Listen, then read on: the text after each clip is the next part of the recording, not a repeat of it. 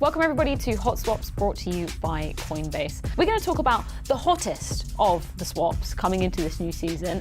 We've all got one that we've picked, and we're going to try and present it and try and just convince you guys at home that you should be going with us. Launders, I'm going to go over to you first to start off with. Who have you picked? Let's start with the easiest one, okay, the most obvious. MIBR to G2, the biggest transfer of the season. I don't care that Vitality had their transfer, that Shox and Liquid and all these other ones existed. MIBR is the one that we need to talk about. This one cost Carlos a pretty penny. It was really difficult to get from Na'Vi because they were specifically giving to the second best team in the world to potentially beat Na'Vi in the future. And now that it happens, we actually have a situation where G2 potentially have an upper that can take on Simple at one point in history.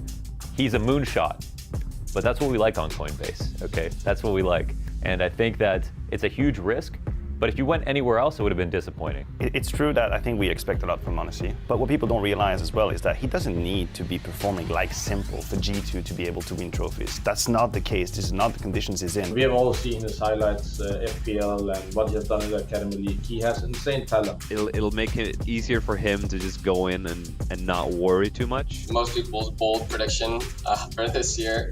So I think that he's going to be pretty good. Then Bonnicy is in a lot of trouble. He no-scopes one of them. He keeps going. 10 seconds. He fakes the bomb, spins around, takes down Woody, and now he's at the hunt, running up close and personal. Oh, what a flick! He doesn't have the time for the Surely. No, he Just can't give do it it, to I him. think. Oh! Yes! How is that possible? What an absolutely godlike sequence from MIBR. I know Launders has already thrown a bit of shade at your pick for the hot swap, so who are you going with? I don't really know why we're throwing shades at Shox going to Liquid, because that was my hot swap. Honestly, I almost fell off my chair when I realized that Shox went to Liquid. I think saying he's the hottest swap of the year is that's totally because Maniac's got, you know, he's play with him or something. After 9 years as a professional in Counter-Strike, in CSGO, always in the French scene, just a brief stint with TCM Gaming, but he did all the teams, all the names, all the lineups. He's got all the jerseys of the French Counter-Strike, LDLC, Envious, Titan, Very Games. He's got all of them, and now he's going to NA. I almost couldn't believe it. I almost could not believe it that Shox is going to NA in Liquid. And for Liquid, you gain an extremely versatile player, very experienced. Well, I think that we're going to be really good too, and I think that people are going to be like pleasantly surprised after a little bit. I think that there's going to be like a lot of learning that we're going to have to do. For Liquid, like I don't think Shox is gonna be the one who solves their issues. In terms of like the new roster, I think that we're looking super strong. Shox used to be a superstar with a capital S, an absolute superstar. He was obviously featured in all of the top 20 of the 3 first years in HLTV. There's some question marks how they're going to do overall, but I think long term, this is an interesting pickup for Liquid for sure. I'm going to go with Rops. I think unfortunately in 2021, we didn't really get to see the best of Rops, but the biggest reason I'm really excited for this is because Rops is going to be under Carrigan once again, and we know how beautiful that was, and I think Rops is just going to flourish in this situation. Yeah, I agree. I think that this episode of this career for Rops is the moment where he either proves or not that he can be a superstar, an actual superstar. That is the moment. If you are FaZe, I think you want to make sure that Rops hits peak level almost instantly.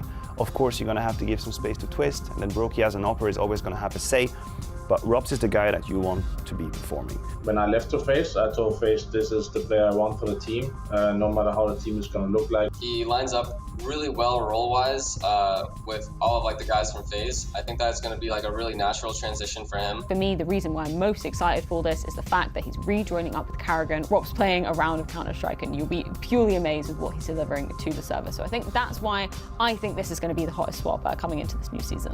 So finally, the reason why I'm so excited about Shox going to Liquid is that he's putting an end to 9 years of French Counter-Strike. Honestly, he's got to be the hottest swap. Even when he's aiming in the wrong place, he still hits his shot. I mean, look at these flicks. It's unbelievable. I haven't seen anything like it. Carlos, you're in for a treat. Well, I think we've had a lot of very passionate arguments today, but gentlemen, have you flipped to anybody else's side of life? You convinced? Honestly, I think Mahone's speech was amazing.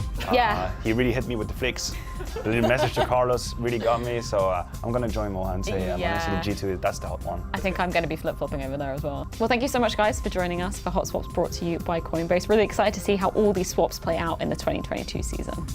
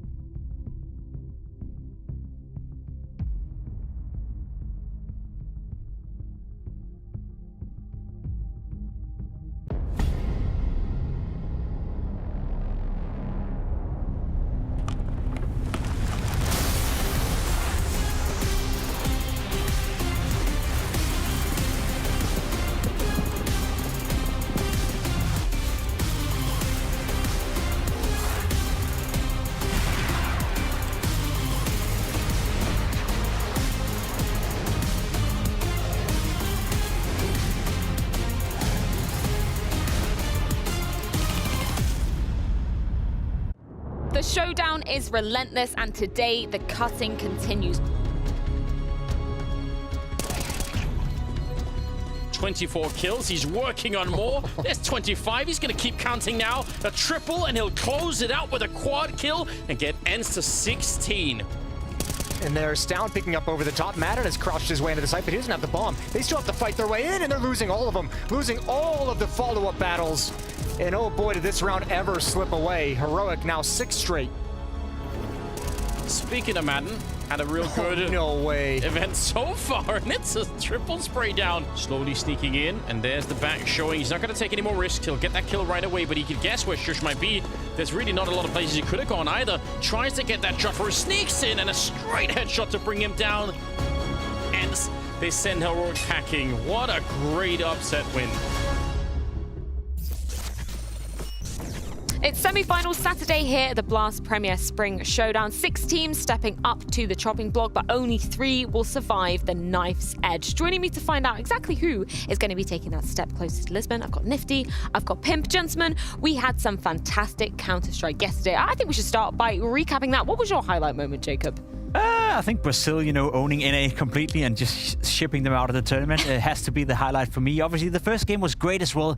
Ins taking on Heroic. The fact that Ins won is not too big of a surprise, I'd say. It was the fashion they did it in. They dominated Heroic in the second and third map. Yeah, it was kind of surprising to see Heroic looking a little bit lackluster going into the latter half of that series. Complexity versus MIBR. We were kind of hoping that Complexity would at least get a map versus the Brazilians. I know, that was just a little too bad. But MIBR did perform so well, but I have to mention that I really loved Biggie Zera's performance from paiN yesterday. That was incredible. paiN were looking absolutely phenomenal. We're going to see more of them later today. I think that was probably the biggest upset of the tournament we've seen thus far. Yeah, without a doubt. Liquid embarrassing themselves, not showing up, not winning the game, going out in the first round. Not much more to be said. Well, we have a little bit more to be said in our CS Money Play of the Day. Of course, you guys have been voting over on Twitter. So what is coming in as our third best play of day number? We got Youngboy Jr. with the Glock. He didn't have much success yesterday in the game against MIBR outside of this Glock ace. Nice turnaround, getting 2 kills and keeping his cool, A nice round, nice display from Jr. despite him not winning the game. Immediately right after, we have the beautiful OC ace. This was also a 2v5 on Ancient, where again, the angles open up and they allow you to apply yourself as an operator. But he's doing a very good job at clearing all the expected angles as well as the off angles. And this is just the things that the op allows you to do, hitting a very nice shot here. This is a 4K, and he cleans it up with the ace afterwards. Surprisingly, not with the op, but with the Glock, a lot of confidence that takes. Glocks are good in this game. Another thing that's very good in this game would be Mr. Spinks. He's right now one of the MVP candidates for the European division. Ends in the final thanks to Spinks, thanks to his AK. He has been running around killing people left, right, and center throughout the entire tournament, and he did it on Mirage as well. Yeah, that's just only one of the few Spinks highlights that we've seen so far throughout the tournament. Of course, we're going to be seeing a lot more going forward, as they did make it to the grand finals, the first team in our European division to be cementing that spot. Again, as Pim kind of said earlier, not too surprising to see them taking it over Heroic. It was an incredibly close game, but it was just the fashion they did it in that was incredibly impressive. Oh, for sure. I mean, Ence's performance yesterday was astonishing.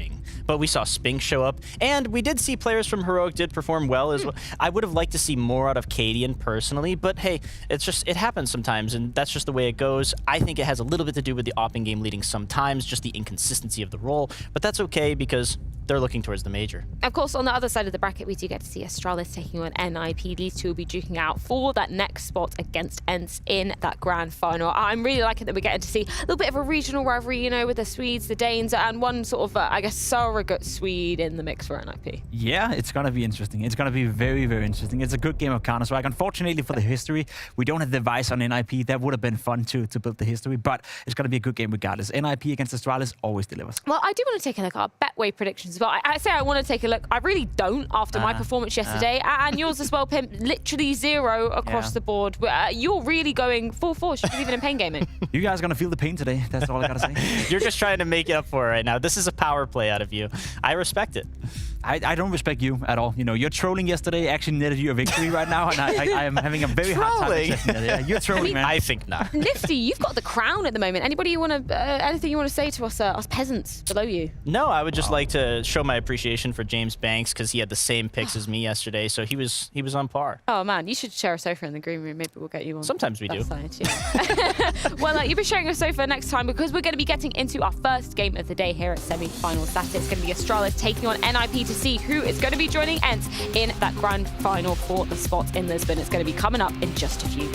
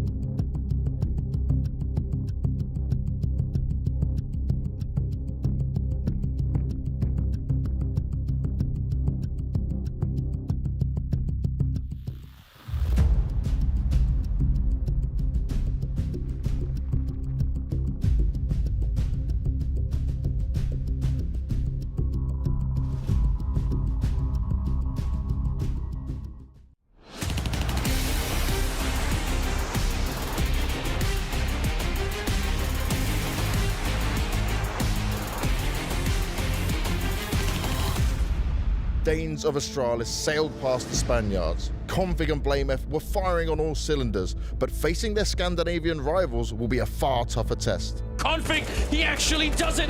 Oh my god, what an incredible clutch! Nip survived the scare against Bad News Eagles, with Brolan and Rez taking them over the line. Who will take one step closer to the showdown final?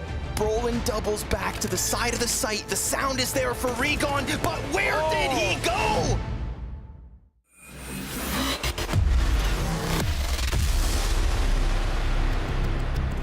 A Scandinavian smorgasbord to open up the day as NIP are going to be taking on Astralis. End of the road for one of these two teams. But when we're talking about a taste of the Danes, Pimp, I think it's safe to say there's still some key ingredient lacking for them.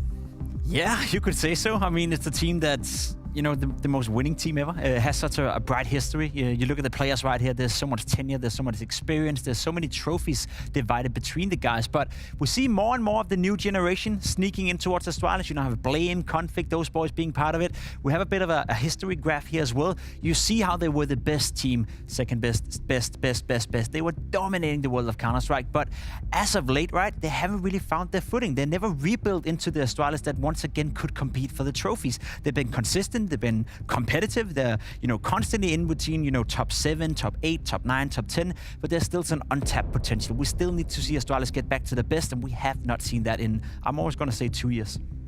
Yeah, I would really like to offer a perspective for this lineup because it seems as though we have these power players like Config and blamF, and then we have these veteran players that were part of that all-star best ever lineup being Glaive and Zipnix, and then we have this fifth player that's kind of this question mark position. First it was Lucky and now it's Farley, and it seems as though there's a big disconnect, not anything to do with actually the fifth player, but actually Glaive and Zip and blamF and Config. And I really want to offer this solution of like, I think this is a matter of fact of, I don't know if there will be further roster changes, of course, but I think Glaive and Zipnix and blamF and Config and everyone, they have to sit down and they have to have a conversation about how they can make their playstyle work along with blamF and Config, because these are very strong personalities in the server. They want to go and they want to play how they want to play. Config asserts himself all over the map, and blamF makes all of his own decisions and even takes over the round sometimes. Yeah, the word you use, strength, really makes me think of Config coming into this one, particularly when we're putting up against the other superstar, which is going to be Rez on the other side of the server. Yeah, two hard-hitting players. Two players, when you look at them mechanically speaking, they're very gifted. Their aim is raw in a way. They can just out-aim their opponents, right? They sometimes get a bit critique from me, from everyone else as well. Maybe not the most smart players, you know, if you were to say it like that. They take risks, they take gambles, and that's also part of the reason why we constantly praise them for saying that, yes, when they're playing well, they can be the best players on the server, but their inconsistency is also kind of facilitated by the fact that they take a lot of gambles throughout whenever they're playing. So I love to see them both on the server. I love to see them well thriving, but I want to see it more, and I want to see more consistency. So maybe iron out some of those mistakes and iron out some of those, you know, risky plays, just to find a balance within it. I think something that's extra exciting about coming into this head-to-head is just looking at the map pool, particularly for these two players. We know that they are absolute superstars on Ancient. I'm expecting to see it in this series today. So I'm interested to kind of get your perspective of their performances so far on this particular map. Yeah, so Config is very special actually, because we all know this saying like simple go kill, but I actually think that Config embodies this phrase even more so.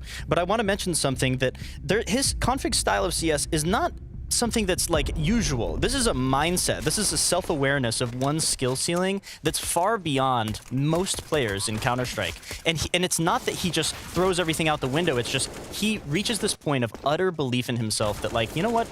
I gotta remember who I am. I'm Config. I can run around the map and I can hit headshots. I can play however I want. I can get in everyone's face. This is just his identity in the server. This is kind of what I was talking about yesterday when we think of things like Fang and how I talked about with complexity. But Config, he's got a very strong identity in this server. Yeah, Config would spell confidence with a capital K if he could. I think that's a word that we just use in synonymous with him when he is on form like that. Is it sustainable though, right? Is that something that works within the system of Glaive? Is that something Glaive and Zipnix can facilitate? And is that something you can bring out of Config time and time again? I think we had this conversation for a couple of years now. Everyone has agreed when Config is playing well, when he's hitting the strides on the server, he's one of the best players in the world, right? He's one of the best riflers in the world. He can take over a game, he can dictate the pace of a game, and he can decide a game single-handedly. But can he do that 5 games in a row? Can he do that 5 tournaments in a row? We've never seen that before. So he got to work towards some consistency. Glaive and the boys within Astralis got to work to facilitate Config some more. And question is it sustainable? Is it okay for Config to play well one tournament, then play bad the next one, then play well? Is that enough for Astralis? Because you're never going to be #1 if that's the case. Absolutely, you're right. Yeah, and circling back to the map that we've seen him look pretty dominant on, of course, that Ancient. We just had that head-to-head of Rez as well, which I'd like to just bring back up to sort of compare and contrast potentially a map that we think we'll be seeing in this series. I don't know. There's a couple of ways that it could go. But just in terms of some of the statistics that we've seen from both sides of the equation. It's just two players who are thriving very, very well. Config, especially on the T side on Ancient, being this aggressor. We saw it yesterday when they played it. And Rez more so on the CT side. He's played 2 maps against Bad News Eagles. And his current CT score, you know, those two combined, you see it right here. 42 kills and 6 deaths over 28 rounds against BNE. He's just absolutely dominating that CT side. So that clash, you know, you have the aggressor and Config coming in, constantly wants to take duels on the T side, going up against probably the best CT player in the world when it comes to Ancient in Rez. I'm not sure if we get to see Ancient right here, but I hope we will. Well, we have going to take a closer look at it, this time from the Astralis side of things. We've got Danny with a moment from Config on the grounds of Ancient. Yeah, that's correct. So today I actually want to break down a specific play that Config loves to do on the T side of Ancient. So it's this particular play right here where he's basically just running out mid, it seems like. And there's a couple of different examples here where he finds his first one to Davy G, and then this one here where he also finds Hunter straight up middle. And it really does look like he's just simply running out middle, but it's actually a little bit more complicated than that. It's actually based on a couple of key principles. So the first thing is that you'll notice about Config is that he does not go for this play unless he has the best spawn. And the reason why that's the case is because if you compare the two best spawns between both the Ts and the CTs, you'll notice that the best T spawn can actually get to this point here, and the best CT spawn can actually get to about here. Now, why this is significant is because for the T who makes it to here, he can actually spot if a CT crosses into this cubby position. So when Config is making this play, if he doesn't see a CT cross into this position, it means that he can simply just focus on this left side of middle. And you'll see that because of that, on top of that, you'll see that CTs will typically throw one of two Molotovs when they come to defend middle. They either throw a Molotov towards this position or they'll throw a Molotov here. Now, the thing is about having the best spawn as a T is that you'll actually beat this first Molotov. So it means that if the CT throws that first Molotov, he'll simply pass right through it. And that's what allows Config to get this kill right here, because he passes that first Molotov, he doesn't see that somebody crosses over towards this cubby position, and at that point, all he needs to do is just focus on killing the player directly in front of him. Now, the second thing is, what if the CT throws the second Molotov? What if the CT throws the one that's close? Well, there's a very simple solution for that, and that solution is to simply have a teammate just smoke the Molotov in the first place. You'll see here that Glaive, he simply smokes the Molotov. Config, he just does everything the same, and he's able to get this kill onto Hunter. And this is why it's so difficult for CTs, is because as they're coming out towards the middle, there's just so much utility. There's this donut Molotov, and as well as there's these flashes that are coming over from the top side. So what that means is that for CTs coming through mid, they're going to have difficulty moving towards the left side or the right side because they're going to be blinded. They basically have no option other than to just continue and go straight forward, and that's how Config is able to find these kills. So this is something that NIP are going to need to find a way to counter, because Config, this is a play that he loves to do, so he's going to need to figure out how they're going to counter this play. Thank you so much for that insight, Danny. I really like that we got to put a microscope on that particular play from Config. Just throwing it back to the game that we saw versus Movistar Riders. He had 31 frags to end out on a 16-8 scoreline. He was just absolutely dominant on that map. I hope everyone after watching this little illustration understands how much risk Config is playing with, right? Because it looks good when it works, but there's so many scenarios where it doesn't work as well. I'm just looking over his stats on Ancient. He was pulling off 7 kills and 12 deaths against ASG during the RMI event, where he got shot down, couldn't win his duels in the beginning. So Config is a player, as I said, when he's hitting his strides, when he's finding the form, when he's finding the momentum, he can be the best player on the server, and he can be a pain in the ass to be up against. But consistency-wise, it's always hit or miss with him, and that's the problem with Config. Well, we also have a few questions about the map veto coming into this one. Luckily, James Banks, I believe, has some answers on that from our players. I want to talk about Ancient because I feel like we're 100% going to see it. And for me, it's like the battle of who's going to be best on it, because you two are some of the best going right now. Yeah, I think Ancient will be, like, we won't remove it and they won't remove it, so it's probably gonna be the third map. But I'm looking for a 2-0 here today, James, so I don't think you will see Ancient. Ooh, okay. Yeah. But if you see Ancient, then yeah, we'll see. They're looking very good on it lately. They've been picking it a lot, and yeah, we haven't really picked it that much, I would say, but we played it in the best of ones, and I think we are still one of the best Ancient teams out there. So yeah, if it goes to a third map, it will be fun to see. But I believe in us. Would it surprise you if they actually picked it against you, though? Because that's what I was toying with. Yeah, I don't think they will do it, because they know we won't remove it, and then they'll just take it as a third, I think. Okay, I like it. It makes the most sense for them. So what's going to be the difference maker then? What advantage do you have over them? I think our map pool is pretty good versus them, but it goes the other way as well. So I think it's just like whatever teams play better today will win, just because both teams kind of have similar map pool. So I think we could end up on some maps that both teams kind of like are like equally good on, so it will hopefully show today who are the better team. Is this where we get to see who the Kings of Ancient is? Unfortunately, no. They banned it, so oh, no. But maybe some other maps. Well, I look forward to seeing it. I guess that makes us the better Ancient team, because they had to ban it. Okay, Hampus was under the impression that he was actually going to be playing it, but apparently NIP banning Ancient. That's a bit of a surprise. That's showing some respect to Astralis, and I think BlameF, even though he's kidding with it, he's right. Astralis right now are to be the judge, the better Ancient team, and I think NIP thinks that there's higher chances of winning a potential third map somewhere else. Interesting. Okay, so Astralis going to be picking Nuke coming into this. Mirage for NIP. So I guess the second wave of ban. Interesting. Okay. That is very interesting. I thought they might pick Vertigo or Overpass potentially, but but we're going to get Overpass as third, so that yeah. works. But the Astralis pick on Nuke makes so much sense. Yes. They've been playing incredible on this map, and I think NIP only has like 4 games on it, 4 or 5 games maybe in just the last couple months, and they only had notable wins, I think, versus ENCE and Tropic maybe, whereas Astralis took down Na'Vi, ENCE or Tropic as well, and a couple other teams. So this will be a good map. I like this video. You know, I like the fact that NIP is banking on the fact that Astralis are worse at Mirage than they are, right? We saw them play Mirage once in this tournament. They lost 16-6 to Bad News Eagles. That was a terrible performance. Yeah. Under normal circumstances, I'd say NIP is decent on Mirage. It's not one of their strong maps. It's definitely not a map I consider them to be, you know, going into a matchup and should be picking. So the fact that they pick it right here against Astralis is a sign that NIP feels that Astralis are so poor on Mirage, which they in reality, judged by results, are, that they should be able to beat them regardless of their own performance on the map. Yeah, that is incredibly interesting. I'm really excited to get into this one. We need to do a temperature check on NIP, though, coming into this one before we do jump into the matchup. So I just want to get kind of initial opening thoughts, what we've seen from them thus far in the tournament. I'm afraid for NIP's behalf right here. I think the way they played against BNE was not good enough, to be completely honest. I know they ended up winning the map on Inferno after being down 12-3 and by then winning the series, but the way they lost on Mirage, they couldn't control BNE whatsoever. The pace they came out with, we saw S-Attack over and over again getting caught off guard with the AWP. So I'm curious to how Astralis is going to approach this Mirage game. I would like to see some pace. I would like to see some explosiveness, because we've seen NIP, they've had a tough time handling that. I think pointing out S-Attack is very important. We've heard it before on this broadcast where I've talked about opping on Mirage. This is very, very important. They even decided to pick it. S-Attack has to make sure that he is a vocal player in this server during this map, especially with Astralis having Nuke as the first pick. So it's going to be interesting to see, I think. Yeah, and I think another interesting point on top of this, something we were talking about in the green room, the fact that when we're comparing these AWPers on both sides of the equations, it's not necessarily the star AWPers that you might be expecting. No, not so much. I mean, Farley obviously has been a primary for far longer. I just don't want to see S-Attack underestimating this primary opping role right now, because it really comes with a lot of responsibility, and you have to take on a lot of focus. And kind of like Jacob mentioned yesterday, you know, teams are going to prepare for you now as a primary opper. They're going to know what to expect out of you, and they're going to delete you from your position. So you have to be super mobile, especially on Mirage.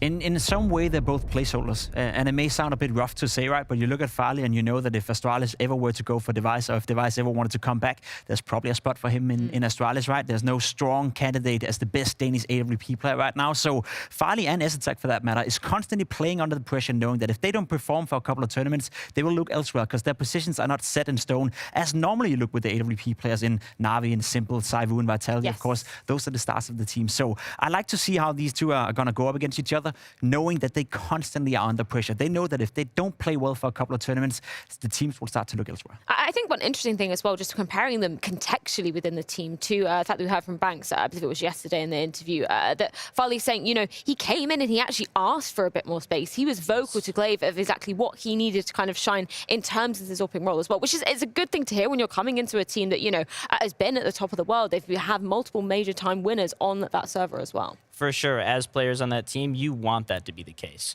You want to know that that player that's coming into your team is confident. They are sure of themselves. They have their own methodology of playing, and you want to see them take control. You want to see them take initiative. It's very important. It's also a tough balance, right? Because you look at the Astralis roster, you look at what they have to work with. There's no doubt that the future of Astralis is blamF and Config. Those are your two star players. Those are the two players you want to facilitate. If you're Glaive, you're doing everything you can to make them feel as comfortable as possible. Especially with Config, you know, get some consistency into his plays, because he can be the best player in Denmark. And that's the problem for Farley. How much time and how much, you know, I guess, attention is Glaive dividing towards Farley, and how much does he have to do on his own? I feel for Farley. I feel for any opper coming into Astralis, because it's not an easy role to play. Yeah, definitely a difficult position to be coming into. Of course, we can take a look at our betway odds for the first, actually the series coming into things. It's pretty close, but kind of siding with Astralis coming into the first map of this series. That is going to be Nuke. I just want to get your initial thoughts on what we're expecting to see playing out, or any kind of maybe newer things, maybe surprising things coming out of NIP, considering this is the Danes pick. Yeah, I guess NIP will start on the CT side. That will be obvious, and we know Hampus. He likes to be the disruptor. He likes to be disturbing the way that Astralis are going to play. If Astralis is allowed to, they will run defaults 24/7. They'll do a couple of inside executors, try to pick up the pace, but everything Hampus can do in order to disturb the way Astralis is playing, that's what we're going to see. I love to see NIP when they're pushing hot. I love to see them when they're taking the duels towards Squeaky, and they have this tendency of wanting to take the fights early on the CT side of Nuke. So I'm curious to see if Astralis can handle that, and if yes, what happens when we go into the 3v3s, the 4v4s, when both teams have to readjust to each other. I think Nuke is going to be a close match, and I think it's going to be an exciting one. I think so too, yeah. I just want to give a little bit of love to Rez, only because I often compare this player with JKS in terms of this style where when it comes to textbook CS, they're some of the better players. But I do want to mention that they oftentimes are really good only within their own guidelines and limitations. And I want to mention just a little bit of free advice. It's like, think about it as like multiple roadways. And all of a sudden, just because you don't like the style of how you play something, you drop a road sign and road closed. And now you've only got 2 or 3 roads instead of 5. I would suggest for these players to open all those roads up and don't judge any style of play. Don't feel too uncomfortable in any style of play and really let themselves loose. And I think that's one thing that's really important for a player like Rez if we want to see him shine. And specifically in this series, I am looking more towards Rez and S-Tag. I want to see him open up and I want to see him get himself in the game. Yeah, I'm very excited to be getting into this series. I'm also excited to be introducing Blast TV to you guys at home. If you haven't signed up for the beta already, make sure you go and do it to elevate your viewing experience here at Blast Premier. There's loads of different features you can help build the platform rather. Come chat with us, right? We're going to be in there. Yeah, we're actually going to be in there. Launders was in there yesterday. Banks. I was in there yesterday as well. Yeah, I got banned after 3 minutes. But nothing too different typical Pimp there. Yeah, but it is time to get into the match at hand. Our first best of 3 series of the day, and a crucial one of that. It's the race to the grand finals to see who will be joining ENCE. Will the Danes pull to the stars, or will the Ninjas silence their run? It's going to be going down on Nuke in just a few.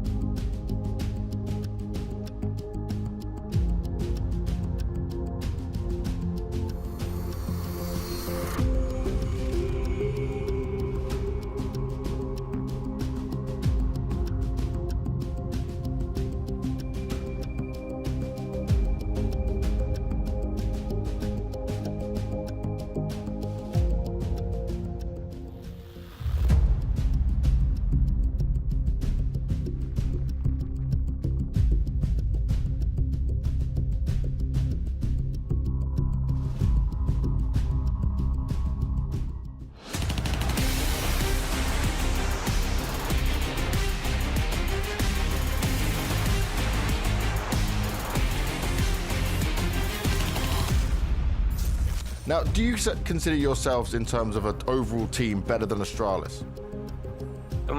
Yeah, I would say so. I feel like we should be the favorites going into this one. Astralis is a super strong team with super strong individuals, but I think lately we have been looking a bit better.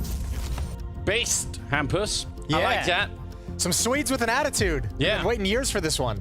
I'm behind it. Yeah. It's the younger generation. I don't think it's an unfair statement either. And especially if you go back to the interview he did even earlier, you can see the odds here from Betway popping up on your screen. But even if you go back to that interview, previously he was even just saying, you know, it's going to be 2-0. We don't have to worry about Ancient as a third map. Now, I do like the fact that NIP banned it anyways.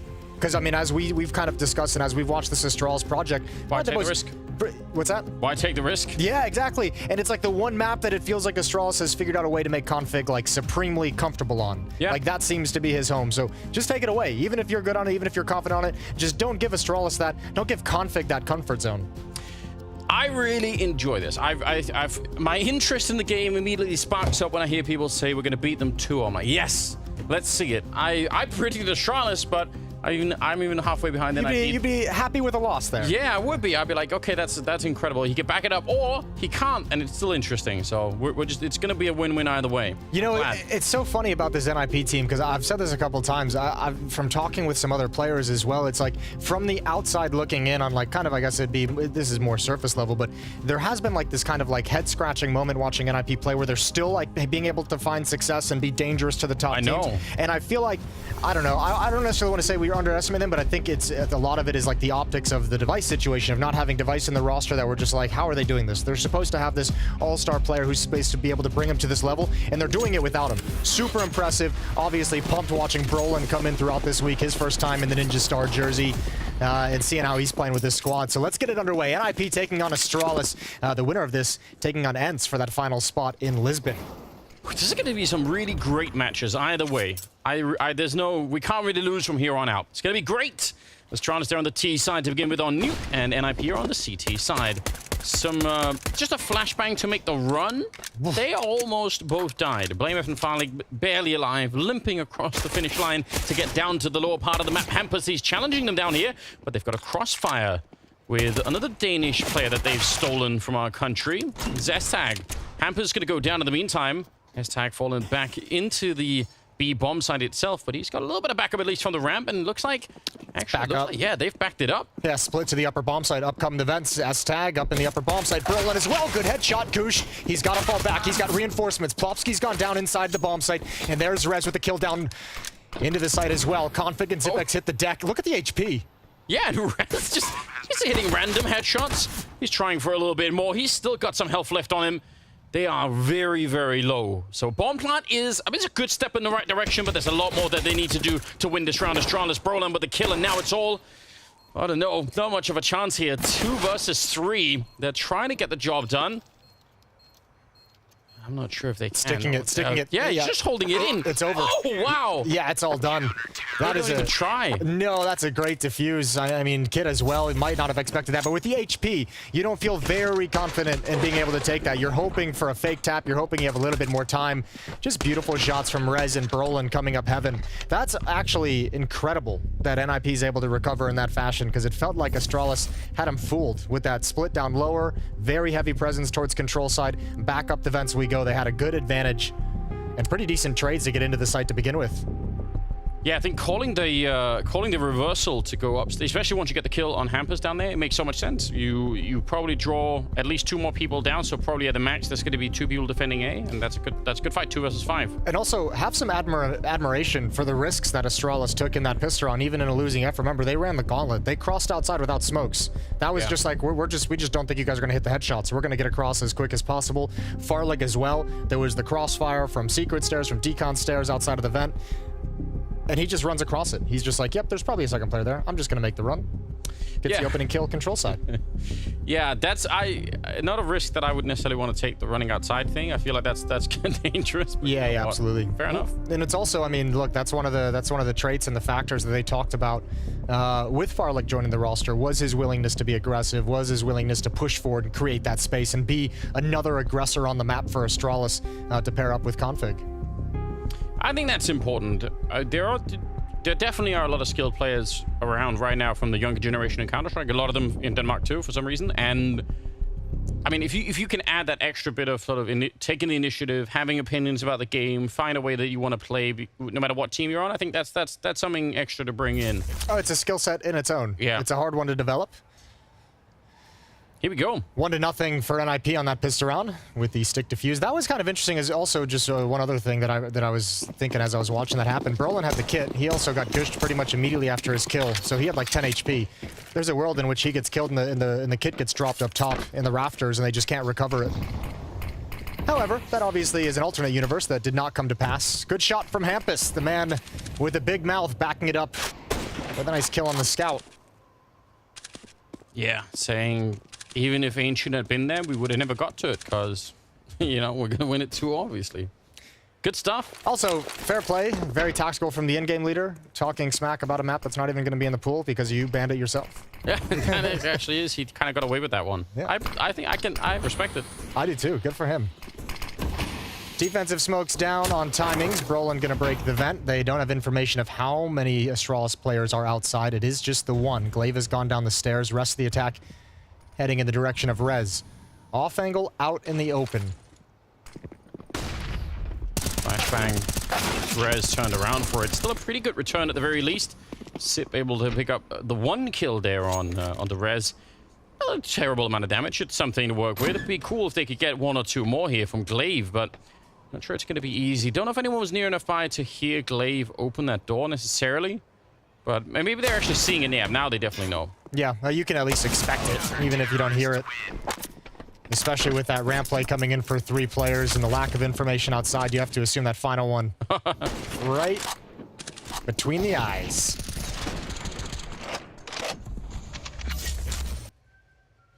Pretty damn good. Decent start right here, not allowing Astralis to pick it up early.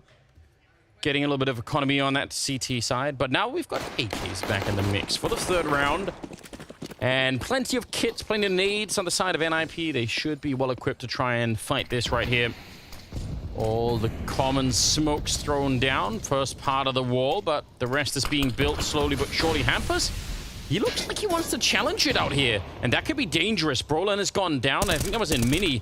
Sip is already finding him, and Glaive is going to be catching him right at the edge of the smoke, so a great double opening for Astralis. Oh, I think Hampus might have got caught on something, or maybe just too slow to strafe back away from the edge of the smoke. Good find from Glaive. 5-on-3 for the Astralis attack. Config in a good position. Rez going to try and recover the situation by pushing. You can see Zipix and Farlig just waiting for the follow-up play. They've got so much time with this 2-man advantage. They know NIP, the longer this clock runs down, the more they're going to be under pressure to make something happen. Yeah, they're all basically individually trying to get something done, and it's all falling apart. None of it is actually working. I kind of wonder a little bit if the fact that they lost Brolin so early on meant that Hampus, he would have otherwise had some backup outside to help him out, maybe flash with the smoke or something like that, but he died, and then he was sort of on his own, Hampus. Yeah. It looked like it was a little bit confusing there. Regardless, a brilliant round so far on the side of Astralis. I mean, the first part was just good kills. The rest of it, they just had to wait around to find the kills. It was easy. Got to work smart, not hard, Jason. Yeah, well, they're not working that hard right now. They have barely moved across the map. Now they know the position of Plopsky. They can properly address it. Get their first round on the board. Farlig says that's way too much light for gamers. Yeah, that's important. Yeah. Can't be having that past sunlight. Yeah, that's the early kill. Yeah, and you're right. He could have very easily turned for a pop flash through that smoke wall for Hampus to peek. Who knows what the setup might have been, but Hampus was very dedicated to it. 2-1. And Astralis, yeah, they made to keep everything alive except for one rifle there. NIP, on the other hand, they are lacking the economy already. Same wall going down. And Hampus trying to look on top of it. I actually understand why he wants to be active with that M4, since that's sort of the primary weapon that they have. So for him to be active outside to try and look for a fight, I think it's pretty reasonable, but he just got one way, it did look like. Yeah, when you see those smoke walls, I think teams are very well aware of that peek over the top of the smokes as well. They're looking for it at all times, and obviously Glaive just spots him first. That's twice now, though. 2 in a row that Glaive has picked off Hampus being aggressive outside. Brolan playing around Mini. Kind of an unconventional corner there. Doesn't want to stick around for a long time. And Astralis they're giving them the rope to hang themselves with if they want to do what they did last round. To come looking. Doesn't feel like NIP want to. Sort of a pretty heavy stack towards the A-bomb side. Well, look at all the space that Config has gotten down lower. He's clearing out, you know, towards Decon. He's clearing out Secret and Control. The rest of the team's going to follow up that. That upper execute is meant to pull Rez away. It's worked exactly as it should. Brolan peeks from Mini, spots one. That's going to bring Rez back outside. And oh, it's a disaster. Again, they try and cross a little bit sneaky, maybe to turn in towards Mini, but nothing to block the vision. And Config's got to come back up and try and recover the scenario. Wow, they just completely dropped the ball on this one. 18 seconds on the clock. Config, yeah, sure, he's going to pick up the bomb. I don't think they have much of a choice. Maybe Config will just run and put the bomb down and try and fight for it anyway, but he's going to be there last minute. 8 seconds on the clock. Oh, wait, he makes his way up into the bomb site. 4 seconds. He can't get the bomb down. That is cutting it so close. Where did everyone from NIP go? I don't know. They got pulled down lower. Yeah, they still think it's lower. No way. No way. They actually still think, oh no, Jason. They've gone and investigated. They're using all the strategies. They're going to realize really, really late that they've absolutely full. They don't have any kits. I think the round is over. Oh my God. Oh no. How have they done that? I actually have no idea. I assumed exactly like NIP, that Config would pick up the bomb and just run and try and plant and see what happened. And maybe BlameF could do something in the 1v3 out that would follow. And this is one of the most ridiculous rounds we've seen so far in the showdown. Any presence from anyone at NIP in that upper bomb site, the round's over. If they had to stop for even just a quarter of a second to actually take a fight or force someone back off an angle, it's over. It's done. Ooh. Well, we know Nuke lends itself to these scenarios with the verticality of the map being the way it is. It does lend itself to, you know, if you miss a rotation, if you misread a situation and go to that lower bomb site, hard to get back on track. And Config, just right in the nick of time. Even Sip couldn't prevent that smile. That's what it takes. Picked up the bomb with 18 seconds, ran down Secret into the vents to the upper bomb site. That's a crazy, crazy route to take. Smoke wall set up. Yeah, don't try that at home, kids. That's not gonna work. 2-2. Listen, I have to say, the fact that they got caught by Brolan with a FAMAS and lost 3 players, I think there was an M4 involved as well, but still, 3 players outside like that is not really acceptable to me. Oh! That is a disgusting kill. That second one, Rez, he is angry about that last round. He was in no way ready for that fight. Oh, his subconscious was. S-tag is going to be going down. Hamper still, though, with a 5-7. Ready and waiting. They're not really walking past him. Yeah, they have no idea, and that could have easily been a kill. But Sip manages to spin around. Hamper's missing a couple of important shots there. 3-on-3, but a lot of health lost already to Astralis. Good opening, though. BlameF, he's practically dead on top of that, too. They have just no health left. Opsky, yeah, a couple of bullets. Same will be true for the rest of them. Falls back down, but yeah, they can't easily fight him. You could see that FAMAS is chewing right through them. And NIP will win the round. I need to see that second kill from Rez. Yeah, that was pretty nasty. If he's going to be showing up today, if he's going to be hitting shots like that, it's going to be very, very difficult for Astralis. Yeah. It actually looks even worse in slow motion. It's so insane. Fair play. Oh, he's so nasty when he hits a hot streak. That's awesome. Even Brolan shaking his head. He's like, cool, I'll fit in on this team. I like it. It does. There's a special kind of confidence you get when you see teammates do stuff like that where you're like, all right, well, guess we're doing all right. Wow. What a wild start to this game. We're only 5 rounds in. This is going to be a fantastic series. Hampus in mini. Brolan in the upper bomb site with him. That's a tag in the flex position. Defensive smokes down. A lot of utility used by Astralis to put Glaive in this position. They need to get something out of it. Yeah, a man on a mission with a Galil. Snuck all the way back here. He's got no more utility. Not that he really needs it when he's this deep into this into the part of the map. But very hard to know where that fight is going to be happening. Glaive's a little bit of like a weasel as well. Like he knows he can feel when he's got an advantage. When he's found and he's slipped into a gap in the defense. He's fun to watch in these situations, kind of work his way through to an impactful position. Ooh, one's watching above heaven. No, now Plopsky surely will turn. Plopsky needs this kill and he's got it. Yeah, they were kind of watching for it. Rez still stuck his head out a little bit too far. Roland, he's going to get traded as well. It leaves S-Tag 1 versus 3, and they're just all gunning. But they were all trained on that position, and they're going to be able to take it down.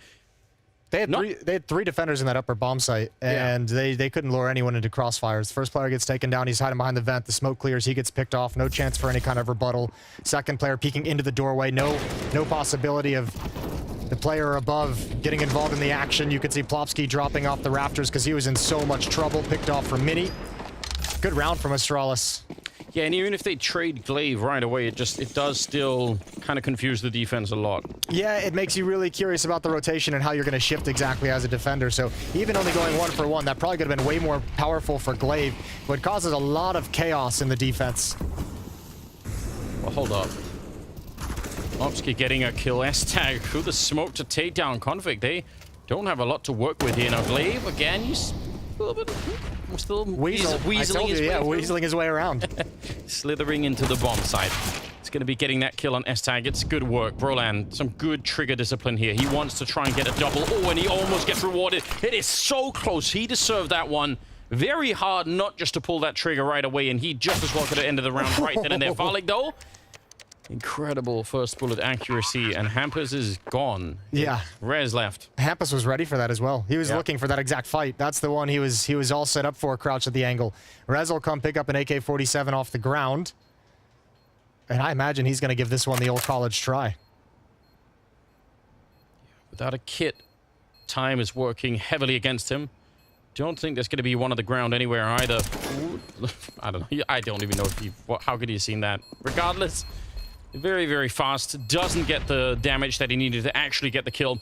Could try and make it expensive just by sticking around and sort of keeping them close to the bomb, but eventually he'll make his escape with the M4. And it will be another round for Astralis. 4-3. Taking a slight lead here. They need the weapon. All the money that NIP was able to build up in the first couple of rounds is obviously long gone. So should be around with this M4 on Rez and not a whole lot surrounding it. Maybe some upgraded pistols, maybe some light utility. But Astralis are going to take a 1-round lead early. There's a good spin. Berlin's going to be upset he didn't get that second kill. He'll be very, very upset with that one. That could have sealed it. 4 of the last 5 going in the favor of Astralis. Yeah, things started to work out really well. Boost going on in the ramp room. Kind of a classic. Usually good for 1 round. You do it more than that and it becomes a problem. Rez again, very accurate outside. And he'll take down Config. That's huge. I almost feel like he can slow down and stop trying to make a play because, you know, especially with his presence from Farlig, Astralis might be motivated to come in towards ramp room. He goes down. Yeah, exactly that. Now it's their turn. They have to make the play because they lost an early player. So many USPs to find, so many angles, and Zip falls next. Blameth and Glaive to try and recover, but look at all the weapons picked up. Yeah, this is a real big problem. They need a fast bomb plant, which they can't really get because Glaive is only now showing up with a bomb. Molotov will buy them a little bit of time. How do you do this? No kit, but try and just wallbang them through the hut forever and hope that you get really lucky. 1 flashbang, I think. Yeah, on Brolin, he's setting it up right now. Glaive could get popped depending on how deep this goes. Yeah, a little bit blind. That'll give him the opening. Blamef's got 1 from the vents. There's Rez with the response. Blamef left. He's got to get all 5. He's got 3 of them. Reloading quickly. There's no kit. It's low HP, and he's got the chance. There goes Rez. Blamef is going to do it. Surely he's got them all. Woo! That is magnificent. Saving them. They can hardly believe it themselves. He actually had to get every single one. Glaive went down. If they had any more tools here, this could have worked out for NIP. That's good stuff. Another round, though, from NIP that slips away. You think of the last second plan in the upper bomb site that they had him fooled. You think this round where you're in a 4-on-1, a 5-on-2. That's 2 really crushing rounds for NIP to not be able to convert into a victory. Especially on Astralis' map pick. Yeah, now you're getting a little bit concerned. 5-3. Not a huge lead, but it's pretty good. the economy for NIP at least establishing itself. Some of these rounds were really close, and NIP only had the one M4, right? So 1 or 2 M4s. So now that they're back with more rifles, maybe they can make a fight of it. Flashes in, Hampus takes that fight, and he'll get one of them. Could have maybe got Config as well with a quick headshot there, but it's a trade. And Astralis are all heading their way down to the lower part of the map. Actually, not that great timing for Brolan. He still picked up the kill, but could have been even more awkward. So, even trading. Ooh, that's not ideal. That's not ideal at all. Plopsky, huge advantage in the fight. blamF creates enough space for himself to get the hell out. Plopsky going to change positions, now dropping into the site. Farlig might be cut off by that. Same with Xyp9x. blamF peeking in, though. Oh, he spotted the barrel. There's the cleanup kill. Reloading. He doesn't realize that Xyp9x is closing in on the wall. Never had an idea how close he was. Farlig is pinned down as well in mini. And Esatag, a grueling fight. 2-on-2. And Astralis desperately trying to find safety for the bomb plant. The Molotov puts S-Tag out of the fight. He can't really do anything for the minute, so they might slow it down here. I mean, there's still no bomb plant. It's happening now. Nade dropped right down on top, and Sippy's taking a lot of damage for it, but Rez gets down for the smoke, and now S-Tag on his own, trying to see if he can make it out. I'm not sure he can. The flashbang didn't really do much, but Sip will take him down. And it will be another round. Another heartbreaking round lost here for NIP. Yeah, and there's a reason why you're seeing all smiles and laughter on the Astralis side. These rounds have been really, really tough for them. They're just finding a way to come out on top right at the last second. Some great trading from Astralis so far to start this game. Doing a good job swapping out every time a kill comes in. Good play from Zip as well, closing in on the bomb site when Plopsky had no idea. Spectacular. That gap in the smoke giving away Rez's game. These rounds are really, really close. They're really hard fought. It's good. We got that Swedish-Danish rivalry back online. Yeah. It's good to see. Finally. We'll see if NIP can... If they win even some of these clutch rounds that have been down to these 1v1s, 2v2s, if they win even one of them, they're in such a better position. But it's gone the way of Astralis a number of times. And now we're at 6-3. Scout being picked up by Hampus. More headshots. Yeah, let's find out. Saw a nice one in round 2.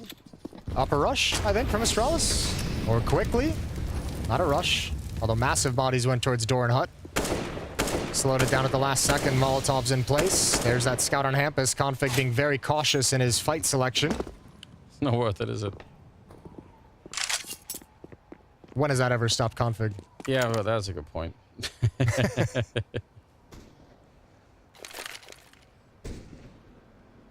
they do really slow it down. I mean, you could have defended some sort of a rush. You know they're not going to have many nades or any nades to slow it down. But there's always the risk of a stack, so you have to weigh those two against each other and see what you want to do. Seems like it's going to be another 8-time execute. With all the bells and whistles they have so many nades to throw into that bomb site. Yeah, it's just going to come into an upper execute. Hampus trying to step in front. Actually, great damage. Xyp9x and Config brought down low. Plopsky with the 5-7 doesn't get anything done. Nobody else in that upper bomb site. Roland comes up the vent, grabs one. Can he find safety? There's Esatag trying to provide an opportunity. And Astralis again, time after time, just shut down every chance have for NIP to get back in the rounds. Rez is on a flank, but I think it's going to be so late that they probably will be looking for it anyway, and Hampus is going to get close line by blamF. 28 seconds. 5-7, 1 versus 3. It just doesn't seem possible on any level. Get the headshot on blamF. It's a real good start, and because Glaive is already a little bit low on health, there is a second target that could be ripe for a headshot. Maybe it's possible. Rez thinking about it. Doesn't want to go for the smoke, and I can't blame it. Farlig's on the other side, watching this door every single second. I don't know if there's a way out now. He almost needed the kill for the smoke to begin with. He's picked up an AK, but doesn't improve his chances that much. Oh, no. Also, only 2 bullets in it, 3 bullets. That's tough. Yeah, that's unfortunate. But again, I mean, NIP make this so competitive with nothing at all. Why can't they win the rifle rounds? Yeah, I don't know. I mean, even the rifle rounds are coming down to that, like, close, brawly affair, and it's just, you know, at the critical moment, the one kill that opens things up for Astralis, the one kill that allows them to secure the bomb site is always going in their favor. Really tough. These rounds, if you're NIP, probably feel extremely close. 5 straight for Astralis now. Guns are back in the hands of NIP, off on Esatag. Og on Hampus. I appreciate that. Sometimes you just want to have a round with the orc. I can relate. Nothing else is working. Scout's not working. It's been tough outside for Hampus. Oh, it does not improve. Yeah, way to call that one. Done. Yep, peace. S-Tag down here. Shows up to the corner with a cannon. And take down Glaive. Perfect timing on the peak with Glaive's jiggle. Had him well exposed out in the open. So things are going to slow down. Just about the 1 minute mark. Towards the ramp room we go. S-Tag sliding up with the AWP. Oh, this could be awkward timing. Rez can be here quick, I believe. He's close by. There's the shot from S-Tag. And yeah, Rez is actually up top in heaven. So S-Tag's just going to drop down. Happy with the 1 kill. If they can get in through Mini, maybe they could open up this A bomb side, but otherwise, it might be a bit of an issue. Rez coming back up. Roland already on the rafters on the other side. Astralis, this might be a bridge too far. 35 seconds. This is a well-defended bomb side right now. There should really be no way. And I think that Mini position is the only thing that could open it up for Config. He is sneaking through, getting a little bit closer. Time is running out. Roland will get that kill on him. Config not successful getting in through Mini. And they're going to defend it really well. Only losing Hampus. It's about time for NIP. You nailed it. It was only that mini play from Config that could have bailed him out. He was the only player in a position to clear out that rafter spot. That's just so powerful if you come out hut and door. And this is actually ridiculous. Yeah. Well, what can you do? Sometimes you just get your head taken off. Yeah, it happens. But S-Tag, mobile with the AWP. Those were some very, very important kills. And if he had been a little bit later to that ramp, I think Astralis would have been there by the time he showed up, and that would not have been good. Upper rush this time, it feels convincing. Tech Nines, oh, whoa, he didn't spot anyone. Hampus, the smoke plumed and actually kept him hidden, and that's going to be a disaster for Astralis. Yeah. You know, this is something, you know, we talked about. These rounds have been so close and such tight affairs and such huge battles as the rounds close out, despite the fact Astralis winning 5 in a row. As soon as they lose one, they're forced onto a relatively weaker buy. I'll be curious what they do with their money this time. A couple players up around 4K. So they might be able to have an investment here, but that's putting them on the back foot, economically speaking. Less smiles now. Yeah, it goes away quickly. Let's see, is he flashed or is it just the fire? It's the fire, I think. The effects from the fire and that little bit of smoke and just, you know, that's why the SWAT teams wear black. Yeah. Maybe it was the fact that he was cowering in the corner and Config had like a moment of mercy. Like, the one moment of mercy he's had in his life, you know, his career. This guy looks scared. Yeah, he's not worth it. I'll find someone else. Good round, maybe, for Hampus to get a little bit of revenge outside now that he's got the M4. That looked dangerous, but there are a couple of people out here to hang out. NIP, they could run this back quite a bit now. Certainly should be able to get up to 6 rounds. Just, you can do a lot from that position. Scout outside. Op outside. Yeah. That does tend to work out better in the long run, doesn't it? Changes the game a little bit, changes the fight. Hampus just challenging, just out in the open, ready for it all. Not for Glaive to swing out. Again, didn't know he was that close. M4 picked up now by Glaive. So a little bit of element of danger in this, but not entirely in any way likely to bring this round all the way back. Kills could be good, but economy's not a huge issue this late in the half. Yeah, either way, they should be in a decent position. Good comeback for an IP. I'm glad to see this. It would have been such a shame if having so many close fought battles at the beginning, if they just crumbled and just couldn't find a way to recover. So I'm happy to see that they are stepping it up once again. Yeah, if they had just broken, that would have been horrible. But they've stuck in it, found a way back. In terms of kills, everyone's kind of here. Config's a little bit further behind than maybe you would expect. 5 kills on him, but it's not a disaster. They can get back in, both him and Hampus. Yeah, him and Glaive have been sharing those like kind of outside lurk and aggressive playmaking duties, and I think a lot of the rounds Astralis have won haven't entirely been predicated on that position having success. 14th round. Again, they throw some early nades, probably trying to bait out some nades from NIP. Config grab walking into that one. Well then. And why not? Why not just lean on the opening you've provided? Into the upper bomb site. Glave's got the follow-up entry. Config's got a second headshot onto Hampus, and it's done. Yeah, I mean, the round's over. The question is, NIP, they have plenty of money. So, I mean, if you're these two players, like, why not try and go for it? Because you can rebuy in the next round no matter what. Yeah, actually, that's a fair point. You could, if you're feeling super optimistic about it. The one worry, I guess, would be if you were scared of passing over an AWP to the T side, but yeah, I don't know. That seems like a minor concern at this point. Yeah, probably not. It's something that even Astralis even want to play with right now. So, but yeah, they're going to keep it cool. We'll extend the lead slightly, 8-6. And you're right, I mean, just one opening, and they do a quick call. Yeah. Really cool to see. And that was a left eye peek for Config, the first one. Yeah, sliding into it. Exciting beginning to this match right now. I'm happy that everyone's showing up right here. There are some kills. Obviously, this is one of them. Kills you get where you're just like, okay, that's opened up a great space for us to just deliver the knockout punch in the round. Because previously we've seen, you know, when Astralis was getting those picks outside early on in the rounds, when they would kill like Hampus or something outside, they would slow things down. They would like wait a little bit, see what the reaction is going to be. You kill one of those like anchor upper defenders, and it's like, okay, let's, you know, we have a chance here to investigate what we've got. Glaive leads the way in, finds one more kill, and then it opens the floodgates. Final round of the first half, round 15. 8-6 lead for Astralis. I still think 6 rounds is manageable for NIP. It's not amazing, but I think they could win the map from this position. Upper exec?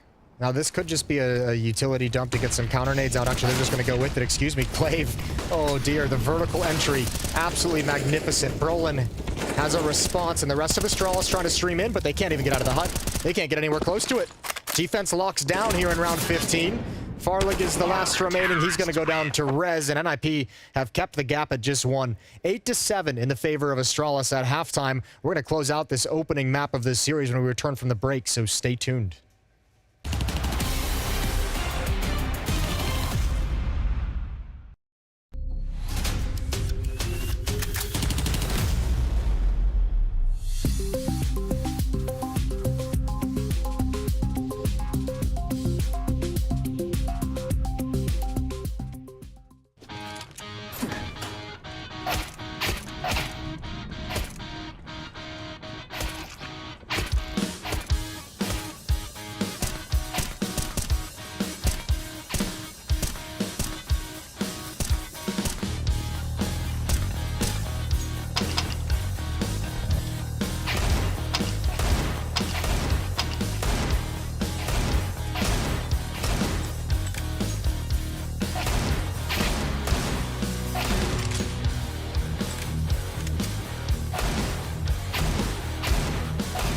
Oh my god, I got them all running.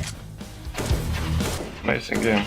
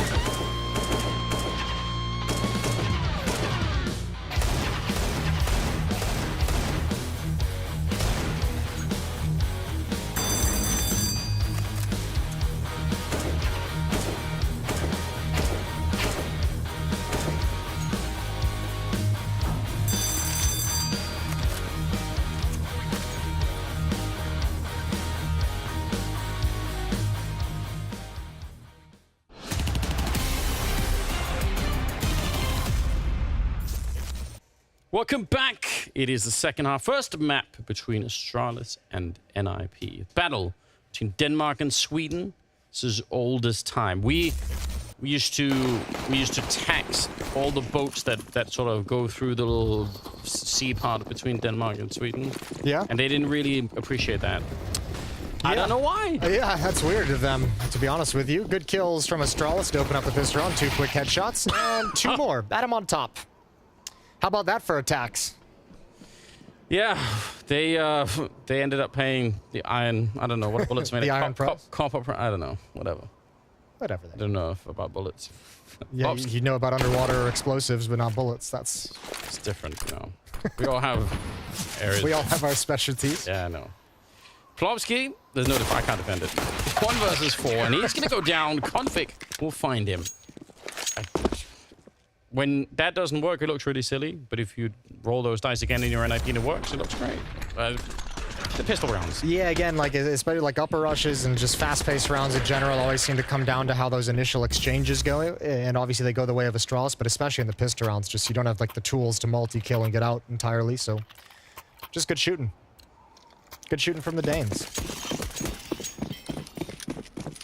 Tech9s. I like this. I'm excited that Tech9s is just getting more and more back into it. Rushing right out the squeak door into the vent, except for Brolan. He got stuck. He got stuck in a big way. That's awkward. Yeah, now Zipix is downstairs as well. They can't even make their way into the bomb site. Config gets a little nervous when he hears the deagle ring out behind him. He's got Blame F to help out his buddy.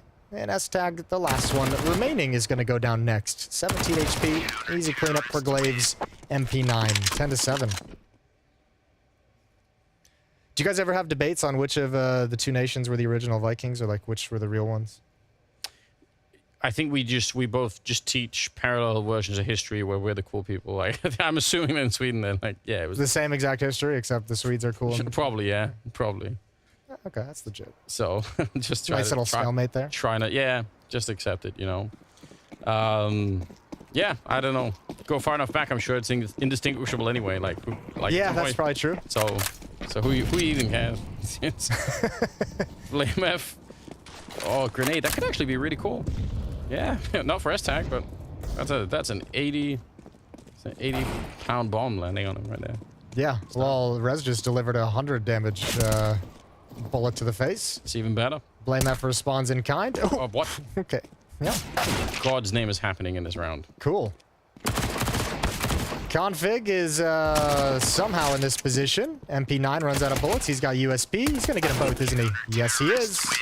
Yeah, because that is the kind of position Config actually really wants to be in. Yeah. Secretly, he's like, yes, throw me into the madness. Yeah, you're here with me. Yeah, that's exactly right. Knocks over the food tray. That's a good scene. This is a good sort of standard one. I still feel like the Blame F one was wild. Like just tapped a little one tap on a Plopsky outside. Oh, I'm done. It's a feel good shot. Nothing too crazy, but obviously unarmored opponent at range of that M4 is it's just nice to get that tap. Yeah. Start feeling good. 11-7. It's only a 4-round gap. A lot could still change on Nuke. Farlig's managed to make his way out with the AWP. Does make it around the corner before anyone gets to him. Could be a little bit of it's a position that's very commonly Molotov. Can escape behind it. But let's see if they even think about. They might not expect an AWP to be here this early in the half. So maybe they're just not going to be sort of walking around the corner a little bit too careless. Hampers is up close though. And now Farlig, if he misses the shot, he's dead. But even I couldn't miss that shot. I think. I'm sure you'd find a way. Don't sell yourself short. That's fair enough. Oh, that's a wild run. Rez prepared for it. Farlig tried to abandon ship a little bit too early. Thought the flames would save him. S-Tag takes a little bit of damage, but it's Rez outside challenging over towards red boxes. 3 teammates all huddled up in the lobby. Towards squeak door they go. 50 seconds. Config out looking. Ooh, if he finds this one, that'll really slow it down. S-Tag, though, good revenge. He was there at the right place at the right time to be on the bomb site. Glaive, ready and waiting. Plopsky, he's going to firebomb it out. Gives them a little bit of space, and now he's actually running right in. Oh, he still wins the fight. I would have thought S-Tag was way favored in that fight. You could hear Glaive stomping around the corner, and they're not ready for it. Sip is there as well, and Brolan was obviously out looking for Glaive, who's on the other side. So now, Klopsky in a 1 versus 3. It's a good spray, but now come the nades, and he doesn't have anywhere to stand back here. The flames are almost catching him. He's just locked into this one corner, and he goes down to Glaive. That's a tough round to try and win there for Klopsky. Yeah, perfect Molotov to restrict his movement. Poor Brolin is just finding a way to expand the kind of control that NIP has in the post plant and just doesn't realize. He thinks Glaive, the lobby player, is wrapping around towards door, doesn't realize Xyp9x is going to be pushing in there as well from ramp room. Wasn't ready for it whatsoever. Good creeping attack from NIP out the door, though. I mean, it got them the bomb site. Just a better play from Glaive and Xyp9x to kind of double up on this flank and lobby control. And now it starts getting desperate for NIP. Timeout taken. Yeah, just a bit. Not really being allowed to run up the economy either on the defensive side, which is it could be rough when you can't pick up the big the really big guns. The really big guns. The really big. We saw the auto sniper earlier. I don't know if people still buy that on the CT side. Who was that again? Is it NKT that did it? I think it was NKT. That's what I'm thinking as well. Yeah, I want to say that it was. All right, they had more guns than I expected in IP. I thought they were going to be a little bit more strapped, but Plant helped in a big way, obviously. Yeah, you're right. They'd have to drop down if they wanted the utility to manage nuke without that plant. And I guess people, even NKT didn't buy the T-side auto sniper. Yeah, they're not that crazy. That's a good timing. That's a huge timing. They've got 2 players down now. One's made it down secret. That's Hampus Brolin cutting off any rotation through the vent that Astralis does not know about. That was so sneaky. Can they actually apply any pressure to force those rotations, though, is the question. Like, this is step 1. You have players in position. You have them in advanced map control. Now you need to force someone from Astralis to stumble into their crosshair and into their positions. Zip is kind of getting nearby, but you're right. There is an issue with moving forward from Brolin's position, which is you either have to open the doors or shoot out the window to kind of get closer, and that'll give the game away. So, upper nades to simulate an upper attack is going to pull eyeballs off of outside to allow 2 players to join up with Hampus. And as we said, Brolin's already in this position to cut off anyone coming down the vent. It's still Xyp9x, the only one in the lower bomb site, but he's got 2 teammates coming. Oh, no. Oh, and Brolin turned. Brolin turned at the wrong moment. He turns around and gets Glaive, but there's a lot of bodies here. Zip can take attention. You've got BlameF ready to spring. Same with Farlig. Yeah, they have a lot of defense on this lower part of the map here. There's that AWP of Farlig. Rez is lucky to be alive. I have no idea how Sip doesn't get that, and Farlig for the smoke. It's Rez to take him down. 15 seconds on the clock, and somehow they've managed to find the bomb plant NIP. I actually have no idea how any of that works. Rez is absolutely on fire in this round. A 3rd kill for him there, and BlameF is going to pack it up. Says it's not worth it. I really thought they were going to lose this round. Good utility usage to negate as much as you possibly could. Obviously, it may be a little bit of a gift from Rez. The 2nd kill he gets is through the smoke as well. But I think Xyp9x not getting a kill from behind silo is the real piece that allowed NIP to make their way into the bomb site with relative safety. It'll be an 8th round. Close the gap just a little bit. A much needed 8th round. Okay, they found BlameF. How much do you want to go hunting? He has a little bit of money. If he dies in this round, it's not a complete disaster. But would have loved to have saved that M4. 12-8, the timing here. Oh, it's close. I'm shocked that Rez is alive after this. I thought it looked like he got stuck in the window while Sip was still shooting at him. That shot's beautiful. Config sliding in, close gap. Well done from Rez. Well done from NIP.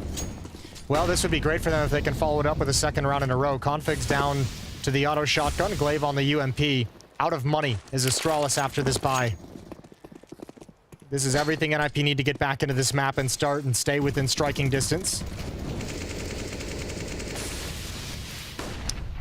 I feel like Config has auto shotgun energy. I feel like he can make it work. Look at the colors on that bad boy, too. Yeah, he's swagged out and ready to go. It's magnificent. Let's see what he does. Sometimes your fashion isn't enough. You need Need to back it up. Some good aim. A minute left. Wow. Okay. Beautiful. Now we're working with something here. Yeah. He's got the knife as well. That was so leg. cinematic. It's fantastic work. Well, they're in lobby, but they're not getting quite within range of the auto shotgun. And Config, he's never stood still this long ever in any Counter-Strike career. I've never seen him do this. He's just in that. He's just chilling. Okay, Zip, how many can you get from this position? Nothing. Just moving the AWP into place. Farlig will get that one. It's a good start. Oh, they're coming back to the shotgun. They're coming right back to Config. And they've already cleared this position. I don't know if they'll expect it.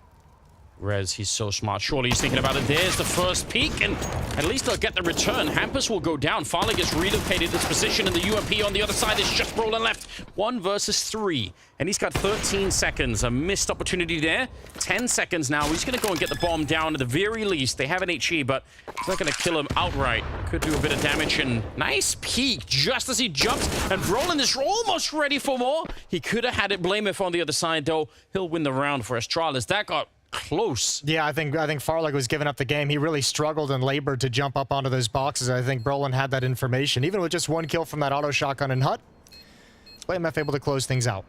It did its job. Just so many rounds in this game, even going back to the first half, that have been so close for NIP. They just haven't been able to close them. It's brutal. And another one here with the BlameF clutch. However, if you're NIP, you can't be thinking about that now, obviously. Again, you had the money at a breaking point in the previous round. You lose this, but only 1 player survives. You're still going to have Astralis' economy at the breaking point. And that's your avenue back in. Yeah, I mean, that is even true. It wouldn't even necessarily be copium. It'd just be, it'd be true. If some of these clutches go NIP's way, there's a completely different map. Right. So they could try and motivate themselves that way. You just have to hope and pray that those are going to start turning in your favors down the stretch. Yeah, and I mean, again, they have done some good damage to the Astralis economy, so just keep it up. Keep going. Orp stays alive, obviously, in that one-on-one. Could be saved to throw to Farlig. Didn't save the auto shotgun. Surprising. Shows the AWP over the auto shotgun. It's crazy. Yeah. Well, not only are they trying to play for the map, they're playing for Hampus's prediction. He said 2-0. Not looking likely at the moment. Config tucked in behind the vent. Rez distracted by the player inside the site. They line up. Glaive's there. 1-for-1 trades, and up the vent comes another. Zipix is here. It's Hampus and Plopsky versus the world. BlameF caught off guard outside, and Plopsky's going to slow things down. Wait for Hampus to join up with him. it looked lost for a minute there for NIP, but back into 2-1-2. They don't know about Sip coming up the vent, though, yet, so he could surprise them, and with a grenade in hand, nothing that Plomsky could have done. Hampus is now on his own. And you're right, it was his prediction. It was a cool one to make. Almost gets that shot through, but Farlig's walking up right behind him, and that'll be an easy kill. And one step closer for Astralis. They're almost at the finishing line, at least for the first map. Yeah, Hampus was assuming that the AWP was going to rotate towards Heaven. That second follow-up player was going to come either from Heaven or perhaps even mid. He never even considered ramp room as the point of attack. Really, really good trades. That's a dangerous crossfire to execute into, and they were able to handle it pretty decently. Just their rotation's powerful. Zipix finds a strong position. What a start to this half for Astralis as they march towards victory. 6 of 7 rounds played in the second half in their favor. Definitely starting to look pretty respectable. Trading damage outside.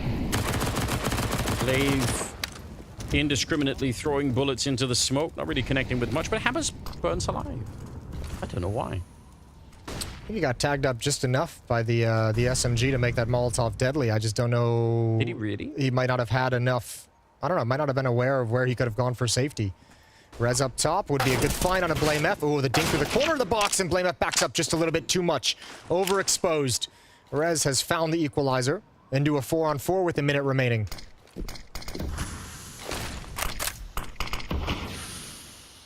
Walking through the smoke, though, against the AWP. Glaive gets some information at least outside. Farlig going to be able to pick up that kill, and he's not afraid to take this fight. S-Tag on the other side. You can see Farlig is not short on confidence.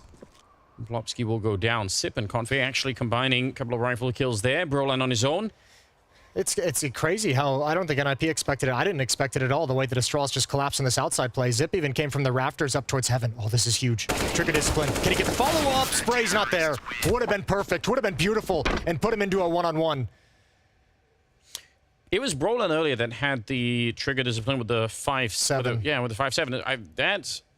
That's kind of a rare talent to have. That makes me happy. Yeah, and the plays are there. You can both times that he had that kind of chance to double up with the trigger discipline. The idea is perfect. The play is there, and just cannot convert that second kill. Has been tough for him to find.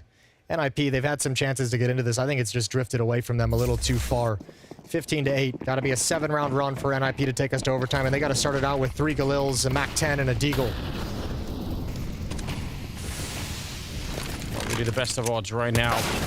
Good opening. Brolan trying to bring it back. Glaive dives right down the vent, ready to catch anyone running past. It's just Hampers, but it's a good find for Glaive nonetheless. It brings it back into a 4-on-4. Brolan sticking in with the MAC-10, jumping behind the flashbang. They're going to re-smoke Mini. And Falik up here with the AWP. He's not really sure. Yeah, you can put up that smoke to try and look over it and buy a little bit of space, but even just create an element of threat up here. And the bomb is planted. 4-on-4 for the after plant. And NIP haven't had this kind of position, I feel like, all half. It's always been a struggle to even get into a 2v2 at the bomb site. Now, they've got 4 people alive. Let's see if they can do it. First Molotov is out. Under heaven is Rez. Zipix just gave away the angle, but he comes back for another. S-Tag inside the site, trying to hold him at bay. Good kills from Zipix, but Berlin and Plopsky respond, and there it is. There's the 9th round. NIP stay alive for now. A little bit of confusion from what was happening over there at Heaven and Hell, but fair enough. They eventually managed to get the defense locked down. Sip looked like he was about to get that 3rd kill. A couple of steps closer. They can really get this into overtime. They absolutely can. Look at the money on Astralis. Well, they finally got him, right? They've had him at the point of breaking the economy throughout for a long time in this half. They finally done it, but like it's a little late, it feels, right? It's just like they had 2 opportunities earlier, which they could have strung into a comeback. This one, it feels like everything from here is just so desperate. No mistakes left for NIP to give up. I can't remember the last time I've seen a lobby 4 5-7s. Okay. Yeah, lobby crunches don't happen early enough either. I love them, but usually like mid-round tools now. Yeah. Glaive sneaking in, but Hampers has made his way through. Gonna be able to find him. Now it's just the 5-7s. Yeah, go investigate Hampus. He's on. Ooh, one outside. It's got them blocked off from vents on the rotation. Upper bomb site has been lost for Astralis, and Hampus is going to go try and farm some money. He's got another one that's Farlick going down at range. BlameF, Config, and Zipix. Could you save these pistols and this armor? See if you can get some exits? I mean, why not? Does he know there's 2? I don't know. Yeah, he does. He definitely does. 100% he knows both of them are there. How did the grenade not do any damage to BlameF in the corner? Because he was on top of the boxes. I don't think that even answers the question even a little bit. Like, the boxes ate all the damage. You think his shoe absorbed most of the damage? Yeah, possibly. I don't know. Kind of like with rubber soles and electricity. I don't know. Yeah. It's got new footwear technology. Titanium shoes. Could be. Deny the ace because the last player was so far away, but otherwise a quad kill for Hampers. Pretty cool. The MAC-10 cleaning it up, and NIP take a step closer. Look at this. Nade. Yeah. Wow. A little bit left and above. I mean, he still goes down. But yeah. Yeah, it didn't have any impact. I was just curious. Now I know. Now you know. 15-10. 5 more rounds. Do you believe, Jason? Are you a believer? Not quite yet. Good trade from Rez. Important trade from Rez. You believer? Definitely not. All right. I have no real issue with him. You know? I thought that one-track Baby was pretty good. Did you? Yeah. I don't know if I could name a single song of his. It's got a certain charm to it. Sure. He's a big Pokemon card collector. Really? Yeah. I don't know any of his songs, but I know... You're claiming to be indifferent, but at the same time, you have intimate knowledge of... I'm just saying. It's because I feel like there was like this weird moment in like the middle of the pandemic. You don't have to explain it, Jason. If you care about Justin Bieber, you don't have to. No, yourself. I stumbled upon the information just randomly. Like, I feel like people went crazy during the pandemic, and like card opening streams were huge. Everyone's opened Pokemon cards. Henry was getting into Pokemon cards, and then I saw an article, and then I read the article. I feel like the longer you go on, the worse it is. It seems less and less. It's like I watched one stream and then the algorithm was just like, let's pump Pokemon card information into Moses's devices. That is how it works. Yeah, we've all been there. Farley, he's got an M4. There's not much else to say about this round. NIP obviously heavily favored from the outset. 15 to 11. They're about to be 4 rounds away. Yeah, I think this can work. I think they can get there. I usually have like 4 rounds is like my idea of like they're within striking distance. Yeah. Problem is it's just like you've already they had to win. I believe it was 8 in a row to get to overtime. So yeah, now they're down. I mean, they've cut that in half at the very least, but it's still just a long way to not lose a single round, to not make a single mistake against an Astralis team that's looked pretty good and polished on this map. They have, and we know obviously they're pretty good on Ancient. So I still feel like we're a long way away from talking about the. Well, Astralis. Ancient's gone. Yeah, that's true. But I just mean in general. Like, oh yeah, okay. For them building their map pool, right? Yeah, it's a good point because I think even both Blame F and I believe it was Hampus kind of mentioned the map pool. Blame F even saying, yeah, we feel good about our map pool versus NIP, but that goes both ways. They just have some shared maps they both enjoy. Yeah. Glaive at 24 kills. You said it earlier. He was weaseling around. It's paying off. So he's been doing a good job on this map so far. 27th round is here, and a nice shot from S-Tag opening up against Sip just as the smoke went up. That's beautiful. I don't think they'll ever expect a second player to be on this ramp, though. This is actually a little bit dangerous. NIP might be coming into a trap. Yeah, he's definitely not. You're right. There's no way you would expect this second. Yeah, Astralis opens up with 2 players in ramp room. I think Blame F was probably planning on going down to secret. And with the loss of his teammate, he just happened to be right there to keep the gap closed. Now Rez goes down next. They run into the AWP of Farley Glaive, finding another kill on Hampus, and it's now a 2-on-4. And just like that, from a great opening to possibly a lost map, Plopsky on his own will get the headshot, but I think it's too far gone. 22 health left on him. They know exactly where he is. Oh, that is such a shame. But you're right. They just never saw it coming. They had no idea there was going to be a double setup that early. You can see the thought in S-Tag's mind when he gets that opening kill. He's like, okay, I'm going to take the calculated risk. I found the kill in ramp room. It's typically 1 player. Let me post up for the rotation and just never assume that Blame F would have been starting in ramp room with him. Unfortunate. Some cool ideas. A late round attempt at a comeback for NIP, but Astralis pretty damn good throughout the whole map. Some very, very close brawling rounds in this game. Yeah, an unusual amount of 2v2s, I feel like. A lot of them went Astralis' way. They end up winning on Nuke. Good job on them. But it's not over yet, fortunately. We do have, obviously, more maps coming. Hopefully all Mirage 3. is next, yep. Mirage next. I actually really want to see all 3 maps in this one. They're playing great Counter-Strike. It's enjoyable. The second map is coming up after the break.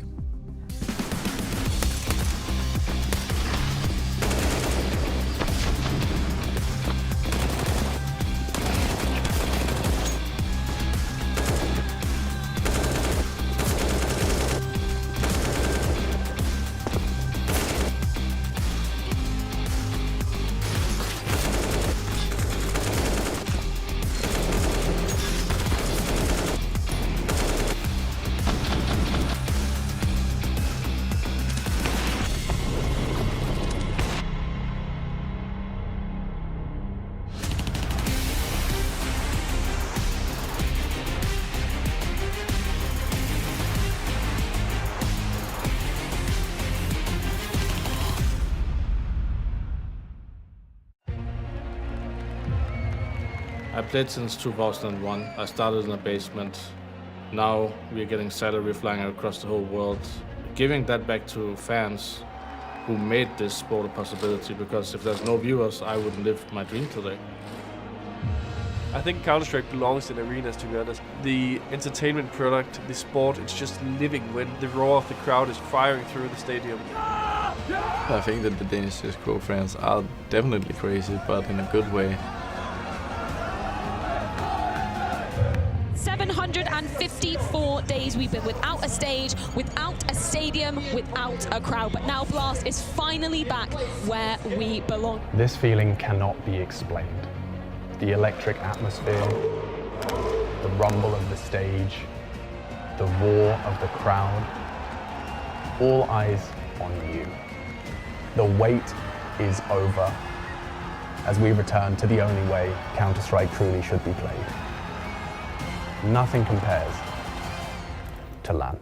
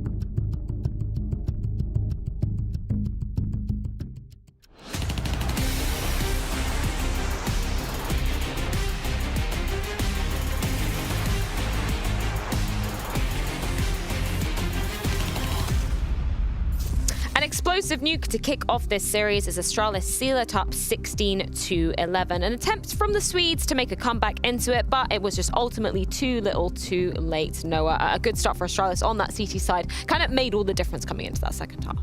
Oh, for sure. I mean, I thought that Astralis' T-side was reminiscent of something of the past, especially when we were seeing the lurks from Glaive, and Config was just outside finding kills, secret finding kills in lobby. He was also a very effective player for them this game, but it was beautiful to see overall, I think.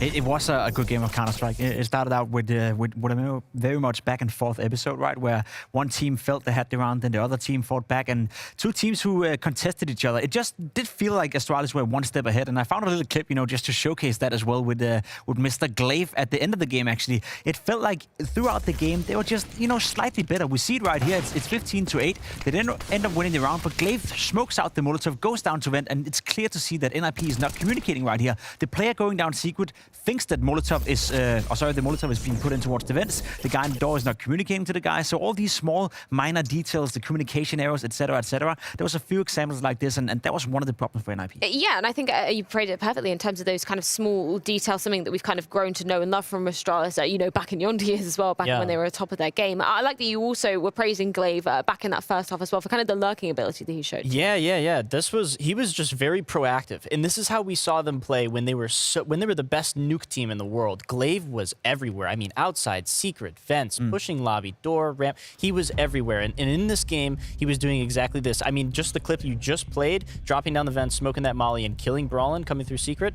That's decisiveness beyond another level.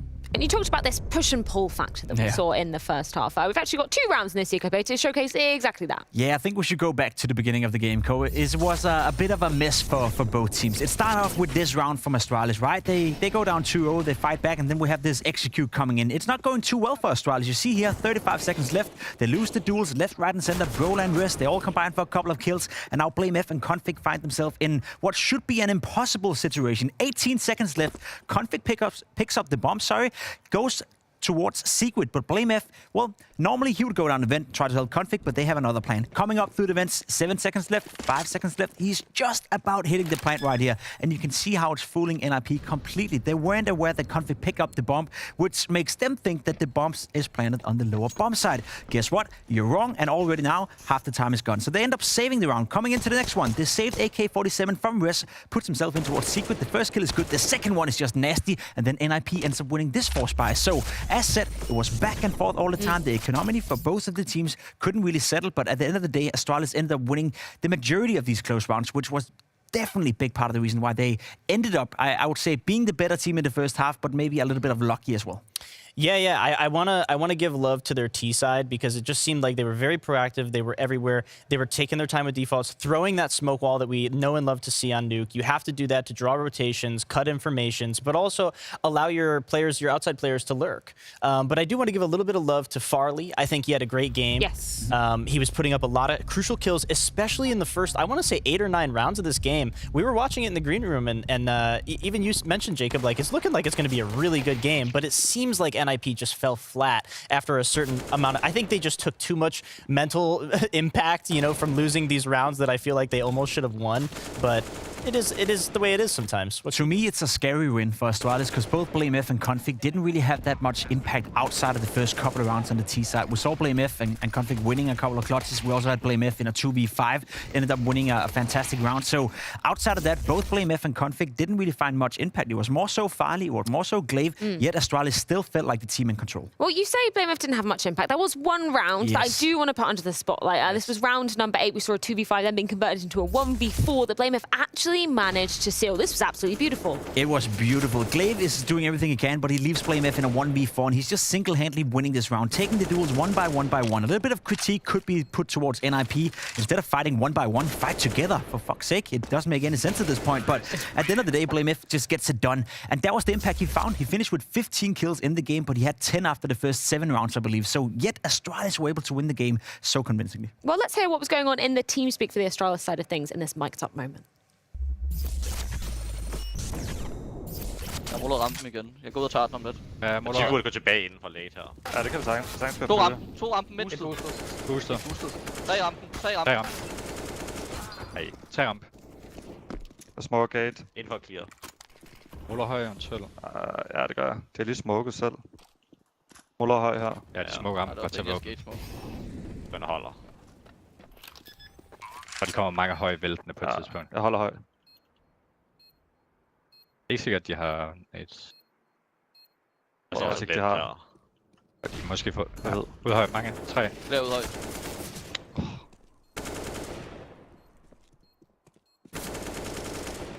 Kan du til mig? Lidt til venstre, lidt til venstre. Den får en bamsagt, ja. Det er kit nok. Nej! Det er ja. I love that we get to hear those moments from the comps. It was really clean from Astralis. Super clean. I'm very curious to the fact that Siblings was the guy communicating throughout the entire time right there. He was not alive, he was not active, you know, partly playing in the rounds, but he was kind of reassuring the teams that be ready for them to burst out of heaven. They don't have any retake grenades. Be ready for this, be ready for that. He took an active part in calling the team right there. So despite him not killing them, he was a big part of the reason why blamF were able to win the round. Astralis, of course, now 1 up in this best of 3 series. We are coming onto the grounds of Mirage. This was NIP's pick coming into things. They're still quite heavily favouring the side of Astralis going into the second map of the series, though. We kind of prefaced Mirage as a pick from NIP, just saying, actually, they're not great on it, but Astralis are worse. Are you kind of still thinking that going into the second map? Yes, I think that could be the case, but I do see NIP winning this map pick. Okay. I'm not sure. Again, I'd like to see a little bit more out of Esatag. I just think this needs to be a player of impact more so on this roster at this time. Yeah, I'm curious to see how this game is going to play out. Astralis have struggled a little bit on Mirage. They've only won 1 out of the last 5 games they played, but they seem to get better and better. And with blamF and Config in shape, you know, look out for that duo. 1 in Connector, 1 on Catwalk. That could cause a lot of problems for NIP. Well, we're going to see exactly how it does go down as we are waiting on the doorsteps of Mirage. NIP's pick coming into things, but we're going to see if Astralis can take it in 2 and catapult themselves to that grand final spot. It's going to be going down with Moses and Anders, and you don't want to miss it.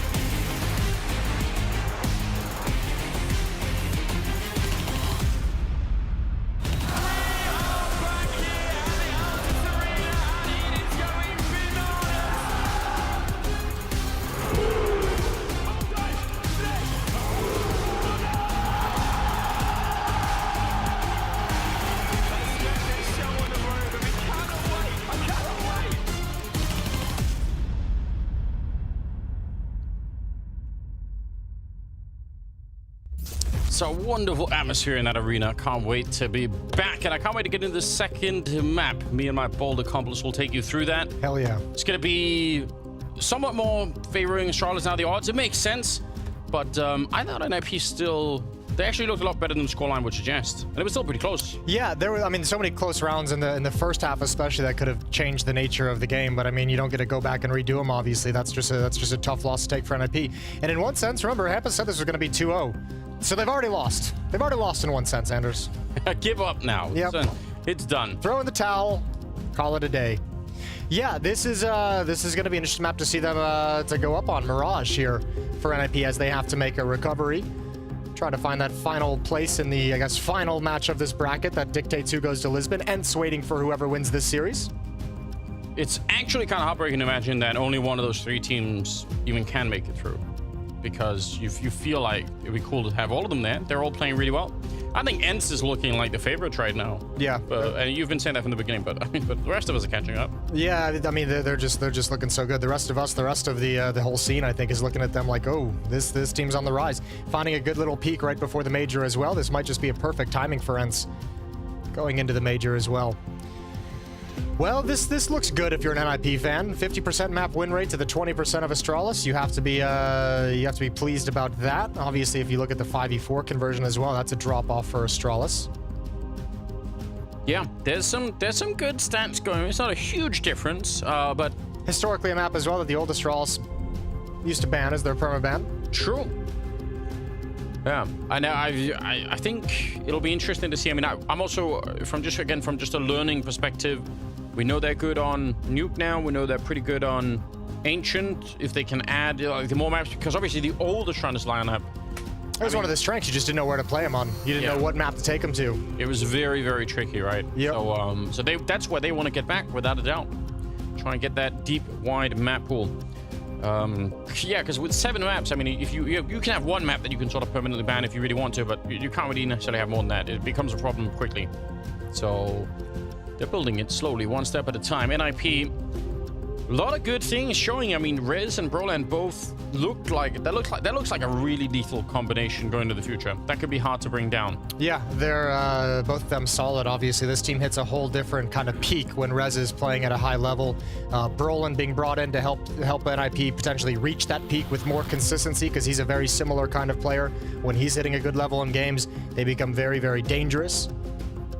Obviously, going to need both of those guys in a massive way. Hampus as well as an IGL. I think he's got a pretty admirable job of being a fragging IGL, and in some various periods for this NIP lineup, he's probably been one of the more impressive individual players on top of it. So there's some very cool pieces of that NIP team. Let's see what they've got on Mirage. 1-0 in the series for Astralis. NIP facing elimination here at the BLAST Showdown. Both these teams trying to make it into Lisbon as we return after 4 years. NIP going to be starting on the T side, Astralis on the defensive side. Going to be 2 Molotovs and 1 smoke. And the goal here is to try and get close to the USPs before you get shot in the face, because at this range, the CT side will just have a bit of a huge advantage. Glaive hiding back here. Config goes down. P250 kill for Rez. Oh, but it's some good returns. Not actually... Glaive with only the 1, and he's in a little bit of trouble. Time's running out for that position. Farlig, I think, wanted to help him out, but now he's in a similar position. Does get the fight there against Brolin. Otherwise, he was going to be out in the open. And Hampus, he runs for the kill. Takes down blamF, and now it's a 1 versus 2. He's got a lot of time to try and make this happen, but the bomb is quite far away. If they let him fight here, if they just go and aim challenge him, that actually would be probably preferable for him. At a certain point, Hampus is going to have to just work up the courage to get an advanced position. He knows he's got Xyp9x locked into that position. He doesn't know where the second player is, but as long as he keeps Xyp9x pinned down, he can be aggressive elsewhere. Now he knows where both are. Now he's got the information. However, Xyp9x is slid out of that position, and Hampus has no idea. Yep. Oh, that is accurate. That is crisp. Finally got BL's already taking a little bit of damage. Hampus is still gunning for it. Now he's out in the open, and I think Hampus might have the advantage, but oh, Farlig, he is so bold in these fights. Triple kill for Farlig. He did this on Nuke as well. He's not afraid of anybody. No, it's very cool to see. And even in the bomb site earlier, he's not able to help out Glaive here because he's taking the player far away. Never spotted Broland up close. Able to get that kill, and then just a good one-on-one fight at the end. Nice little advantage. The verticality feeling confident after Hampus hits a stunning shot. That's another close round, another close clutch that goes the way of Astralis. NIP, like, they've done very, very good in Nuke and in here in this pistol round on Mirage to open things up, but these late round scenarios, these 2-on-2s, 3-on-3s, firmly in the favor of Astralis. Yeah, good beginning. Nice little boost over. Probably waiting, would love to hear a flashbang or something, someone to peek. Otherwise, an engagement maybe from Brolin down below, but yeah, they're expecting a signal at some point and they're not getting it yet. I don't know if that's an easy shot to hit against Config, but I guess it could be done. I think it's the surprise factor. If you're that player or Config and you're kind of swinging out of that ladder room and take a fight, you're not looking for that boost up behind the wall, so maybe gives you an extra second if you're Hampus before Config's going to have a response or a rebuttal or shifts back, so another boost up from the Deagle. Config just got behind the boxes at the right moment. The FAMAS finds Brolin boosted up. That's the signal for Farlig to peek. And with the M4, just shutting everyone down at range. There goes Rez. Quad kill in the round for Farlig after 3 in the pistol. He's off to a great start. Yeah, means dangerous. Danish, so... Does it? Yeah. He's working on it. It's kind of cool, but I feel like if an English-speaking player used the alias Dangerous, we'd probably all laugh at him. Yeah, that's true. That does not sound the same. I agree. Something about that. I have a friend who had a kid and gave his middle name Danger. Why not? For the memes. It's perfect. How's the kid doing? Good. Not yet in school, so can't really get bullied yet. All right. I'm sure that'll come. We'll see. That's an interesting story. Maybe he'll have a great future. Austin Powers as well. His middle name was Danger. There we go. Well, that's something to aspire to. We need to rewatch that at some point soon. Third round. We've got a trade. Res for Config. And Glaive is practically dead as well. If it was we were playing Doom, his little icon in the corner would be bleeding and beaten up. Yeah, bruises all over. Can we do that in the future? Yeah, might be a UI update. Yeah. 55 seconds, and look at Zip. This is a huge move, but you can't hear them in middle. Oh, he hears them now. He does. Definitely hears them now. He's calling it out. They're in middle. I'm hearing the footsteps. Now he has a decision to make, though, on these stairs. Does he want to fall back to the B bomb site through halls and shore up that defense? Because BlameF is all alone over there for the moment. Yeah, that's a good question. If he doesn't, maybe he could have a quick flank. They're not sure. They still think it could be some sort of an A through mid attack. They're going to find out now. Oh, he's gone so far away. He's going to wish he'd gone the other way. BlameF here. They line up for the FAMAS, and that is so successful. If they don't get that double kill, they might have a real tough time even getting back into this round. Sip comes in for the kill on Brolin, and no bomb plant here. It's going to be a 1 versus 3 for Popsky. 10 seconds on the clock. Surely he can't win this round. He's going to try anyway. Picks up the bomb and runs for it. 4 seconds. He goes straight for the plant, but he can't fake it. He can't come off it, and he cannot get the rifle out in time. They get the bomb plant, and I almost guarantee if BlameF doesn't get that double, this is probably a round for NIP. Yeah, you nailed it. That's a huge double kill for BlameF to get. Changing positions as well, knowing he's all alone. Even though he knows no one's coming from the halls up above, just grabbing that narrow angle where it's tough to deal with him. They lined up trying to take this fight. That's a huge double kill. 3-0 for Astralis on defense. And, I mean, maybe not in the same fashion, but I would still chalk this up to a round that's actually way closer than it feels because, yeah, again, BlameF alone like that, just not a good position to be in. But now they're enjoying life a bit more. They got some more rifles. They actually managed to steal away 2 AKs. Could be real nice on that CT side to pick up those. NIP, for their effect, they have 2 AKs to fight this round with. Yeah, this is very dangerous. Xyp9x underneath. Glaive is going to be forced back. There's the smoke wall set up. Xyp9x is the only one that really has to be dealt with. Glaive is going to be pinned down. Oh, the Plopsky doesn't clear it wide enough. Important trade from Brolin. Smoke's used defensively to create space, but BlameF catches a flashbang. Still finds a kill and then sinks back. And unfortunately, all the kills going the way of Astralis. Config over the top.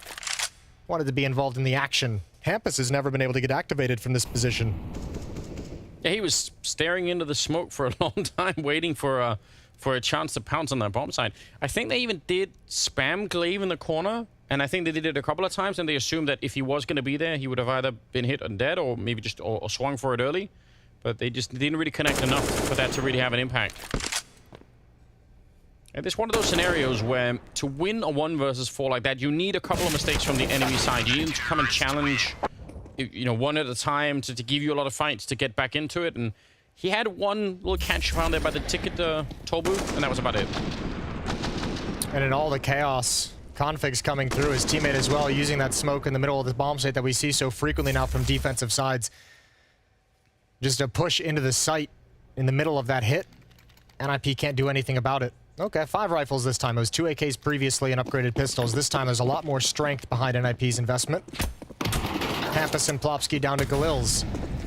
All 5 players immediately towards the A bomb site. Another set piece coming in. And Rez, important kill. Will he find the follow-up? Glaive, off angle.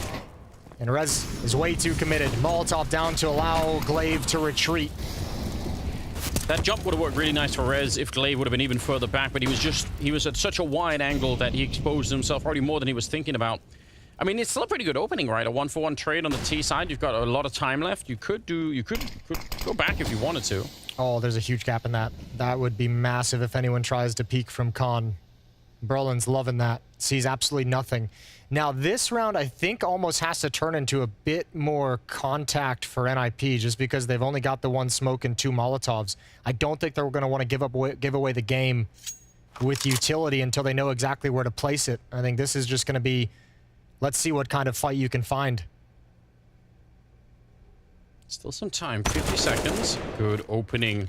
No signal at all, no flashes to set it up. Just walks on out, and Brolin is there to catch Config as well. I mean, they don't have a lot of nades either in IP, so it's not like they could have set up a huge execute onto the bomb site, but sometimes just the element of surprise is enough. 2 versus 3 for the retake. Smoke is up, but a nade on Plopsky before the bomb even goes down. That is a huge issue. Yeah, you're right. They actually have 2 more. They could bomb S-Tag and Brolan both here if it really goes badly. Flank throw is coming in instead for Farlig, so probably not going to be throwing any nades. And it's perfect for Farlig that so much of this has been delayed. S-Tag with the fake tap on the plant. This puts him in perfect position. They don't have enough bodies to really watch for this. Is anyone going to get the signal in their brain that the flank is exposed? He's dug deep in there in the back, but still not enough. The Galil will take him down, and Brolan, what could you do? They have Molotovs and smokes. If you fall away from this, you're never getting back into the site. You actually have to stick around so that they can't really exclude you from the fight, and he needed that kill instantly. He was so low on health that any extended fight was not going to go his way.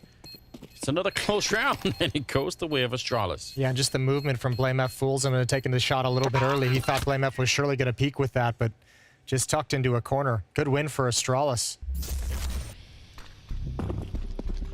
Oh, that sucks. He knew it too.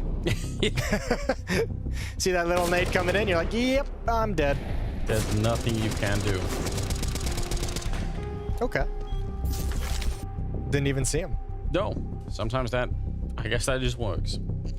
This is turning into a decent start. I mean, again, just like on Nuke, Astralis they're not building an enormous amount of money here. A lot of close rounds. They're taking some real damage. NIP need some momentum. So this is the other thing that I think this is what we're being robbed of right now. We're being robbed of seeing what NIP are going to be like if they have real momentum, and if they're excited. They've been kind of struggling to keep up here, and that's not always the same counter you play when you're in that mood.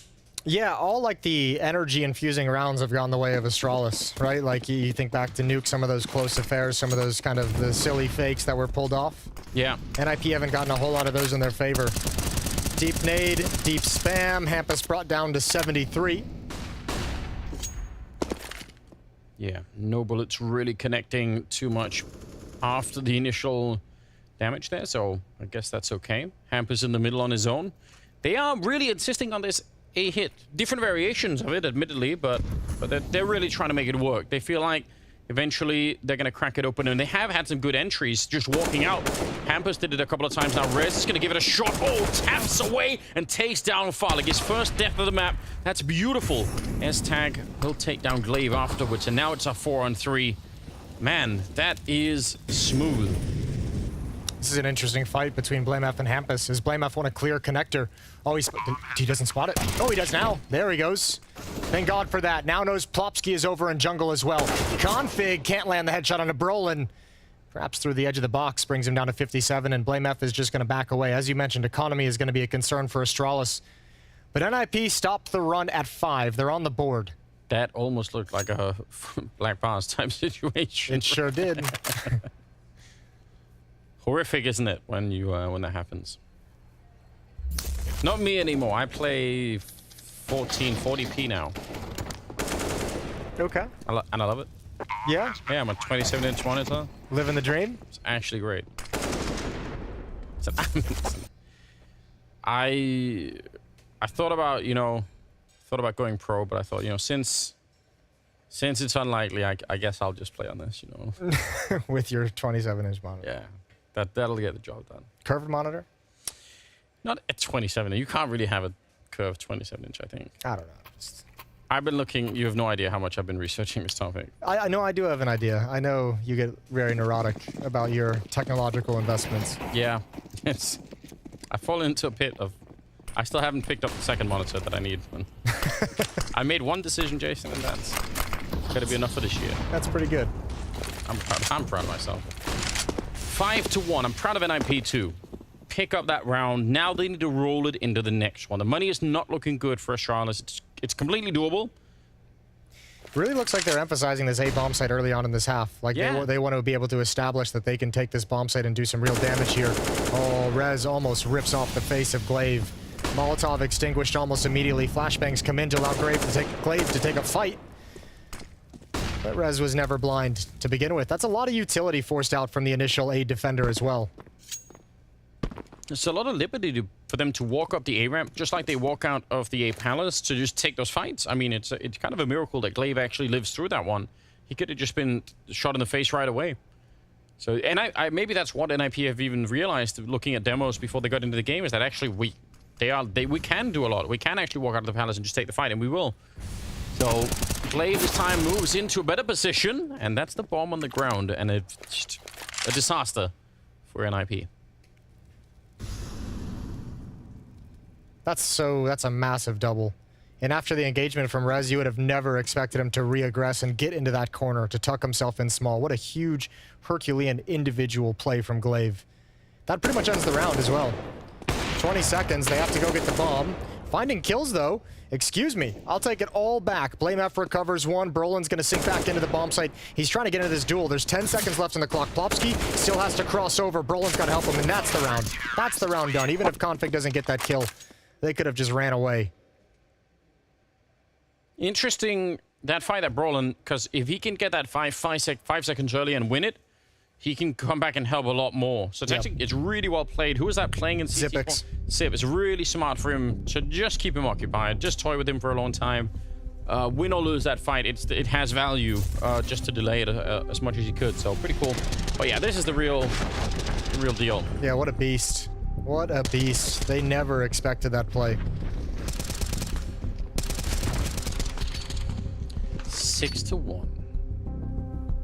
Everything working out in favor of Astralis right now. Another timeout from NIP to discuss the situation at hand.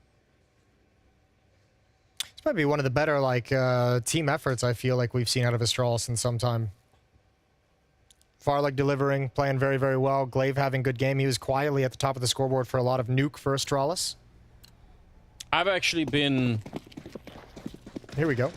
I've actually been so disgusted with the Counter-Strike Astralis I've been playing for a while that I've just tried to forget about it. Okay. So I'm actually really happy about this because I feel like it was getting almost too ridiculous. If you pick up BlameF and Config, both of whom I hold in really high regard, I have a baseline that I think you should be able to play to, and I think they fell quite well below that. So I'm excited for it. I think it's good news. BlameF, Farlig opening kills here, and this time they're going to stop that aggressive peek out of the A Palace. It's been tried again and again by NIP, and it's been successful even. But now, no longer. Glaive is now on a bit of a flank coming in. They lost Config, but that's about it here. So Astralis, I don't think there's anything NIP can do. I think Astralis are starting to get to that point where they know that they have NIP beat no matter what happens on the map. They're being very confident in the plays they're making. They're pushing up, being very dynamic, very proactive across the map on the CT side. And they just have this sense that NIP can't handle it. And that's why you see the scoreline start to look like a disaster. Rez, that could have been cool. That could have been interesting. But it's all desperation. Yes. Yeah. Typically don't want to try and rely on winning 1 versus 4s to get the second round on the board. I like to do it a different way. I think Farlig has been a crazy addition too. He's got a very assertive style of play that is very, I think, is needed. Yeah, it has started slow. In my mind, I won't lie to you. No, it definitely did. But I kind of like his personality in the server. Okay. I feel like this kind of attitude where you actually, any fight someone brings your way, you don't really even care who's on the other side of the fight. You're going to try and you can win it. You know, that's the attitude. That's what it looks like to me. And having a confident AWPer that's willing to be aggressive as well, I feel like in today's game is very important. Yeah. So that's a very cool addition in that sense as well. It'd be really fun to see if he can keep that up when he has to go up against people like Simple, maybe OC down the road. Like, even there's some offers out there where I think it's real hard to maintain. You know, I think all of North America just appreciates that you just went Simple to OC all in one sentence. There's a lot of AWPers you could have gone to before you hit OC. I actually don't think there are that many AWPers in between there right now. I'm actually not sure that's true. I mean, yeah, I understand, like, but I wouldn't say it's a long list. OC's sick. Yeah, no, I like him. I'm just saying, you know, Simple to OC. I'll stand by it. I'll eat it. It's fine. Perfect. Look at this. Yeah, I mean, you said it earlier. They've reached a point in the game where just supremely confident. They're making their own luck. 8-1. What do they need NIP apart from opening kills? What's the... That A-bomb site's kind of run its course now. Yeah, I think at this point in the game, you've realized, you know, the tactics at A are not panning out. We're just kind of, you know, throwing our heads against the wall repeatedly and nothing's working. It's not breaking down. This looks like they want to set up a split-up catwalk towards the B-bomb site. But that's a real big wrench in their plans. Farlig with the deep angle is able to pick off Hampus. I really love catwalk splits on this map. I feel like they're underutilized. Where the fast are slow, I'd love to see more teams do that. So I was getting excited, but you're right. It does kind of make things difficult. Nice return, Plopsky. He did get legged. He could have just as well been dead. And they're going to clear it out. And another opening. This time it's Broland to take down Sip in that back corner. They smoke it up. BlameF tries to get there and they line up. Oh no! They run right in front and Config also gets the kill on S-Tag. NIP, they can't get away with anything right now. That's the second critical double kill from BlameF in a very similar position. I think Rez heard at least one wrapping around towards Catwalk. Doesn't know where the other one is. Config actually got that kill from the A-bomb site towards Catwalk, so doesn't have the information. And there he goes. Good boost up. Good win. Good recovery at the perfect moment for Astralis. And yeah, starts to feel like if you're NIP, like no matter what advantages you get, you're just breaking your heel at the last hurdle. Yeah, it's so tough, isn't it? Okay, so B split up Catwalk hasn't worked twice due to BlameF's double kills. Your A strategies have been just demolished multiple times when you've gone in that direction. You're gonna go back to it here with Mac 10 and a Tech 9 and some Deagles. Yeah. It's possible to try and get some speed behind. It ain't possible. Nope. Take it back. Yeah. It's done. Apologize. I am sorry. I was lying on broadcast. Not possible. I feel like there may be many other kind of plays that you can make, but certainly a category of play that we haven't really seen them try yet. And this could just be like a stylistic thing for the team, but there are some teams that will try and play this map on the T side by, you know, sneaking individual players into the ladder room or deep in connector in the window, and then try to rotate around them and have them sort of be a late activation in the round where they could. We haven't seen IP try to do that. They've really tried more the kind of like, let's get into position, do an execute. Very basic executes on the extremities. Yeah. Yeah.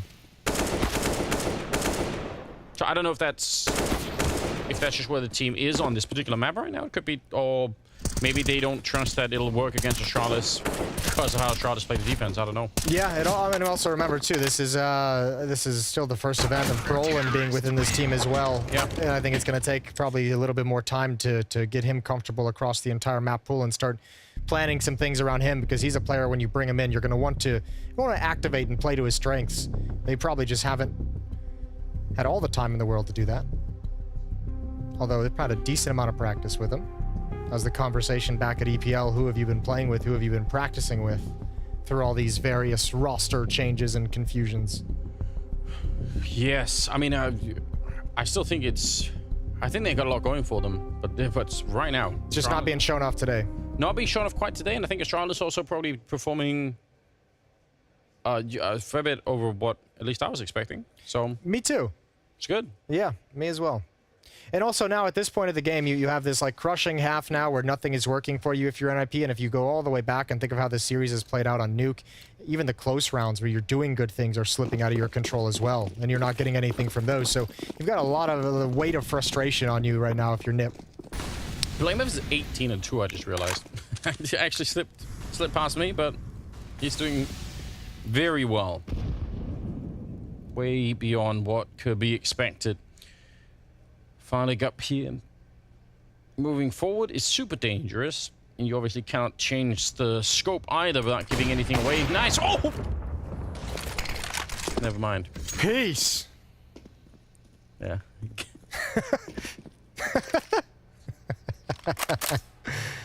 Oh, he was so blind. Yeah, absolutely. He was so blind. That's one of those things where you actually have to ask your team. Did I kill him? Did I kill him? Am I still alive? Hello? Hampus is going to be angry when he watches that one. Actually, you know what? He probably already knows what it looks like in his head. It was a very cool flashbang, though. Everything about that should have worked. I liked it. Quietly up middle. They did this the previous round, trying to pull off that split-up catwalk towards B. Smoke to top connector, I'm assuming. He's going to slowly bounce down, smoking out the window. Yep, here we go. Config, though, standing between them and the B bomb site. S-Tag going to be caught jumping around the corner. And now flashbang is there, but Config is trying to escape. And regardless, he's buying so much time, even if they finally do get him, which they don't. But even if they got the kill there, it's just, you want that hit to be perfect. Yep. And it's anything but. This game's over. It's done. NIP's out of it. You can just tell. Okay. It's done. The last time... I mean, that's not exactly like a bold prediction to make at this point in the game, but you can just see it. They don't really know what to do. The universe has a way of trying to upset your predictions like that. They do. Let's see how much the universe hates me. And the Astralis fans certainly will. It's gonna be wild. Here we go. Config though, deep in the middle. He already knows. Finally gonna get that kill. Good shot from Brolin, but there's not much else. A little bit of panic on Glaive. I don't think he really knew where the bullets were coming from. No, he had no idea. Plopsky's left alone 1v3.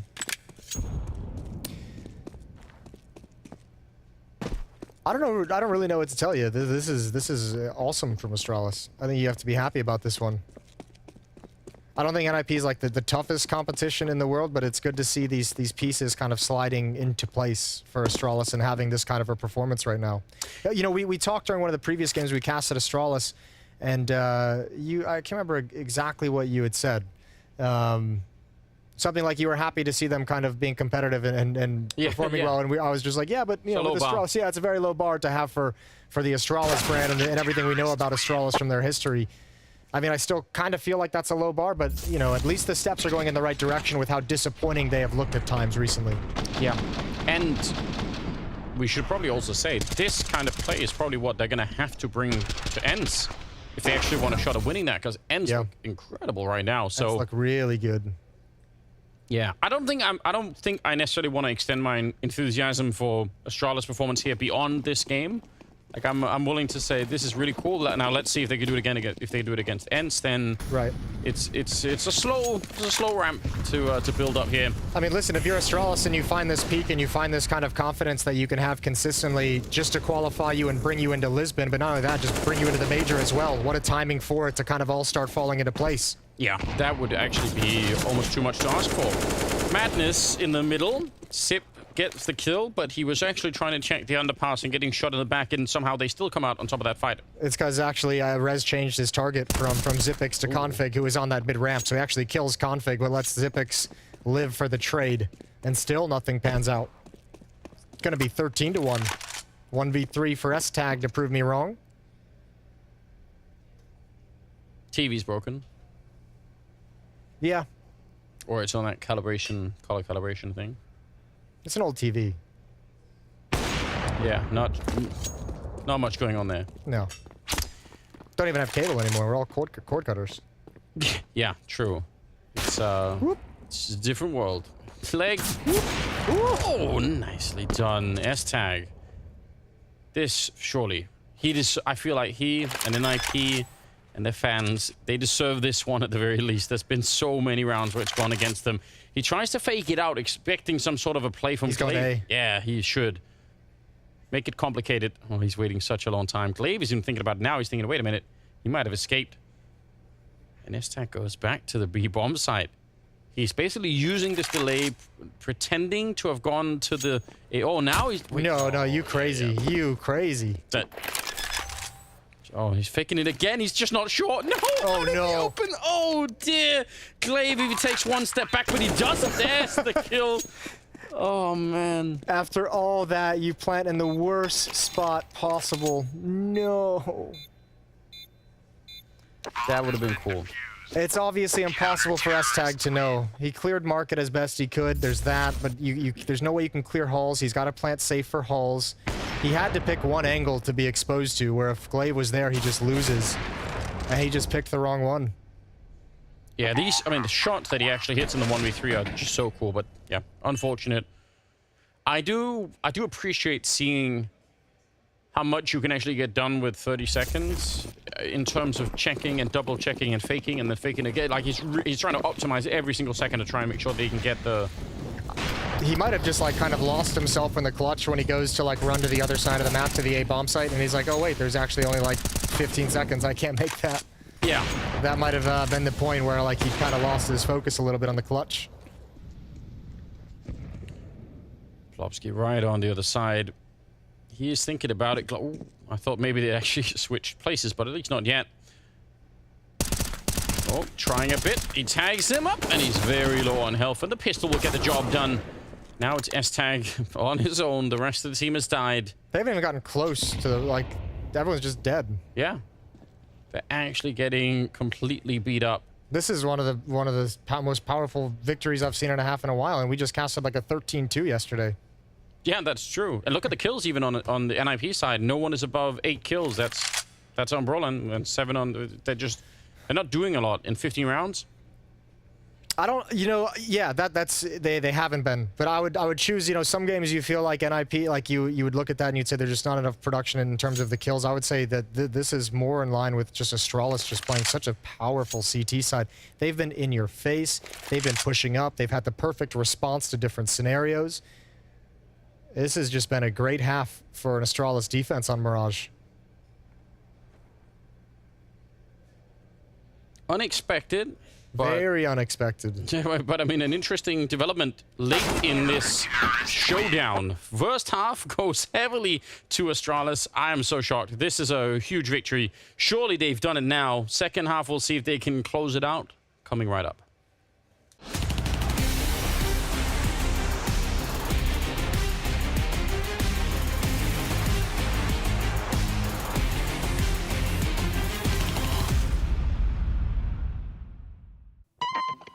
Three, two, one. Blame F. F movement.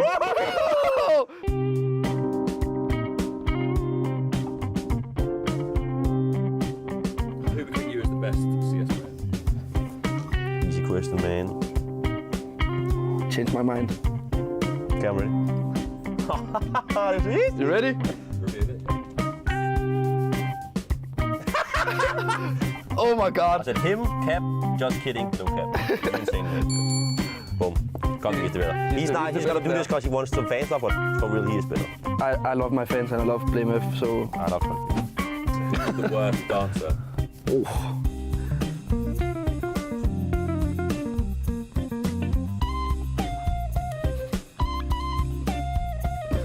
What did you say? I said me to the stars. Hashtag to the stars. I'm a horrible dancer, but I think because I'm so big, honestly, I think it's hard for me to, like, you know, get the good moves flowing. I think you can if you just go to dance school. Maybe, yeah. Maybe if I get some drinks in or something, maybe it'll be easier then. I'm usually sober at parties as well, so it's just awful. Who tells the best jokes? I honestly think.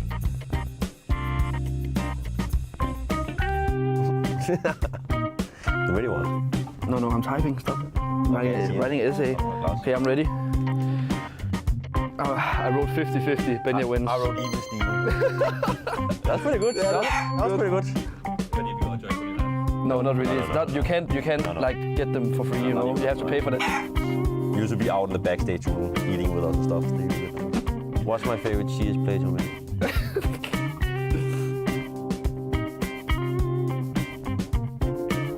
I wrote backstab late. I played hot ego.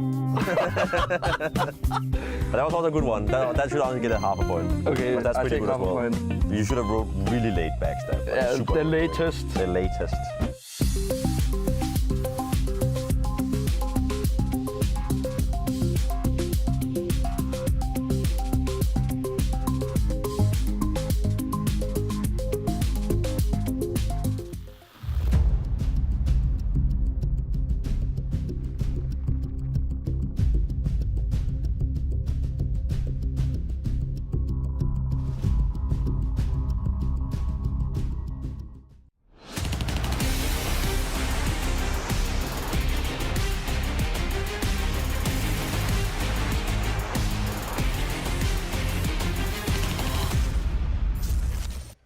And we return once again. Second half coming up. Second map.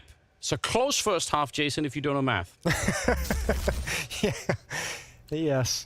That's one way to put it. But otherwise... I honestly, I'm so speechless about that first half. It's wild. I didn't want to think about it for the moment. Let's see what NIP's got on this defensive side. It could be over very quick. Farlig's going to lead the way in the underpass. Glaive and Zipix at top mid, coordinating to take control. It's not even fair at this point. I don't like any of it. Yeah, Zipix is going to get into this challenge. Hampus can't do anything to help. A bomb site is essentially lost. Farlig even considering the burst fire. That's how much he wants to style, and he might just get it. Switches back to single. Oh, and he one-taps him. Absolutely magnificent. The Farlig pistol rounds in this series have been incredible. Get this man out of here. He's just ridiculous. Every single kill in that round for him was something special. From the opening to the jumping, just everything. All right, he's going to get punished. I'm glad. A little bit of justice there. You probably should, but it is a 10-second defuse. Don't even know if there is a kit, but he can't find it either. Jumps through and he gets taken down, and it's 15-1. This is so disgusting. How do you even... I got this. This one just gaming with the burst fire, swapping back, and this is the filthy. Oh. Wait, he only had one bullet. That was the only He had only one bullet. Yeah, Woody, that's all you can do is shake your head. You just got shot at first bullet from Farlig. Oh. That's actually incredibly disturbing. It just gets so much worse. It's so much worse. At least if he had more bullets, you could have said, he probably just, you know, like, it didn't necessarily mean to do like the sort of the stylish one tap, but like, I have one chance here. This is it. We're gonna do it. Probably the best part about that is like, probably the only reason he hits that shot is because he didn't have time to think about it. Like, he's already just getting into battle. It's just a pure instinctual muscle memory reaction. Yeah, well, what an absurd way to begin a half. Scouts are in play, 2 of them. Zipix is like, all right, trade back. Yeah. Give me that back. And Astralis waiting around. Not being given anything by NIP. But yeah, they really do look and feel like they are not quite sure what to do on this map at the moment against whatever it is that Astralis are bringing. Whatever madness is happening. Roland with a good kill right there. Rez does get taken down, and it kind of forces an awkward position for Roland now. Not sure if he can fall back out of this position easily without maybe running into Yep, a little bit of a peek. Nice headshot from S-Tag. Takes him down from CT spawn. So that's at least something. 2-on-2. Yeah, but if history teaches anything, it's that Astralis is going to find a way to win this round. S-Tag with the scout goes down to Farlig. A beautiful shot, and it's just on Plopsky for the map. Yeah. For the series, for elimination, for a shot at Lisbon. Yeah, to play against Ensign, they will. Farlig, I think that's fitting, taking him down, and it's Astralis to knock out NIP, and they'll face up against Ents for one final battle.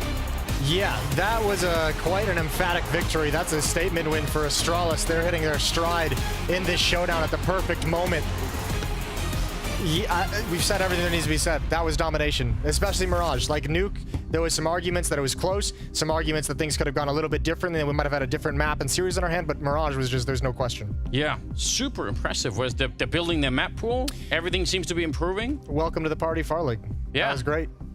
I mean, he's definitely done something to this team. Yeah. The first sign of really, I think, a lot of positive news for the Astralis camp. That's nice to see. It's been a long time. Yeah, it has been. Either way, been a long time since we saw Freya on the desk, so we're going to hand it off over to them.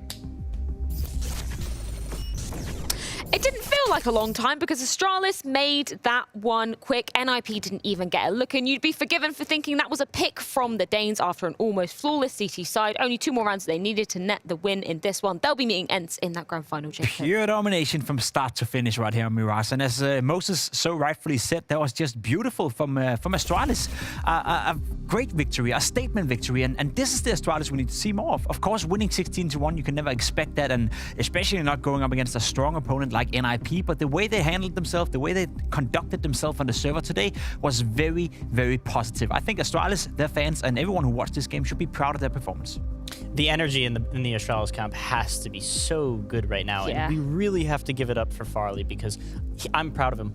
He performed so well today, and Glaive has this really good nuisance style of playing today where, again, like I was mentioning before, like it's just throwback. This is like throwback Glaive right now. And at the same time, we had Blame F. He has this fun tendency to be able to slip into scenarios last second, like they're executing AM Mirage and they molly bench, and he decides to jump into the molly anyway and take 60 damage, but he takes a guy with him and he still stays alive with like 20 HP. These are the kinds of things that Blame F gets away with that make him so good. Yeah, no, it was absolutely incredible to witness, but heartbreaking for the side of NIP. The fact that that was their pick coming into things. I think Jason brought up a good point on the cast. He was looking at, you know, the kills for the side of the Ninjas, saying, you know, not many people posting up kills, but there was no opportunity to, because that CT side from Astralis was just so aggressive. The CT side was good from Astralis, and NIP couldn't handle it. They couldn't shut it down. You need someone to step up and take the first duel, win it, and then you can always fall back and play a new scenario.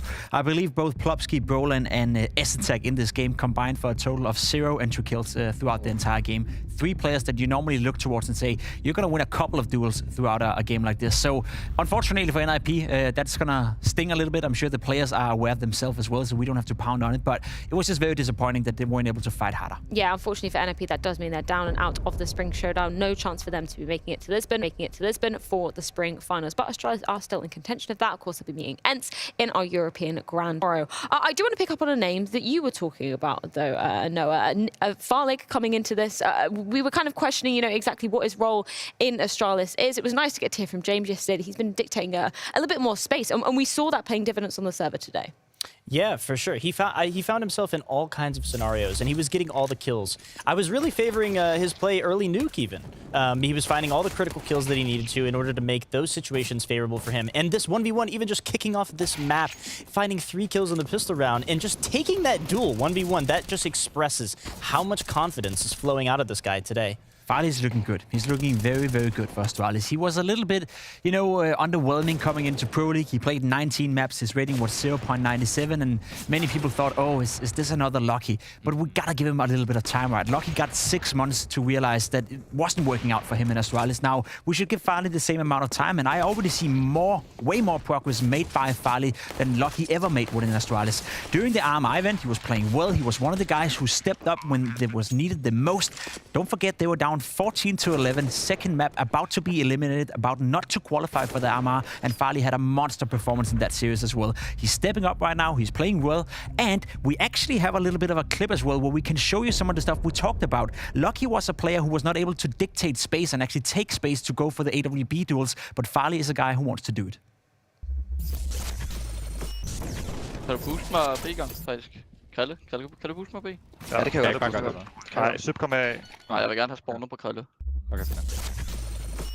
I really like what we hear from that. The fact that, you know, he's saying to Glaive, I need this space, and he is eventually giving it to him. I absolutely love it, right? Farley is calling for someone to boost him, and then Glaive is saying, no, I need this player over towards my position, and Farley overrules and says, no, I need this spawn to do it, because that's the fastest way of getting the boost towards BFs. Now, in this specific round, nothing happened because they went towards A, but just the fact that he's willing to overrule Glaive, the fact that he's willing to set himself up for success, that's something you need to do as an AWP, and this is a perfect example of such. Well, it wasn't just a good look from Astralis on the map of Mirage. We're going to throw it back over to Nuke, and we're going to throw it over to Danny for a particular moment. What are we looking at here? Yeah, so I want to throw it back to Nuke, where Astralis are just so good and just so detailed in the way they took sites, and I have a perfect round that illustrates this. So this is back on Nuke, where initially we're going to see a kill on Broland, where it makes it a 5v4. But what I want to focus on is actually the way they take the A bomb site. So take a look here first, where Glaive, as he's coming out as the entry person, now when he comes out as the entry, he actually has two options. He could either path towards this side, or he can actually path towards the right side. And he's actually going to choose to path towards the right side. And the reason why is because when you path towards the right side, you actually isolate yourself from a player who could be playing behind silo, so that you can take a more 1v1 fight against a player who's playing towards door. You're going to see that's exactly what happens. Glaive, he takes the pathway towards the right side, and he's able to find this kill on the Plopsky. But in addition to this, you'll also see that Config, who's holding this hut position, he actually has eyes on this silo position.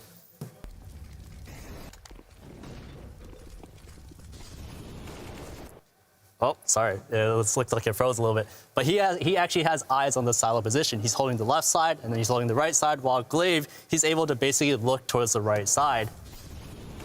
Now, as this happens, there's another detail to pay attention to, and that's the flashes. Now, Farley, he's going to throw 2 flashes. Now, it's a very important detail that he actually throws 2 flashes, because typically for CTs who play towards this vent position, if they play anti-flash, they're only going to play anti-flash for 1 flash. So what that means is that for Plopsky right here, you'll see in this clip, as soon as that first flash pops, he peeks. But that is when that second flash comes in, and that is when the second flash is going to come in and blind him completely. As soon as that flash comes through, it puts him out of position and allows Glaive to get this kill. After that kill happens, you see that Config, he simply just comes out and gets the rotation kill on the player towards heaven. So that is why Astralis, they put so much detail in just the way they take sites, and they just capitalize on NIP perfectly. And I love how that kind of perfectly exemplified what you were talking about in that first map as well. Those small little details we got to see from Astralis, something that we've known and loved from them for a long time now. It's great to see them coming back into the works.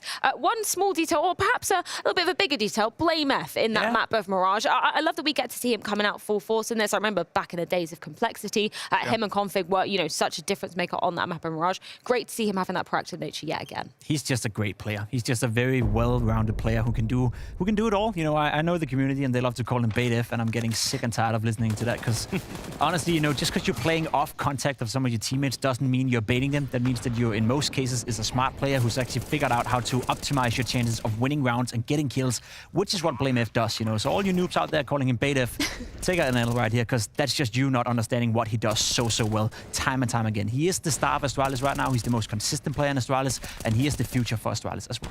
One thing that I always love about BlameF that he's brought to the server ever since he's been in it is that he has not ever been afraid to take fights. It doesn't, no matter the opponent. He is always asserting himself in the server everywhere at any time. Yeah, absolutely love to witness it. Of course, unfortunately, that does mean that NIP are down and out of the Spring Showdown, but we do have a few words from Rez before his departure.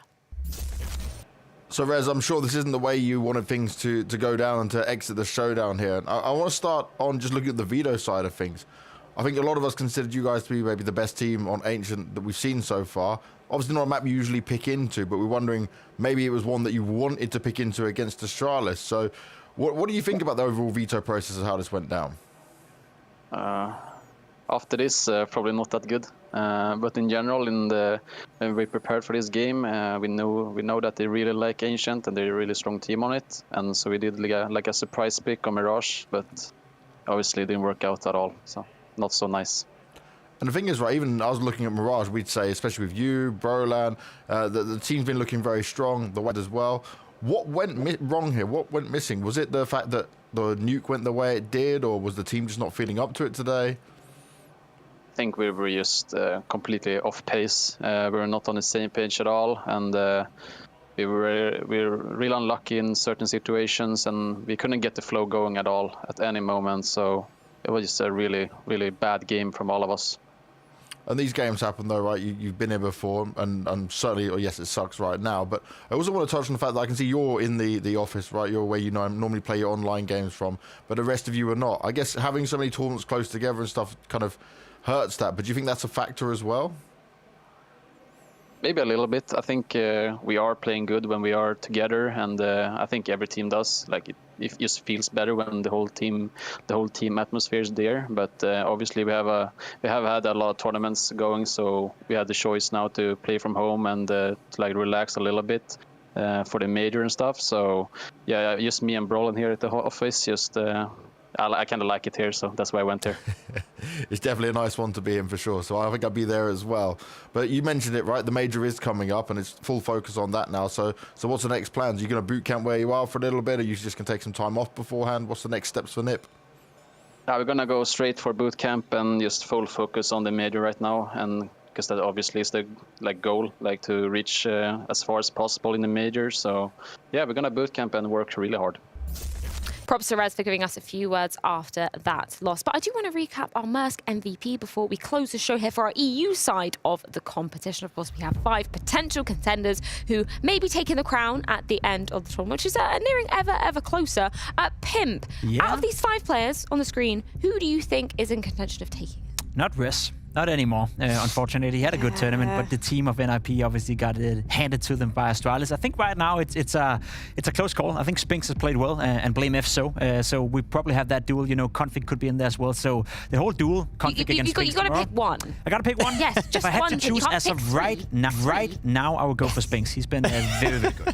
All right, well, I'll oppose you, and I'll go BlameF. I think BlameF is going to be in contention right here in the final. Yeah, I'm really excited to see those two going head-to-head in our EU Grand Final. That, of course, is going to be coming up tomorrow. But we're going to be shifting things over to the NA side of life, as we've got 2 more best of 3s semi-finals for our North American division. But it's more like South America with the teams legend. It's going to be FURIA taking on Godsent for first place in the NA Grand Final, and it's coming up in just a few.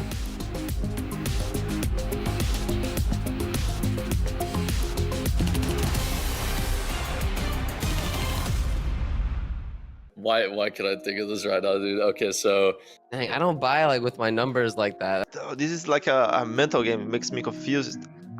Wait, can I change my answer?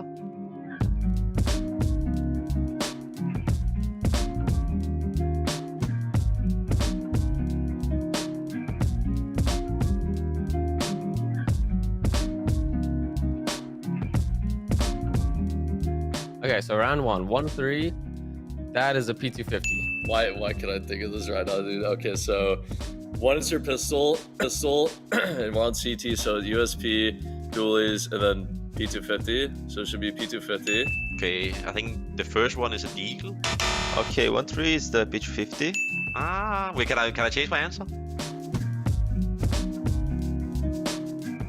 B25.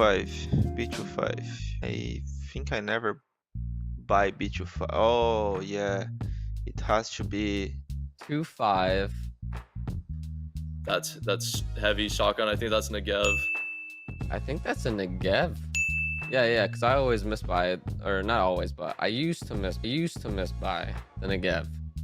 Let me think about the wheel, because these guns I buy with the wheel, because I like to open the shotguns menu, like if you can shopping in the market, and I just choose whatever fits best my pocket. 2-5, maybe like a P90. If I go here, it's I just holding my mouse here and imagining. Okay, if I go here, it's the auto shotgun. So I think B25 would be the heavy Negev. Wait, 6-3-5? When do you hit 6? Oh no, dude, I'm horrible at this. 6 is that's for ops, right? Or sniper? I don't know when you hit 6, because I think 5 is like the Kevlar, and then where you get a kit. So I don't know. I don't even know what 6 is. 6-3-5. So 6 you're going into the nades. Nades, dude. The flash and then smoke for the 5. Dude, why? I buy nades all the time. How can I not get this? This is insane. I never use 6. I use the 6 I go with the mouse. 6? I don't know. It must be like a heavy weapon or something. Like I don't even know what that is. Like and you have to press 3 times to get the weapon. Why am I so confused right now? I don't know what that is. The mouse would be like here. So 3, 5. I don't know. Let's go with smoke. That says smoke. I don't know. I feel like I did horrible. Oh my god, dude. I just keep forgetting what these nades are, man.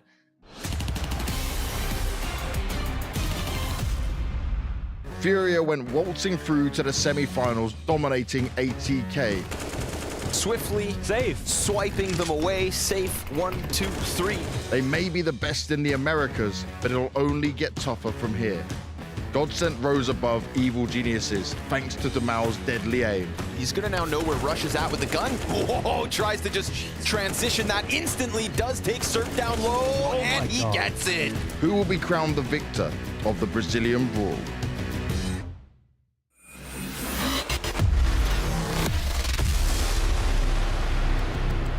The South America Showdown, as it's now a Brazilian battle. 4 teams left standing from the region, and the first going to be Godsent taking on FURIA. So, Nifty, how are we kind of weighing up both of these teams coming into this best of 3? Well, I really would suggest that this one's going to be a total grudge match. FURIA has a historical figure of not losing to any teams lesser than them. I think even their notable losses just in the recent few months has been against teams like Na'Vi, G2, and FaZe.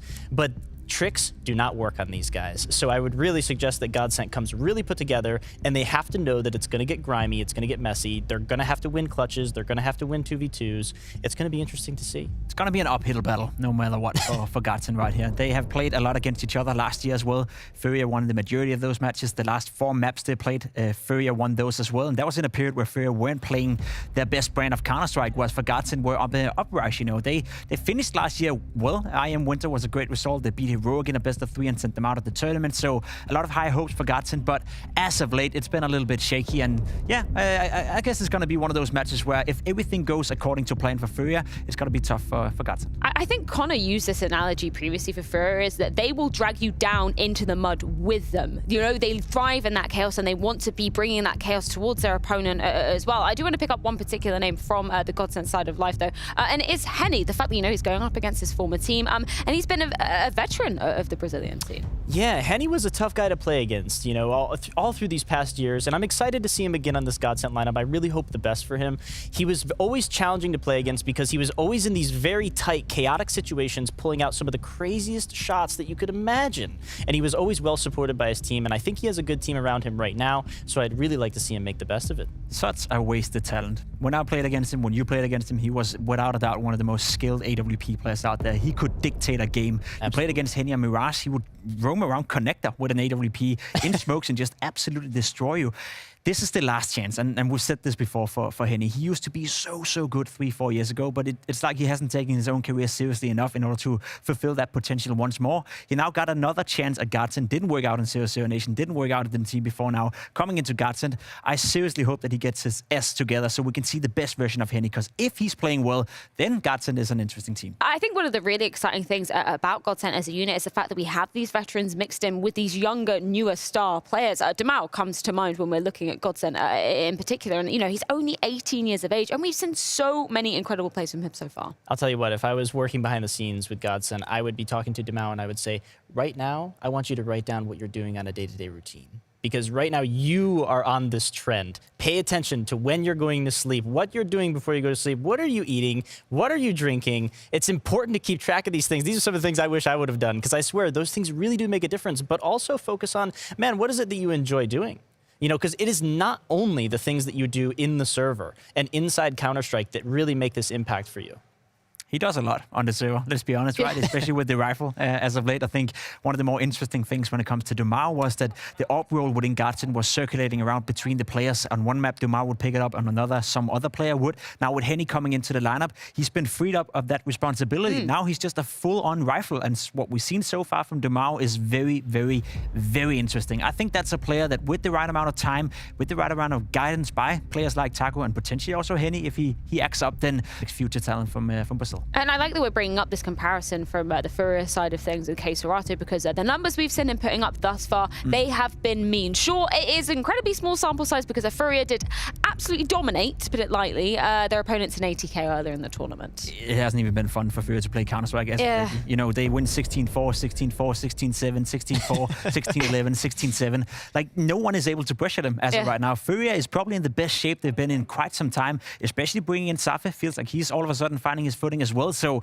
I said it before, Godsent couldn't beat them last year at the end of it when Godsent were good.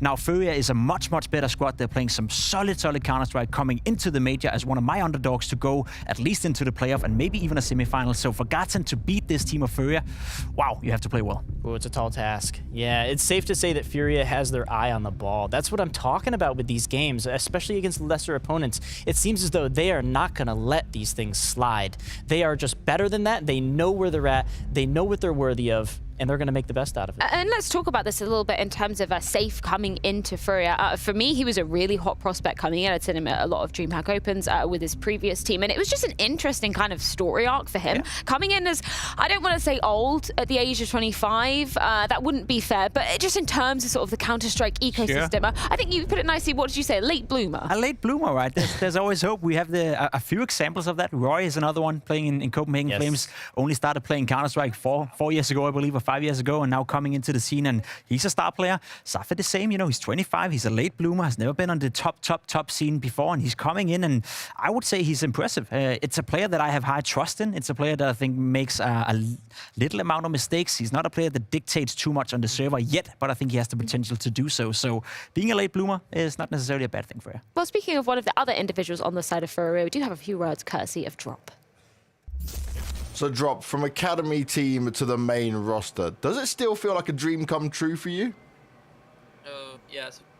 I was like dreaming about it since I joined the academy team, but it was a far dream at the time, but the opportunity comes, I just take it. I think I'm doing great. And what's been the hardest thing for you to get used to at this level? You know, like what have you had to change and work on the most? I think everyone's pretty confident, and they react so fast. Like if something just happened on some side of the map, they just react so fast, and they're doing something at the other side at the same time. So it's been the most hardest take from the tier 1. During the RMR, I noticed though that you seemed more comfortable. You were playing probably better than we'd seen on FURIA. Is there anything that changed for you to do this?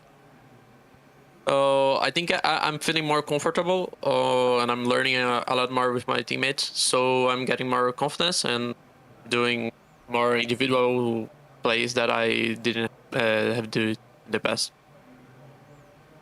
And looking at like you as a whole going into this showdown as the team, you guys are the favorites, but obviously these Brazilian matchups, there's a lot of, I guess, domestic rivalry with it. Does it make it harder than, say, playing some of the North American teams? I think if we are the favorites, it's the most harder.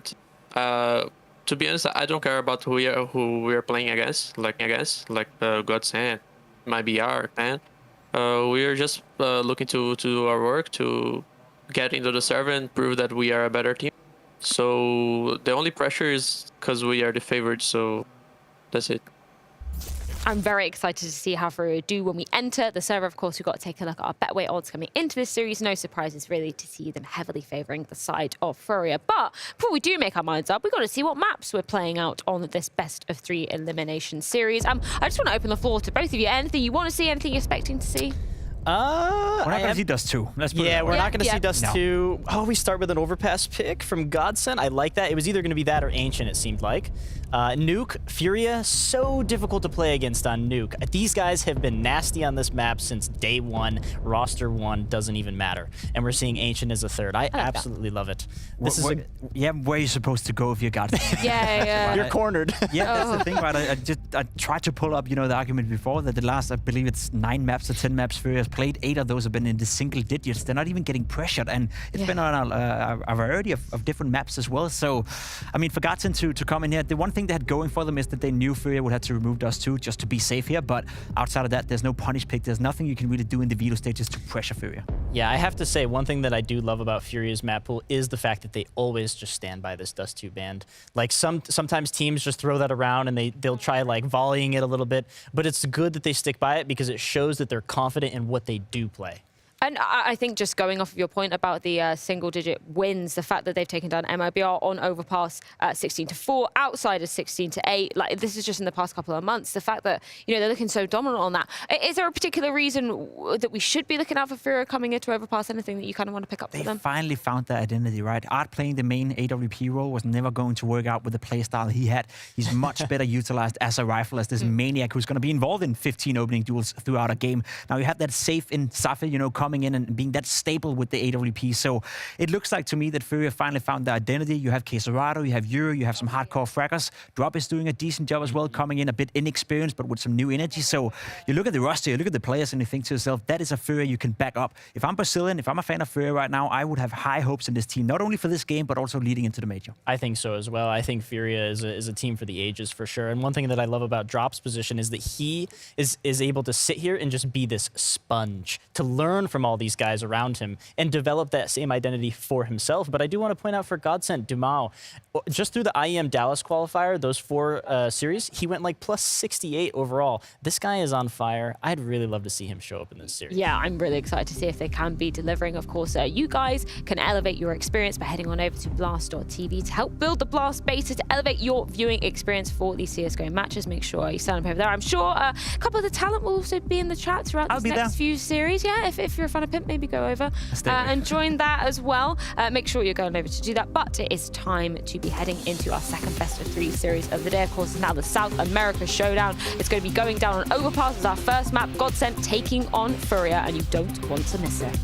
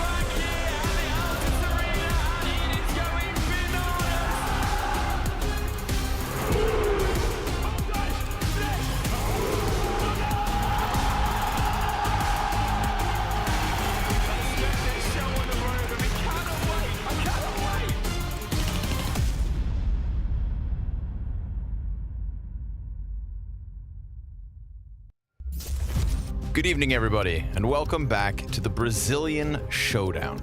4 teams left in the North American Showdown, and well, we've got a good one to begin because we've got the best from Brazil in FURIA, the Betway favorites, versus Godsent, their challengers. What I like about FURIA, Launders, is I feel like for the most part, it's never one of those teams that you look at when they're playing an underdog and think, ooh, they could drop the ball. FURIA like to keep that gap between them and the rest of the pack. If anything, their losses always come from the teams they're supposed to lose to. So when I look at these 4 remaining teams, and if I looked at this showdown as we came into it with, you know, double the amount of teams at the start, I looked at FURIA and I saw a certainty. Yeah, that'd be an interesting stat to look at. You know, how often they lose teams that are lower ranked than them, because right now FURIA are basically winning every series they play this year versus all the good teams and all the worst teams. So Godsent are a really nice team to watch because you can see they put a lot of effort into the way they play, their style, the executes and stuff like that they use. But they, of course, don't have the same level of individual skill as a team like FURIA does. So I think the main reason that's really difficult to play against FURIA is because they always play with a lot of confidence. And no matter how much you watch a demo or whatever it is, if they are much higher ranked than you, then they're going to play a little bit differently than they would versus some of the better teams. They will ego peek you. They will push when you don't expect them to. And of course, you already expect them to push all the time, but they somehow get even farther, deeper down your throat. Yeah, ram it down there. And I think there's an interesting storyline tonight with this matchup because, of course, there are not many people in this world who can slot in to the FURIA machine. But when they had Henny, that was one of my favorite FURIA lineups. And I don't think that roster changed because of, you know, total lackluster results. It was an individual choice of Henny to depart. Tonight, he's got a chance to take them down a peg. Now playing for Godsent alongside Taco. Him versus Safe could make for some fireworks this evening. The show begins on Overpass. Only one spot in Lisbon for these 4 remaining Brazilian teams. FURIA and Godsent duking it out. Ooh, yeah. This would be the first time that Henny plays against him, huh? That's pretty exciting. I think individually he'll probably be able to stand up, but as a team it might be a different story. Either way, good idea to go B. Looks like no one's home. Smoke's not great, but no kills come of it. Yeah, it's not the end of the world. Taco sits real far back, and Yuri comes looking for him. Dropping Safe and Yuri. 3 kills for the CTs. Lotto answers, eventually getting back around that graffiti corner. Barton, his back is exposed here, but him and Lotto are still fighting to the very, very end. Bomb plant not for Lotto, 2 HP, and so that's the end of him. It is FURIA winning pistol. That pistol was a perfect example of how they push earlier than you expect.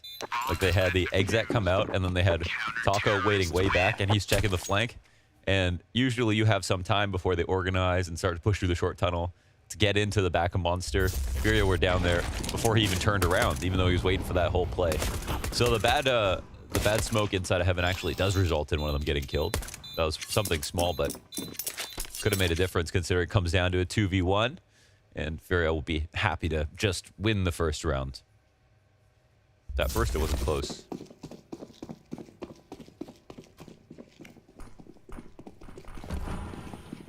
Force buy afforded by the bomb plant, and Yuri already has to turn around here. Gets a face full of shrapnel, falls all the way back through bathrooms. Let's see, it looks like right now FURIA are all over short. But not playing within the stairs, and the door gets blown up just a second late, so Barton won't be spotted as he crosses over. There's so many ways in which the CTs can use this door blown open, whether it's the short push or the boost on the sandbags in the site. Multiple boosts, actually, they can use.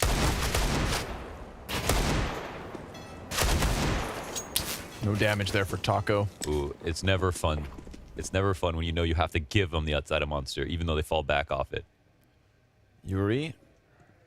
Smoke about to fade in front of him. Gets the back turned. Won't be able to pick up the frag versus Lotto, but nearly got there. Would have been a nice double kill. That's an A1S that can be picked up by one of the Desert Eagle players. 40 seconds here for Godsent, so still a good amount of time. But of course, we do have a guy pushed close inside bathrooms. Yeah.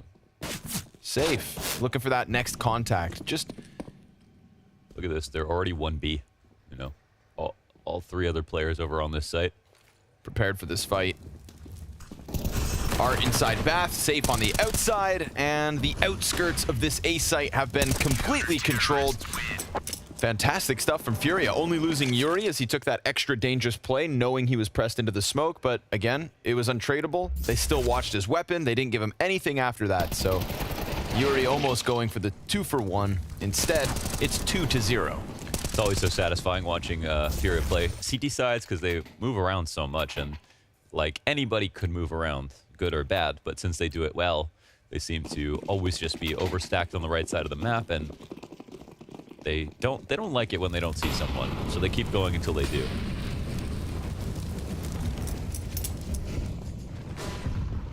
Quick peek, safe. Yeah, full control here. It is cool how safe has really embodied, I think, this like culture within FURIA's team of just being aggressive, being up in your face. Be aggressive. I forgot to bring my pom-poms. Yuri's going to hear this movement, so it will be a swift end to the cross on long doors. Safe wants a piece of the action, so he's coming up, and Yuri's going to collect his anti-eco kills before his teammates get there. Dumao with the dig downtown, sent spiraling backwards on the longs hold. FURIA, easy 3-0. I loved Safe coming into the team. Didn't think he'd be better than Henny. And I don't even know if that's actually true. Like, he might not be better than Henny still. But even him being almost as good, or as good as he is now, is pretty extraordinary. I don't... Sure. Yeah. I want to believe there aren't that many players that could have come in and take Henny's spot, you know?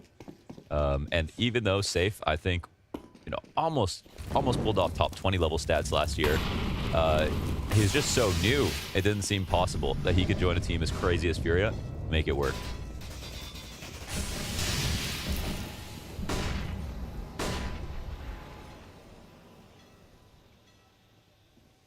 First real challenge. Guns in from Godsent.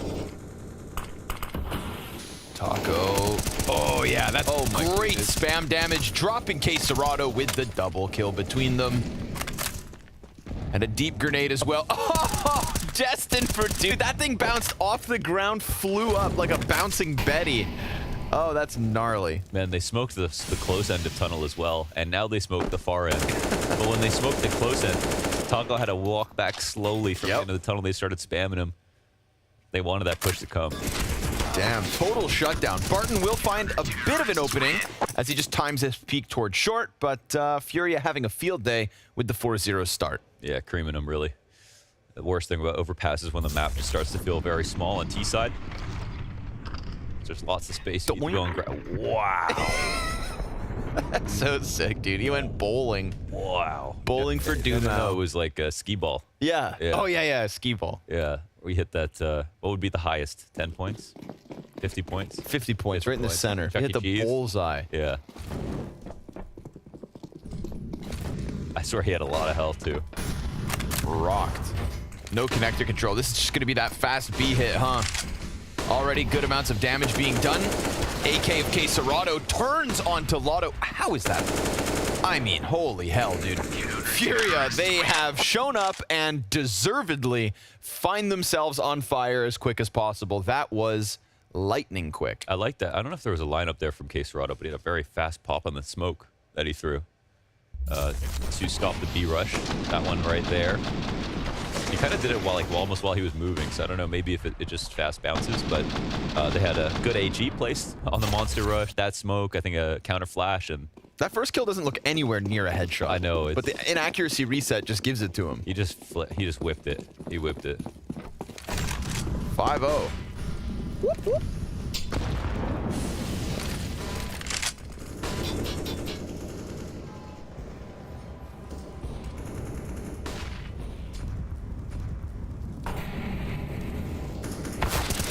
Oh, boost almost gets caught. This, the use of the door has been so key for FURIA. They've been blowing it up at different times. Dumao finds Cerrado. That was through the monster smoke. Just pummeling bullets through and finding a frag, so that's something to go back the other way. Cost Dumao a bunch of HP. Yuri gonna walk into Henny's scope, and easy does it for the op. Godsent, man advantage. It's a huge one from Henny. Look at the whole middle of the map has been cracked open like a walnut. Of all the nuts, walnuts, one of the toughest to crack. Unless you're an otter. I can only assume you're right.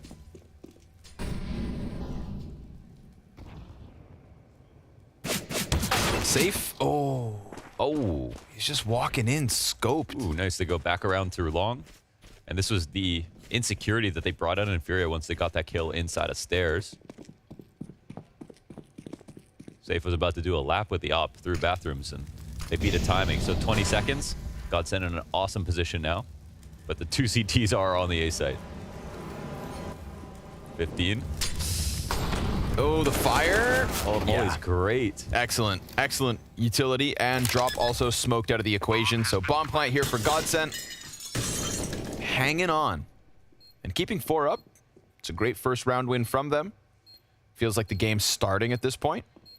And we saw some nice decisions here. Henny is just very passive hold inside a connector, punishing what is, of course, an always curious FURIA. Yeah, always curious. That's one thing where I feel like Henny can bring value in, like, this is what FURIA will do, but he'll bring even more value in him knowing himself when plays are going to happen. All the timings, everything he's seen from his teammates in the past. That'll give him an edge here and there. And it feels like if, you know, the old saying of fighting fire with fire, Henny can pop off. Yeah, funnily enough, you know, him joining FURIA, he was also a player who it didn't seem like was going to fit into the roster. Maybe the team would lean too aggressive. And the actual hilarious part was, like, he became less aggressive when he joined FURIA. Yeah. And he actually counterbalanced Art and also became the best player he's ever been while he was on FURIA. So Henny really showing his versatility there.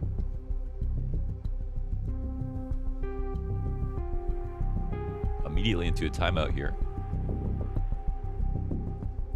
Smooth things out. Not let this one bleed. It's an endless coffee cup. Could be 2. Oh, you think he has the forethought to prepare 2 hot drinks before the game goes live? Art plays chess. That's fair. I've seen him. I watched him. I spectated him challenge Twitter followers to chess games. Yeah, on League Chess. Did he ever lose? He actually didn't. Wow. He actually beat everyone. I don't know. He's not that like super high rated, but like pretty high rated on it. He was like 1400 or something. All right. I don't know what that means, but it's a big number, and I'm impressed. It's like half Hikaru. Okay. That definitely helps. Ooh, boost out the little window. Oh, then the they both missed. Yeah, they exchanged glances. The fast one from Barton doubles down inside of the connector. Excellently done. Excellently done from Barton. Look at this. Look at this. He's running. Oh, he's going long, but look, Safe is. He can sniff him out. He knows that this is happening. He just wants to be able to flank. Oh my God, he's running it now, and Barton's gonna get caught out. That's the move by Safe. They could just go straight into this B site, but kind of holding off for a second. Now they're a bit scared. Yep. With like reason. Just like that kill in stairs on Yuri that last round. This one from Safe makes it a lot easier for the CT side. Boost up in the back of B. Safe knows they can't come back upstairs.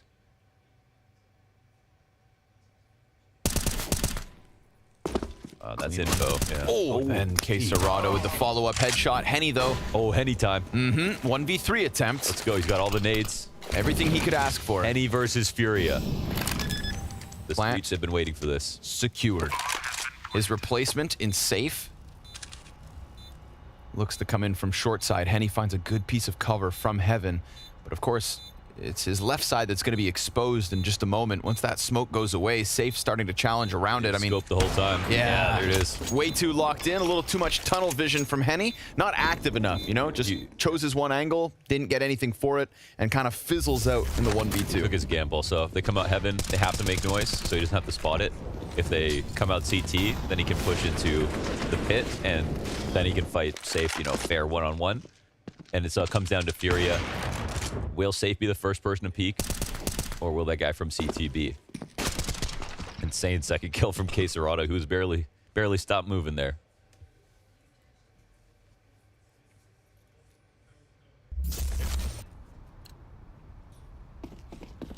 Junior was on Furia in between Henny and Safe. No way. Is that true? Yeah, it was, yeah. It was, right? Yeah, okay. Oh, I thought you were joking. No, I just wanted to reconfirm the timeline. Okay. Just wanted to reconfirm the timeline. Because I called him his replacement, and I'm like, nah, but you know what? I feel like Junior was... Oh, true. Even Junior made Furia such an anomaly that I think that's a unique Furia on the timeline, and it's hard to compare it all. But alas, it turns out Henny doesn't need an op. You know, in some way, I think what you're saying, like, resonates. Like, it could, because Safe and Henny are the two most successful versions of Furia, obviously. Right. So I think they were trying to fill the void of Henny. They didn't get it with Junior, but they have found it with Safe. Yes. So I think in terms of feeling, people are going to be able to understand what you're saying. Look at this walkout. CSGO open on this side of Monster. He could just die in a few seconds. Looks like he might have timing on his side. They're coming up now. Oh, man. Where's the other? Oh, okay, Serato. He's got this fight locked in. 2 kills from the pillar. Oh, and then tagged, that lands. No way. Smoke back into the front of the site, blocked for the chase. No way. Serato still survives. Not just the op shot, but the Glock damage that follows. And then he dies. But as he dies, Yuri gets close enough to trade it, and Furia hang on. Serato from inside B site. Valuable couple of kills. Yeah, he's amazing. He played that so well. You could really appreciate it with the X-ray off there. Back to the pillar. How crazy his fights look all the time. You know, he never over peaks. Look at this. Also, just playing the back of the pillar is becoming a lot more common, because when players scale up onto the site, they assume you're going to be back pit, and you have an angle on short. Your open is short, but if you think it's a monster walkout, really strong. It's kind of like, unlike the pillar and say B-site Inferno, you know, that one's actually got a little girth to it. More mass. Makes it a much more viable spot, even though it is just a rounded pillar. Just got to be comfortable within the discomfort, because it's a weird place to play, but there's clearly value in it. Good showing. 7-1 off of the back. Buy-in. Grenades limited, and... Ooh, Yuri! Got him. From start to finish, Barton finds him inside that smoke spam. Cool 5v4 here for Godsent. Good save, playing open as stairs.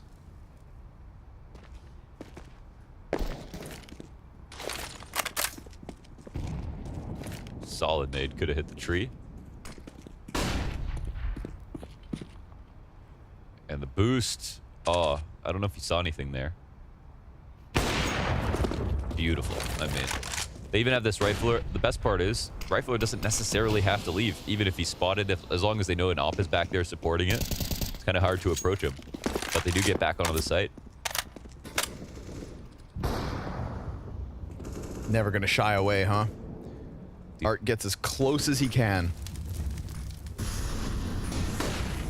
Pressure. Oh, Safe deals with it nicely. Then, of course, Art. Oh, look at this angle from Safe. Sees the shadow, locks it in. Wow. Ooh, and then doesn't get a chance to kill Henny, but nice couple of kills here. If only Henny had more than 10 health or 10 seconds, I'd put a bit more stock in this attempt. Sure enough, Serato comes out from bank, and that is Safe, man. You know, Art, he's holding off left side bathrooms, but front door peek is going to be Safe's problem. For him to get that kill right before the long players comes out, he's really protecting himself in this. But there's so much trust there, right? If he gets his first kill for himself, and they said, I'm going to hold long. Henny has his outside bathrooms. The only risk, as you mentioned, is just assuming no one else is coming out through the front, but he kind of reads this split perfectly. He knows there are players that are going to be hitting from both sides, and they did a good amount of work to at least kill the bathrooms players, as many as they thought there would be. But honestly, the beauty in the angles Furia use are the positions where they're exposed to all these other angles, and that's when you kind of kick yourself. You're like, oh, he was open there. I could have killed him from that side. Hindsight. But they know when to take those risks. Godsent gonna have to collect themselves here on the Deagle round. Again, good enough utility. So we'll watch them go through the motions. They actually use this pretty big volley of nades onto the B side at the start. In the exact same moment, they waste no time just trudging 3 players quickly down long. Safe makes contact. Oh, he doesn't hide. He just doesn't hide.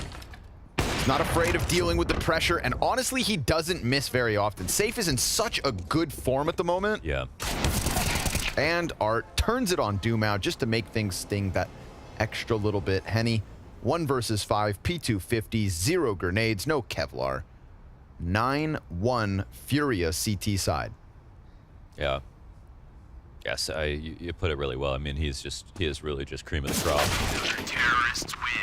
Not only does he make interesting moves, not just vanilla positions into getting some impact and relying on the fact that you've got Art and Yuri and Caserado right beside you, but he takes control of situations. He trusts those teammates to help him, and he basically rarely misses. He rarely misses. He doesn't miss easy shots. He hits most of his hard shots. Phenomenal talent, man. And he was doing it on a team much worse than FURIA. Yes. Who are also a good paiN, a very good team, but on a team that was harder to have impact on, as well as FURIA. Kind of started this series with a conversation like, oh, hold on. We'll come back to that. Art. Oh, Art's getting tricky. You love a round like this from Art. Does he figure this out? With the flash. Okay. Yuri tried to set him up, but seemed like Lotto was ready for it. Nice for them to go for that boost at the same time. Gives themselves a chance to collect that first death. And now a little bit of posturing here from both teams on B. Oof, Doom out. Keep that head low.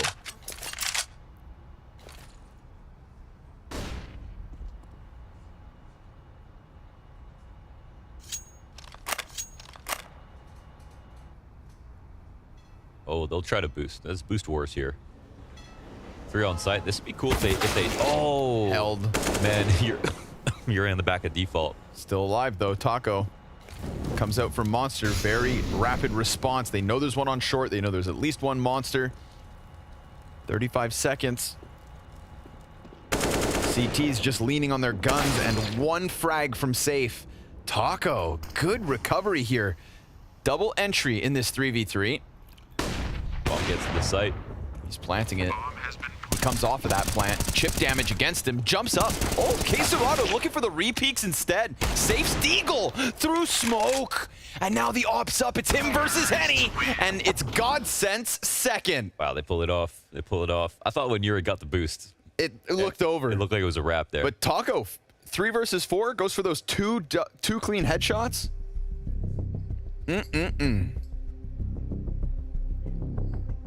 Taco got that spice. Red sauce. Boss man. Red sauce, hot sauce. White sauce, hot sauce. He has that Yucateco. They are actually in Mexico. Yes, that's true. Yeah, they're boot camping. Or it's where their team house is. Terrible situation, actually. Yeah, right. Because we did an interview with Taco. And basically the deal is they're playing in a hotel conference room right now. And it's because their team house doesn't have stable internet, because apparently when it rains, their internet goes out. So not only do they have to go to this hotel conference room to play, but they have to go every single time they scrim or play any matches and set up all their tables and PCs. So real not fun part of the day, I think, for Godsent, unfortunately. Even though they do have their own other team house. Yeah, living that BYOC experience. Yeah, seriously. CT's gonna peek long right into Henny. Good chance for him to get that second. So far I'd say Safe's a bit sharper, but Henny's also, see, missing those ones, you know? Henny too fast for his own good. CT's fall back. But not too far. Art's never too far. Let's see if this angle works. Henny's just obsessed with this position right now. Let's see if it... Oh, lineup! Oh, he got Lotto in the back first. Oh, that is gracing. I'm going to sit this round. I'm going to sit there in the future. Oh, Henny's going to find him after, but I can't believe Art gets 2. It's it doesn't get cleared by the first guy. So that's how you know it's a good angle. He's looking at something else. He doesn't have time to flick back and still get the kill. Got the guy. Lotto was just collateral damage, poor guy. He did nothing wrong. He just wanted to watch. Lotto made no mistake. Just a passerby, a pedestrian. Oh, yikers. Okay, that could have been worse. Taco gonna come in again. He's been doing a good job of getting these B entries and setting up Henny for a clutch. Henny versus Safe. One-on-one again. Yeah. That's what we'd love to see. Right now it's 1-0 Henny for the clutches, for the round wins. Smoke to cancel out short. Safe's gonna wrap this around from Graffiti. Flash on Henny, no nades for Safe. It's just a battle of the oppers. And Henny offers up his back. Safe gonna shoot him in the spine as he really thought there was a flank coming in. Yeah, maybe overthought that there. He was hoping his bad smoke would encourage the push from short, but Safe had walked the entire flank and never peeked heaven. Look at this setup. Insane.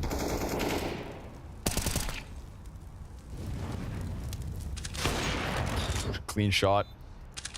Taco and Henny, the it looks so free. Yeah, right. Yeah.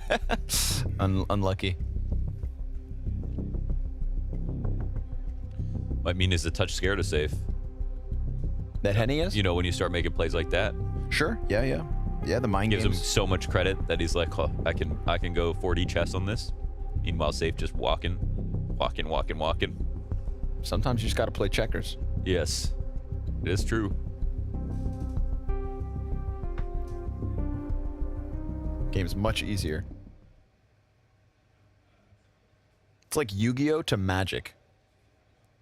Checkers to chess. Yu-Gi-Oh is very hard, but not as hard as Magic. I don't think Yu-Gi-Oh is that hard. Was it? Excuse? I mean, first of all, okay, you were playing back in like 2003. Nowadays, with like XYZ creatures and like synchro monsters, dude, you don't even get me into synchro summoning, Wanders. Oh wait, so you have respect for Yu-Gi-Oh? Yeah. Okay. Yeah. Doesn't everyone?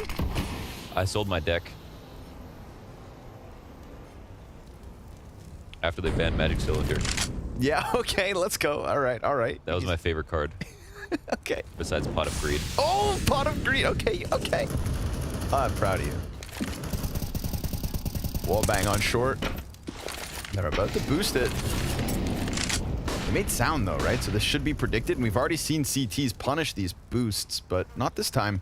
We've got a close connector play. Dude, Art just tucked in with the MP9. Not only is there somebody right next to him, but he's also got the guys in short. Safe gets one in a distance. You saw that turn. Poor Barton had no clue where he was getting hit from. He just felt the damage, and so will Godsent. 3 synchronized kills to push Godsent back.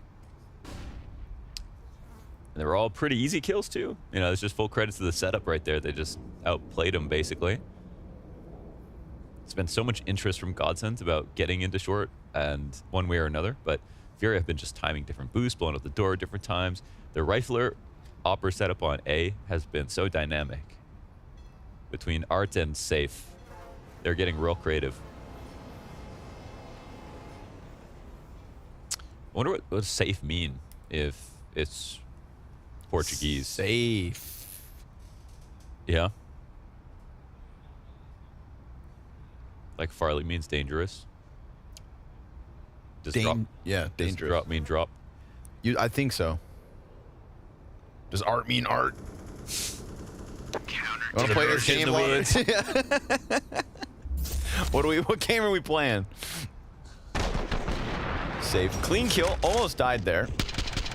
Oh, Yuri also. Oh, Jesus. Oh, that's nasty. So Safe gets one from the top of connector into water, and then at the exact same second, we've got Art in the cubby of connector plus Yuri wallbang. Think of all of like the lines of fire joining in connector at that. Like if we could piece that together from like a top-down visual, 3 separate angles, an intersection of death for Godsent to get stuck inside. And money problems off of the back of it. 2 rifles here for Godsent. Unable to string round wins together so far on this T side, and Yuri finds the 5v4 straight out the gates. How hard do they want to play? Oh, the timing. Oh, the timing. Taco has been valuable in terms of getting back these mid-round moments. Most notably down on that B site once. Gets a kill towards A. Yuri finds those frags, though. Bathrooms is good. It's held.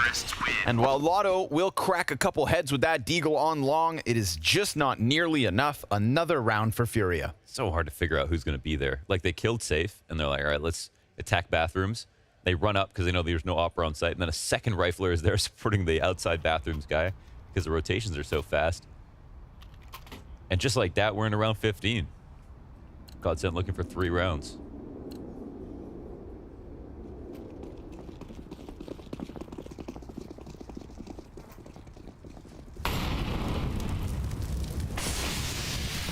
You see they've given even amount of love to each site. Almost everybody's top fragging here for Furia. Oof. Unfair.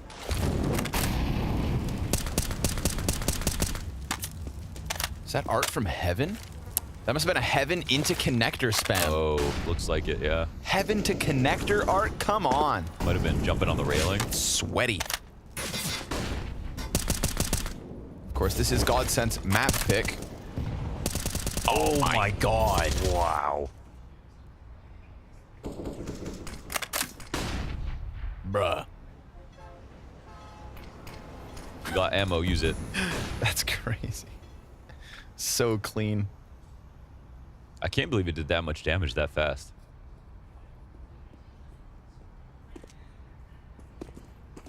Furia can do no wrong. Safe's alone. I'd still be scared of him. He's a desperado. 35 seconds, though. Not really giving themselves the most amount of time to get this in. He's holding this divider angle, it looks like, and Art's going to make sure that no one can walk around through long. 25 left. It's going to be a scramble. And Safe feeling the call to action. Just let a player slide by. Penny tags him up. The re-peek into Taco is good. Not going to find that follow-up, though. Art down to 73. Looking to just lock this in. Henny and Lotto doing a very good job of at least clearing out this bomb site. Rotate needs to scramble up. They found the plan. They hear both as well. This ain't half bad. The drop, he's got Lotto locked into position. Henny starts to fall all the way around from long. He just gives him that flashbang to try and work with, but Queserado's in a spot to kill Lotto and save drop. 2 kits for the CTs. No smoke, but a flash. Henny off at a distance. Queserado's on top of the bomb. Drop gives good cover. Queserado comes off. That kill brought him off the bomb. Henny with the re-peek, the second, the clutch. And that is 2/3 of these rounds for Godsent off of Henny's clutches. A tough task as they'll switch sides.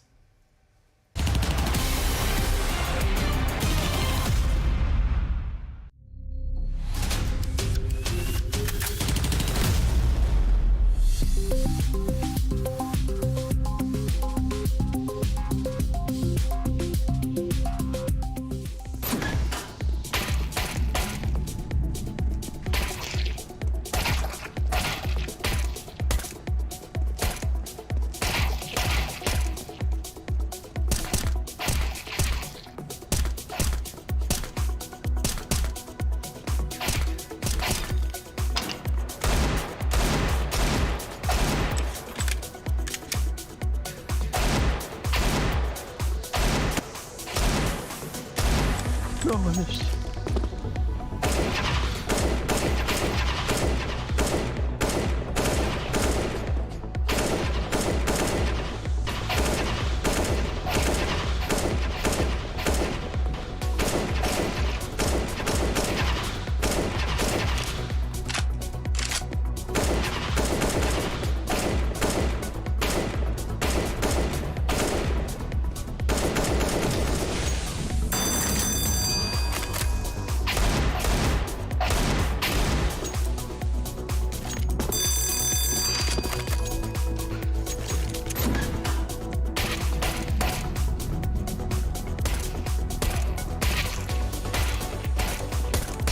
Try my best.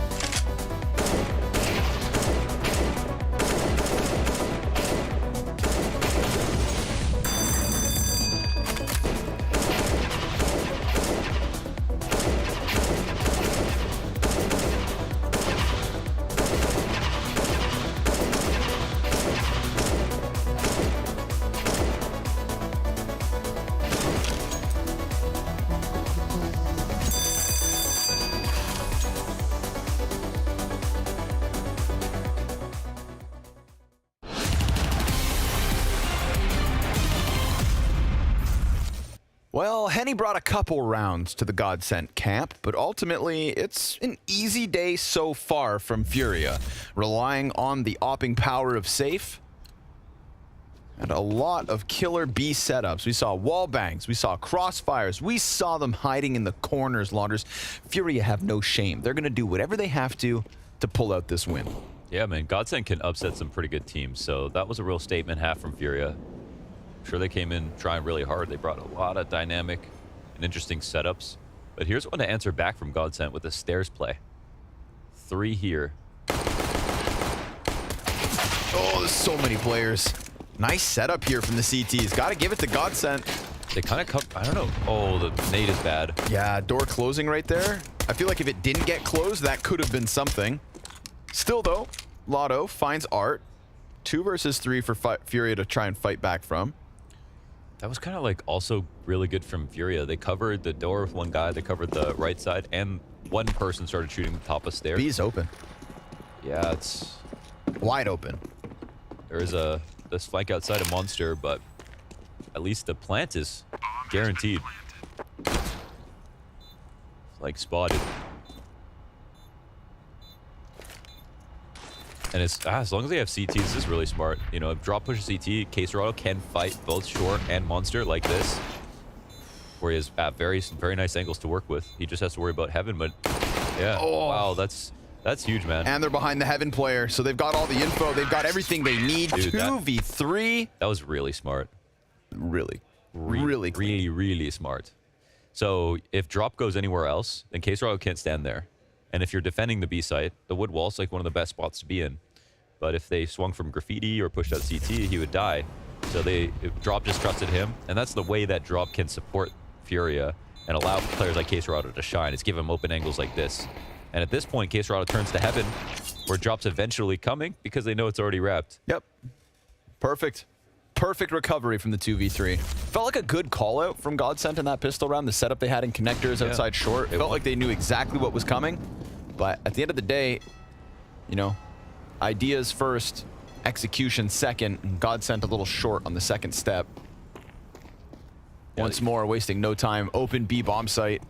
Yeah, even that nade could have made a difference. Yeah. They accidentally closed the door while someone called to throw the nade. So ultimately, 13 off of the back of the second pistol round win, and a 14th easily secured after the fact. All the Galils and AKs held onto. This is going to be a massive uphill battle for Godsent. I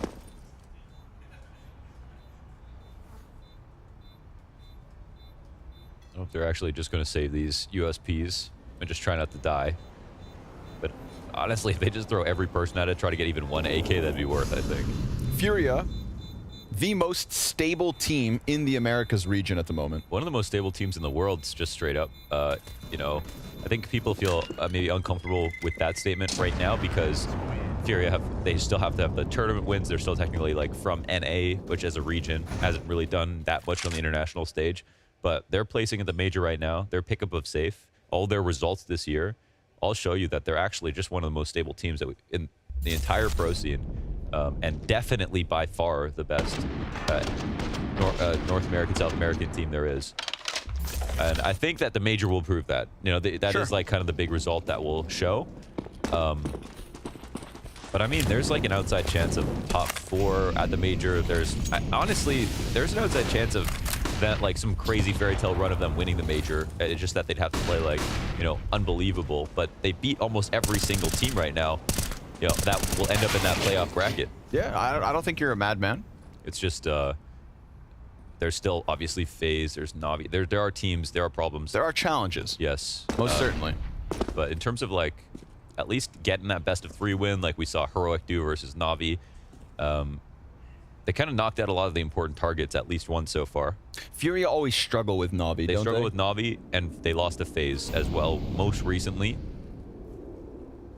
Well, for some reason, Simple just absolutely farms FURIA. So it really will have to be a better FURIA. But clean kill from Lotto. Art answers.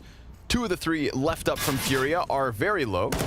So it looks like Godsent will have a chance on the CT side to stabilize somewhat, unless Yuri rips their hearts from their chest right now on this A site, and Dumao won't let that happen. It is a 4th for Godsent with 3 players alive. So how many teams do you think can win the major? I mean, when I did the interview, I asked Dewey and Taco how many teams they thought. You know, I put like 4 teams in there, 4 or 5 teams. Yeah. Like right now, probably wouldn't have FURIA on that list, but right after kind of thing. Yeah, exactly. They would be the 5th team. Yeah. You know, if I had to go with like FaZe, Na'Vi, Cloud9, Heroic. Those are my 4 off the top of my head. And then I would put FURIA in that conversation, but FURIA obviously I think like the least proven entity. And that's why I think if anybody is uncomfortable with you saying like world beaters, it's just because that's fair. Haven't done it for sure, but certainly show the formula. That much is no doubt. I mean, I expect these guys to get another top 8. If they're not in the playoffs, I would actually be quite surprised. Yeah, that definitely says a lot.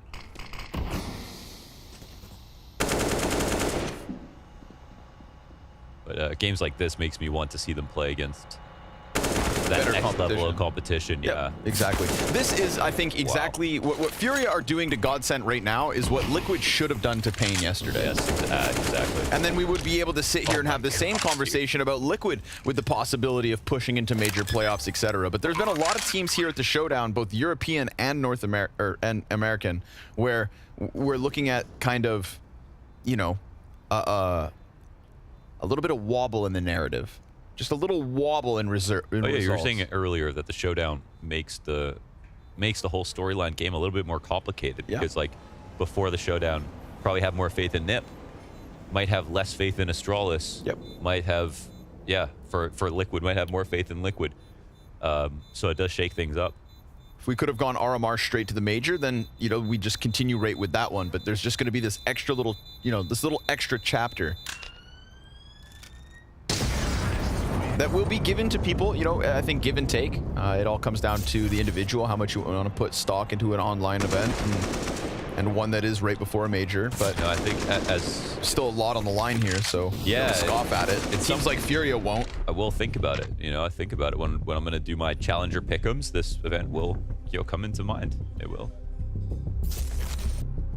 15-4. You're just going to ignore that NIP result when you do your challenger. Hell yeah, I am. Or legends, actually. Yeah.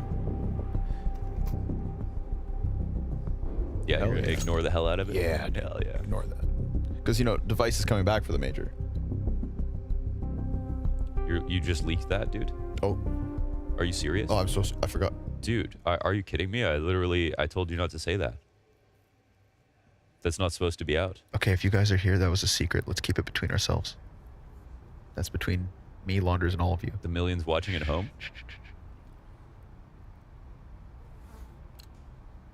11 map points on Overpass. Nuke awaits us as map 2. FURIA giving Godsent the business. Scout 2 M4s, MP9, low grenades. And the triple boost. And they do it without the guy in the middle crouching and uncrouching and screwing the whole thing up. That was a well-executed 3-man boost. And we give credit for that because way too many teams will screw it up. The bar is so low these days with that boost. Shadow advantage. Definitely worth it. So very nice implementation of one of the 2 M4s, but of course push out from Monster because you see so many people committed to that.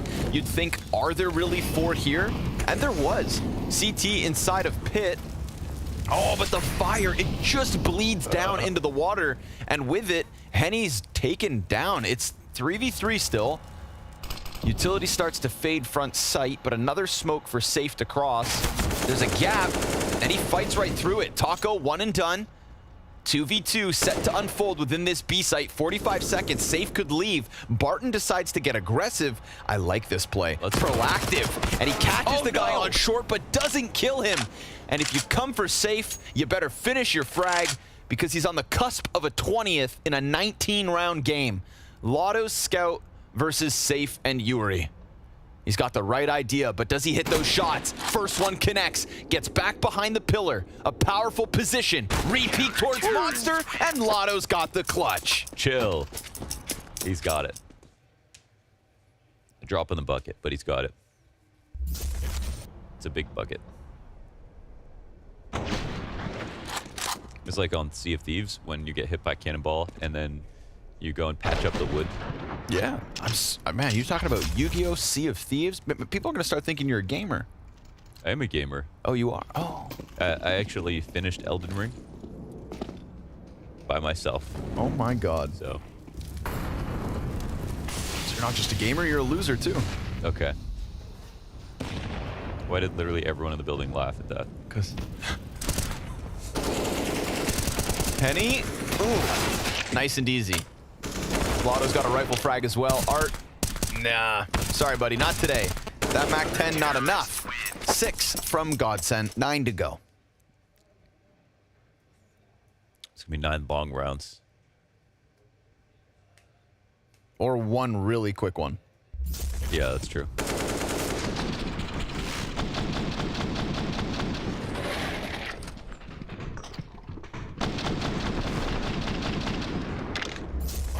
Ever play this puzzle game? It's called Steven's Sausage Roll.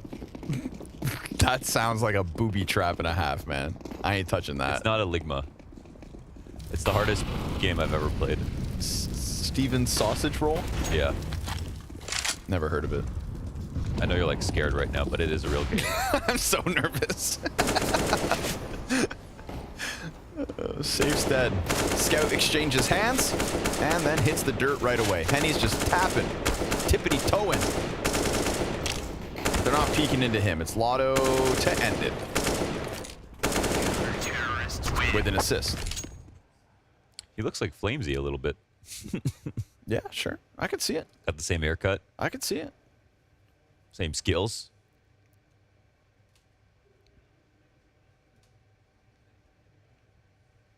Is Vinny the OG sleeve player when it comes to Counter-Strike? You know that like athletic sleeve they wear on their mouse hand? Yeah. I feel like Vinny's the OG, right? The long sleeve gamer. Well, the thing is, people have been using that gaming sleeve since, Quake days and even earlier. Yeah, like commonly as well.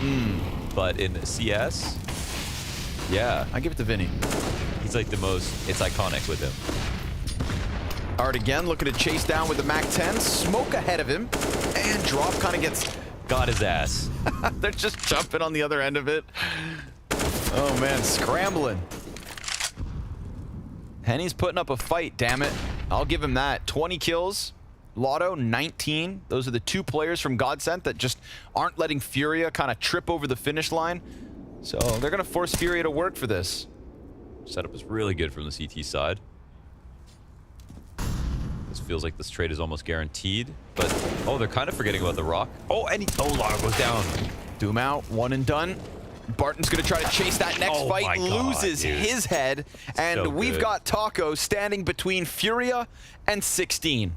1v3, first one's locked in easily. Safe, led to his death.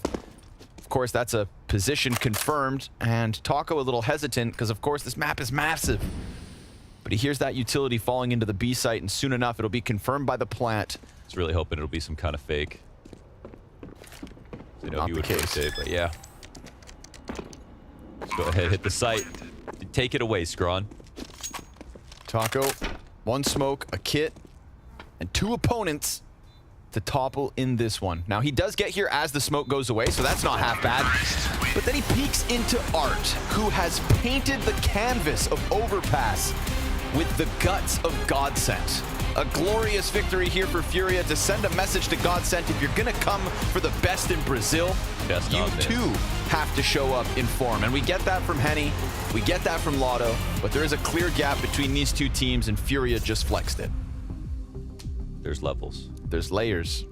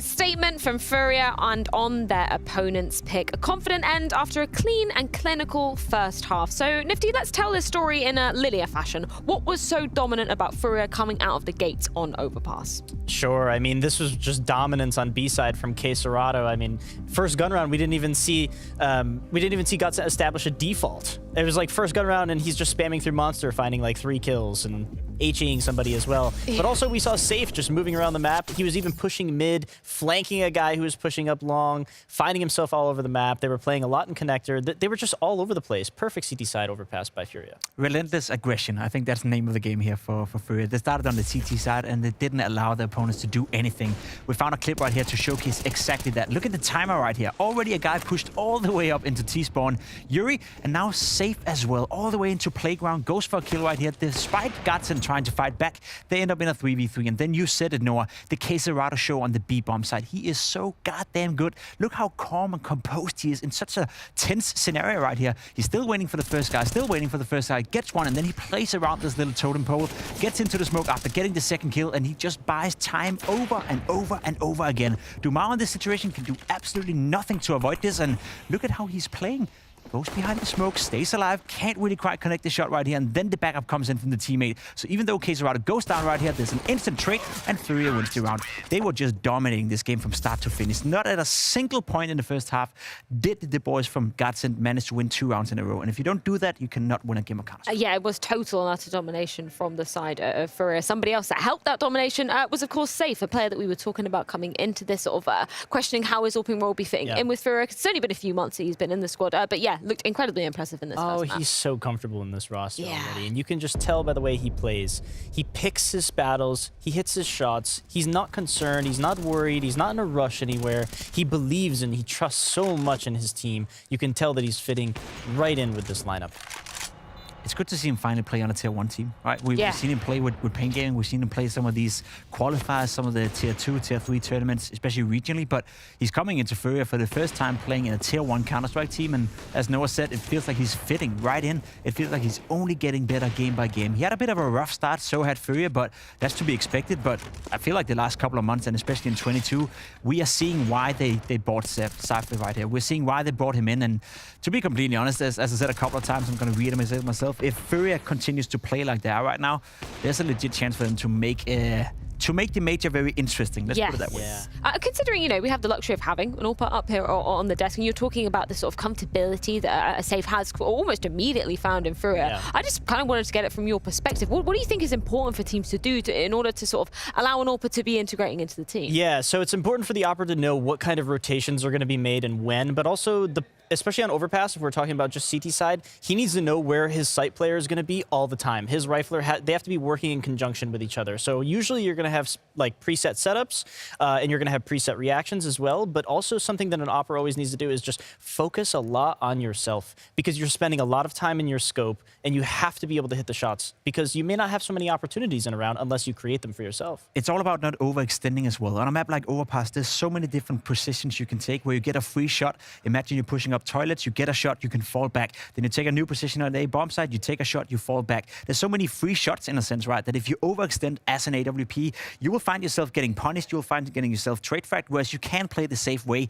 We used to praise Guardian, we used to praise Device for the CT side play, and they would always do this. Push up to a certain position, take a shot, fall back. Find a new position, take a shot, fall back. You can do that on Overpass going unpunished, and if you do to that, to a high level, then you're going to win a lot of your games on Overpass as an AWPer. Jacob, you brought up the point as well, the fact that Godsent, unfortunately, in the first half, weren't able to string 2 rounds in a row together. And we've got to look at Henny as being one of the reasons why they were able to even pull some of those rounds over the line in the first place. They had to fight for them. Henny tried his absolute best. He came in clutch, in a couple of rounds and actually secured Godsent a little bit of success. But as said, they had to fight for it every single time. This time around in a 3v2, a little bit unlucky here for K-Serato not to get the kill. And the trade fact, yeah, sure, it came in. Safi with a nice deagle kill. But at this point, Henny, with, the skill that he has, brings in the AWP and cleans around. The problem is, whenever they won one, it was a 1v1. Next time you're going to see Henny win a round, it's going to be a 1v2. So, for my money, Noah, yeah, Henny did well, but as a team, Godsent weren't a match at all for FURIA. No, not at all. I mean, Henny has actually always been good in the clutches.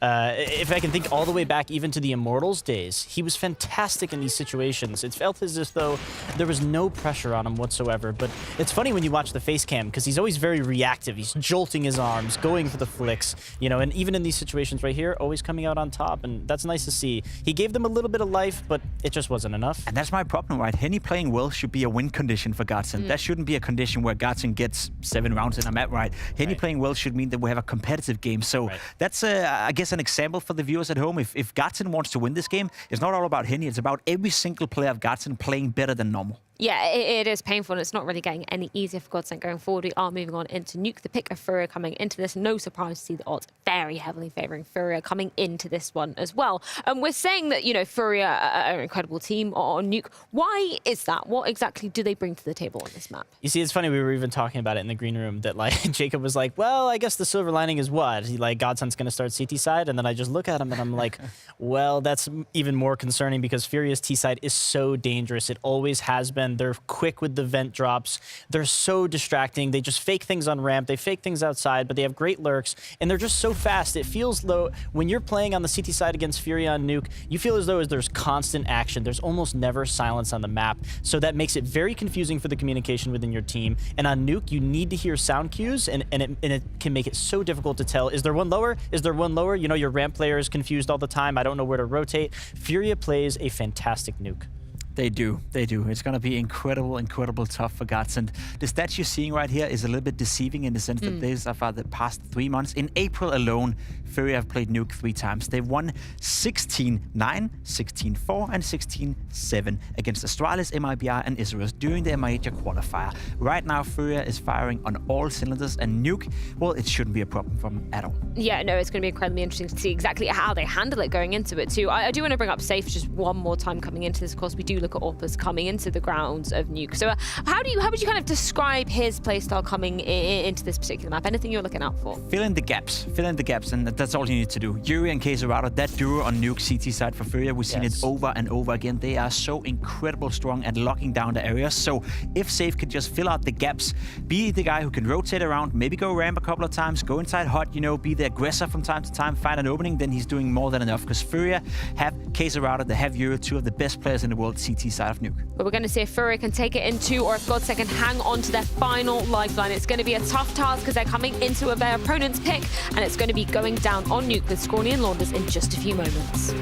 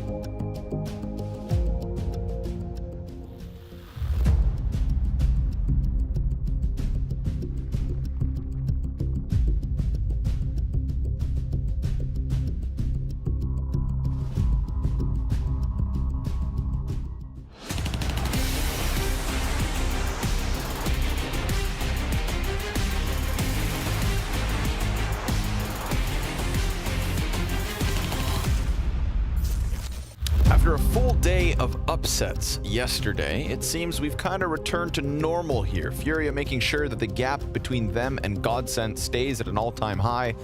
The Betway odds still favor FURIA, and understandably, one map up in this series, their opponent's map pick taken with ease.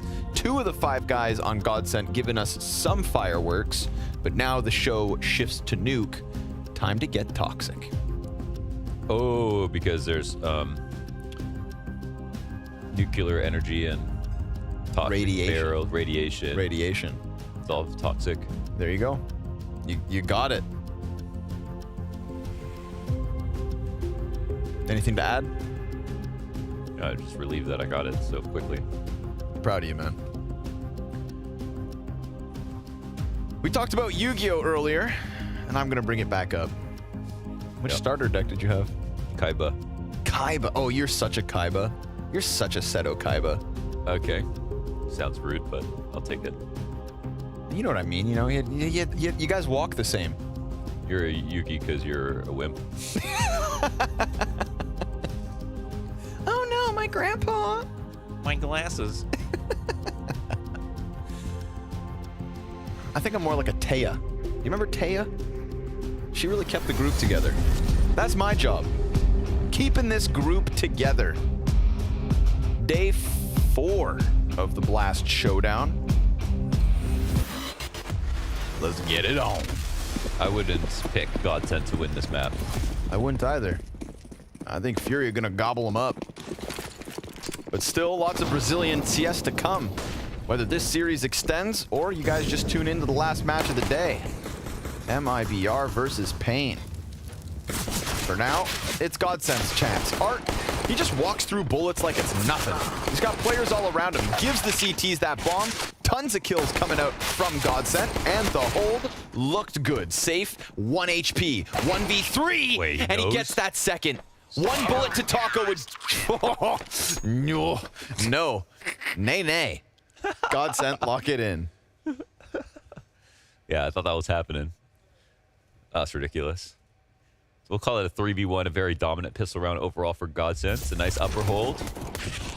Made marginally close by this amazing 2 frag from Safe, at least. Whew. That was a chance. There we go. A little energy out of the Godsent camp. As it should be. Glocks. Let's see him. Queserado burnt to a crisp. Squeaky door smoked off. Godsent turned back.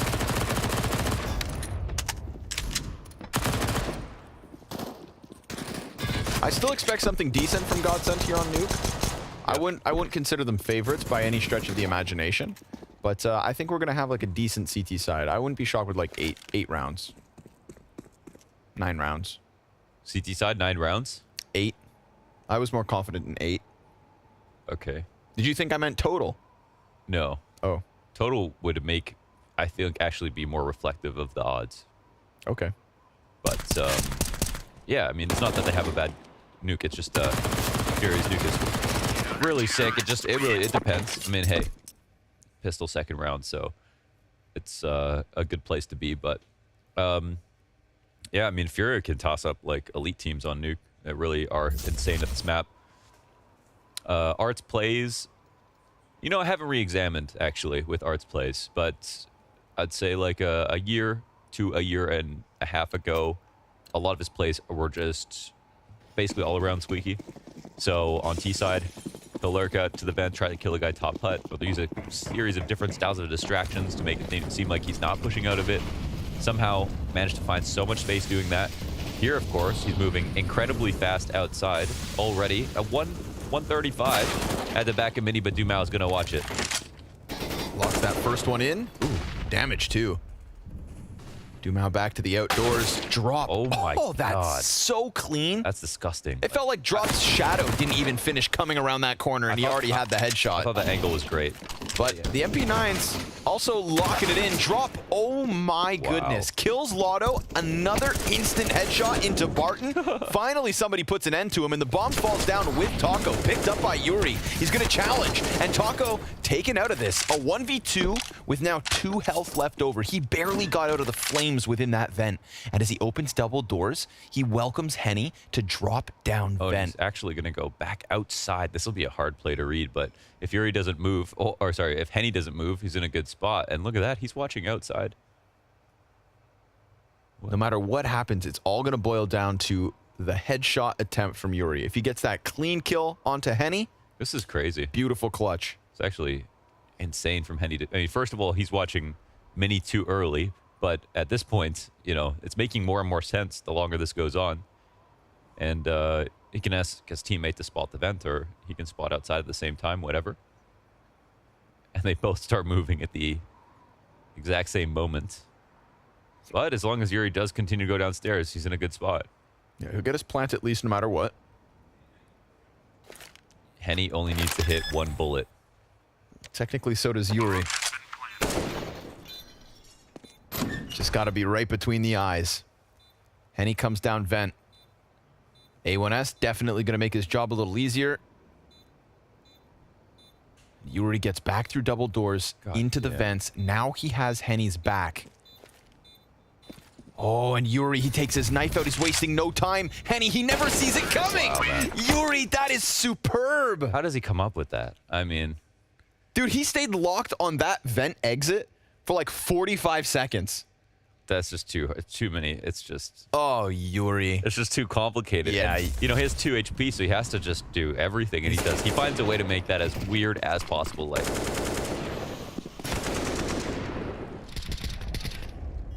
Henny looked like he was about to win that when he didn't over-rotate, you know? Henny also felt like he was just about to peek right, just about to find Yuri walking down those stairs, but Yuri strikes at the perfect moment. And that is Furia on the board. Safe. He's going to get gunned down by the MP9. Arton drop, though, 2 immediate kills. It's a quick crunch from Godsent, but also an open route into A site. Yuri comes over, deals with the potential trophy push. Heaven player just slides right into the crosshair of Art. He is always steps ahead of you. And while the next Heaven player falls downwards, he'll die. Yuri connects to the head. Taco, he may have gotten 1 kill with this SMG, but that is Furia to tie it too. Yeah, they easily... Wow. Nice kill from Drop. Nice for kills from Art. And Taco can't even get a gun, I don't think. There might be one in Heaven, but I think they both hit the floor, actually, so... Yuri's waiting for his rotation out to hell. Furia demos are by far my favorite to watch. Yeah? By far. Who else is up there out of curiosity? Stound's heroic demos. Sure. Every game just feels like a brand new... It feels like a brand new video game, not just another map of Counter-Strike. Damn, man. High praise. Super high, like, unique styles and so much creativity. Most creativity. You know that Pimp thinks that Stound is the best opera in Denmark? I think Stound could be the best player in Denmark. Could be. I mean, competition for op is not that thick either. But, is Stound better than Nikados? According to Pimp. Stound doesn't even full-time off. According to Pimp. Smoke to Mini. Safe very quick on this one. These measly USPs, they stand no chance. All 3 remaining CTs in the back of this A site. Art's gonna line them up, knock them down. It's just a matter of finding Henny, and he's been killed as well here. So just a flawless round coming out of Furia here. Who's the best opera in Denmark? Nika does. Yeah. In my opinion. Agreed. At this current moment. Right now. Yeah. Yeah.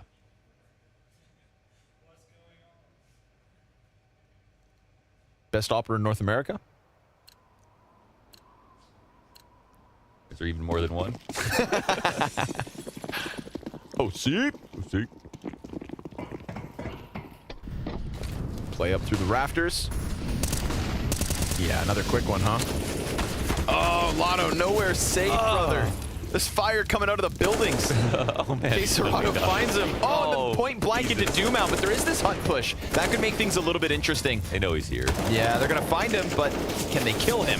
He's hanging on for dear life, damn it. Serving up a distraction. He draws all that attention long enough for Taco to come in with a 2K, so it's not ideal, but at least Henny only has a couple of players to kill if he wants this clutch. Remember, majority of the rounds from Godsent in their T side because of Henny's clutches, 2 out of the 3. That's true. He's already shown us he can do it tonight, but he's then lost a couple to Safe, to Yuri. I think every time he loses a clutch, he's like, damn, shouldn't have left. Could have been on this FURIA lineup. So if it's Nikadaz in Denmark and OC for North America, who's the best operator in South America? Safe. Okay, I would agree as well. We're 3 for 3, you and I. I just want to disagree with you. CIS.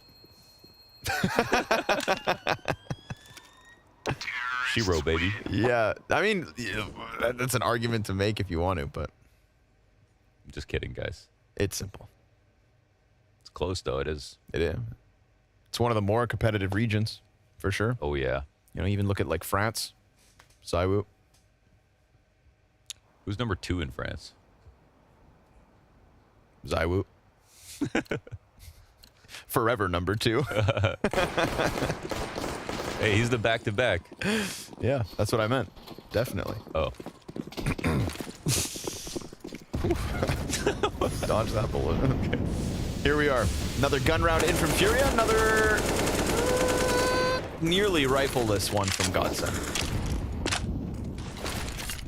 Godsent tried to take it to him with that lobby crunch a couple rounds back. Felt like that was one of the moments where FURIA kind of got a little shaky, but then Art also had really good pathing through the A site.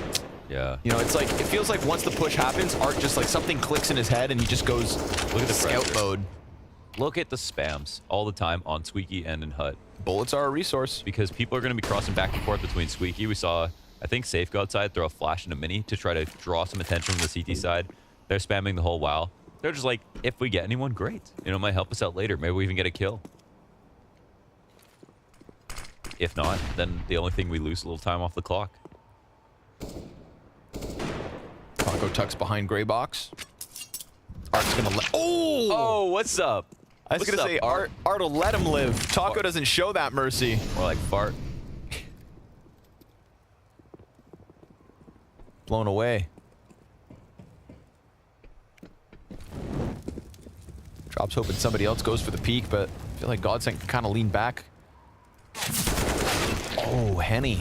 That's the M4 coming into the mix. 5-7 from Barton as well. This one's starting to collapse. FURIA dying to pistols. Taco's Deagle sets up the team ace. Everybody barring Doomau. Dude, I mean, Yuri has the bomb. Yuri also has 8 seconds. Oh, okay. That's a very nice round. They all get guns, too. Hot damn, Taco. That sucker punch as Art walks away. Right when he was turning around. Very good. You thought you could escape. You know what? Art deserves that, right? Art deserves this to happen to him sometimes. Yes, yes he does. You know what? Yes. Cosmic justice. For sure. CZ from Lotto. Somebody send him the memo. Like, if there is a god, Art will die like that sometimes.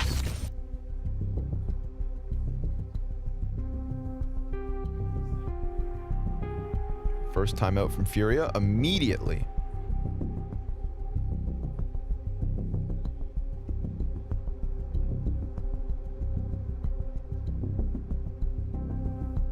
What's better, water or coffee? Water. Yeah. Yeah. Coffee's up there. Mm-hmm. Coffee or tea? Ooh. Actually, I mean coffee. Oh. Yeah. Yeah? Yeah. I mean, tea's better for you, but... Oof. You better not go to the UK, son. What do you mean? This guy don't like tea, lad? Who said that?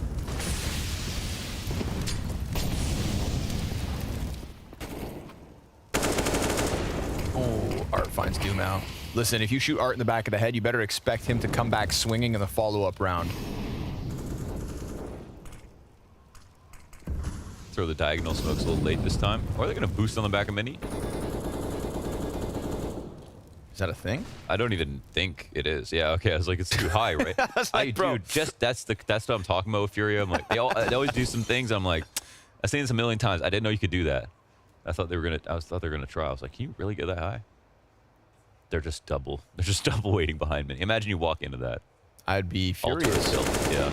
Oh my god, that's on the money. Yeah. Queserado, he knows that Barton's back there, but too many walls. Yeah. Wall bangs in CSGO. So they tried to raise some suspicion about the mini cross, or the secret cross, I should say. They might not have realized he's out here. And Bard gets traded. That's 2 dead upstairs. However, Henny's been in the same spot here in the back of Big Garage, staying in a leaf position, which is so strong at catching lurkers. Bombs down vent. And they're down vent as well, with the option to protect the top of the vent or come down. Ooh, safe. Oh, he swinging doors and then pushing up real close.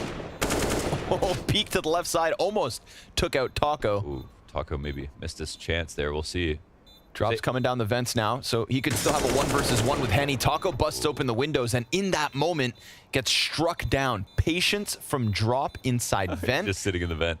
Creates a pocket for Henny. But they also know control side is completely clean. Yeah. Oh, but Safe does get caught off guard. Makes things interesting, seeing his bomb is planted back sight, but it's smoke. Yeah, time that makes the biggest issue, as there is no kit for Henny, and a 10-second stick is impossible. Bomb pops. 1 per team survives, a 5th for FURIA. That's well done. I think Taco had a chance there. He was really maybe scared about the second player drop, didn't get down the vent at the same time.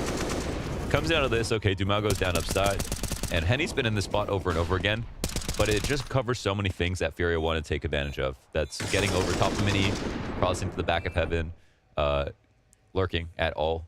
So it helps your upstairs players who can just keep their back, keep facing Mini, or keep facing Squeaky. Because FURIA are sitting in lobby, spamming Squeaky for 40 seconds, hoping you fight back. Now they come around Mini and they fight you that way.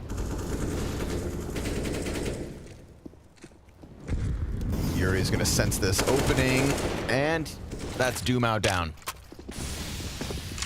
Op, though, in the ramp room, locks off Trophy. That could just kind of corral the T's into this A site, but look at this, a Heaven play.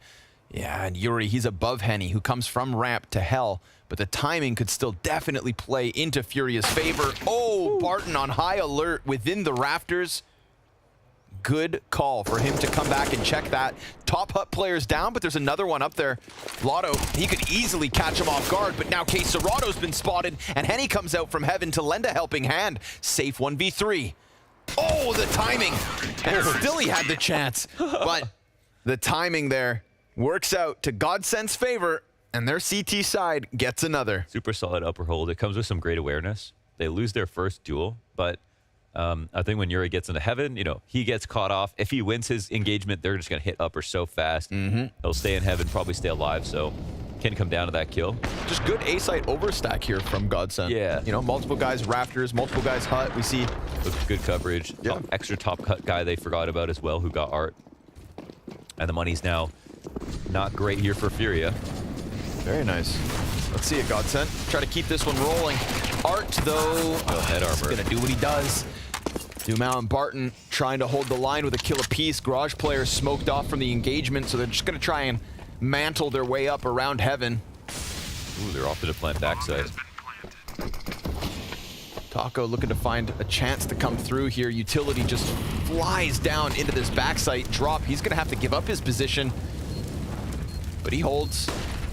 He throws a smoke into the site, blocks his own vision off, and then still comes around it to kill Dumao. The team flash. They know that Taco's up there just because of the 2 incendiaries that were thrown out at the same time. And while Henny finally has vision back through Mini, it is way too late with no teammates to help him. That is a 6th for FURIA, a Mac 10 rush into the A site. They kept it simple. That was really cool how Drop actually waited out like half the molly and then smoked it.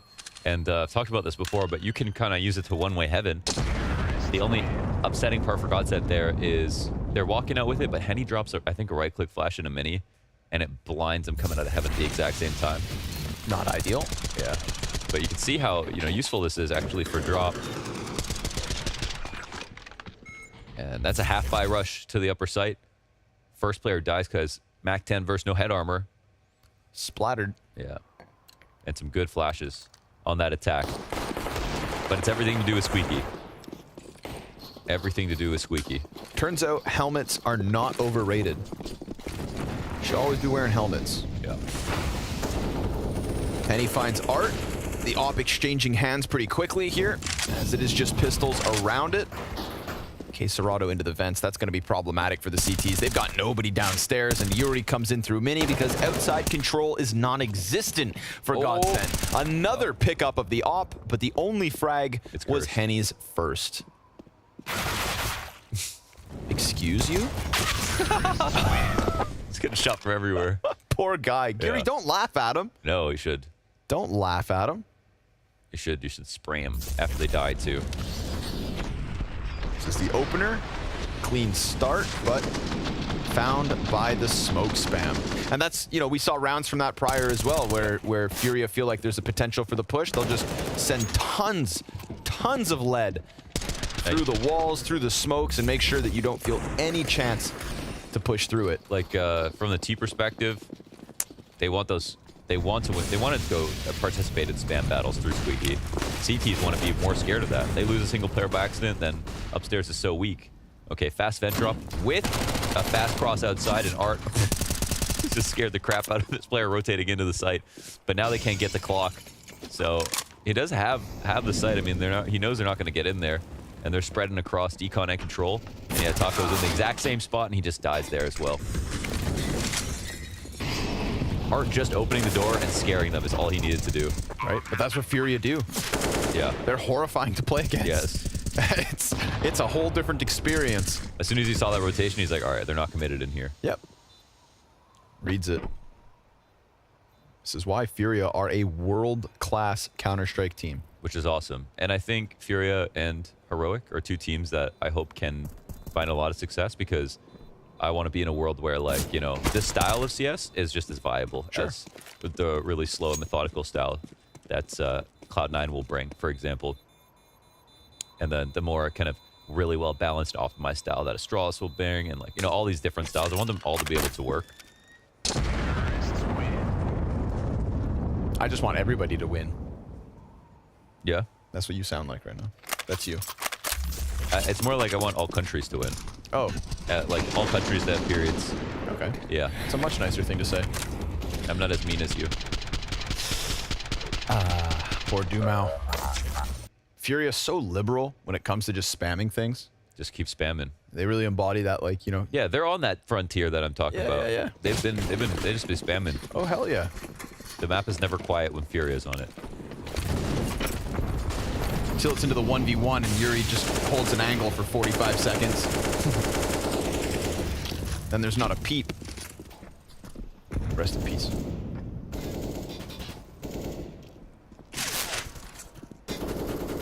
Art finds a little bit of a gap here. Down the vents he goes. But barely alive at that. 28 points of health. We've seen a couple of ramp rushes from Godsent. A little bit of pressure into the trophy room. And they're not even bothering to rotate off this. They hold. They've actually pushed through Squeaky, I think, or they're right on the front of it. As long as they're spotting outside, then they know they need to stop the other point of attack. Because Art can be downstairs. Here it comes. Henny tucked into the corner. paiN killed as Taco finds that crossfire. Double up from Taco looks good. And Dumao in from hell. So Art, who welcomed his teammates downstairs, now finds himself in a very lonely world. That is a unique part about Nuke, that, yeah, you can give up downstairs by having a player get down here, but you have to open a door, you have to break glass to be able to flank through ramp or something like that. And so Godsent know they hold on a ramp and they watch that outside cross. They don't actually have anything to be worried about at that moment, as long as they know that 5 didn't slip down the vent. Well, Art puts up his end of the bargain by getting down there, but his teammates can't trade.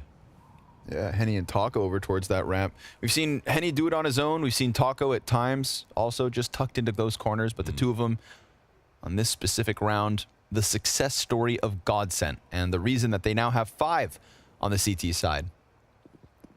They will not get back the lead before they start T side. They can win the mental battle of coming back into the match.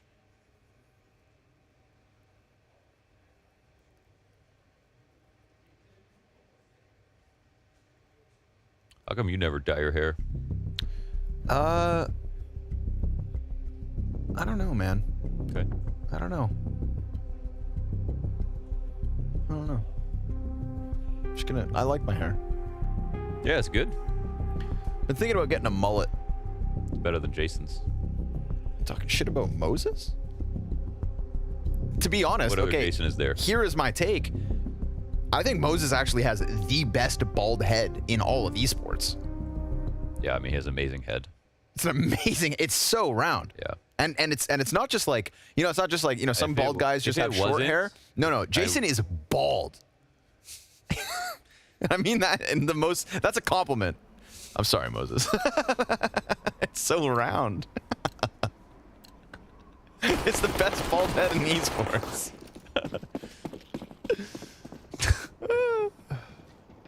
I can only make fun of it because it's so nice. And you know what? If his beard was worse, you know what I mean? If he didn't have a glorious beard as well. He's actually perfect. He's perfect. Yeah. Thank God he doesn't have hair. I know. Wouldn't be fair. Drop, quick headshot. Barton already out of this one. How many players are going to die falling off those rafters, Launders? Yeah.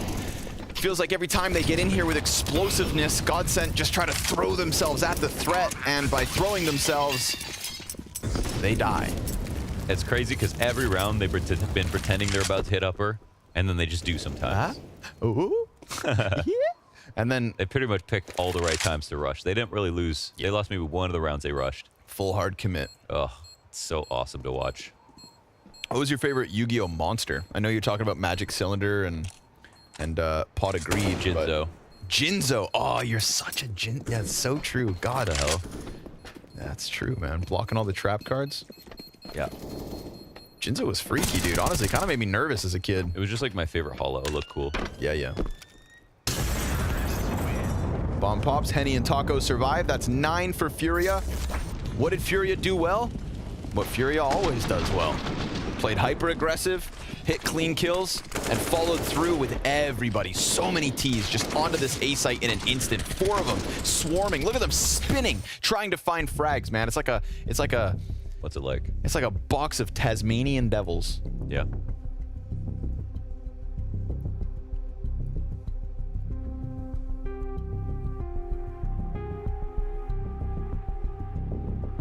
I could see them creating whirlwinds. Like a bunch of spinning giant squids. I thought they would. Yeah, the bottom of the Bermuda Triangle. Yep. Which kind of is like the Godsent logo.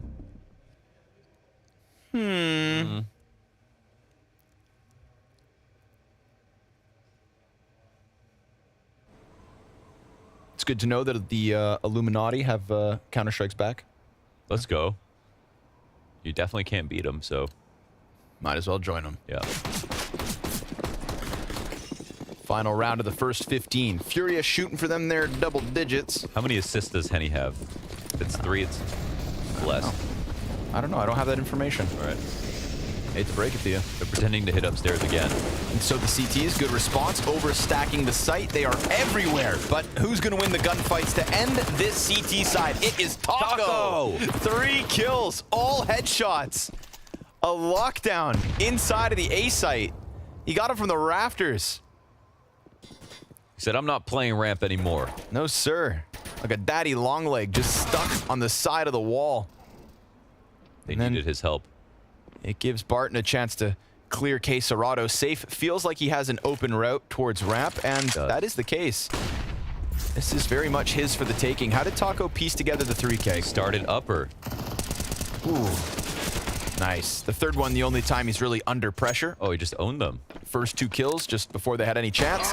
Glock out for safe. Henny locks it in. Godsent 6 CT round wins. Is it enough to keep them in the showdown? Is it enough to take it to Furia on Nuke? We'll find out in a moment.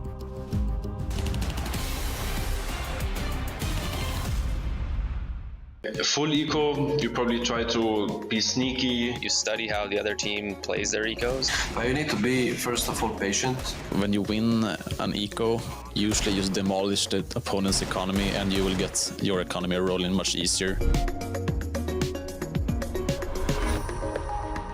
A great round. They probably never should have won, honestly, because it was a full eco round. He catches them off guard and, yeah, just makes a good play and ends up winning the tournament like that. It's a lot of luck, but he deserves, for sure. Everybody's looking at the same place, basically. And it's a full eco and nobody's even considering the thought that he can be behind anyone. A round like this, they are just saving as much money as they can to have rifles and utility next round. Economy is like one of the most important things in this game. Nobody would expect himself to win this round. I don't think he saw himself winning this. He was like in the zone probably and he just hit everything. Just a little Peter Feeder without no armor you can win a round again with that only. It was quite a famous grand final. They have a good execute and it's just swarming the site with the tech nines. It can be really hard for, let's say, one guy meets 2 or 3 of these tech nines. It's pretty hard to kill all of them. Pretty good decision making to go Ivy behind them because he killed one guy before. If they lose this round now, they probably lose the game. They have no money left. Good strat and they were confident in it, so they bought utility for it. If you lose a round like this, you are the ones that are making the mistakes, and that's tilting. I see that they full bought into this round. None of them have any money left over, so it was an all-in. Yeah, they had a plan and they executed it perfectly. I remember this too. Team Vitality has like no armor at all in this round, so they try to be like sneaky, hide. More Navi's mistake again. There who want to plant bomb didn't check side at all. It's not easy to kill like 3 guys on 3 different spots in 3 seconds. Some really crisp shots. What can I say? He's not a normal guy, he just incredible shots from the hill. Let's say this happened earlier in a game where money is a really big issue. Hard thing to come back from, I would say. I think if the economy is worse for Vitality, they play it much safer. What did we do to you guys? Why do we deserve this? Oh la la la la la la. It's great play, honestly. It was full eco. I see nothing wrong. Who called this strat? That's the scariest thing I would say about ecos, because there's nothing to lose for them.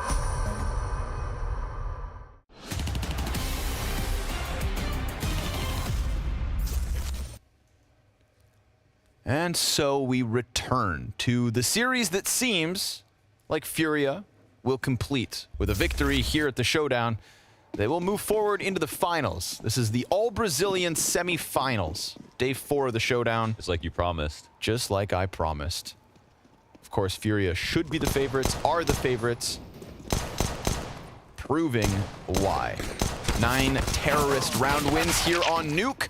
At a 5v3 in the second pistol, Yuri's got them dual Berettas ready. Wow. As this hit tries to split the A site, it all comes crumbling down around Godsent. It is FURIA to the instant double digits, barring Barton's 1v4.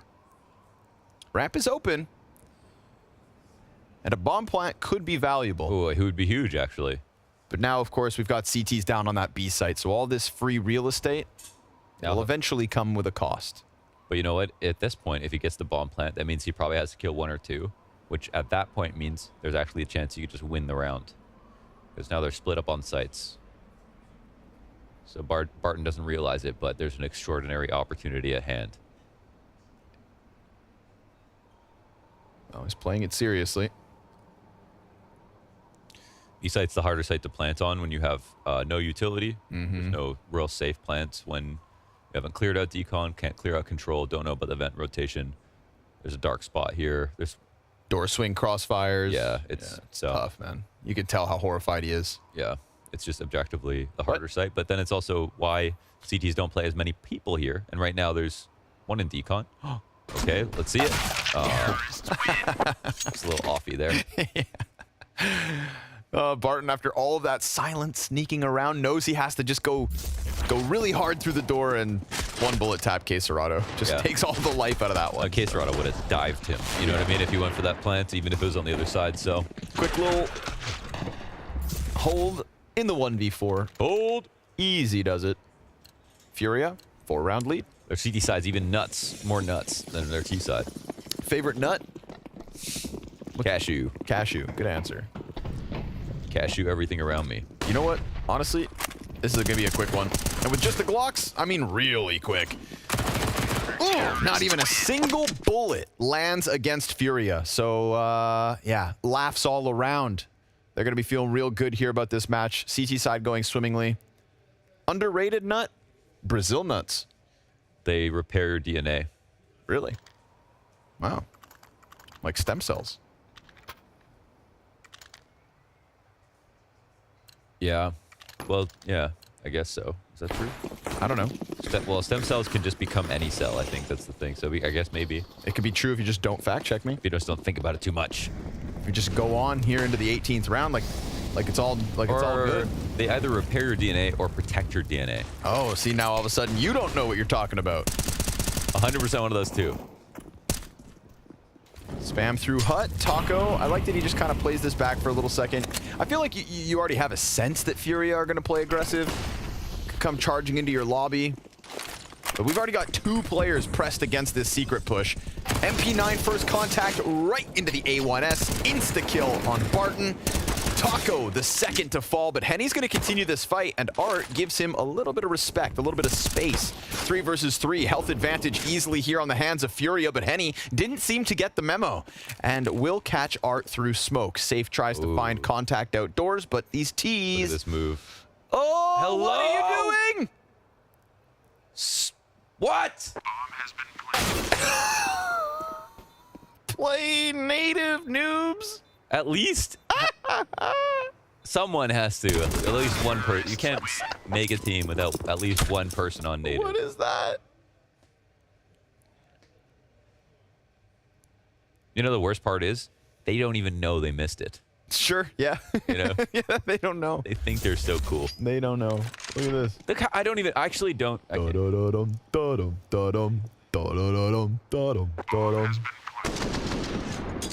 Poor save. I'd feel bad for him if that wasn't his choice. Yeah. You're asking for it. Yeah. You're safe blaming. Good to see Godsent with an early round on this T side. I do want a bit more action from this second map, from this series. Low utility here for Furia, so see if that's enough to make a difference. Godsent consistency in this wall of smoke setup. Now, last time they went downstairs, they were met by pretty quick resistance. Yeah, this time, I like those smokes a lot. They find more space for free. They're super fast. Caserado onto the stairs, draws them into Art. His MP9, not enough. This is a heavy-handed challenge from Godsent, and a great grenade as well to Caserado. Molotov then follows suit, so his world feeling smaller and smaller. There's 2 downstairs already, though. Drop plate in the Xantera spot as they smoke out of control. But there are very few grenades left over, and Caserado's a little low. And lots of time for Taco to come and lurk. It's actually a super solid round from Godsent overall. I think they could still lose, but they gave himself a good chance. Oh, Taco. Oh, he's got upstairs. Oh, no, he doesn't. Nico versus Simple. Nico versus Simple all over again. At least this one's not for a major. Caserado gonna follow through in the vents. That's another kill back the way of Godsent. So listen, yeah, Taco's moment could be forgotten, assuming Godsent still pull this round out. But oh, Famas fighting the windows. Door challenge down. And with Lotto's head ripped off, the bomb hits the dirt. Yuri, 15 HP. They're so low. Everybody's low here. Everybody's low. 3 bullets and everyone could be dead. 8 seconds left. Henny closes doors. Yuri, he's thinking about the corners, but now he just needs to stay alive, and the wall bang doesn't find him. That is a 12th for Furia. Heartbreak. Yeah. To Godsent. That is a heartbreaker. Oh, another clutch for Yuri, though. Just another notch in the belt.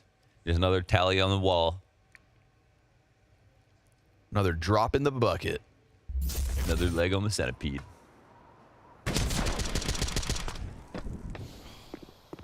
Taco. Sorry about that, bro. Guess it was the difference between win or lose, unfortunately. He even took that extra second to waited, aim. and it's Yuri who ends up winning in the end. He came around that corner. He didn't want that to happen so badly that it did happen. That's why sometimes it is good to shoot a little faster. Manifest destiny. I mean, the AK from that distance does have some inaccuracy. AK has pretty, you know. We do live in a world where if you see an M4A1, you should pick that up over your AK. Don't start selling that propaganda. I mean, that is the world we live in. You know, back in the day, Cold Zero used to pick up M4A4s over AKs. And he was the #1 player on the World Tours in a row. What the hell? I think that just to protect the Counter-Strike culture, we should always pick up AKs. Because if we stop doing that... we need the devs to do something then. If we stop doing that, then I think we've all lost a little piece of ourselves. Can the devs do something? Stickers soon. Doom out. Pretty hot on this wrap through mini, but the positioning is really nice here from CSGO. And Yuri's frag grenade finds Doom out. How'd he get naded? I'm not sure, dude. Dude, if that was FURIA, they would have gone in all the way. Art just going up and down the ladder. Ooh, 2 sets of feet already past that Ven. Barton's coming after this with a bomb. Mac 10 almost dies to the MP9. Famas falls to Lotto. And a man advantage made possible here to the favor of Godsent, but nice kill from Safe. He keeps that one clean and wastes no time throwing himself into the site to make things a little shaky here for Godsent. Yes. They can no longer confidently just swarm B. Barton low HP. Tech9 and Deeg for the other 2 terrorists. Godsent spreading out everywhere. Alive are the 3 strongest multi-fraggers on Earth. In Brazil. There we go.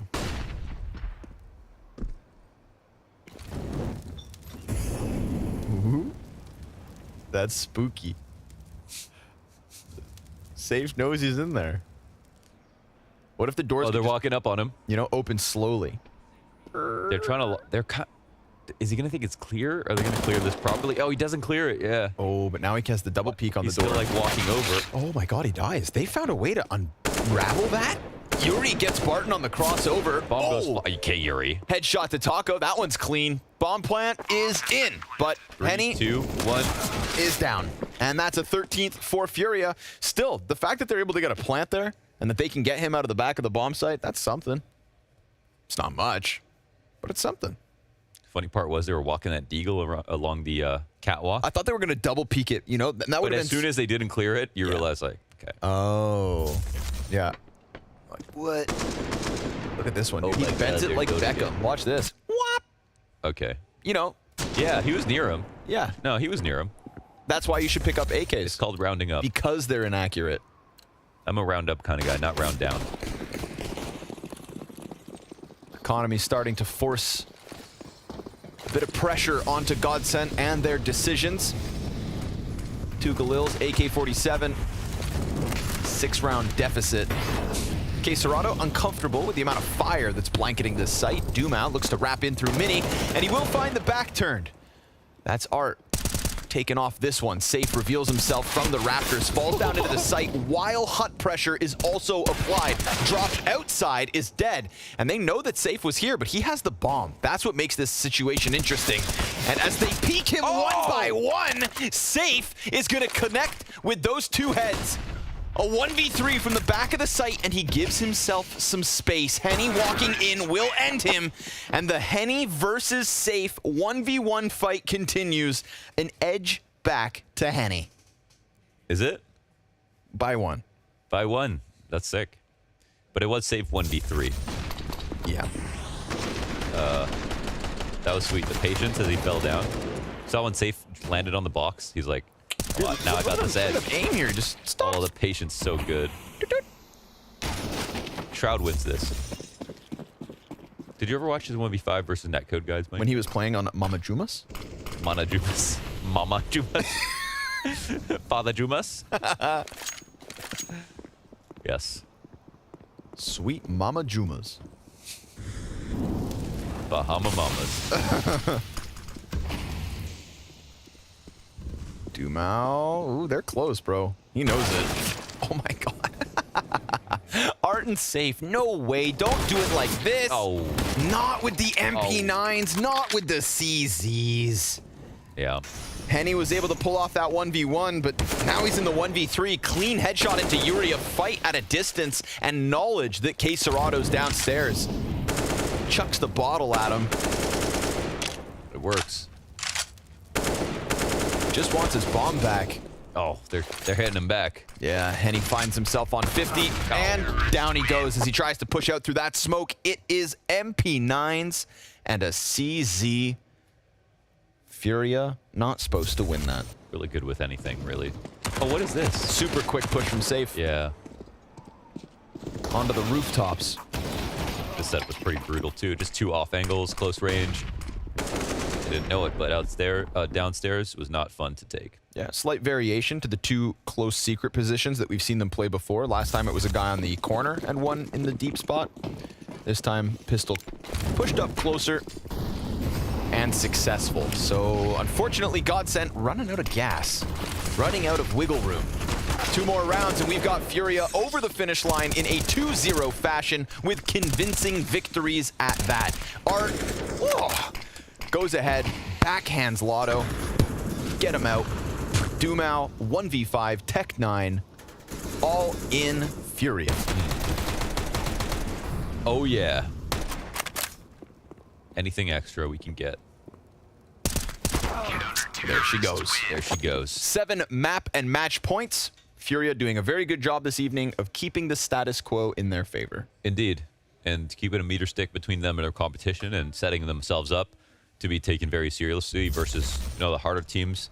Of course, they're going to be quite happy that Liquid are already out of the bracket. For sure. Yeah, that's huge. They were probably cheering on paiN extremely hard yesterday. And for good reason. And of course, it's Safe's former team. Oh no. And Art literally bought a Bison. Le Pipi Bison. Even though there was a lot of money here. It's Granny's favorite gun. He's coming. Oh, no. Thank God. Can't reward that decision. But he did get a kill. Yeah, but then he died. And that's what we're going to focus on. That's what we're going to really focus in on. That the Bison... Why do you hate the Bison? Caused Art to die. I just don't like the sound it makes. I like that sound. A cracking Deagle headshot from Henny. Dumao as well with the Galil. 2v4 to the 2v2. They're back in it. But they don't have the bomb, Mo. Yeah. That's sitting over in trophy room. But sometimes it's hard to guard a bomb for this long. See if they can get the better of the timings. And Henny, no better gun actually for Henny. Oh, there it is.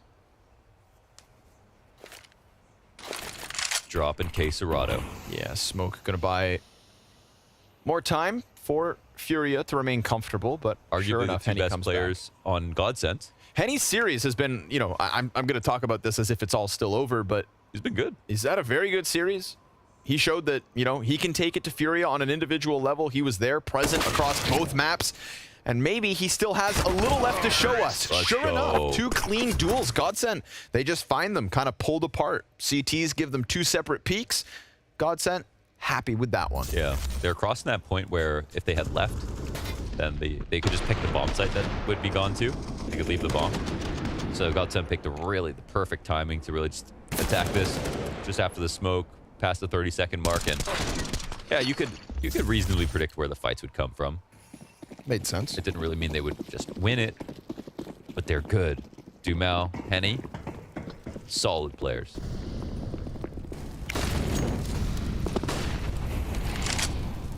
We've seen Furia win with less. Got to keep that in the front of our minds. Godsent look to continue a little longer, step by step. That's how they're going to win this, step by step.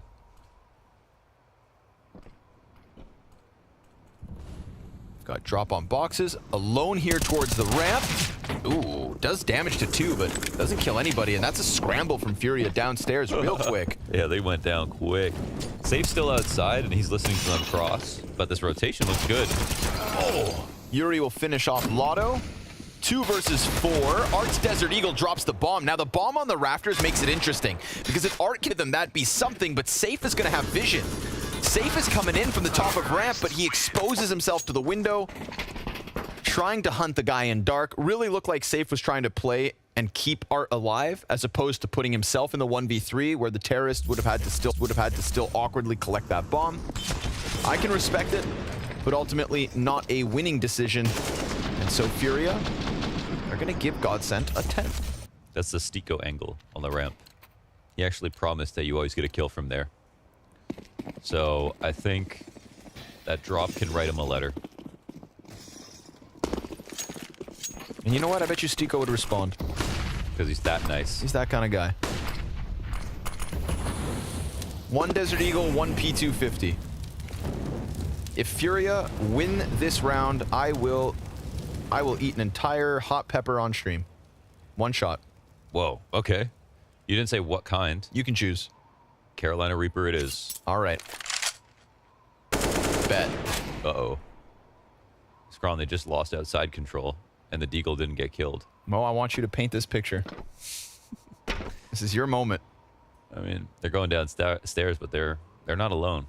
Picture my bright red face, dying on a Carolina Reaper. Nothing makes me happier. There's no Molly in control side. They missed their Molly in dark as well. I mean, they're on the site, but they have no control. Bomb plant, certainly gonna give them a sigh of relief. Taco jumping into the control. Yuri's been found, and all is good from Godsent. Come on, FURIA. You don't know what you're missing out on. Deagle, P250, both Would you dead. have eaten a whole Carolina Reaper? I mean, I'm man of my word. Yeah, that'd be insane, man. I'd give you mad props for that.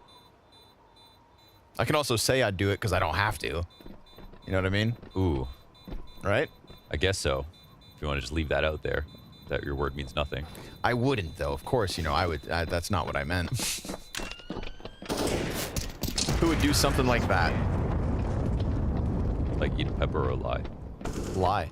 Oh. One more step from Taco and Co. Yeah, it's good.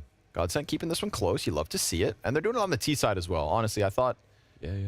I thought after the first 15 that this was going to be a quick wrap-up, but this T side's got a little life. Especially like their fast outside play. Yeah. They just throw their lurk smoke and then they line up their next 2 while they're out there so they can run super quickly. We saw Art try to counter that play with a smoke instead of trying to nade it or molly, so didn't anticipate how quickly it would come out. Yeah, and 4-round match. Time the smokes come out right away. Art's where blind. it gets real. Oh, one's right. Oh. 3 insta-kills. Man, I was just about to take it serious. Yeah, well, Godsent. Oh. That's the thing. Things just got serious. FURIA felt that pressure.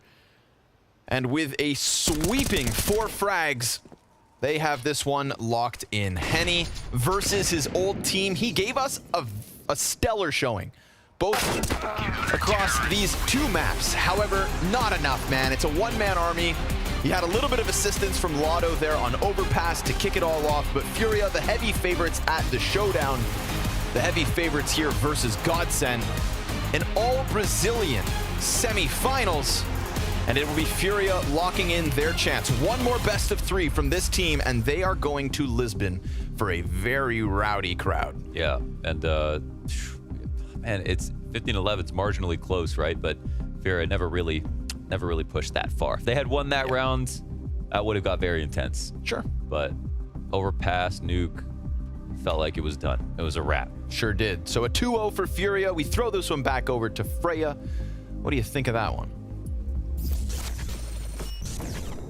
A clean sweep for FURIA in a 2-0. We'd be lying if we said it expected it to go any other way, but it's solid to see FURIA coming in, delivering, taking it seriously, and closing out in an incredibly clean fashion. Quite the contrast to Team Liquid yesterday, right? FURIA gets on the server and they get the job done. There's never any doubt. They are in control from start to finish and looking, as we said, coming into the game, very, very hot. Leading into the major, FURIA right now is probably in the best shape they've been in a very long time.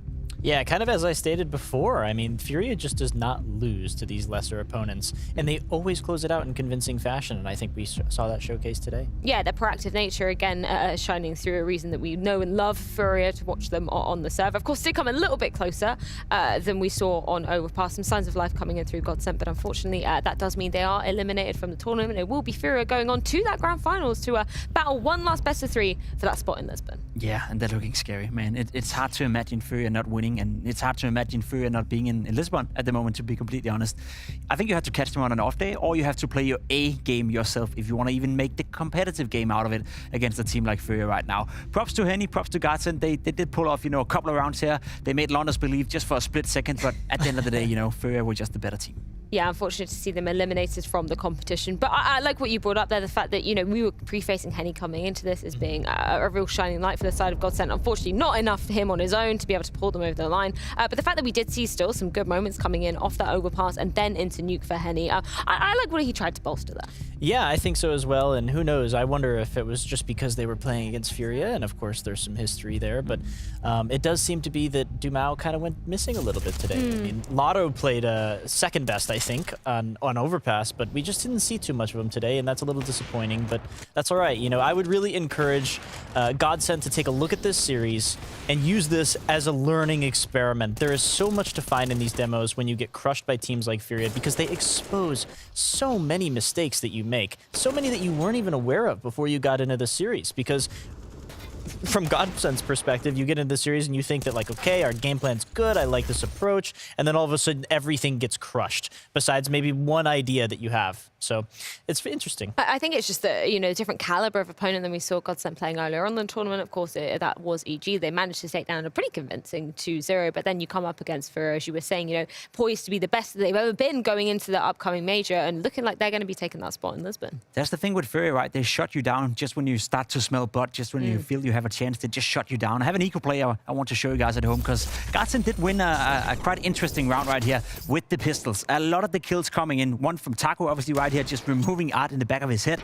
Good start to the round.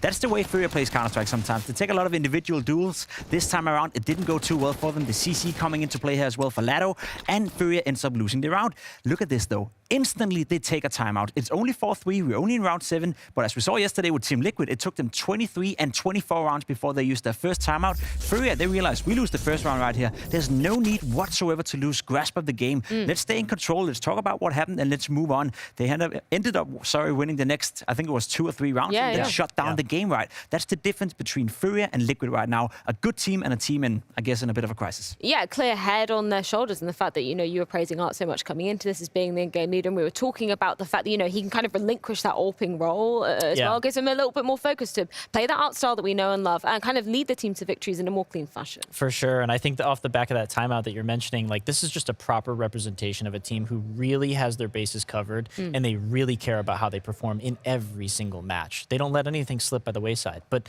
yes, Art, I think the explosiveness behind this team is what's so difficult to play against, especially for lesser opponents, because they don't expect it. All of a sudden, they're just in your face. And Art does such a good job at creating space for his team. I mean, he's one of the beautiful entry role. Yeah, it's all well and good to say expect the unexpected, but when it's actually facing up against you, it could be difficult beasts to tame. Somebody else would be difficult to tame coming into this. Yuri as well. You're coming in saying, potentially one of the best players you can see on this map. He's so good. Yuri and CSGO, that duo of raw firepower, it's just tough to deal with. They complement each other so well. One of them being the aggressor and the guy always finding impact on the T side, and Yuri and then CSGO, potentially one of the best CT players in the entire world. It is so tough to stop them. It's so tough to do anything about Yuri and CSGO when they're feeling it. And this time around, it was all about the Yuri show. Firepower-wise, he's up there with the very best.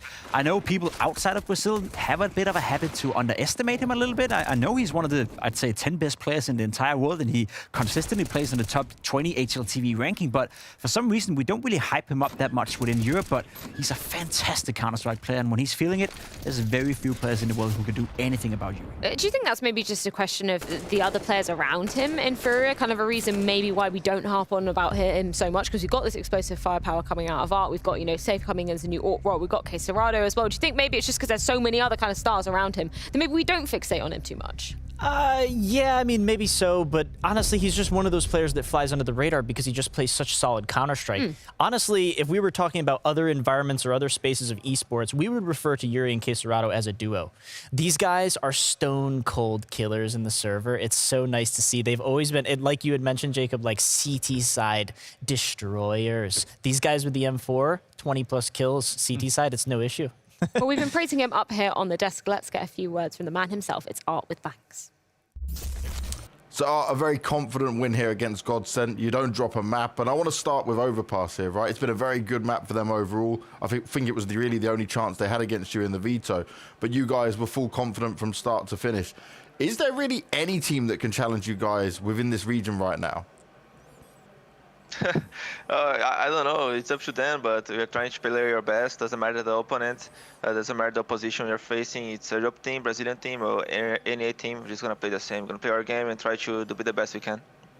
And in terms of when you're going up against these teams, do you have to play differently or change how you kind of look at these games in order to be extra focused to make sure you don't drop? Because I think a lot of teams, like look at Liquid yesterday, right? Probably shouldn't have lost to paiN. They end up losing that game. But you guys seem to be taking it full focus and just exactly the same.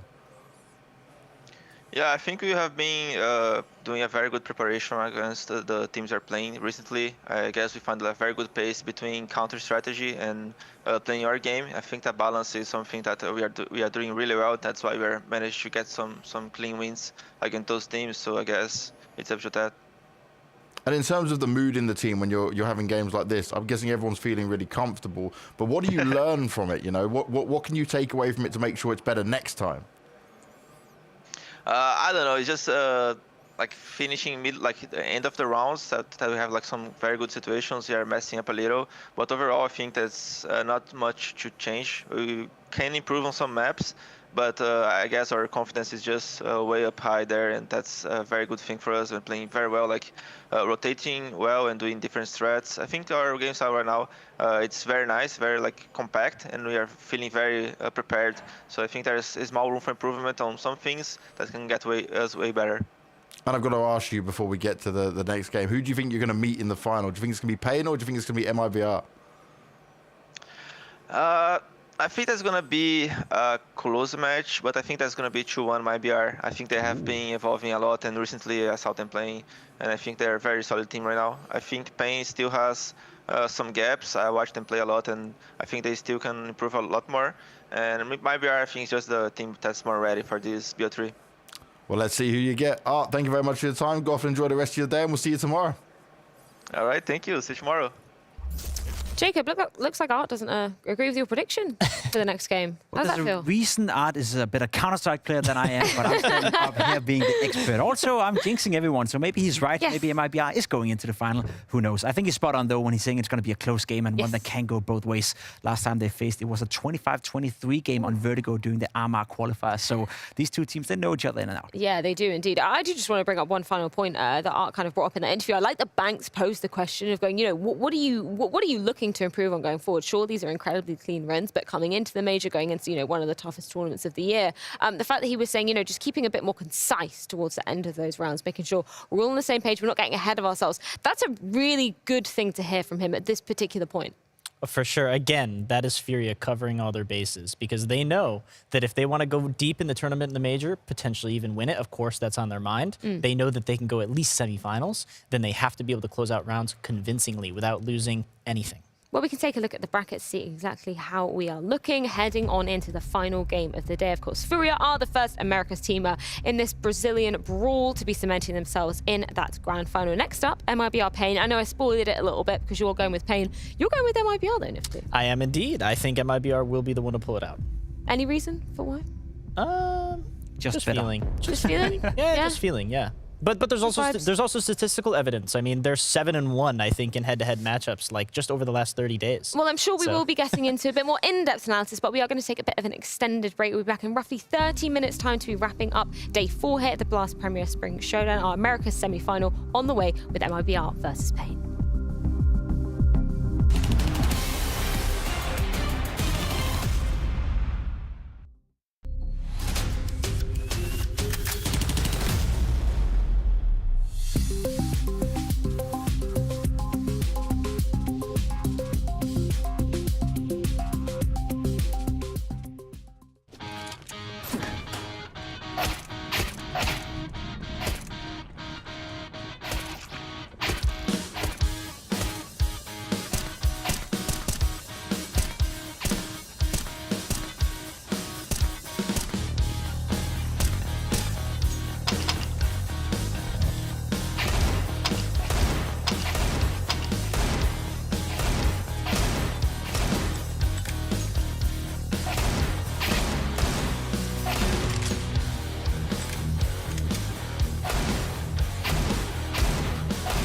Oh my god, I got them all running. Amazing game.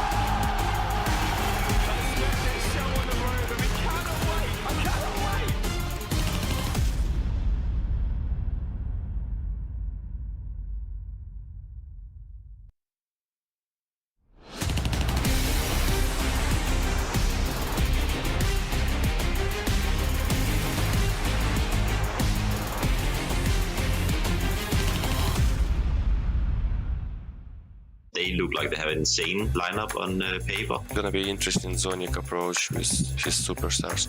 I think the new rosters are pretty cool. G2.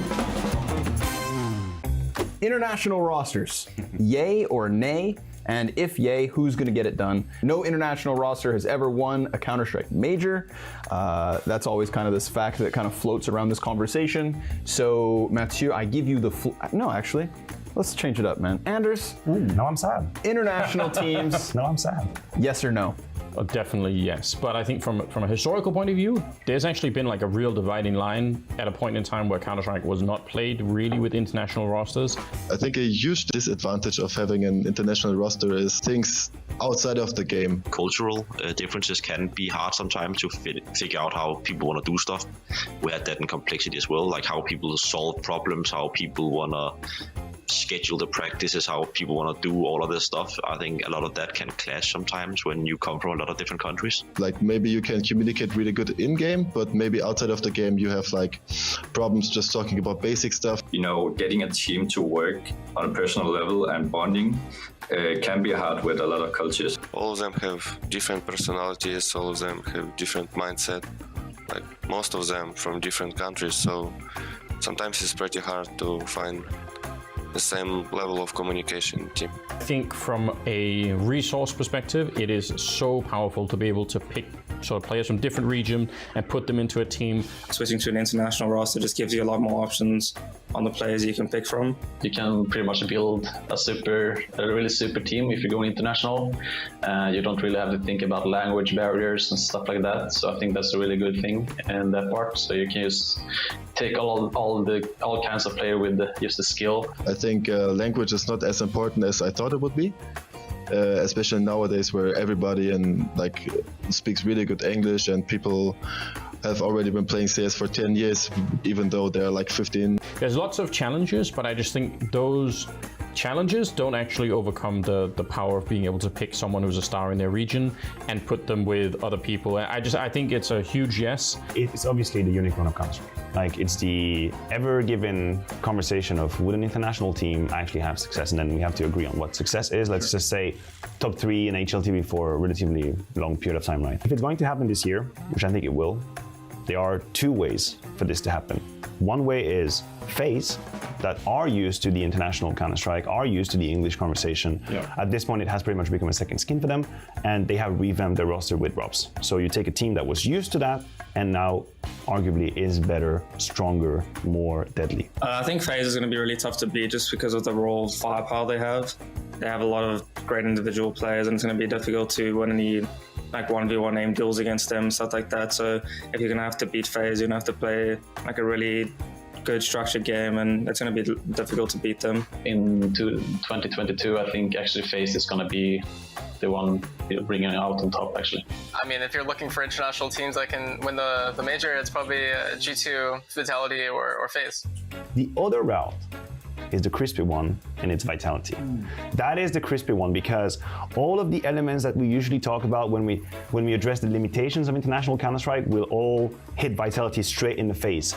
A Danish core that's always played in Danish, a French core that's always played in French, suddenly merging together. We no longer have a dedicated French team anymore, which is weird. There's always been a top-tier French team in pretty much every era of CS. Because they look like they have an insane lineup on paper. I actually think that they have a really good chance to show what they're capable of. For example, Zebu, his English became really, really good. And the 3 major champions coming into the team, and gonna be interesting Zonic approach with his superstars. But something tells me that the quality of the players involved and the staff, let's not forget about the whole staff behind Vitality and Zonic, makes me feel like if ever fresh faces would be able to make it work internationally, it would be Vitality. I think Vitality is going to be a top 3 team in the world this year. I don't believe they will drop off. I think they will hit the ground running because of the quality of the roster that is so incredible. The thing that could prevent them from succeeding is this thing about communication, and when things get rocky, how do they sort the issues? and also the cultural change between Denmark and France. There is quite a disparity, but I believe they're also working with a lot of specialists. For example, our previous sports psychologist, Last Rubble. So I believe they have things under control. Even if Vitality can't play good team CS, I think they will still be a hard team to beat, just from the fact that they have strong individual players. Well, this year will be very stacked year. I think all the rosters right now are really individually insane. The most successful international team in Europe is G2. Actually, I just forgot about G2. I forgot G2 was full international for a long time now. Again, how did I forget G2? I don't know. I was gonna hit the. I got so traumatized about. He always talks about French teams because now my brain is like trying to shut it down. French defense. Trying to find a different way. I think they've also built like maybe the perfect super team on paper. I think they have a very, very, very, very well-rounded team that I think personally could easily go up and get like an era or like win a lot of tournaments, something like that. G2 is the big one. In terms of international rosters, I think 2022's got to be the year. The competitors have to be G2, FaZe, Vitality. I think this could definitely be the year we see an international team wins a major. Scrawny, Maniac, Anders, we all say yay. I want to ask him this. He's gonna roast me. Let's look at the facts. They're both old. How many majors do you have? I don't know. Help me. I'm scared. Hey guys, it's Ryan and Oliver from FaZe. We're gonna test our compatibility and play a little game here. Clap. Also, Olaf, who is the best CS player? Me? Me! Let's look at Olaf? Shh. Let's look at the facts. How many majors do you have? Did you win anything? When was this last? You won. Answer my question. Okay. How many majors do you have? How many majors do Pronox have? Yes, he's better than you as well. Is he better than you? Maybe. Okay. 2015 #1 player. All right, Olaf, between us, who is the comedic? What did you write? Me. Oh, I don't think any of us tells that much jokes, but make people laugh in other ways. Sounds depressing. I don't think you have to remove that, you know, you can just keep it the entire time and there's no you're gonna turn it. It's gonna Depends on what the It's question gonna say is. all of the time. Yeah, it's gonna say me all the time over there. So, Howie, who's the worst answer? Okay.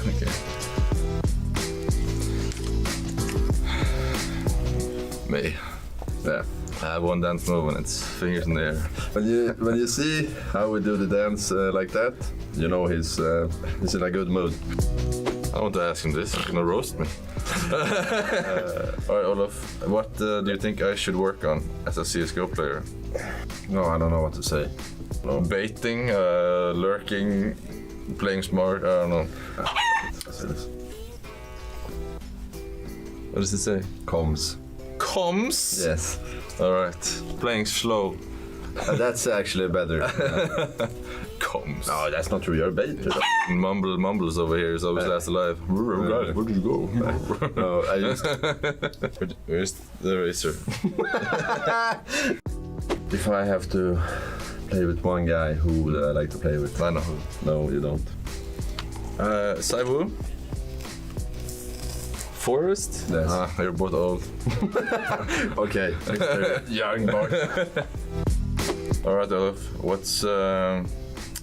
What's my favorite highlight of myself? I think it's kind of hard to know because you love to talk about this and you have so many highlights that you of course love. But I think this one. A little bit wrong. Oh, the one versus before. 4 versus VP. Okay, yeah. 15-14.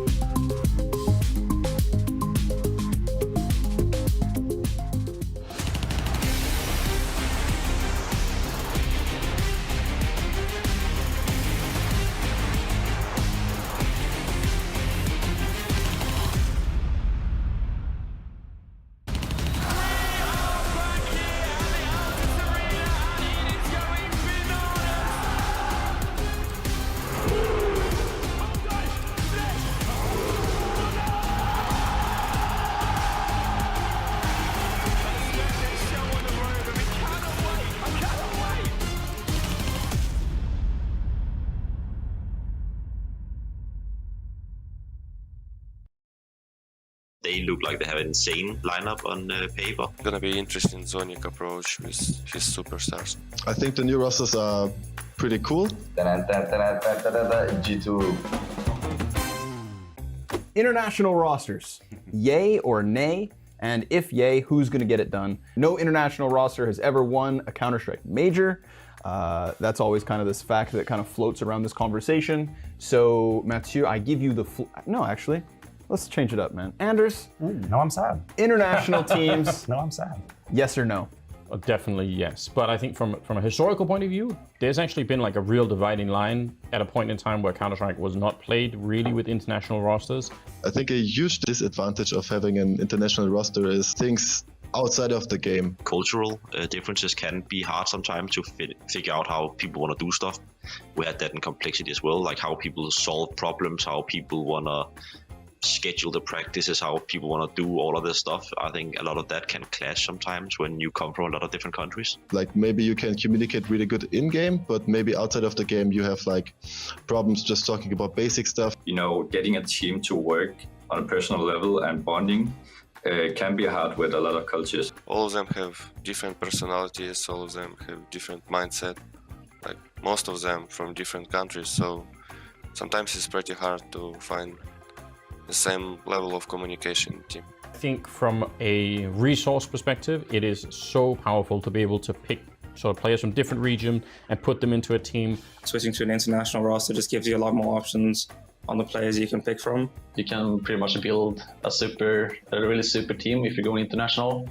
You don't really have to think about language barriers and stuff like that. So I think that's a really good thing in that part. So you can just take all kinds of player with just the skill. I think language is not as important as I thought it would be, especially nowadays where everybody speaks really good English and people have already been playing CS for 10 years, even though they're like 15. There's lots of challenges, but I just think those challenges don't actually overcome the power of being able to pick someone who's a star in their region and put them with other people. I think it's a huge yes. It's obviously the unicorn of Counter-Strike. Like, it's the ever-given conversation of would an international team actually have success, and then we have to agree on what success is. Let's just say top 3 in HLTV for a relatively long period of time, right? If it's going to happen this year, which I think it will, there are 2 ways for this to happen. One way is FaZe, that are used to the international Counter-Strike, are used to the English conversation. Yeah. At this point, it has pretty much become a second skin for them, and they have revamped their roster with Robs. So you take a team that was used to that, and now arguably is better, stronger, more deadly. I think FaZe is going to be really tough to beat just because of the raw firepower they have. They have a lot of great individual players, and it's going to be difficult to win any like 1v1 aim duels against them, stuff like that. So if you're going to have to beat FaZe, you're going to have to play like a really good structured game, and it's going to be difficult to beat them. In 2022, I think actually FaZe is going to be the one bringing it out on top, actually. I mean, if you're looking for international teams that can win the major, it's probably G2, Vitality, or FaZe. The other route is the crispy one, and it's Vitality. That is the crispy one because all of the elements that we usually talk about when we address the limitations of international Counter-Strike will all hit Vitality straight in the face. A Danish core that's always played in Danish, a French core that's always played in French, suddenly merging together. We no longer have a dedicated French team anymore, which is weird.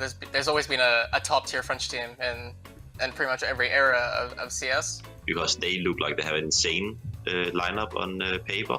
I actually think that they have a really good chance to show what they're capable of. For example, Zaivu, his English became really, really good. And the 3 major champions coming into the team, and gonna be interesting Zonic approach with his superstars. But something tells me that the quality of the players involved and the staff, let's not forget about the whole staff behind Vitality and Zonic, makes me feel like if ever fresh faces would be able to make it work internationally, it would be Vitality. I think Vitality is going to be a top 3 team in the world this year. I don't believe they will drop off. I think they will hit the ground running because of the quality of the roster that is so incredible. The thing that could prevent them from succeeding is this thing about communication, and when things get rocky, how do they sort the issues?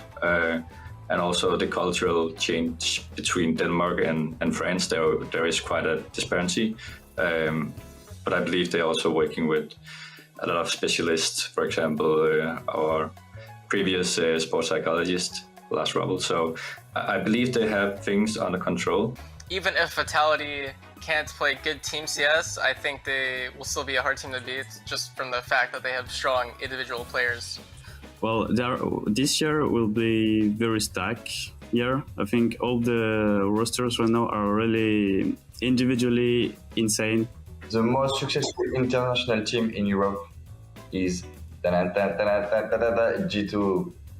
Actually, I just forgot about G2. I forgot G2 was full international for a long time now. Again, how did I forget G2? I don't know. How did I forget I was gonna hit the. I got so traumatized about. He always talks about French teams because now my brain is like trying to shut it down. French defense. Trying to find a different way. Yeah. I think they've also built like maybe the perfect super team on paper. I think they have a very, very, very, very well-rounded team that I think personally could easily go up and get like an era or like win a lot of tournaments, something like that. G2 is the big one. In terms of international rosters, I think 2022's got to be the year. The competitors have to be G2, FaZe, Vitality. I think this could definitely be the year we see an international team wins a major. Scrawny, Maniac, Anders, we all say yay.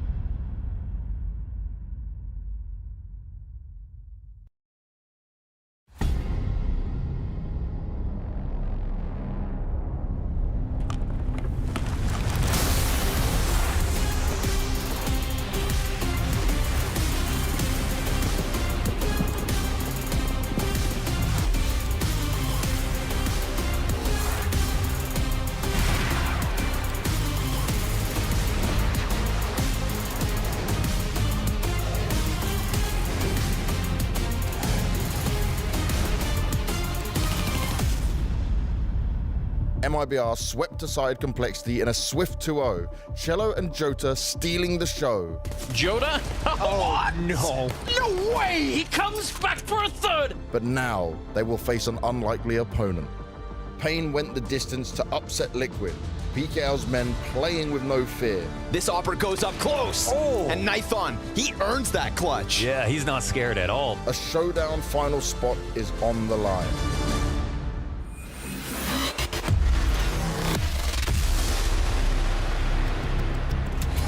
The Brazilian brawl continues as this time MIBR and paiN are going toe-to-toe. The winner edging ever closer to that spot in Lisbon as they'll be making the grand final versus FURIA. The loser, unfortunately, down and out of the showdown. I am very excited to get into this one, Nifty. Just looking at the route both these teams have come on, we did not expect paiN Gaming to be taking the hurt to Liquid. No, not at all. Of course, we expected this to either be a Cole or MIBR versus Liquid matchup. However, I am glad that paiN is here. I think we're going to see a really close matchup here. Yeah, maybe we should just give a quick TLDR to the viewers who maybe weren't tuned in for that matchup. There's a lot to go over. It was a map that went a match rather that went the full 3 maps, the last one being into OT. So what did you learn from that series versus Liquid? I just can't help looking at that bracket thinking, you know, I thought NA had hit rock bottom, but we learn every single time that it can go deeper and deeper and deeper. It's like a black hole that never ends in that regard. The most recent case, of course, Team Liquid. Yesterday against paiN Gaming, take nothing away from paiN Gaming. They played a good game of Counter-Strike, but for Liquid to lose that game in a tournament that they must prioritize coming into Lisbon, it's a great event, it's a big chance for them to qualify, it's simply not good enough. They played a poor game of Counter-Strike. Naf said it in an interview afterwards as well that it felt like they didn't want to win. It felt like they weren't trying as hard as they could. And coming from a team that has been struggling lately, that is not winning any trophies and used to be a household name in Counter-Strike, simply not good enough. Well, let's get an interview from the other side, as PKL did give a few words to James after that victory. So PKL, you got a big win over Liquid yesterday. Just talk me through the emotions of that game. It was a hard game. Well, I think we didn't play well the second and the third map, but in the end, everything went to our side, and we got so much happy with our win. and that's it. Do you feel like on Ancient you guys could have won that and closed it out 2-0 if you say you didn't play well? I think we had a lot of mistakes in City side. We Ancient is too much CT, and we lost like 9-6, I think, the half. Yeah. And our T side was okay, wasn't that bad. I think if we played a little bit better on CT, we had 2-0 against them. Nice. And would you say that you're the better team than Liquid at the moment? I don't know. It's online. It's a qualify online. It's hard to say if we are better than them only with one series. So it's hard to say, I think. We'll have to wait and see for the future games then for sure. Yeah. Now, today you've got MIBR, and this is a team that you know very well. It's been some tough matches versus them. How is it going to be any different this time around? What's changed within paiN to make sure you can get the win? I think with the win we have yesterday, we are having a little more confident. I think we are going to play our game and don't think about their game. So I think will be the difference. And also, you play a lot of Vertigo against this MIBR. How's the changes you made to your Vertigo been shown within the game you played yesterday versus Liquid, and could they read into that at all? We have playing Vertigo against them, I think, the last 3 games, but we are not thinking about them. I think we are going to play only our game. We are not thinking to change anything. Just think about us, you know? Okay, focus on yourselves for sure. And how much would it mean to you if you get the win against MIBR this time and make it to the finals? I think it will be really good for us because it's our revenge. We didn't win against them the last 3 games, I think 3 or 4 games. We lost against them the RMR 24-22, something like that. And I think we just want our revenge. Great to get to hear some thoughts from PKL, particularly coming off of that victory versus Liquid. But interesting to hear that, he was saying, felt like he could have done it cleaner. Ancient, a bit of a testing ground for them. We obviously saw it go the full distance in the 3 maps. Yeah, for sure. I mean, I kind of liked a little bit of what PKL was saying about focusing on themselves, because despite their great win against Liquid, moving into this match, again, losing that head-to-head series from like 1-7. I mean, MIBR has just destroyed them and dismantled them over the last month. And that's what I'm a little worried about for paiN, is that can they move past this mental block of like, wow, can we actually beat MIBR? Because now we've lost 7 times in a row. Yeah, that's a problem, right? Especially because it's the last 7 map. It's not like they have one of the map wins, a couple of days ago or a week ago to give them that reassurance that on the right day they can beat them. It's been 7 maps in a row going the way of MIBR. I will say, though, that it feels like to me, the more I watch them play during the RMR, now also during this tournament, Nifty is getting more and more incorporated into this lineup, and paiN Gaming right now is making strides to becoming a better team as well. So I think they're getting closer to MIBR, but there's no doubt, judging by the results, judging by the internal struggles they've had against MIBR right now, they must be considered to be the underdog going against MIBR, who's also a team that we highlighted that is becoming better and better game by game. Yeah, I just like looking at some of these previous results. So I like that we bring up the head-to-head comparisons here, because it's almost like a crescendo. They're getting closer and closer and closer to taking down MIBR. And I like what you were saying about Nifty as well. We kind of came into yesterday saying we're still yet to see everything from him. We're still totally yet to understand how he's integrated into the team. So maybe a temperature check on him. What did you think of him yesterday? A good player. A player that likes to take charge. A player that in that 25-23 game as well during the RMR qualifier also played well and had a couple of big moments. And that's the point I want to make right here. Last time they played, it was 25-23, triple overtime going into that one. I was watching the entire game and analyzing it myself, and to be honest, paiN Gaming should have won that. It felt like they were in charge of winning that game, but MIBR did just constantly fought back, and at the end of the day, they had the clinical finish. So it can be a hurdle mentally to as you said, can we really beat MIBR when we get into a close game? But they came so dangerously close last time around. Yeah, and I think that is the key, kind of like PKL said, like they have to remain focused on themselves, and they really got to double check with their own game if they do want to come out above MIBR. But I think Nifty was effective yesterday against Liquid, so I think he was their second best player statistically in the series. So we would definitely be looking towards him, and especially Big Uzera, to come out with a performance today versus MIBR. Well, let's turn to reflect a little bit more on that series yesterday, as we have Danny on the line with a particular moment. What are we looking at here, Mahone? Yeah, so today I actually want to break down this round where when they played against Liquid, they were actually taking lots of risks, but not only were they taking these risks, they were converting them. And I want to show why it's so important that when you take a risk, you have to be able to convert them properly. So what we're going to see here in this round is basically score is 13-10. paiN are in a situation where they're going to need to try to come back, and this is the risk that they're taking. What you'll see here on the radar is that there's going to be 4 players towards the A side. There's 4 players here, and they're playing a 1B setup. Now, it's one thing to just stack a bomb site, but it's another to know what the stack is going to actually look like. So what we're going to see here is simply 2 players here at this party position first, and then we're going to see an op towards this connector, and then lastly, the 4th player at this long A position. Now, with these 2 party players, what they're going to do in this setup is they're going to position themselves like this. You're going to see one player, he's going to play a slight off angle just in front of party, and he's going to post up at playground. And then Big Zera, he's going to be hiding just behind the wall here, and his job here is to simply just watch this angle here. But more importantly, what he's actually doing is waiting to see if this player right here is going to take contact, because if he does, then he's going to swing out. So that's what these 2 players are doing. Now, the player at long A, what he's going to do is he's going to play anti-flash like so. Now, he's also doing the same thing where he's waiting for this player's contact. And by him playing anti-flash here, sometimes teams, when they come up towards this playground area, when they want to take towards long A, they sometimes throw a flash over just like this. So he's just making sure that he doesn't get blinded from that if that happens. Now, the 4th player, the op at connector, the fact that there's an op at connector is actually going to be pretty important, and I'm going to go over that in a bit. But first, let's just see how this round pans out. You can see that Nithon, he gets his first kill onto Shox, and when he gets this kill, look at Liquid's reaction. You see that Nitro, as soon as it's known that Nithon kills Shox here, right at this moment from connector, this actually means a couple of things for Liquid. They think that because this kill happens at connector from this op, it actually makes them think that the long A area is probably clear, or there's at most only 1 person. And when the op exposes themselves at connector, you usually want to take long A so that you avoid those longer range fights. And you'll see that's exactly how Liquid react. You can see that they run immediately through, and they run right into the setup. PKL gets 1, and then that activates Biguzera to peek off his contact to find this kill, and it also activates Hardzala, sorry, to peek from that long A position. And this setup is basically a masterclass of how Liquid basically just fell into this. You can see, just pay attention to these 2 players. They coordinate their peeks perfectly with the contact. And that was just a flawless round by paiN. And that's really some of the things that paiN might need to do against MIBR today if they really want to overcome the hump.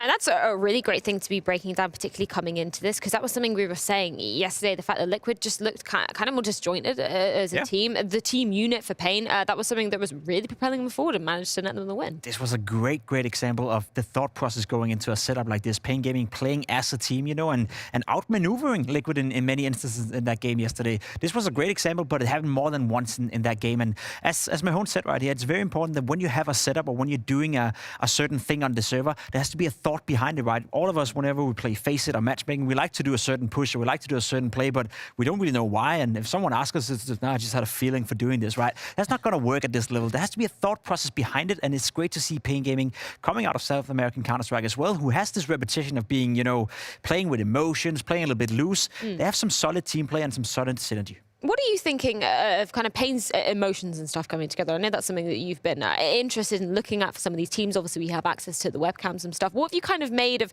the synergy that we've seen from paiN thus far? Honestly, it's really interesting. I'd be looking forward to this game today because I didn't notice so much in that series yesterday. However, obviously, it was very healthy. It was clear. Biguzera gets really excited, which I'd love to see. But yeah, I just want to give a big shout out to Mahone for giving such a great breakdown because it was very concise. And I also wanted to throw out there that it does not surprise me that NAF was the one player on Liquid who was separate from the rest in terms of performance. Because I think you had mentioned even just a few minutes ago that he's able to do that. He has this ability to disconnect and perform, no matter the instance in Liquid, from his post-game interview.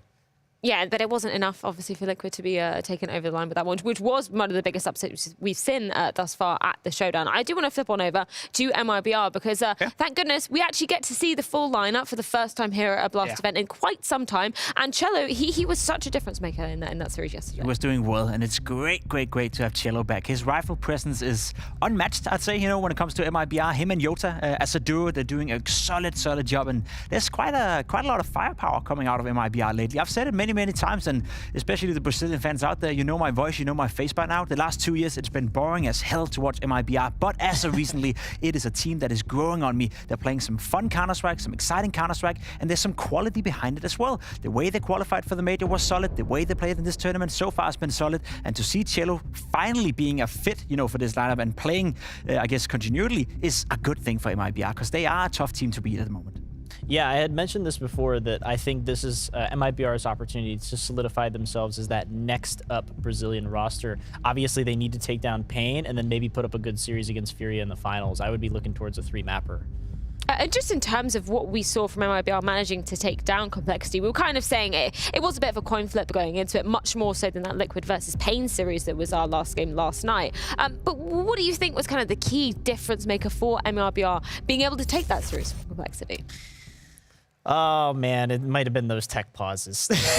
Seriously, I don't know. No, not really. Obviously, it's not the tech pauses. But yeah, it just felt like Complexity were not all the way in it. They couldn't repair themselves after that had happened. And MIBR just ended up running away with Dust 2. But they didn't seem to be able to reset for map 2 as well. So I'm not sure. It's a really confusing series. I mean, I think for my money, Yota was somebody that really impressed me throughout the series. Again, like you were saying about the consistency of Cello, Yota was also incredibly consistent. Played well. They couldn't handle them. They couldn't handle the duo of Cello and Yota, and they couldn't handle the pace MIBR came out with. We saw in the beginning of the game on Dust 2, MIBR started on the T side, and they kept exploding on towards the B bomb side, and Complexity kept finding themselves, in an uncomfortable position where obviously the timeouts didn't help out, but even so, MIBR kept the pace up, and Complexity yesterday, the one big surprise for me there was not necessarily MIBR winning, it was the fashion it happened in. Yes. It wasn't even a close game, it was just MIBR being, I guess, 1, 2, 3 steps ahead of Complexity. Well, we've had our say about Yota up here on the desk, but it's time to get some thoughts from their coach. It's Bit with a few words. How much better can we expect Jota to get? I think besides Cello, everyone here has a lot of potential to grow, because Cello has been longer on the team, playing against the Taiwan teams and stuff like this. Besides him, I think the other guys are pretty new, and they have a long way to go. And, with time, I think they can only get better. Actually, and right now we had a lot of opportunities to play Tier 1 tournaments and the major and a lot of other tournaments as well. So I think with time and a lot of matches, I think they can still be. And what about Jota specifically? Because he's a player that we've always heard good things about. So I wanted to know from your perspective, how much better can he be? Can you see great potential in him? To be honest, before I joined the team, I didn't know too much about him. People talk a lot about him in Brazil, but I have played against him a lot of times, but I never paid too much attention. But being with him right now, it's actually very surprise for me, because he's very aggressive. And I think he has a unique play style. He likes to push a lot. He kind of remembers me the time when Freya played 5K or something. Nice. Yeah, he's very good. Very good player. High praise. That's something for us to look forward to for sure. Now, yesterday's game, right? Obviously, it was Complexity. You've won against them twice recently in best of threes. Things are looking very good. But how important was that win for the team's confidence and overall mood for this tournament? I think it was very good for our confidence, because, to be honest, I expected a very even match against them. I think they're in a good run right now. I don't think they're playing bad or something. I think we just played super well as a team and individually as well. But I think it's very good because I think we need those wins against good teams to show us we can beat any team in the world. I think we're in the right track right now. Super valuable to get to hear a bit of an oversight about what's going on in the team at the moment, but incredibly interesting to look at some of the statistics in terms of the firepower versus those last paiN matchups. Yeah, I need to say how much this screen impresses me. When I had first learned of it, I was like, plus 56, plus 54. Yeah, is that right? Yeah. Out of all their head-to-heads just in the last 30 days, when it comes down to it, Jota and Exit are destroying this team. And even Woody with plus 37. From all these series, you've got to be kidding me. These are going to be the guys that we expect to show up. For the context, though, it's been a 16-5, 16-9, 16-2 victory, right? So they have been destroying them in that sense. You see the results right here. as of late, as I said, the most important matchup out of all of those to me is the one at the RMR. That's why I wanted it highlighted as well. That's where both teams are coming in. They're playing on land, they're playing with the pressure, and that's when it matters the most. This game as well for MIBR and paiN, it's a massive, massive game. Well aware FURIA is waiting in the final game, but that means that they're only one step away from qualifying to Lisbon, which would be a tournament of their life, you know. So there's a lot of stake both for MIBR and paiN here. So the pressure is on, and last time the pressure was on, as we saw, it was a super, super close game. Yeah, I'm really looking forward to just jumping into it. I do want to bring up Exit as well, just one more player to put under the spotlight for MIBR, considering, you know, he's had such an incredible kill death differentiation in those series against paiN previously. So what kind of impact are you expecting from him coming into this? Honestly, I just want to see him keep doing his thing. This is a player who's been performing very well against this squad, so I just want to see him rinse and repeat, and same thing with Joda. Nothing special, I just want to get him out there and do his job. I love the energy coming out of Exit. We had a couple of interviews with him as well, especially during the group stage when they beat Navi, I believe, on Dust 2. It was just great to talk to him, right? He was so excited, he was so happy. So I agree with you on this one. The energy coming out of the MIBR camp right now vibes me a positive one, and I think that's a healthy sign for a team that is on the uprise. A couple of interviews with him already, but here's one more courtesy of Banks. So, Exit, I wanted to start off by asking you if you were surprised to see Liquid fall down to paiN in the end yesterday. I don't think I'm highly surprised because I think the level here on NA right now is every team is like in the same level I guess, and it wasn't a big surprise for me. We knew that paiN could beat them, or Liquid could beat them, so that's it. Okay. Now, we've only got Brazilian teams left in the showdown, but what do you make of the Brazilian versus Brazilian matchups? Are they harder for you? I don't think so. It's not harder, but I think there's more hype, I guess. Playing against Brazilians is always a good matchup for us. We enjoy playing against them, and it's so good to have like a blast with only Brazilian teams. It's a proof that we are so good in the game, and people need to watch us more. Now, versus paiN, you have a really good match history, right? Constantly getting the wins over them. But the last one, when it came to being at the RMR, was very close. That crazy overtime game on Vertigo. Do you think we're going to get more of the same? Do you think you guys are more even now? I think so. It's going to be a hard matchup again, as it was in the RMR. It was so hard, that game. It could have gone either side. And I think it's going to be a hard match today as well. They are playing good, and we are playing good, so it's going to be a good match. Would you consider yourself favorites? I don't think so. Maybe people can say that because of the match histories between us, but I don't think we are the favorites. I think it's a 50-50 matchup. Okay, then how do you make yourselves get the win? How do MIBR do this if it's 50-50? Can you repeat? How do you get the win if it's 50-50? What's going to be the difference? I think we're just going to try to play our game, you know, like we are playing every match. And I think if we do that like we did yesterday, we can beat them. I think a big difference maker coming into this one, just looking at one of the statistics yesterday, was Biguzera. He had such a huge showing yesterday. He was good yesterday. He was very, very good yesterday. Put it to Liquid, especially on Overpass, where he took over the server and was the catalyst behind the impressive win coming out of paiN Gaming. So for this man to play well, it's definitely a step in the right direction. He wasn't really going off last time they faced around, and maybe if he would have done, then that could have been a win for paiN Gaming. So the man in the screen right here, he's definitely a win condition for paiN Gaming. For sure. I think it was like 77 kills or something in the series yesterday, maybe plus 18 or plus 20 overall. I mean, that's beautiful. It's safe to say that obviously the South American fans have nothing to worry about when it comes to having a team qualified in Lisbon. I think that's just funny to think about. Yeah, they are actually guaranteed having that, considering absolutely. It's been a Brazilian derby. Somehow it's been switched up. Don't worry, I'm not sad at all. Maybe is that why we're all wearing black? Is it really the death of an Yeah, I think this was a funeral. Yeah. How anyway. long can you die though? That's the problem. Oh God. Are we continually burying them? Or are we just digging down? Well, actually, it did happen down? pretty quick. Yeah. Anyway, moving on. We do have to get into the map picks and bans for this, but to do that, we do have to take a look at our betway odds coming into this final series of the day to see exactly where the markets are lying. Exit was saying pretty 50-50 coming into it, but it is quite heavily siding with the side of MIBR. Big question to you, Pimp. Are we going to see Vertigo in this? I think that could be a third map potentially. Okay. We're not going to see Mirage. We're not going to see Inferno. At least that's been the Premier pick from paiN in all the matchups so far. Inferno's out of the way. Mirage is out of the way. Makes sense. In terms of the map picks, though, Vertigo coming in, a pick from paiN Gaming. That game during the RMR has given them the confidence to try one more time. PKL said it right. They've lost 3 in a row in Vertigo, but it feels like they're getting closer and closer, and maybe this is the time where they nail it down. See, that's very interesting too. And MIBR with the Dust 2 pick. Like, to be honest, I thought it was going to come Overpass, so maybe we're going to get an Overpass. See, that's interesting, right? Because Dust 2 is banned straight map. out. Dust 2 is the one map paiN Gaming won, you know, those 7 games. Yeah.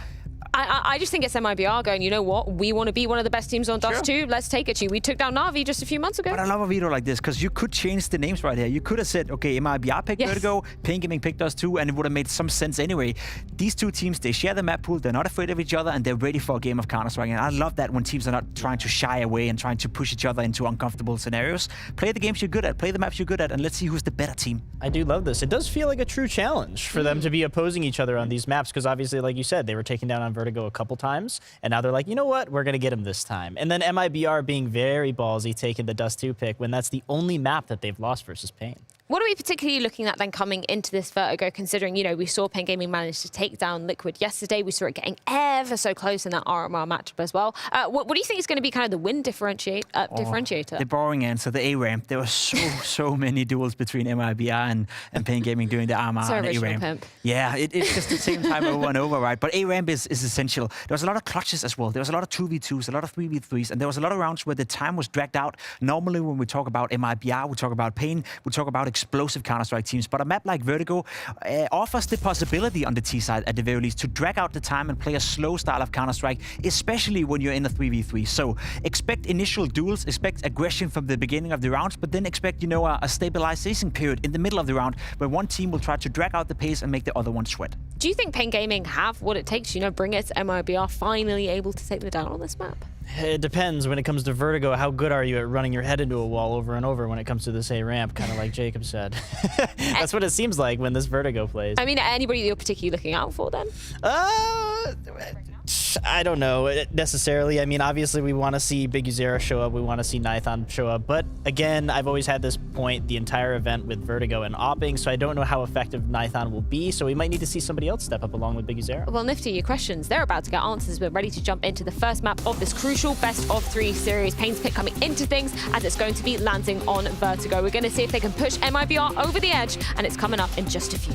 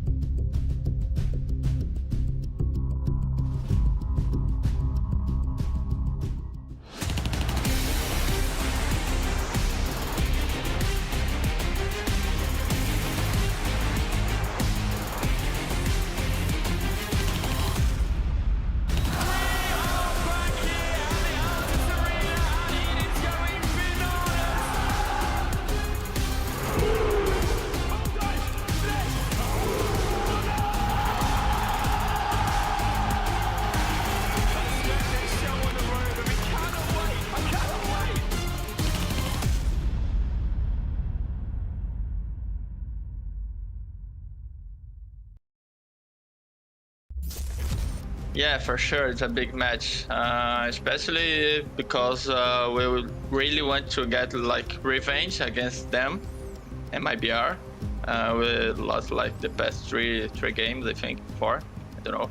So we really want to beat them, and that's it. That's it. It's as simple as that. paiN, they just want a little piece of revenge. They already got rid of Liquid. That was the big upset yesterday. Now we've got this Brazilian bonanza, a second semi-final with nothing but Brazilian teams, the Betway odds favoring MIBR. But MIBR's players themselves saying, we don't see ourselves as favorites. We want to be, we want to consider this 50-50. But if we look at just the results, it's clear MIBR have the edge over paiN. They have for these last few games. 7. Why would today be any different? Because they've gotten closer and closer, as Pimp brought up. That is the difference. They, even at the RMR, I felt like they should have actually just won. But big problem for paiN is choking, actually. So I think that's something that's internal. It's not really has to do with their opponents. But in big matches, they definitely clearly get nervous. Saw it at the major, saw it even yesterday versus Liquid, who were extremely weak at one point, and they still had had to work really hard to win it. That doesn't mean they're not a great team, because paiN actually, I love the way they play CS. It makes a lot of sense. They look solid in retakes, strong individuals. Big Guzera yesterday. Big Guzera. Inspired confidence. So, yeah, knowing you have your tools and actually making it happen are two different battles entirely. So, yeah, it's cute that MIBR don't feel like the favorites, but as far as the maps have said, they are for now. It's really on paiN to prove who is the better team. Only one spot versus FURIA tomorrow for a chance to qualify to a stacked Lisbon stadium. MIBR and paiN. Time to duke it out. Cello with the dual Berettas on short side. Everybody from paiN on this ramp. And Nithon peeks into 2. Takes them down like it's nothing. Like they're chumps. Okay, Nithon. Starting off hot. That'll send a shiver down MIBR's spine. Any other round they would save. This round they're going to look for some easy kills. Beretta's now on Nithon. They're out of there. They save. You said they wouldn't save. I said any other round they would save. And why are they saving this one? I just don't think they can win at all. It's like the pistol, there's less to lose even if you die. Of course. But if you don't think you're going to win, it actually doesn't make sense to just give them free kills. So keep that Kevlar. Although everybody other than Exit still dead. So one standing at the end of that. Nithon almost aced. 2 easy kills, man. Felt like the moment these short frags come in, look at this from Nithon. Nithon the Python. Peeks both at the same time as well, so it's not even like he just gave it a little jiggle. Kind of shaved the front man off first. The Nylon Python. The Nylon Python. Make that happen? I wonder what the etymology of his name is. Yeah, to him. Good question. Yeah. You can ask. Next time you see him. The Nissan Python. Could be. New York Marathon. Nithon. Come again? Mac 10. Mac 10. We all picked MIBR except for PIMP. Yes. And even though I picked MIBR, I want PIMP to be right. He deserves it every once in a while. Ooh, PKL, really? Those last couple of shots, he finds the kill. Do you think Pimp picks paiN because he thinks they'll win, or because he just hates MIBR? Yeah, he hates Brazil, and if there was another choice, he would have gone with that. But he just like, what is going to make the most people the most angry? Him just ran into the room. Just kidding. We're taking it back. We're just kidding. Oh, man. We're just kidding, everybody. Oh, we're just kidding. Pimp E Brazil. Yeah. Pimp E Brazil, I think that's how you say it. Oh. You know why Pimp loves Brazilians? Because Brazilians love Counter-Strike, and so does Pimp. And if you've got passion, no, it's just about Pimp's on your side. It's just about impressions. Yeah. That's the game we're all playing. Put your jersey on, Nekiz. You can't be playing without your jersey. I really like the raised collars on paiN's jerseys. You see these? You see these? Oh, I love them. Yeah, I love them too. Yeah, I know what you mean. It's like a, you know, oh, a neck hole. It's like a turtleneck light. Oh, turtleneck light. Okay. I like that. I mean, you know, most gamers, they don't really have necks. We got weak necks. Yeah. You know, so it's actually kind of good. Keeps it stable. High collars. Yeah, keeps it on. You get headaches, you know, from the weak neck flexors. So now they got the strong collars. That's why paiN are going to win this series. And we'll all just be living in Pimp's world. Little boost over the wall. Oh, quick one, dude. PKL gonna waste no time. He's making money with that Mac 10. And so is Biguzera. So far, so good for paiN. Biguzera, 2 more to take down. Pistols out. He's got it. Glocks Woody out of the round, and that's the 3-0 start that paiN could hope for. Yes. And the cool other part that Pimp brought up was that if they flipped this veto around and it was MIBR to make their pick paiN's, that this veto would still make some sense in favor of paiN, which is really cool. Because again, them picking Dust 2 it's weird because it's the one map that that paiN have actually won over MIBR. Doesn't necessarily mean it'll happen again. It is a confidence move from MIBR to go into that. And maybe that'll shake it up for paiN. Gonna still try to extract a little bit more value from the SMG, but PKL will be caught on the fallback. Oh, Nithon though, he's got it. Hot on the repeak. Looked like he was going to escape for a second. But nothing is free. Life lesson. Turtle tucked behind these bags. Ooh, gets killed by Biguzera. But he got Nekis just ahead of that. So from Biguzera's perspective, we couldn't see that he had a teammate right with him, but he did. 3 versus 3 is where we're left. Minute on the clock. Ooh, not bad. Not bad to be Woody in this position. But moves are being made. You know, being this far out in mid, that's huge. But getting up into heaven, that's this kind of scarier part. Exit has a big job to do. And it looks like he's been playing relatively back. Now, Woody is the guy with grenades, which would be huge for the retake. Oh, wow. Okay, Cello picks one off in mid. Intentions might become a little clearer. See how good Exit's off angle is here. Looks strong, but he'll have to hit the shot. Flash, perfect. Gets him off. Continuation on the flashbang. At the very least, pushes the bomb carrier into the plant. Oh, Molotov doesn't spread. So Exit remains safe. We've got that flank coming around, but Nithon does give cover. Bomb planter's down. Damage done versus Nithon, and sure enough, Woody ends it. So a clean one here from MIBR. I love how Exit just starts shooting right away. It's like he needs to force that peek from Nithon. Even though you typically want to wait until that bomb goes down, and then they stand up a little bit, then you shoot them. Recognize the urgency of the situation. Molly could have been a bit better, of course, in 2v3. Blocking off one side is helpful for Nithon. So you can just watch the other, but had a player there that potentially could have killed.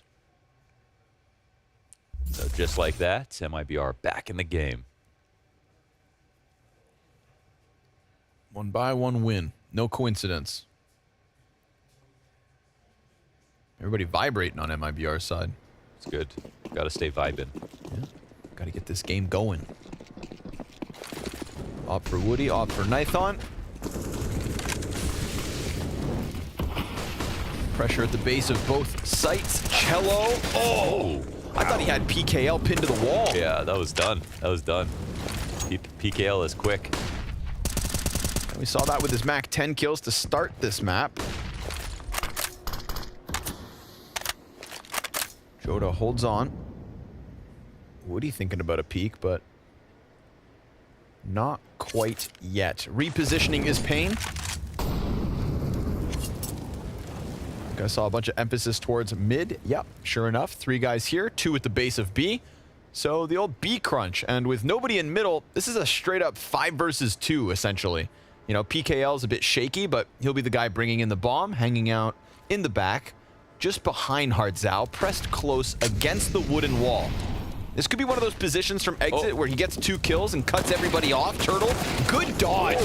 Oh my, double headshot. Exit will get the 1 and done. PKL gets past him. Remember, the low HP from the get-go, still able to find Turtle against that sideline. And now both these players could line up. Smoke is grabbed here. This is winnable still. It's unlikely. He's actually got another ending. Oh, he peeks right into it. Woody holds the line, and we have MIBR with consecutive round wins. Look at that sequence from Turtle, man. That was critical. I mean, the B-split was on, like you pointed out, 2v5 on the site, and Turtle sitting front Jenny. And he can't just sit there. He actually has to peek like this. And he finds the exact right moment to do it where Nekez cannot help his first victim. And then it's all easy. It's all gravy here. 2 players, high-low setup, hugging the wall. No way to separate them. Love that move. Yeah, it's a crazy one because paiN put themselves in a solid spot. And hell yeah. Dude, if it wasn't just for Turtle making that sick move, yeah, they would have lost for sure. Well, I mean, that 5v2 looked super slick. I don't think you could ask for like better positioning, better timing. And even the A rotators didn't have anything to do with the initial hold. Nekez will be boosted up here. Him and PKL, the 2 AKs, instantly caught and punished. Turtle sends Nekez down to the depths of that ramp. But it's also like PIMP also. Oh yeah, PIMP on multiple good points somehow. I don't know how he pulled this out, but MIBR for the past couple of years, I mean, they were nothing to even think about. Nothing. You know? And now they got Zywood, right? Jota's going crazy. They have Cello, who's finally made his way to the roster, who've been waiting for. So it's finally a point in time where they can kind of all 5 believe in each other. And I think it's like before it just felt like they had no identity. And now it just feels like they are putting results up to show that this is the 5 they want to keep.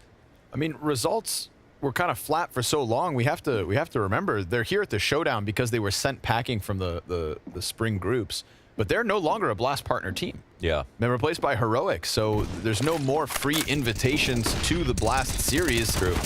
With this, the A site is held strong. So if you are kind of sent out the door, remind them what they're missing out on. Absolutely. You know, qualify for Lisbon. That'd be amazing. Even just to get a chance versus FURIA, that's what they're here for tonight. And ever since they've had guns, it has been nothing but round wins. 3 straight back from the CT side. Yeah, and to be honest, you know, I mean, they weren't going to skip through the fall or spring series like to the final, you know, with the roster they had before. And they took a long time to get to this point.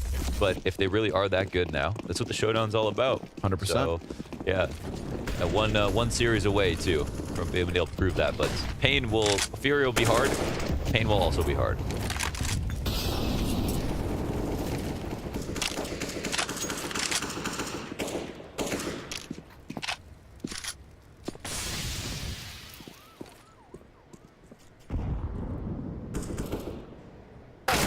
Nice position from Turtle, but it doesn't work out. He gets the dink, the poor guy.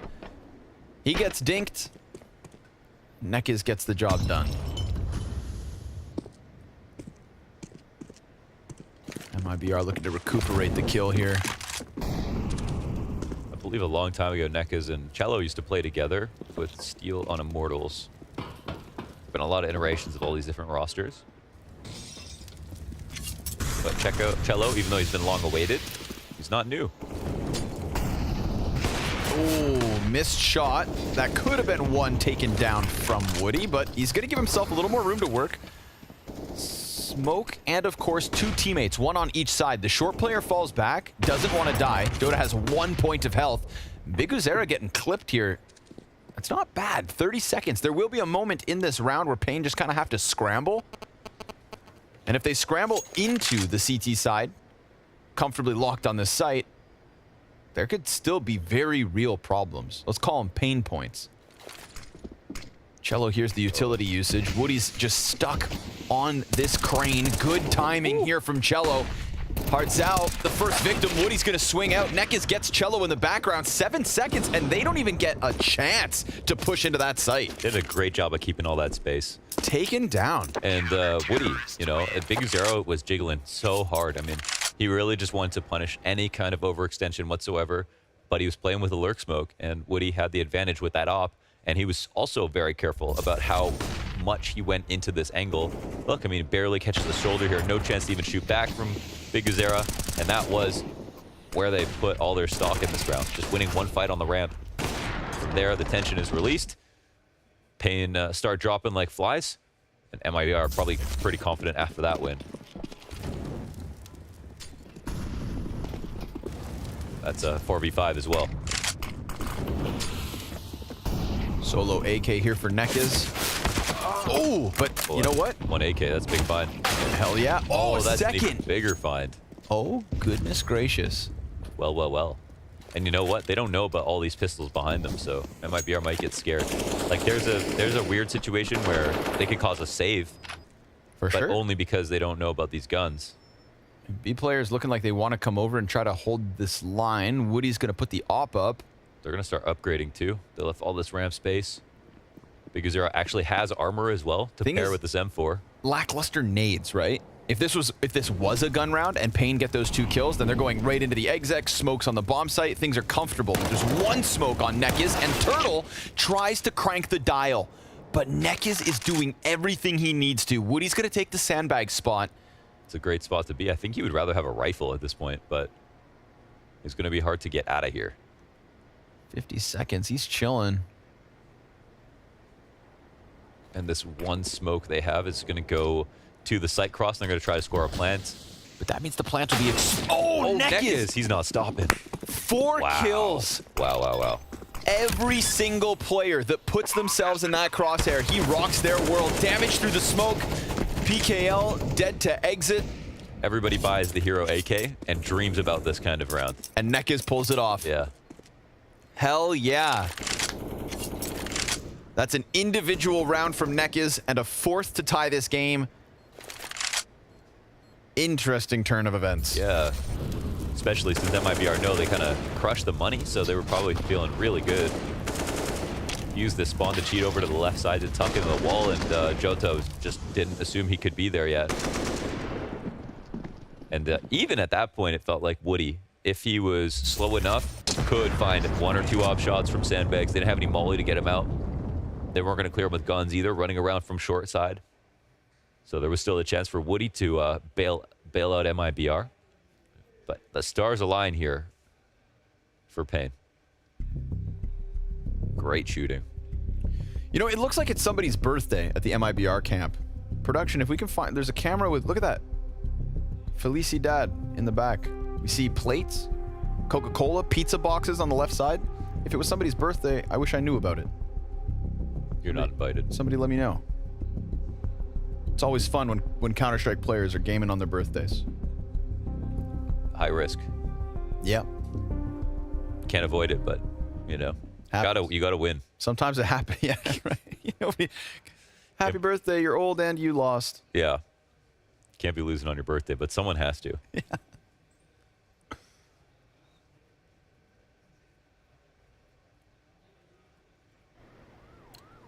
Meaningful match here, and Nekes knows it. So we're gonna have to let's put a pin in that one. Round 8. Nekes' name stamped across it.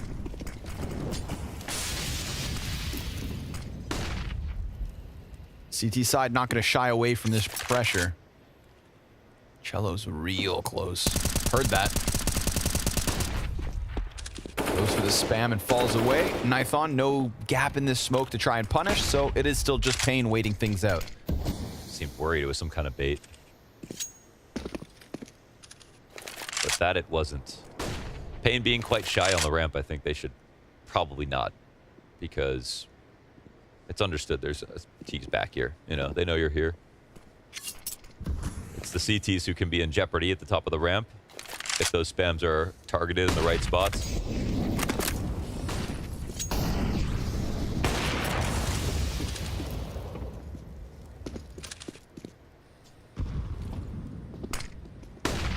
Woody's waiting for the peak, but it comes from the bottom of Crane first, and now Woody's just lost his teammate and kind of feels sectioned off. Rotate comes around from Turtle. paiN double back. All right. Draw out the rotate, which is, at this point, facing forward. MIBR, they're not waiting around for paiN's execute. They want the information. And once they see that's empty, I feel like suddenly Woody realizes he and his teammates need to get over to exit ASAP. Yeah, exit Only has a flash for himself. Oh, off that smoke as well. His smoke, and he gets 1 kill. Woody does get into position fast enough to kill Nekiz.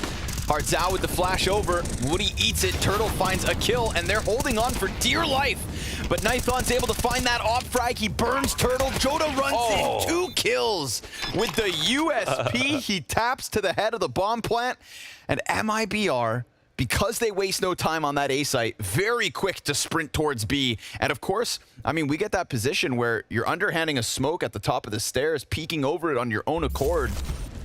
MIBR, they knew they were under pressure, but they handled that heat.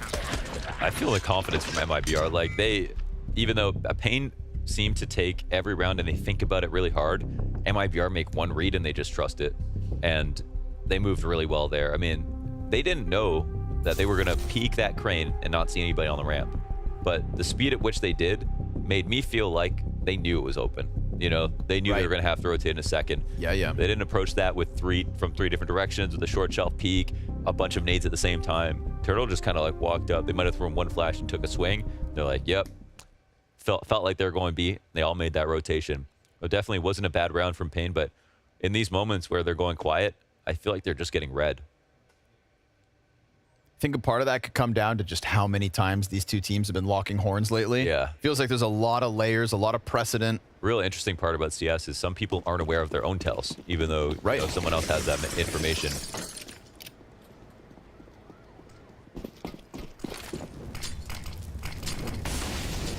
The mind games. Alive and kicking here. It's paiN back to trailing this lead, but MIBR is not comfortable. They're gonna go for the peek. Ooh, just the dink. Fall back from Cello. He brings one with him. Oh, gotta minimize.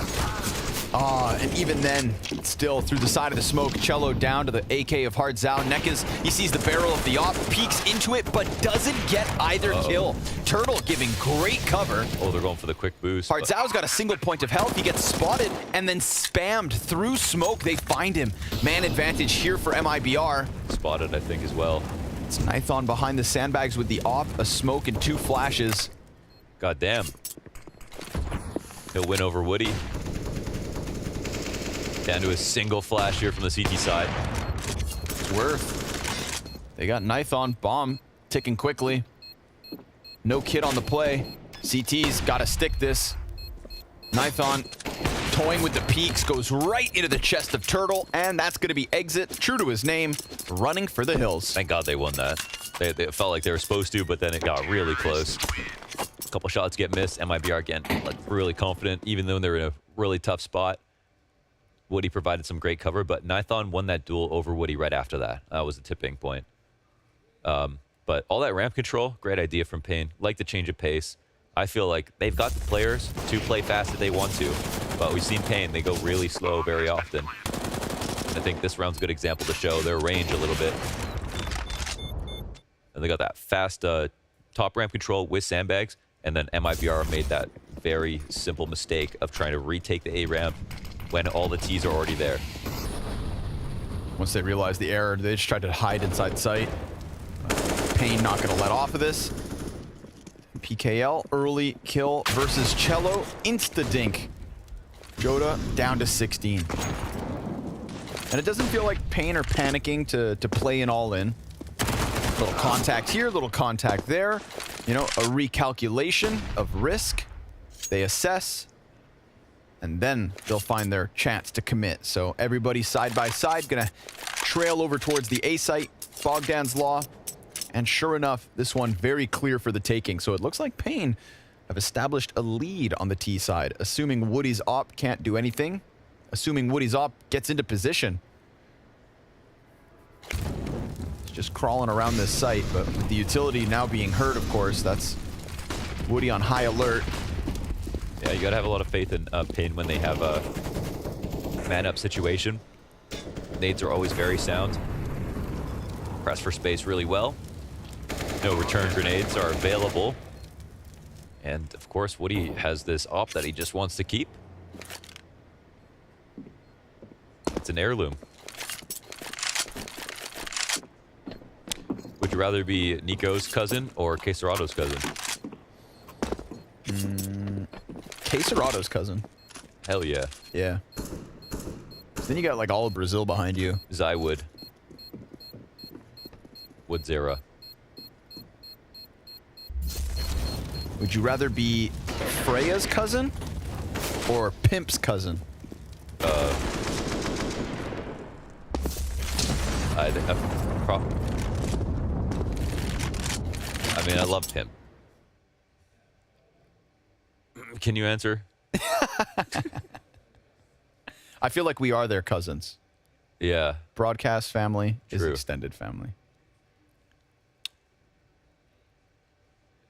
You might get, like, invited to more cookouts if you're a Pimp's cousin.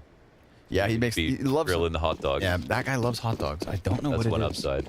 And if you're Freya's cousin, then you'd have to, like, lose to a cheater and Scrabble every day. Yeah, you'd have to cook for her. It's the other way around. Nithon blinded. No over peak, but there is an over stack. MIBR trying to get behind Woody here. Pistols get ahead of him. Oh, Woody dies in mid. Damn it. Not a good look for MIBR, as that was their one gun, but Cello will at the very least grab an AK-47. However, his pressure just forces Nithon back. He'll take bomb, and with a smoke at the base of A, I feel like that makes his job even easier. Yeah, it's all right, fine. Yeah. Oh, you're not going to chase? No problem. So he transports the bomb over to Hardzal. That'll be the B site for free. paiN 7-5. They're starting to put it together. Well, that was the whole thing, right? That step by step, they've been getting closer on Vertigo. They've been getting closer. I feel like eventually you're going to break through. That could be the case tonight. Yeah. Sometimes. But then sometimes you get farther. For example, I bring to the stand FaZe Clan. Ooh. #1 in the world. Get to the major. Get to the major final. Get to 15-11 on map 3. Then lose. Then disband. So you have to win eventually. Otherwise, it actually can get worse. Gambit. Krakow. Win a major. Disband. That would be the MIBR of the situation, I guess. Ain't that crazy? Wow, isn't that crazy? Anything is possible. That roster won a major, and we never got to see them play again. Beat the game and left. They just cashed out. That's the guy who walks into the casino, wins on his first bet, and goes, yeah, okay. Hobbit's taking Antwerp, though. Ooh, he's fighting for it. That's true. The return of the Hobbit. Y'all thought it was a trilogy. Buy back in When's he from gonna MIBR. get to the mountain? Yeah. Deep smoke and a boost. PKL does have a bit of vision, but then that follow-up smoke completely takes it away. Oh, he made a real big jump there. Oh, that landed. That's why you got to shoot through the smoke. Take your chance, Chief. God, he was so close. How'd that do only 58 damage? Hit him through the floor, maybe. Sandbags. Sandbags, I feel like you do like 2 damage. I wonder. Turtle traded out. That's going down on the B site. Meanwhile, Nithon still looking for the contact. He will catch Woody, trying to crawl his way closer to the base of that ramp. Headshot into exit, leaves him on 37, but he's just going to dump that utility and try to make things hard for paiN. They're fine with that because they're gone. They're out of here. But who? Nithon is still... Oh, what? The... wait. Does he have armor? Yeah. He just looked up. Kind of got punched in the head, spun his head around. It was like the comics. Yeah, that's what it's like Popeye to get. punches you. That's what it's like to get knocked out for half a second. Yeah. Started seeing stars. Regains consciousness. Uh-oh, not Ish. again. Consciousness. Little boost here on short side. We got the utility coming at them. There's still a real threat here in Cello. He's the only player fully health for MIBR. Oh, the flashbang. So good. Big Uzera with Nithon's assistance. Stop laughing. It makes it harder. And exit's nowhere to be found. Let's stop telling jokes. I'm not telling jokes.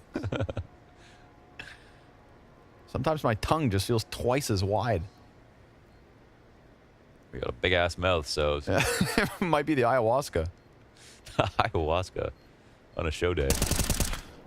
Exit? Exit frags. Yeah, literally. Maybe one more? Imagine that was like your favorite part of CS, so you named yourself after that. I just love exit I frags. love killing people after I've lost the round. 3 survive here for paiN. 8 terrorist round win. Not bad. Got to keep this ball rolling. Rolling. That's what I'm talking about, Nifty. Yeah, so this was the wall bang, right? Yeah, what did he shoot him through? Leg shot through the sandbags. Is it through the sandbags? Or through the floor? Man, production. How much effort replay just put into that? And now you've got another question? Well, that was the only question, actually. Yeah, it's true. That's half of the answer. All right. We're just adding to the mystery. I was just curious because, you know, skills like sandbags can survive anything. That's what they're meant for. Cello's going to push down short side. Again? Damn. Okay, I was going to say, again, the one rifle of a round, right? We saw it with Nekiz in the AK-47. This was Cello's chance on the M4. Headshot from Nithon. I got confirmation.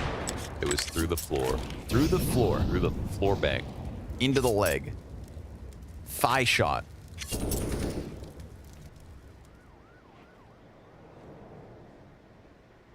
If I had to get shot anywhere, I think I'd choose the thigh. You just die instantly. Why? Very important artery. Well, just not that part of the thigh. You said the thigh. You know, like the, okay, then right through the butt cheek. Like sideways, you know? The butt cheek. Yeah, dude, it's meaty back there. You could pick anywhere and you choose your ass. What else would you choose? Like your finger. Those are kind of useful, bro. You can just get prosthetic ones. You can't get a fake ass. Yes, you can. Yeah, but it's not mechanical. I've already got one. Nithon looking for more contact. Look at him go. Rushing down into the AWP. This is not the first nor the second time that paiN see this pressure on the A ramp and just dip. Dive, duck, dodge. Oh, yeah. And die. He's playing Quake.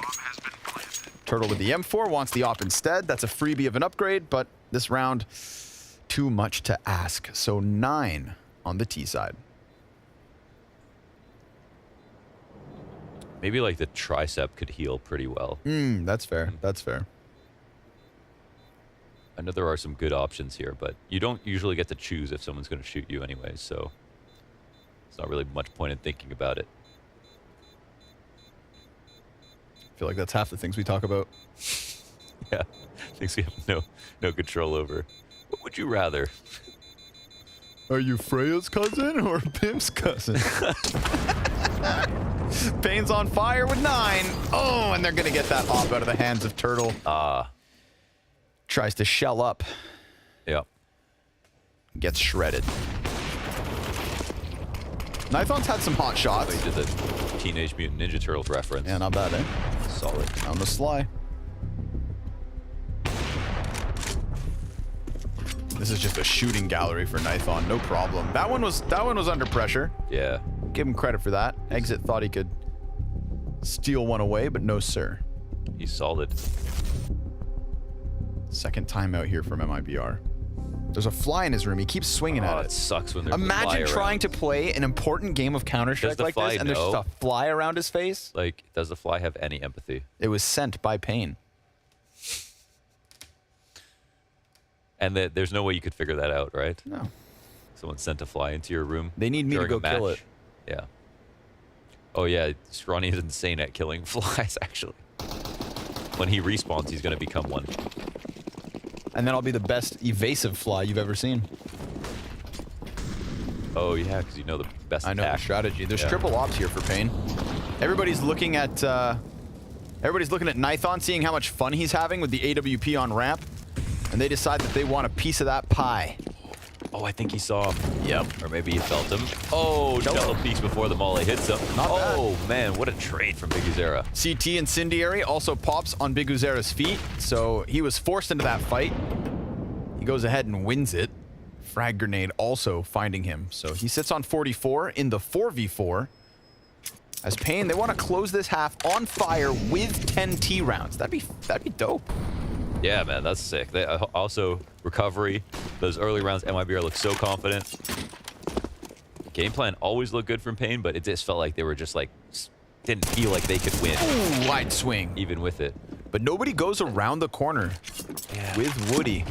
Man, I mean, that was a re-aggression, and then you have some info on the CTs, but you know, the rotation is so long here for paiN. They can't just necessarily run back, knowing you'll be heard the whole time as well. I think it makes sense. Come back up the A ramp. Oh, Turtle's tucked in. Late round, one of the best late round spots, but look at how much utility is left here for paiN. Yeah, sure enough, some of that destined for Turtle. Oh, that's beautiful. Fire and the frag. The grenade really what hits hard. Bomb dropped. Headshot chance here for Yoda, but... Oh, don't let him go. Oh, he's gone. Into the cover of the T-side smoke. 10 seconds. If he rushes down that bomb, it could very well end the round. NECA is going to go for the plant behind Orange. They go for the boost. Exit will see nothing. Trying to spam through it. Flash on NECA's. Biguzera backs up. One of the two smokes fades. Still, they try to shave one off, but he jumps up to die. paiN delivered. 10 T rounds. And that is a marked improvement. Will they have their handful once they switch sides? We'll find out in a second.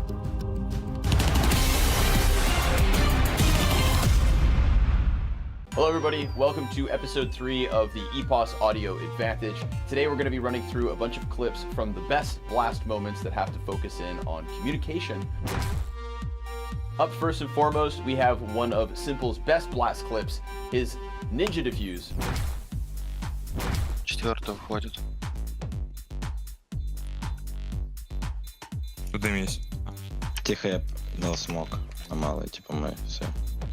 They are saving. Oh my god. Мы взяли раунд. The timing there as well for Simple to slip behind the sandbags. Like, I can understand why Complexity thought they had it cleared. I think he calmed right when the defuse happened, and he didn't even hear it. I think it's, you know, Simple's ability to visualize exactly where everybody from Complexity was. You know, Simple had the big picture in his mind from start to finish. And, well, we know what happened. One nice. Wait, I flashed twice. Yeah, and I went default. Yeah, do it. He's gone? He was gone? Yeah. Let's do together. Mollied me. Nice! Those clean Nexa comms. He's got all the information he needs. So perfect, yeah. Sets up the play, tells Amanek what's happening, tells Amanek what to do. He gets the audio cue of the two players off of the side of staircase as well. This is the job of the IGL, right? Yeah. Creating a play from nothing. Nexa knew where both of them were, instructed Amanek, and Amanek did the perfect thing and just made sure to be fast about everything he did. Nice! I will fade a lot. I'm car. I've off and smoke. I'm anti-flash car. Two smokes. One is outside B still. We have both guns, right? Yeah, I've tunnels. Blue has tunnels and one more smoke. There's a lot of people chiming in, but they're all moving around forward with who they're killing. Orchestrating and leading the troops in the front of it is Tabson making that decisive call. Even with all these layering voices, you do still need that one that is louder than the rest.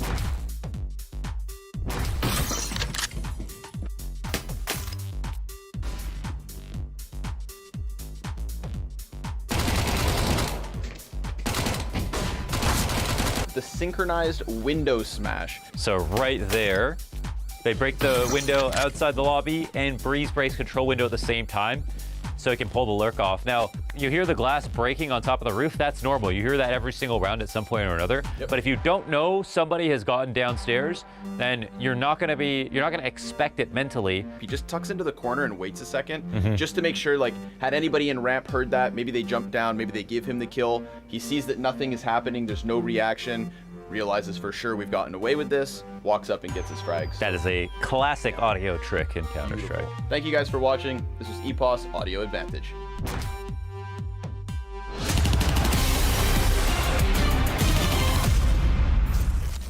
EPOS. Quick and easy. paiN, 10-5. 10-5 T-side. Solid. Was looking very competitive once MIBR were able to get themselves some guns. But paiN, just too strong, man. Nifty 17 and 8. That's obviously, you know, him and Biguzera, two of the guys we talked up before the match started. Yep. There were questions whether the op impact could be a piece of the puzzle for paiN on Vertigo specifically, but sure enough, those two heavy hitters, the hottest hands in the server at the moment. Yeah, Nifty catching huge attention. Biguzera off yesterday, Nifty off yesterday, continuing on. Maybe they have reached this consolidation period, a point of matches played and everything. We'll see. Turtles got the entry. paiN or MIBR already won the first pistol round. Actually, did they? Oh, maybe they didn't. Maybe paiN did. Turtle with another. Ooh, Goda's got good timing here. Ooh, runs in as Nithon was about to reload, and Exit had Nekiz blind as a bat. That is MIBR right into the sight. Clean as you like it. And now, yeah. I mean, we know the games can always be close. The maps can always be close. When a team plays each other this many times, I don't think it's really scary for them. Oh my God. Wait, what the hell? Okay. That's why you buy 2 guns. That's why you buy 2 guns. That was like the best situation to have the 2 Liquid. In case 3 people peek you at the exact same time. Nice shots, Turtle. Yeah, keeps it clean here. P250 clapping back. That one as well. What kind of noises do turtles make? They actually hiss, I think. No way. Yeah, I'm pretty sure turtles hiss. Yep. Yep, had a turtle once. Animals seem so cute until you learn more about them. I had a turtle, but it ran away. Walked away, or? I don't know. Oh. Just disappeared. Happens. Does it? I feel like it's really hard to lose a turtle. Well, it happened. It happened to me. Her name was Patches. Patches? Yeah, Patches the turtle. What a terrible name for a turtle. I was like 7, dude. I would have run away too. We put her aquarium outside, thinking that was a good idea. She could see some nature, but then Patches one day it rained, and the aquarium filled to the top, and she climbed over the side. Patches is an NPC in Dark Souls who's reoccurring throughout the franchise. You find him in a dark... Oh, hold on. Oh, the aggression's coming. From Turtle. Sure enough. Let's go. Holds it back. Well done. No damage there either, dude. I mean, for all that was from paiN, as much as they put behind it, they didn't get off with much. Yeah, and they're still around the site. At least one. But they might want to take these guns into the next round. Long-range MP9. They're still so worried about the sandbags, but I can promise you, MIBR, it's not occupied. Exit catches the headshot to PKL, and now Cello's Mac 10 hopes to make a little money, but a jumping headshot connects. Nice shot. I'd like to see that from Hard Zhao's perspective. You know this man just flicked. If you pre-aim that, he's a noob.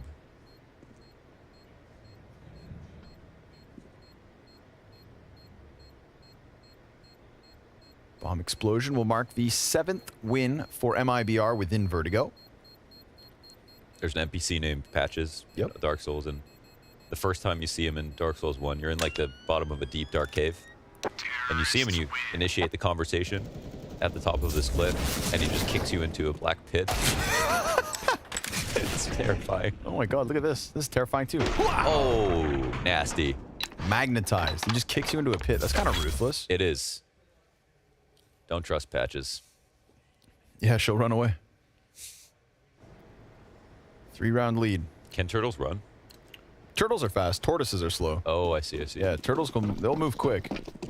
Depending on what surface they're on. That's why it's the tortoise in the hair? Yeah, exactly. Big Uzera deagle up. Oh, he's so good with it, isn't he? Feels good. You can feel those coming. Whenever Big Uzera's the guy peeking around corners, you can just feel that deagle powering up. Yeah, it's destined death. You know, he's piecing together the angle, and there's a great example of it. Just robbery. Absolute robbery. Gets the kill, gone. There's a little cloud emoji above the players on the left side. I was looking at that. It is killing me. What is that? Smoke off of the map. Oh my god, is it? I'm going to assume so. Oh yeah. It would make sense, right? Out of CT spawn or something, chucked it down the ramp, and it just oh my god, they faded it out. it just yeets over into the office next door. John's in the lunchroom and smokes bust through the window. Corner's gonna get cleared as they continue towards this B site, and that's the open road with Exit in mid. He's a crucial piece of this. Had he died, then that's a gun offered, and all they would have had was the bomb plant, but now MIBR very comfortable, as Nithon could be anywhere. They'll find him, kill him, and serve up an 8th round win. Yeah, in a very competitive match now. Best result, I think, for MIBR to have won this pistol.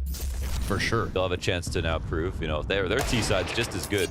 Actually, MIBR have a much worse T-side percentage than CT, so it's actually losing.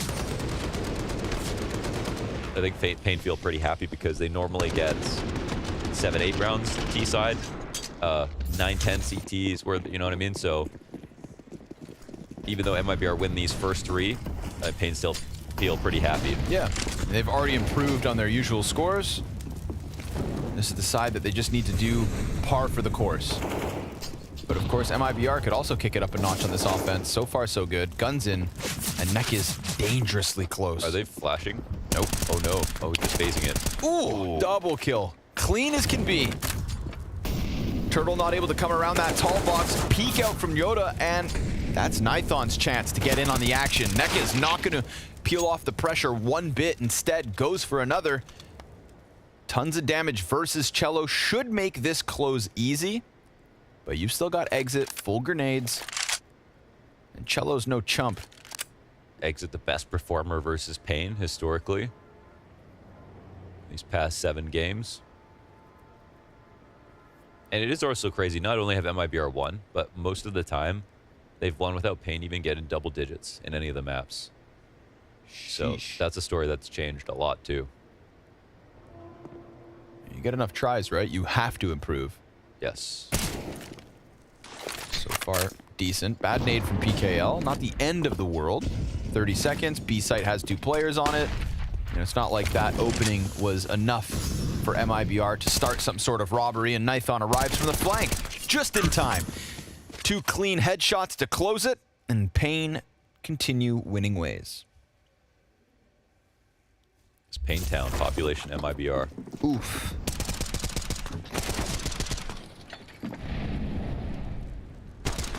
I absolutely remember a Neck as 2K.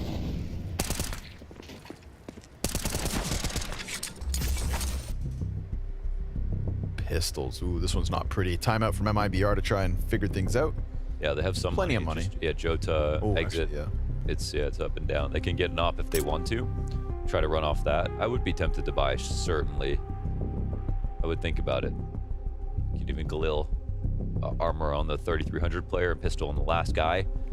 Most of the time, you're not going to need to have 5 rifles, so on T side, you can pick one up. One thing's for certain, someone will die this round. You know, I'll go as far as saying 2 people will. At least.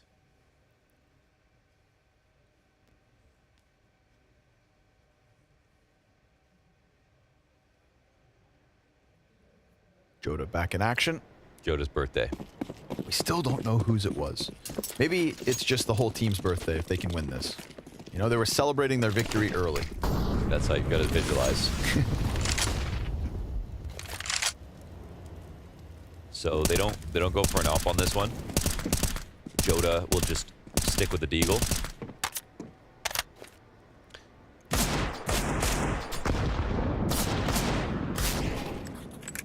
What is the plan though? They have to keep it simple. They're low on grenades. Try to beat out Nekes, and he's pretty comfy peeking this ramp. Oh my god. They should probably throw. Yeah, they should start throwing smokes probably. Oh, I like this. He tucks in the smoke.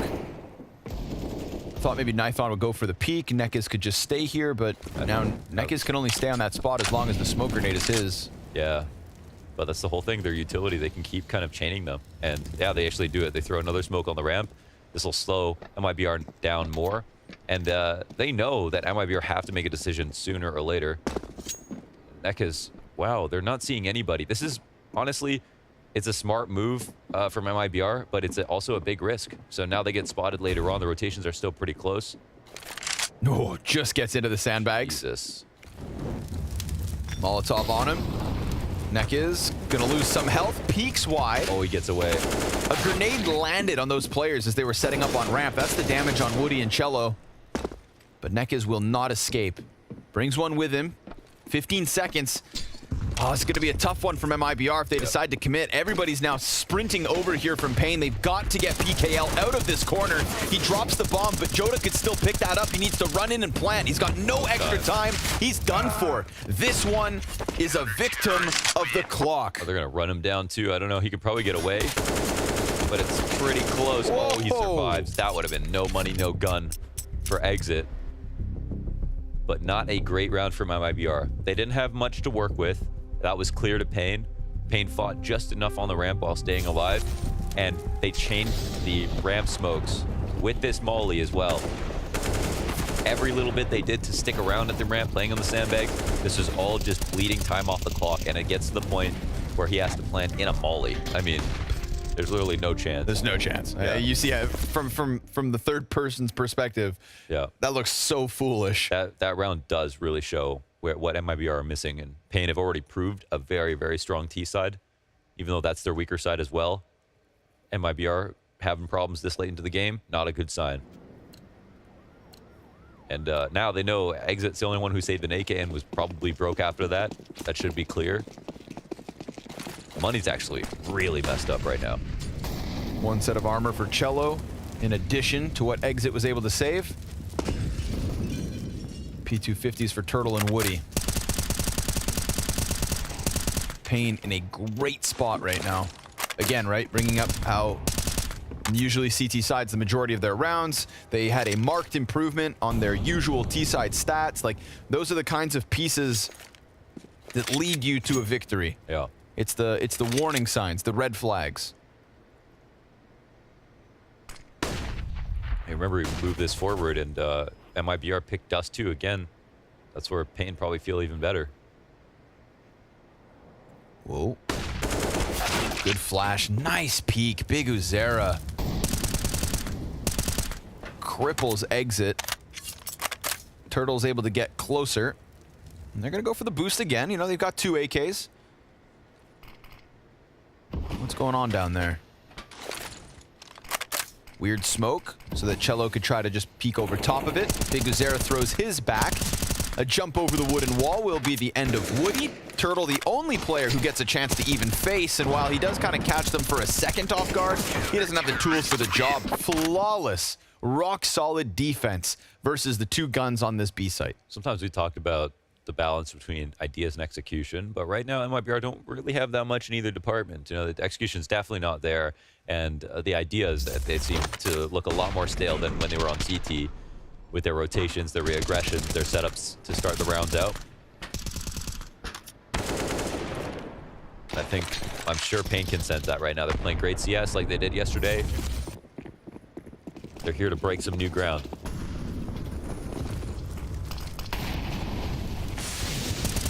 Nope. Nope. Looked like he was on the money, but it's Woody to come out with 1, Turtle the second. PKL doesn't shy away from this fight. He'll bring Cello with him, but still 2-man advantage from MIBR's victory early on within this A ramp. They don't have the bomb, which will just kind of buy a little bit of time for the CTs to maybe take this risk and come over. But I mean, that means that the smoke grenades get weighted out. Another one's thrown outwards, and ooh, there's still a molly. Yeah, with the bomb walking, I feel like that smoke could still fade by the time he gets here. Absolutely, and look at the full nade sets. They even have a re-smokes. They have a retake smoke and potentially a ramp smoke to get back on the site. They can't even smoke this molly, so they'll have to wait. It gets a little scary. paiN are probably wondering why they're taking so long. But I think now they just feel like it is going to be A. I think they're kind of happy about it. I mean, the retake could have been on 20 seconds ago at this point. Exit will get into position, so the CTs don't challenge that, but they will find Woody over top of all this. 2v4. Exit starts to go out on short side. Hardzao finding the trade frag. Both of the T's now to the left. He just overextends right into them. A lock-in from MIBR on A. Yeah, really, really well done at the end. Of course, that bomb was a little bit farther than they'd like it to be, but they handled the situation overall pretty well when they're important engagements. paiN just trying to face down A ramp costs them 3 kills. Yeah, I don't think it's a bad move from paiN. It's just sometimes you're going to lose doing that, but they still have money to work with. A lead here. A lot of this will probably come down to Nifty and his comfort, because he was doing awesome on the T side.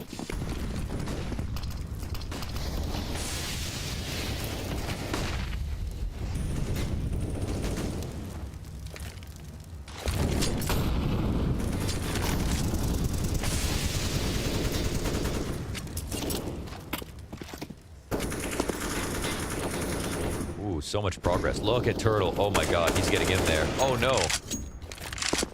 Wow. He sees so much about the setup, but eventually falls out.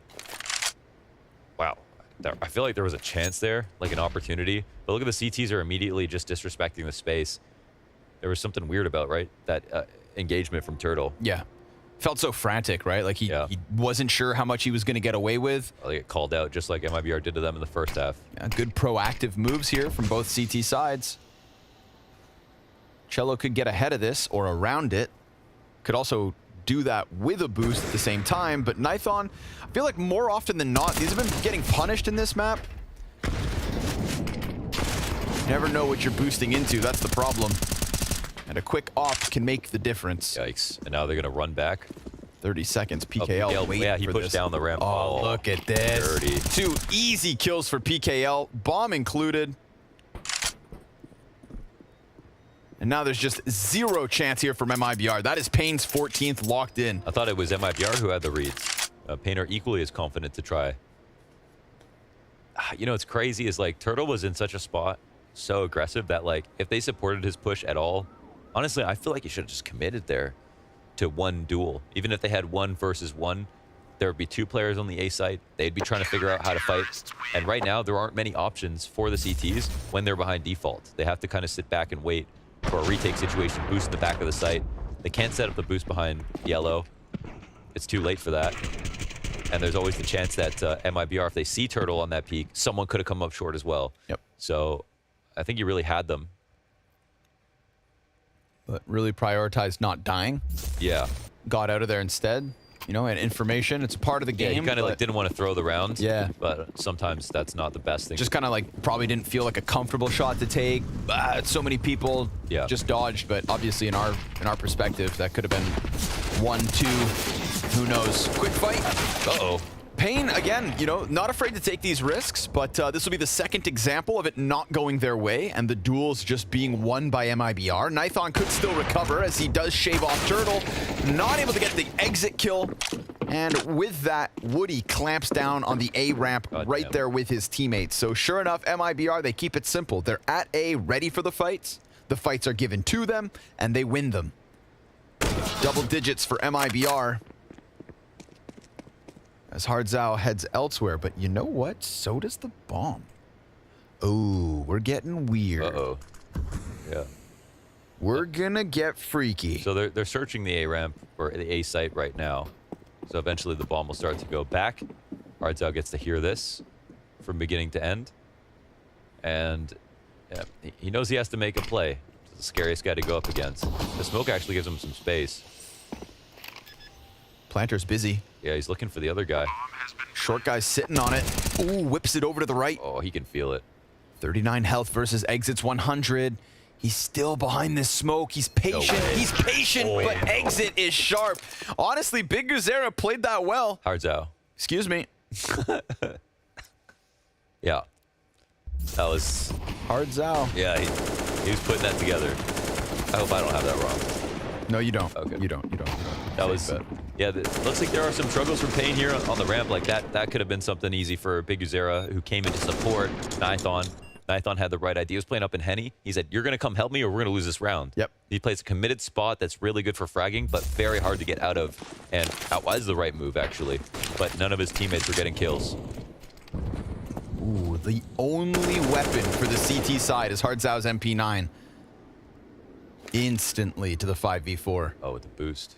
Oh, this could work. Oh, this could be the perfect round for it. Let's see, they're mollying it. So it's given up. Heads up from Joda. He's not alone here on the ramp. But kind of like Turtle did a couple rounds ago, you know. Just a check on the peak. Not a commitment to those fights. Feels like in a 5 versus 4, you also, like, you can excusably give away those ones. Let them come to you, clearly. Woody waits. Oh my God. Warding shot. That Deagle shot whizzes right by his head. More utility usage here on the A site. Everybody coming over for the defense, so the numbers are right. paiN trying to stack appropriately. It's kind of scary for Woody, honestly. Oh, yeah. no. PKL. He's going to stun the T side yet again. They're going to try to press up, fight this. Hard's out. That's the bomb he just dropped over on short. The neck is over the smoke with a kill on the Deeg, and Big Uzera with another. Wow. 1 MP9 and pistols all around it. It's enough to win for paiN. Man, it's a few good decisions. And that first opening MP9 kill, and they got a little shook. Bit too late in the game to make mistakes like that. That's 15, that paiN grab. Just as MIBR were starting to get a bit more confident, winning A ramp a couple of times.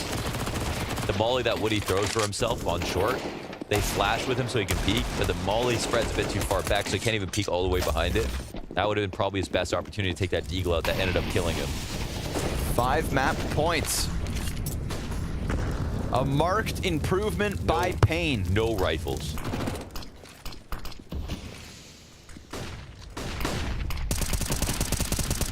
Wow, they have nothing.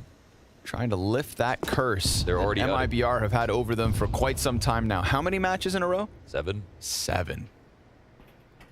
They're out of nades already, and they have no rifles. Hard's out, just tucks into quad. Big Uzera here to draw attention away. Mac 10 on Joda's already over Wood. Woody misses his jump. That's a little bit of an audio cue offered. Then obviously Joda has to wait for the repeak. His teammates now a couple steps behind. Hardzao and Big Uzera gonna hold this line. Nithon finds a kill towards mid, and it looks like they have done it. paiN over MIBR here on Vertigo. Their map pick in this best of 3. And Cello's still gonna fight tooth and nail to the very end here. 40 seconds. But they've got no utility, no primary weapons. Not even full bars of health. Yeah, now their fallback is being held as well. Time continues to tick down, and I think the reality of the situation continues to sink in.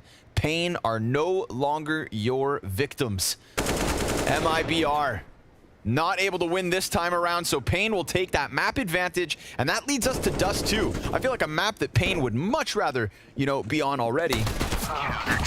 Here we go, folks. Interesting turn of events. They themselves said they were not the favorites despite all of this pre-existing results, and now MIBR are going to embody that. A reverse sweep of this series needed. paiN take map 1. Hashtag Pimp was right. That's huge. That makes sense. You know, he thought that paiN should have won the last time they played Vertigo. Super solid T side, man. 10-5. Then looked as good. MIBR showed some struggles on the T side, and now the series is way more interesting. Very important match as well. For elimination at a spot versus FURIA to play for the spring finals in Lisbon. One more map, Dust 2, after the break.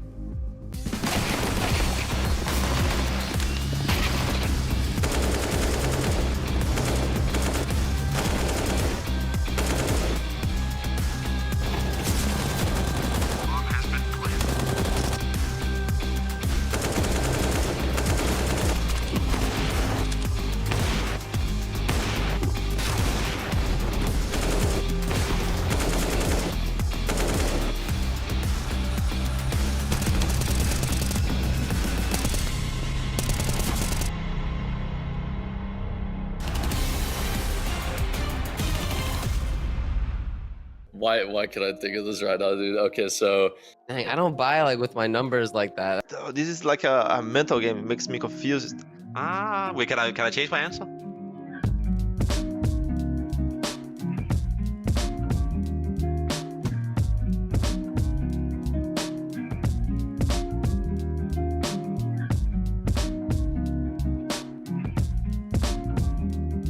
Okay, so round 1, 1-3. That is a P250. why can I think of this right now, dude? Okay, so 1 is your pistol, and 1 CT, so USP, dualies, and then P250. So it should be P250. Okay, I think the first one is a deagle.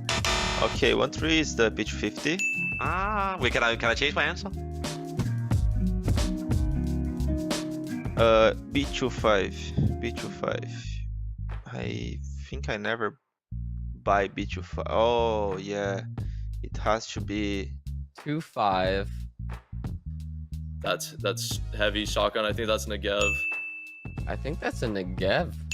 Yeah, because I always miss by it, or not always, but I used to miss by the Negev. Let me think about the wheel, because these guns I buy with the wheel. Because I like to open the shotguns menu, like I think I'm shopping in the market, and I just choose whatever fits best my pocket. 2.5, maybe like a P90. If I go here, it's I just holding my mouse here and imagining. Okay, if I go here, it's the auto shotgun. So I think B25 would be the heavy Negev. Wait, 6.35? When do you hit 6? Oh no, dude, I'm horrible at this. 6 is that's for ops, right, or sniper? I don't know when you hit 6, because I think 5 is like the Kevlar, and then where you get a kit. So I don't know. I don't even know what 6 is. 6.35. So 6, you're going into the nades. Nades, dude. The flash and then smoke for the 5. Dude, why? I buy nades all the time. How can I not get this? This is insane.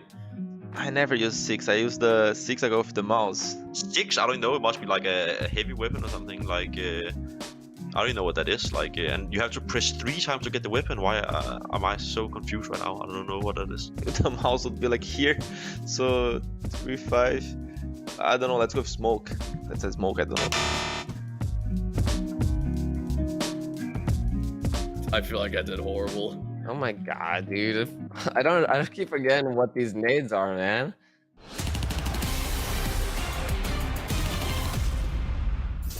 The sweet taste of revenge. paiN turned the tables against MIBR and managed to net the win on their pick of Vertigo. Last time, it went to triple OT. This time, Jacob, they managed to seal it out in regulation. What a performance from paiN Gaming. Starting off very, very well in the first half, netting themselves 10 rounds on the T side. Moving over to the second, got the job done, but we got to see a little bit of MIBR. They tried to fight their back into the game, but paiN Gaming were the better team right here, and they ended up winning Vertigo, fully deserved.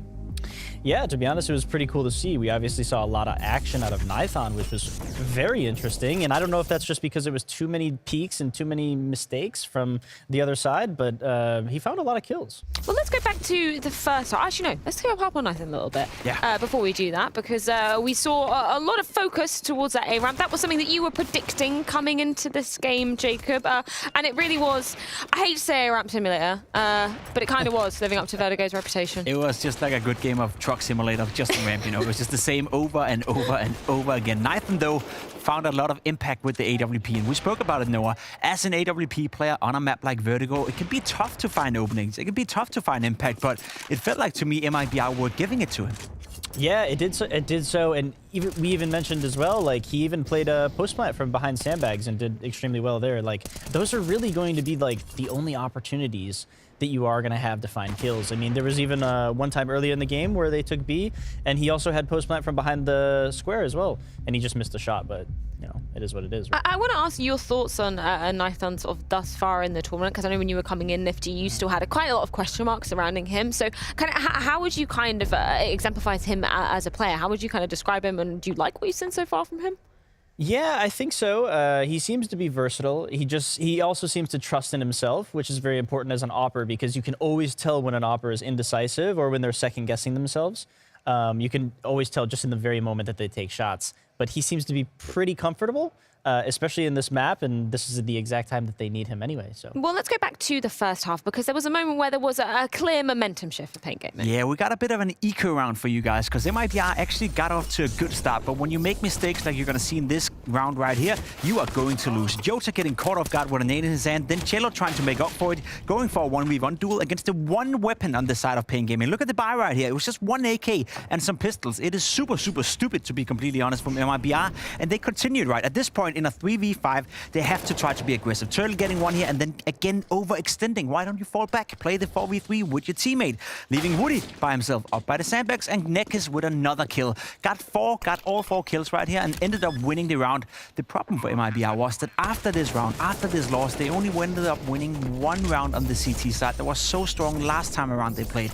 You cannot make these kind of mistakes. You cannot get exposed with a nade in your hand. And then another guy trying to frag alone. alone, and then another guy tried to peek alone. If you do that, you do it together, and then you go down together as a ship. Otherwise, it just looks stupid. Did you notice kind of this disjointed nature coming out from MIBR in these particular moments? Yeah, I'm really glad that you pointed it out, actually, the momentum shift, because I was watching this moment very carefully to see what would happen in the following round, because a lot of these more inexperienced rosters, if they do get ecoed like that after having a decent start to the game, usually you can notice an energy shift. And actually, they did win the very next following round, but after that, they just fell flat. So it does seem like there was an effect on them there. Well, we are going into the second map, and it is going to be Dust 2, a pick from MIBR coming into things, still favouring paiN Gaming just slightly coming into the second map of the series. This is an interesting one, because we've been prefacing MIBR saying, you know what, they had the balls to pick out Dust 2 against literally everybody. They did it back at the Spring Groups against Na'Vi. They managed to take them down. But there are some question marks against some, you know, picking this against paiN too. It's always dangerous when your map pick in a best of 3 is Dust 2. It is one of those maps that can snowball out of control. It is one of the open maps as well, and one of the few maps where there's, I'd say, very few teams in the entire world who can justify picking it. Big would be one of them. Vitality had a period where they were good on the map as well, but outside of that, not a lot of teams, you know, tend to pick Dust 2 as their own map pick. I will say, though, that MIBR have shown some brilliant Counter-Strike on the map of Dust 2 in this tournament so far. You mentioned it yourself, took down Na'Vi in the BLAST group stages as well, so it's a map they have confidence on, but they did lose to paiN Gaming last time they played it. It was in the NESEA Cash Cup, I believe, so not too big of a tournament, but still, paiN Gaming coming in with big for them, right, and coming in with the right amount of confidence now as well. I could see the upset happen. I could see paiN Gaming win 2-0 right here, but I'm not gonna lie, MIBR is still my favorites to win Dust 2. You'd like that just for your predictions alone, Pip. Yeah, no bias. I mean, I told you I'm smarter than you, but you didn't believe me. I don't know when you told me that, but moving swiftly on, you pointed out a good point, the fact that it was a T size last time these two teams faced on Dust 2 that were just the better sides for both teams coming into that. Is that something you're looking at to be replicated again? Yeah, I would be looking at that once again. I do want to point out one player for the MIBR side, and that's really just going to be Hota. I mean, he plays the A rotation. This is just a difficult spot to play, and Dust 2 as a whole, I mean, you got to pick the right timings in which you rotate back to long to help your long player, which in this case it would be Turtle for him, but also supporting your A ramp player, so Woody, the Opper. But also I'd like to give a lot of focus to Cello and Exit on B. I mean, this is very important. You know, when you get split mid Bs on Dust 2, they're very difficult to deal with, so Hota has to make sure that he's in position to be able to help all areas of the map. This is the most important position on Dust 2 by far. But we're looking for a good game here. Listen, this is a map paiN have picked in many of the best of 3 series. This is a map they played against 90 at the RMI event where they lost in overtime 19-17 in a fantastic close game. They came so close qualifying for the major. paiN coming in right now after winning Vertigo for the first time ever against MIBR in 2022 into Dust 2, which could have been their pick, to be fair as well, in this series. I'm afraid on behalf of MIBR. I still have them as my small favorites, given the explosive T-side we saw yesterday against Complexity. If they can replicate that performance, then paiN Gaming will have to play the A+ game in order to stop it, but if not, paiN Gaming is ready there for the taking and the 2-0, and perhaps moving into the final against FURIA. Well, we can see if paiN are going to be pulling off the upset. They've already netted the first map, which was Vertigo. Now they're going into their opponent's pick, which will be Dust 2, potentially a 2-mapper in this series, and knocking MIBR out of the competition. We're going to be diving into it in just a few, and you don't want to miss it.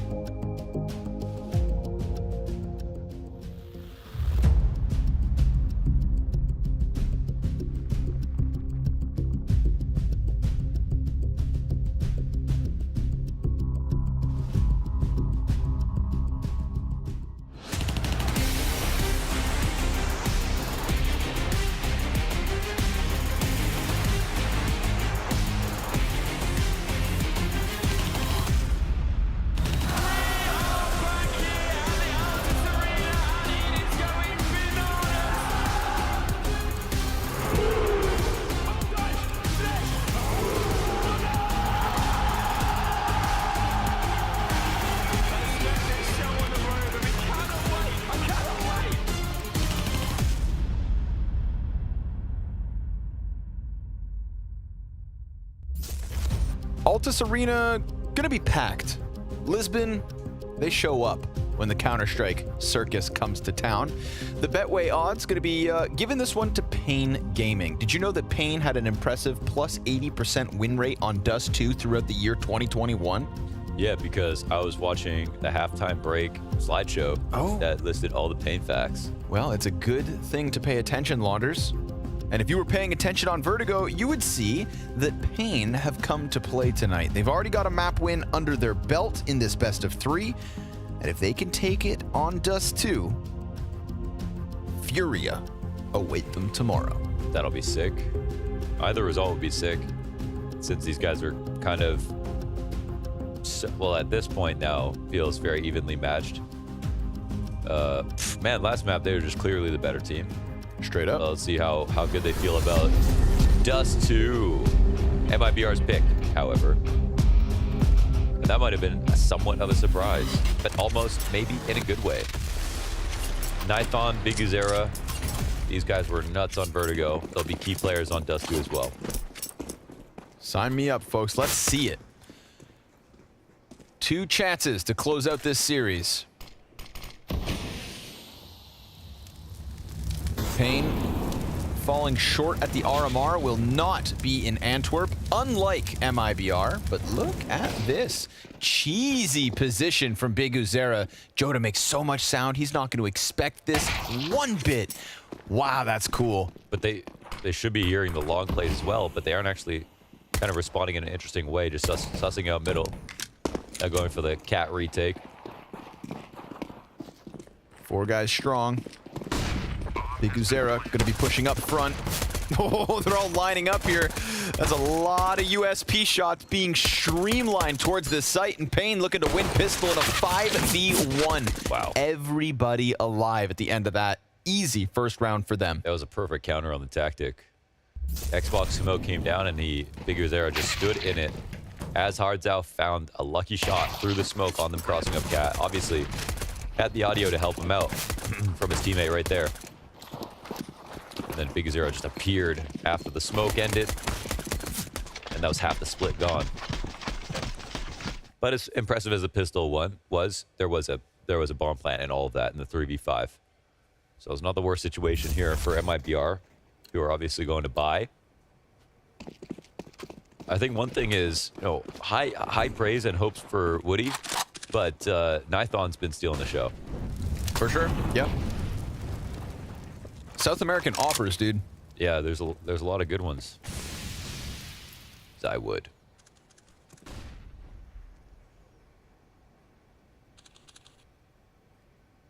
I haven't brought it up yet, but now I'm going to. Cello with the sunglasses on the backwards cap. That's a look here. That's a look. Are there sunglasses? Oh, I see. You know, big chillin' Cello. That's the guy I want leading my push-up catwalk. No stress. Comes around the corner of the bomb site. Easy headshot into Nithon. Curious turn of events here. 2 kills come out of MIBR. I think the tactic worked there. So they threw the molly. Easy. They threw the molly on the cat corner so the long guys can't hear him. And then ran all the way up. I'm not sure if it would have made a difference or not. Oh, he dinked him. Yeah. Biguzera. Yeah, nice. An assist as PKL's nade lands on the money. We've got Turtle already looking down into the spawn, though. And while Biguzera is able to get outwards, it's just him and Hardzao down here. Now they're just going to have to go ahead and cut their losses. Let this one slide. MIBR, quick cat play to bounce right back from losing pistol. Yeah. So it might have been if the molly's the guy's the footsteps, but it might have been specifically for if there was a double long setup where they were in pit, maybe around blue bin or something, on the corner. They also didn't really react accordingly. You can see this is where the T's get up all the way.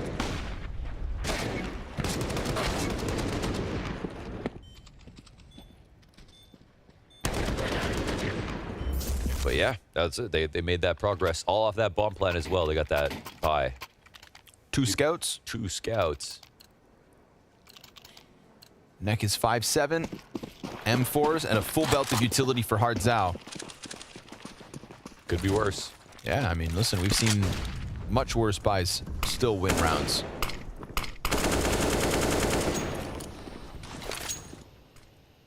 I actually like that. Neck is doing a good job. He knows he's going to take some damage, but he's just trying to make sure that they don't just bust out before that smoke comes up.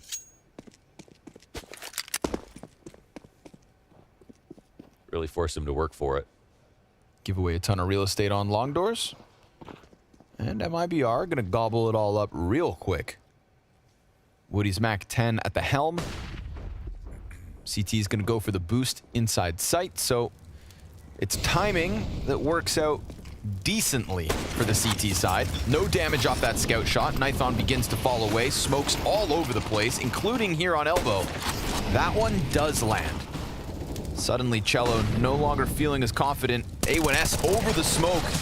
Good positioning there for the boost, but damage goes both ways. Big Uzera and Neck is still standing. There's going to be a compromised cat situation here, though, because the player just jumped up boxes. The scout player lands the shot, and Exit will get swept away by Big Uzera. 4 versus 2. Neck is still tied into the corner, as we've got MIBR on site with the plant, and on top of that, fully HP'd. Yeah, Neck is just low. He swings around the corner quick. Goose is occupied.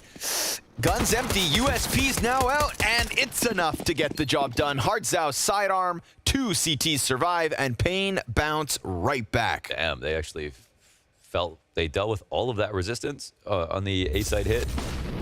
Cat flank goes down. They found this timing on the boost. You know, I love when people do that really soon, you know, before the bomb's even planted. It's obviously always risky, but like while the T's are still trying to figure out how to get to the site, I feel like that's one of the best opportunities to throw it in. And the scout even gets some damage off with help, which helps. It's always frustrating taking long control, trying to get that bomb planted. And if it is frustrating, that's how you know you're playing it right. From paiN's perspective. paiN Gaming. Exit with the Krieg. Ooh. Has to give it up. Big Uzera tested. Wow. That's Cello and Turtle bested. What a spray. With a FAMAS, dude. I'm telling you, the second FAMAS kill headshot. FAMAS stonks on the way up. Especially if you're French. If you're French, you get to play with the FAMAS. It's a little bit better. Oh, you mean Big Uzera? Yeah. Big Uzera, mon gars.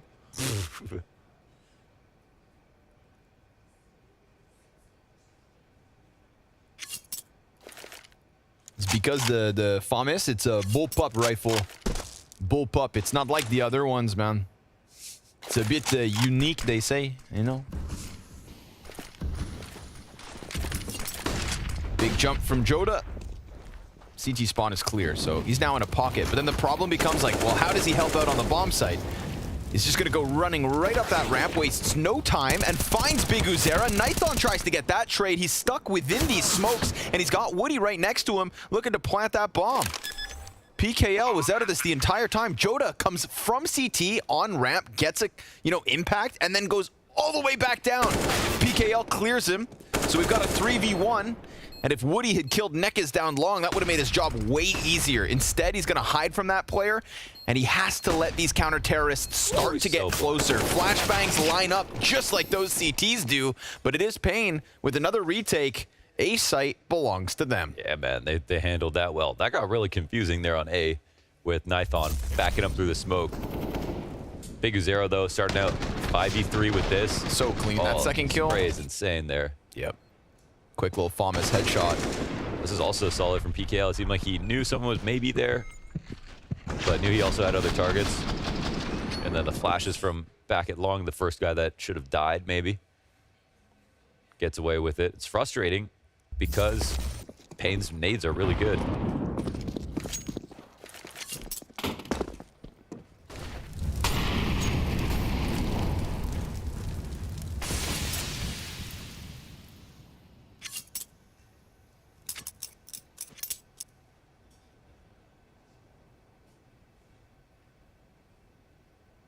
One flashbang for Woody. The golden flash. Eagles all around him. We got Big Uzera here waiting in his spawn. Love what we're seeing out of Big Uzera.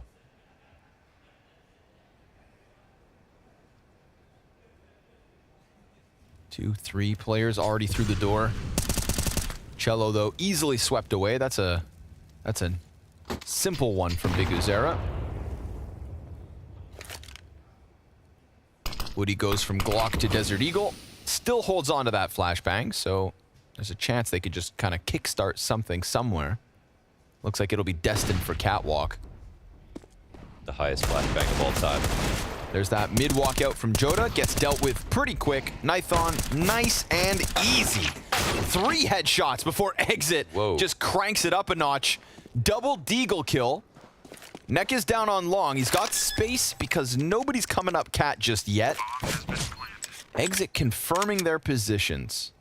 Imagine. Long range, man. Yeah, and that 1 second of a distraction serves it up easily for PKL. That is a 4-1 lead for paiN CT side. Damn. paiN are too strong, man.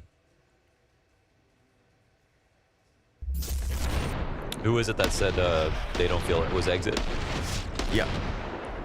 That said that they don't feel like they're the favorites? Exactly. Yeah. This man right here said it was 50-50. It's looking 60-40. And the odds growing round by round here. paiN, a free Krieg for Nekiz. He'll be happy about that. Woody counts cross with a boost.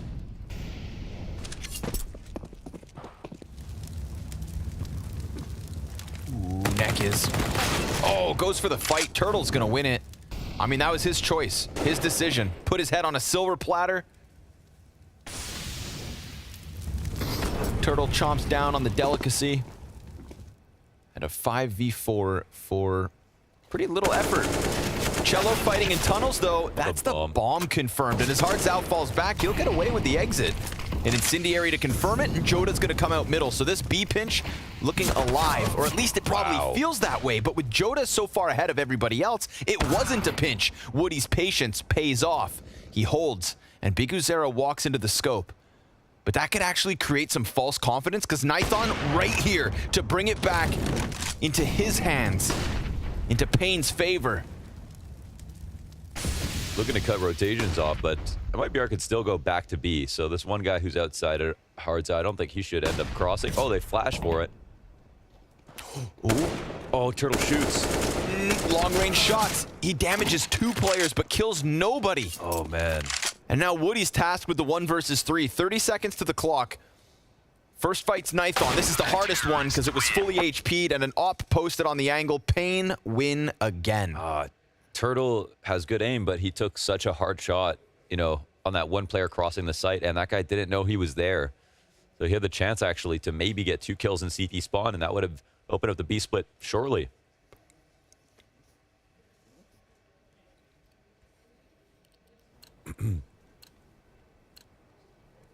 Holding that B push with an AK sometimes, a fickle mistress.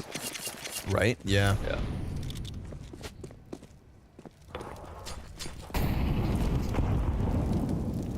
Of course, Joda getting punished in middle and not finding anything certainly doesn't help.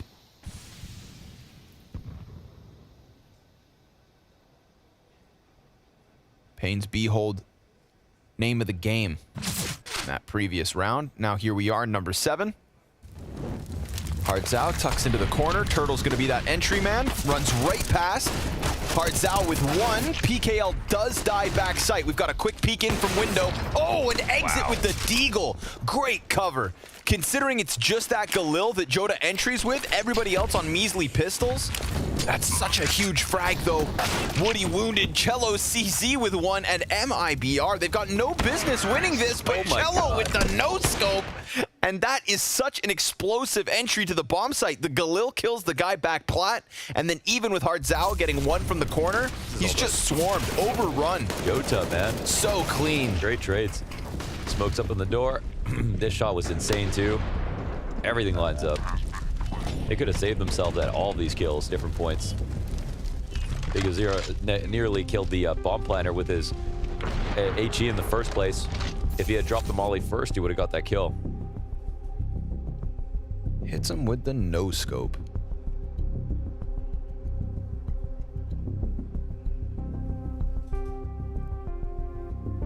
And it's actually MIBR after that to call a pause. I guess not not ready to call a strat for that next round. But the full B play is good. paiN were in good positions. They just got outgunned. And now they're actually not even able to pick up M4s for themselves. Op Scout. Which, oddly enough, I mean, Op Scout on Dust 2's... Oh, a taser's going a little lower. Neka's just sitting here, waits and hopes. Man, full-fledged gun round. How well does he know this angle? Because, like, if they go up top and look down, can they see him? I feel like they could. It feels like it, right? Right, his hands would be sticking out. Pink. Yeah, those hot pink gloves, not quite camouflage. But, like, listen, I mean, they've got hards out. I mean, both the Scout and the Op are on this side of the map that MIBR are leaning into right now. And MIBR can have all the nades in the world, but there will still be chances to shoot back for the CTs here. And look who's getting curious. Yeah, I like this. You know, you are the playmaker of the round, Nithon. There's a late lurk, so if this guy dies, Nithon can actually just flank so easily. PKL headshot with the Scout. Not a bad start to it. And Nithon's here to catch the lurker now, which actually could happen in just a few seconds. Yes, sure enough. You'd think that turns the attention back. Remember, the bomb carrier is the third guy on this line, so even if these two first players get entries, that bomb also has to jump over. So that means no long control. But, of course, they don't continue with the flank. They all come towards Catwalk instead. Woody's going to get that bomb in. Joda giving good cover. Kills Nithon, and Cello goes deep, finding Nekaz with his hands busy. So what could have been, isn't. It's MIBR with a third. That was a good try. Joda bailed him out. Very nice shot. Took out Nithon hopping off Cat as well. I think the idea there was to have Nithon shoot early, because then they had a second player flanking long, even though Nithon was the one spotted. But, yeah, MIBR survive. And, I mean, with 3 alive, too. Uh-oh. Big Uzera dead in the end. Clean round. This is the Scout shot? Oh, okay. Oh, what a trade. Scout gets the guy in front. A literal meat shield. This is Joda kind of solving the issue within the site. Yep, just 1 and 2, same angle. I feel like in hindsight, you know, if paiN had only gone around long, then they could have found those players standing up on the ramp. Probably would have assumed that one player holds back and the bomb pushes forward, but because the bomb was the third player, that was the all-in push. Woody fire on his feet, backs up from the engagement. Very little utility here from round number 9 from paiN. 2 smokes, 2 flashbangs. At least they've got guns. Yeah, at least. Nothing interesting the CTs have to do here. We've seen late long takes from MIBR. Oh, actually, Woody wins his duel straight up from mid. So that's Nithon out. That'll help out a ton. You can even think about going for mid control just to pull the CTs out of B for a second. And the CTs are not really in a position to do something interesting because they have this too long setup. So they'll start to walk up to mid to clear things out, but they can't really do anything. It's obviously a great position to try to pull off the B split, but then PKL picks up the op at least.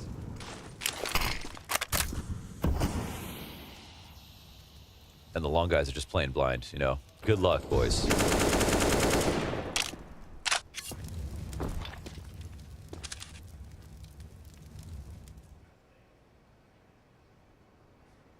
No evidence of anything elsewhere. Very silent round, but gets cracked wide open lineup. Tons of damage there from Hardzao. He's setting himself up to still hold this. Where's the support? What is going on? He's got exit dead, but CT's nowhere to be found. They're still in long doors. Yeah, they kind of made it. They probably split up too hard in this sense, where you know, if it goes towards long, the B guys are really far away. If it goes but a little closer, if it goes towards B, the long guys are just useless. But if they're dedicating to holding the site, wow, there he is. Jesus. Good shot from Woody. Fortunately for Hardzao, he did a really good job there. A really good job. 2 kills and damage, but he was just on his own from the get-go. PKL had nothing to offer us in that one. He jumped up and got cracked. Man, if that one op shot went off, Big Zero looked like, who was it with it? Hardzao. Yep. Looked like he was about to multi-frag easily. Lineup was huge. Damage was done, but it's a round win the way of MIBR. Yeah, but overall that setup was like best for holding long. Over on B, of course, 2v5. They were weak to, they're completely open to cat. They could have actually tried to retake. But in all these positions, they're 4v5 as well. So I think needed to be a bit more fluid than that.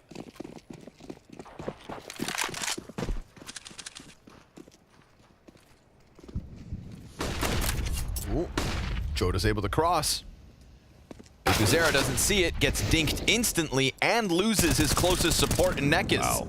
The fact that he still wins one of those fights, and he's trying his damnedest here, but he's losing teammates over his shoulder, so they're just investing in him, and the frag grenade finds the kill eventually. 4 versus 2, comfortably versus Pistols. MIBR gonna tie this game up. The T side is rolling. Yeah, they're putting in work to get back into the series.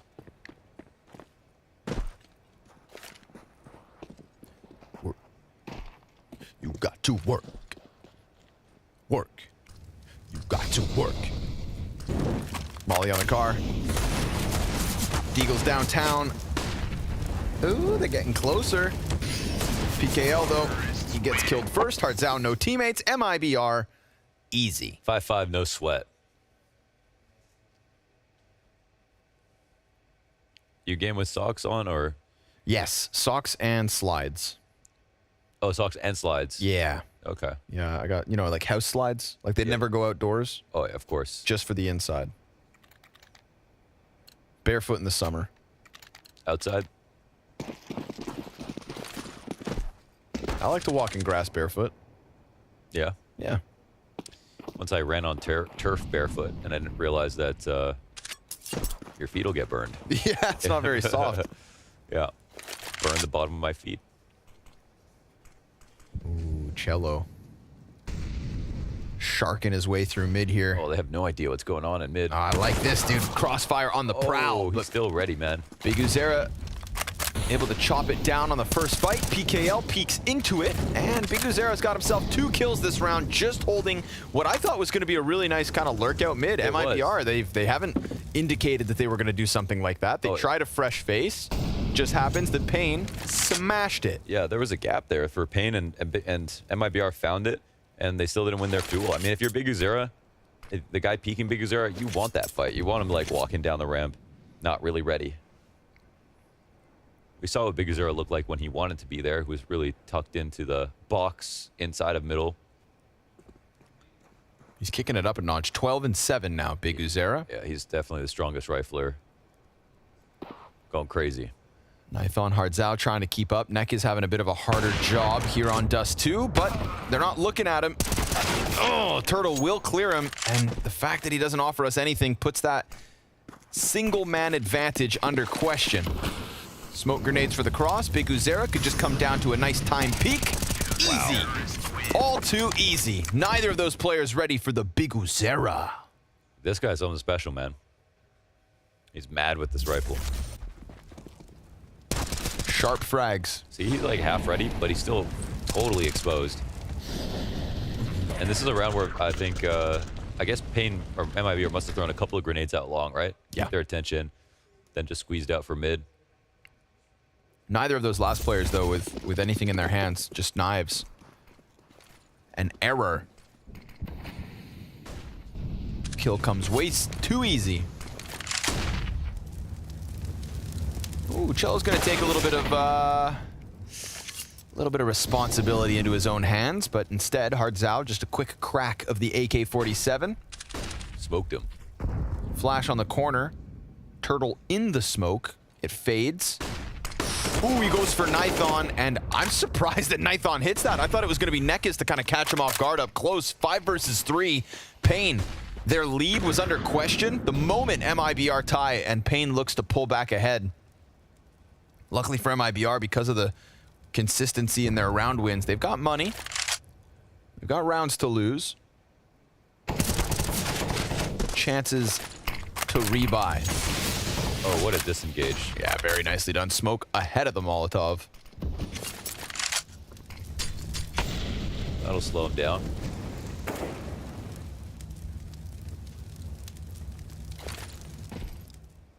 Three still up on A. Big Azera unfazed. Op goes, no, actually it doesn't go down, just doesn't hit. And Big Azera is just doing way more work.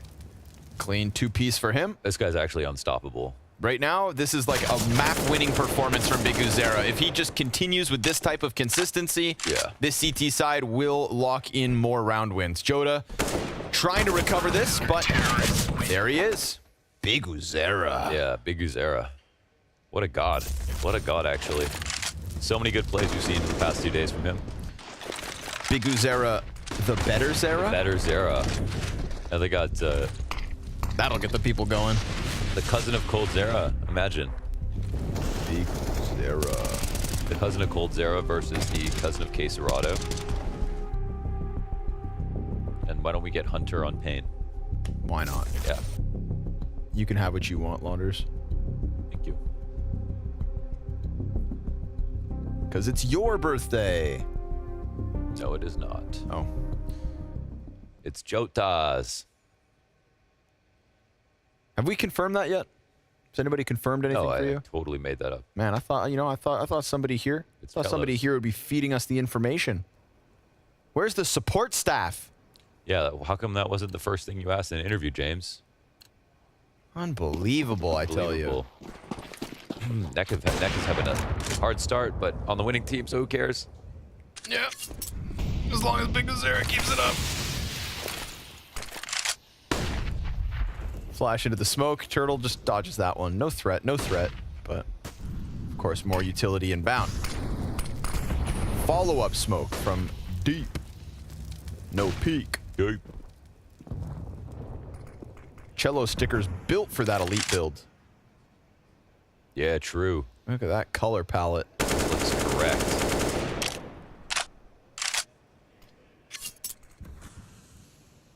Man, feels like the T-side just still hasn't run out of money.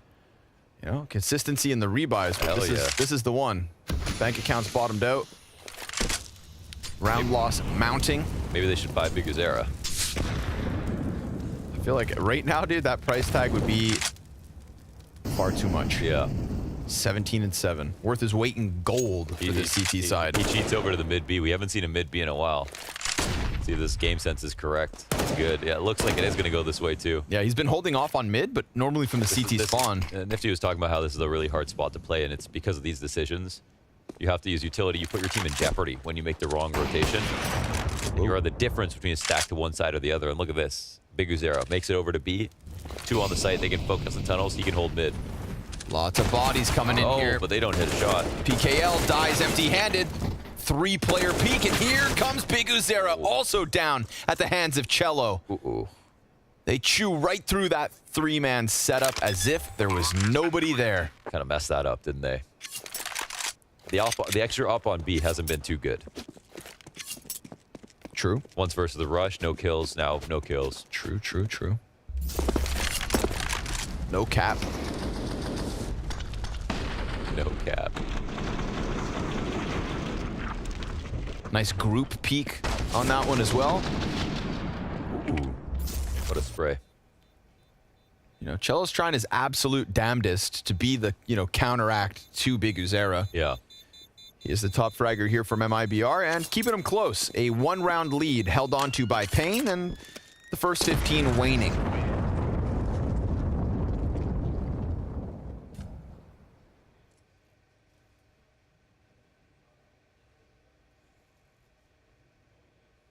We're getting there. How dare you, production? How dare you bring that up? 18 ADR? Y'all really going to show that stat? I would never. You guys are ruthless. Of course, still time to recover, either in the last 2 rounds of this first half or the back half. Woody can't stick around too long. He loses 30 health for his chance at a pick. Neck is going to go ahead and lock in that deep long position. They need to start countering some of the utility on long. If they don't, so other things are going well too.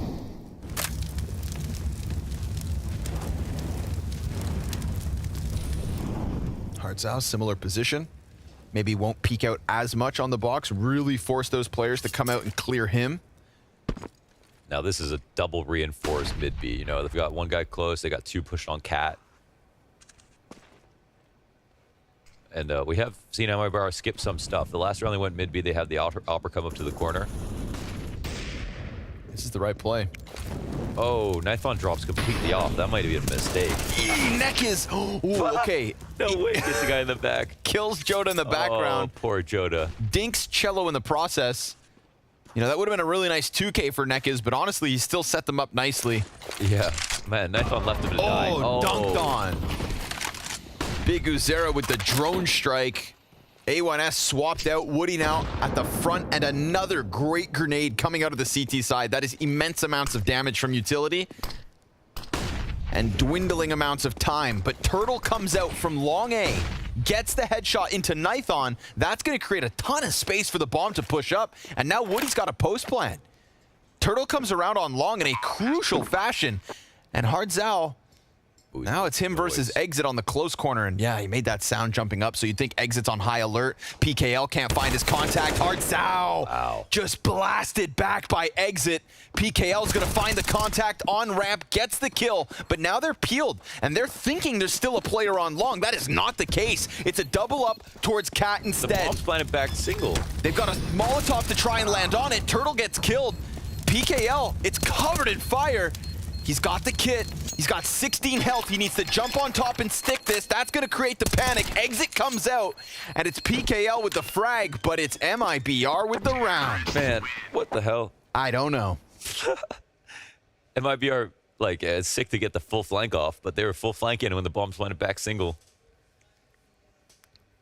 If they had planted for Cat, they would look like geniuses. Bro, they made that so stressful for themselves. Yeah, seriously. And you see it with the way the last two players play it in the post plan. That didn't look convincing. No. You know, I suppose it really is kind of predicated on the Molotov. There might have been some bad comms. But what if the molly got smoked? They would have been screwed. A risk they chose to take. Might have been a bad comm, whoever planted. It was a weird place to plant considering they came up Cat. Yeah. But right back to winning ways, paiN. Open up. Frag versus Woody. 2 scouts in the mix. Final round of the half. Very difficult to separate these teams at the moment. Thank goodness Nekiz will not end this first 15 with 0 frags. He got the 1. He did get 1. Got the 1. And the dink onto Cello. They still lost the round. That's true. Now he's going to be playing the top of that ramp, scout in hand. First one's the hardest.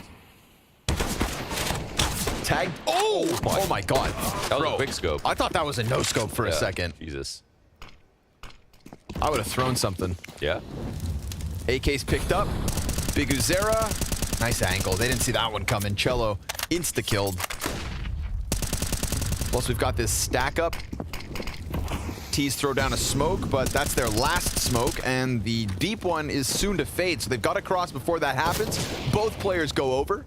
3 CTs within that smoke, and the long peek from Nithon looking to lock this in. Exit the last casualty. paiN have done enough. 8-7 on the end of this half. 1 half away from locking in a chance versus FURIA if they can close Dust 2.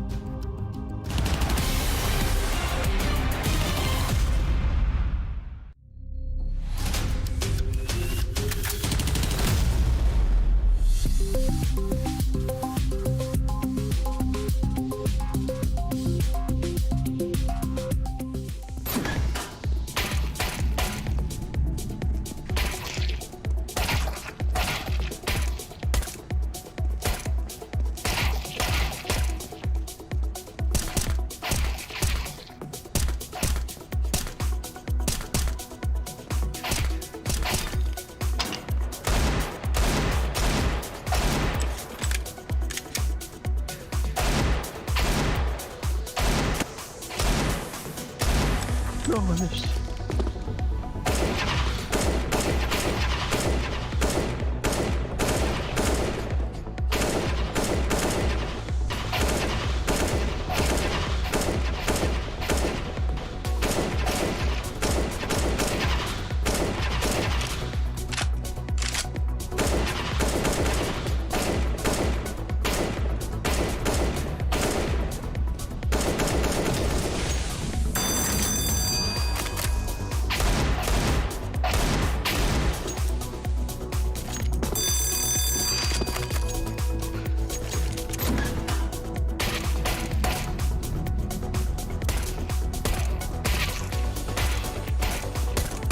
Try my best.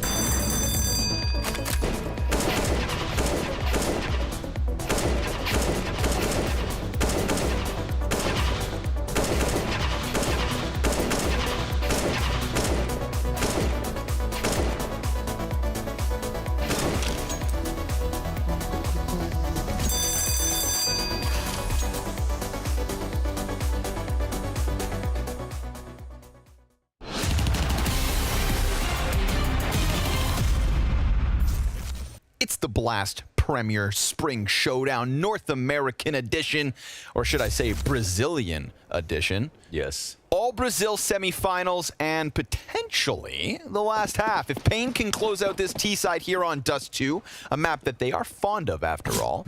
They do like a Dust 2. Despite MIBR picking it, well, they'll be locking in a chance versus FURIA tomorrow to play in the Altis Arena. Lisbon, Portugal. Oh my God, and look at this invigorating couple of kills here from MIBR. They keep those ones as clean as possible. They take no damage, and that's going to lead paiN into the B site where they start to turn this upside down. Hartzau, quick kill versus exit.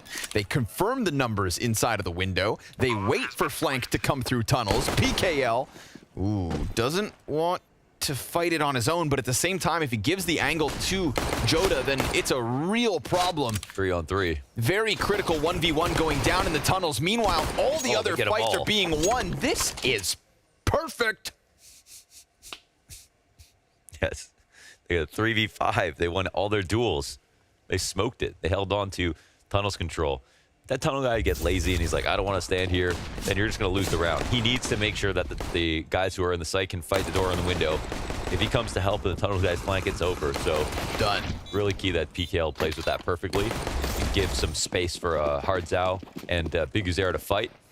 And man, that was a really strong position for MIBR, but once the guy back on K-Sharp died instantly, I mean, what can you say?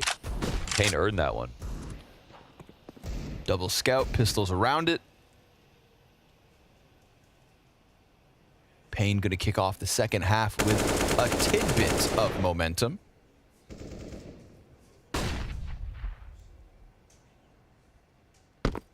Nobody on the catwalk.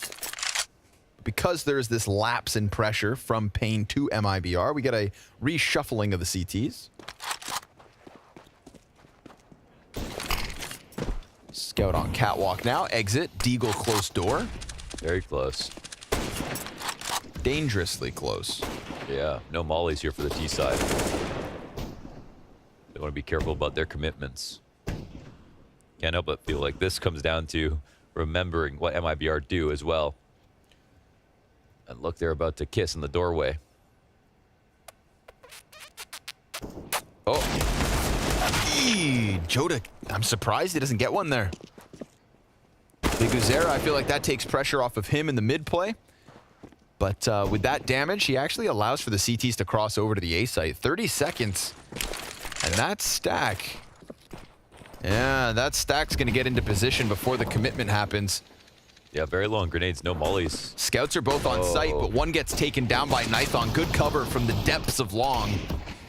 Maybe a chance to boost, but that's going to get screwed with. Nekis comes in through mid, starting to regain a little confidence as he pads those stats versus pistols. But you know what? You don't need to be positive as long as you're winning. Yeah, that's true. Seriously, he's right. They continue to pull ahead here. Guys, he's right. That's just the facts. I mean, if... Guys, it doesn't matter. Why are you making fun of me? Why are you making fun of me? I don't smoke cigarettes out of my neck. No, I'd like a pack of Mark 10, no filters. Okay. I like the taste. Leave me alone. I'm normal. You're the weird one. Well, that I won't argue with. This one's free. Guys walk out B site. Come on over. The water's warm. It's because I peed. Ew. Even as they go sprinting towards top mid, they're going to find nothing. MIBR like, where the hell have they got off to? And the answer? B site. You know, that last run did look scary. But they seemed to... They knew what to do. Even though they didn't have the mollies for like elevator, back of the default, that kind of thing. They had PKL come out mid. Had Nithon give cover with the scout. Yeah, yeah. They actually looked like they were fully confident, even though by the utility it didn't appear so. And now MIBR they just want something to do with these pistols. Give us somebody to kill. I feel like CTs have been just running around with pistols this entire round. Like, let us die. Like capybaras. Yeah, like Mr. Meeseeks, you know? They just want to die. They just want to get the job done. Yes. I'm Mr. Meeseeks. Look at me. And in the end, 4 of them still live. Oh. They're going to start going insane. They go to the next round purposeless.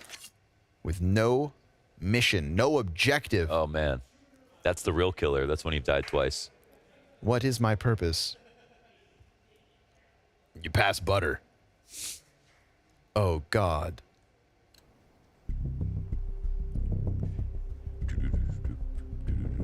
Yeah, you've got that extra base right now. You should only have it. Yeah, you should work on your like Halo announcer, you know. Never played it. Multi-kill titles, you know. Mega kill. Multi-kill. Killing spree. Mega kill. Okay, maybe not. Maybe you could do some voice acting for Barbie's Funhouse. Come on, Barbie. Let's go party. Ooh, yeah. Classic. There's probably kids in chat right now that don't know that song. Yeah. It's fine. Wasn't that good? We're getting old.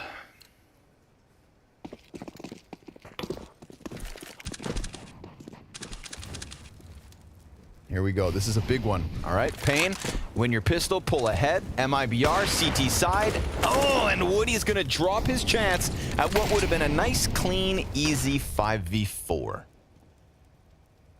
Nek is going to tell Biguzera, be careful on the approach. There's a chance that the CTs are in here, but with the smoke, obviously, it would be hard. Hardzao also met by utility. The fringes of the map hit by nades. Minute 20 on the clock.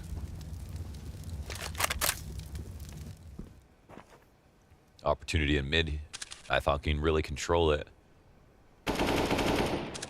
Off regression comes off cat. Looks like a good idea here. The 2 CTs coming in right into a Galil. Ooh, he gets the gun back out. Turtle goes in. Turtle goes down. Second though from Joda. Oh, and Biguzera, I think he was about to switch up and do something else. Yeah, so the no trade. There's still the op on cat with a rifle in front of it. This might be a hard situation to read. Rare aggression like this. But they're still holding upper tunnels control. Yeah, and Biguzera won't be caught by the cat push. Yeah, they could make noise in his presence if they're not careful, but it looks like they will be. Man, they're coming in from lower right now. I think Yota was going to hear this. He No, just looked maybe back not. on long. Okay, Nekis should be a surefire frag. Okay.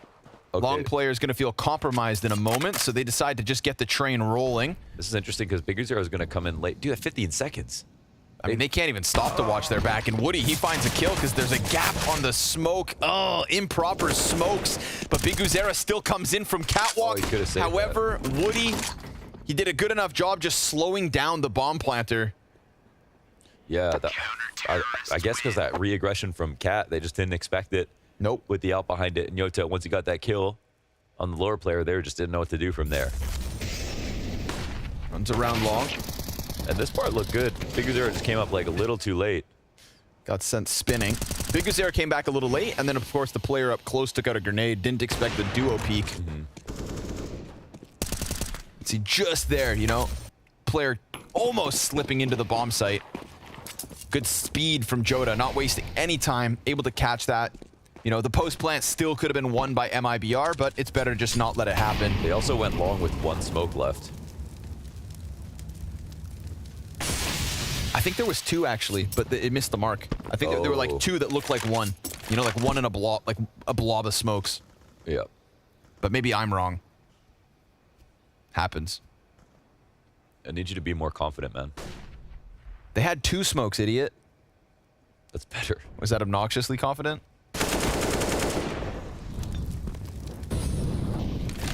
Toxic masculinity, maybe? Now you're doubting yourself again. Oh. Yeah, don't get on me, bro. Just waste away. Yeah. PKL, he slips through that. Oh my God. That's how you know you're paranoid. They're in the walls, man. They're in the walls. Look at mid B. It's wide open. B site clear for the taking. They just killed their anchor, so yeah, they're gonna run. Hell yeah, they will. That was a kind of a mistake there. Uh-oh. MIBR feeling like that was way more of a commitment onto the A site than it truly was, and Cello still smoked off from the rotation, so MIBR losing that player in mid. Really bad move, exit. That's all the info paiN needed. Unless his team told him, you need to be here now. Probably shouldn't have tested the doorway that soon. And with it, paiN will take a 12th. They are 4 rounds away from 16. 4 rounds away from a game versus FURIA in their chance to qualify for a packed Portuguese stadium. Oh boy. That's sick. I can already hear Archrom in the crowd, pumping them all up. Archrom. Archrom.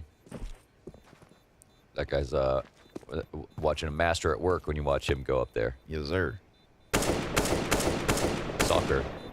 Football. Okay. They're as close to the finish line as MIBR are to them.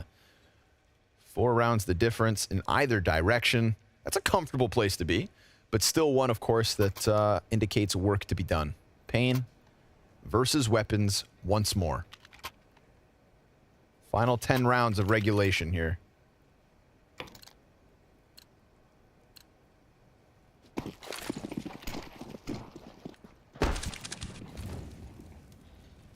No one's been killed on the cross. It's the first sign of a healthy Dust 2. Cello's going to be real close to this. Yeah, that's interesting. This angle he's holding. Big Uzera. Oh, wow, he gets the headshot. No way he finds that. Frag, though. Frag, good. Oh, not good enough. 45. Good. Yeah. Yes, frag. More nades. Fire, smoke, flashbang. Go. Let's see it, man. This bombardment into the B site. It's going to be a test for exit. Him being caught off in mid last round was kind of the golden ticket for paiN. Wow. And sure enough, they're going to punch him out of this one. Jota finding Nekis with that frag. It's Big Uzera barely alive. He took further damage somehow. He went from 48 to 3, from 3 to 1. And he still holds on to that AWP. 3 teammates all around him. And obviously, with MIBR being so far from this B site, we've got paiN with a 13th locked in. Yeah, Yota has a chance to just Oh, he's going to try to catch a rotator. Late smoke comes down, and he's worried about getting caught rotating himself. What a round from paiN. I cannot believe the balls on Big Zero to walk out mid that way. You know, it comes down to the perfect pre-aim. There's only one spot that CT's going to be in, but they're supposed to be happy when someone walks out the door.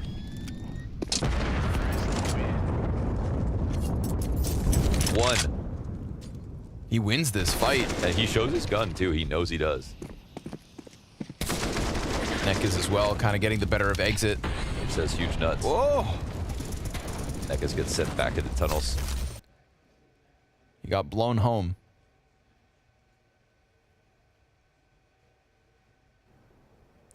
ET blown home.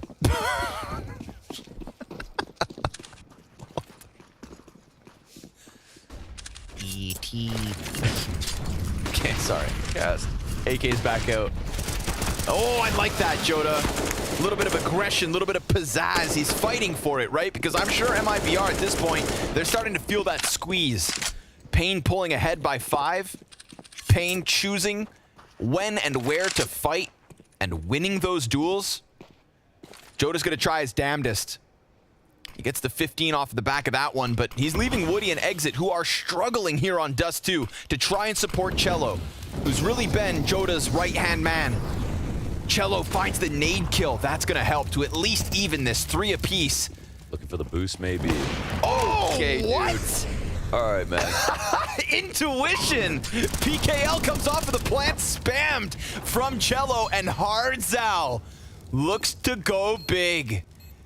3 CTs all coming in off of their spawn. Oh, not a bad move. He's going to get Cello down first, looking for the 14th for paiN. They have to come at him up the ramp, and Hardzao goes back into the cover. He's got a bit of a chance. Good damage, and they're both right there, but they'll find the better of him, and Woody's defuse gives MIBR number 9. I felt like Hardzao was going to win that. He's going to make some sick moves in the clutch.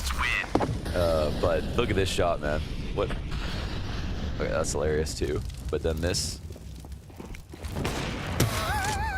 Wow. All right, dude. Dead on. Sucks to die like that, but that's why there's always more rounds.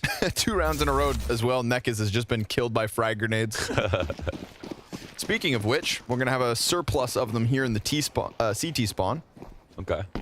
A little cache of explosives and an op shot that wasn't too far off the mark, honestly. It wasn't too far off a collat. Nah, PKL playing the spawn as MIBR play the double op setup CT side.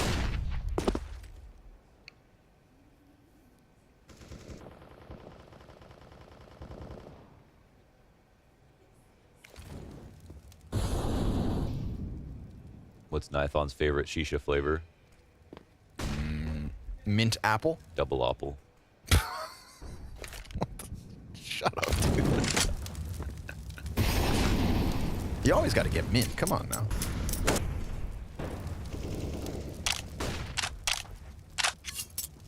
Little frag at your feet.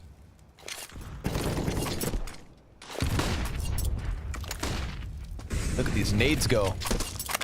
I mean, they're doing nothing. Pretty fireworks. That's about it. This one could do better. This is the. Oh, maybe not. No. Yeah, I mean, better. Better is objectively true. You know, 15, 20 damage, and those M4s are AKs, so that's pretty good. It's Big Zero's favorite angle. There's a lot of people about to peek Joda. Oh, Hardzao, insta headshot. Nekiz mid split. Nekiz doesn't need to take fights. They killed Joda, though, so they're not super confident. Actually, weakens A. You know, the specific guy they kill? Sure, yeah, good point. But they'll have to get past Woody. Oh, he just unscoped. Why? Oh, he hit PKL to 1 health. Why is he unscoped? He hit him. I mean, that timing. No time. That timing is okay. Hold on. PKL does still die. I don't even think. Exit kills Nekiz. That goes down in tunnels, and the CTs just want to save. Man, he unscoped. Oh my god. Yeah, that was crazy. I'm just curious, like, was there a reason? I mean, it was like under 10 seconds. So I think in his mind, there was just no way that they were going to do that off cat. It looked. I almost thought he just wanted to like rescope to 1 zoom instead of 2. Yeah, it could have been. Was he double zoomed? He was double zoomed at first. Just wants to go to the singular zoom. Honestly, you probably shouldn't be double zoomed in that spot.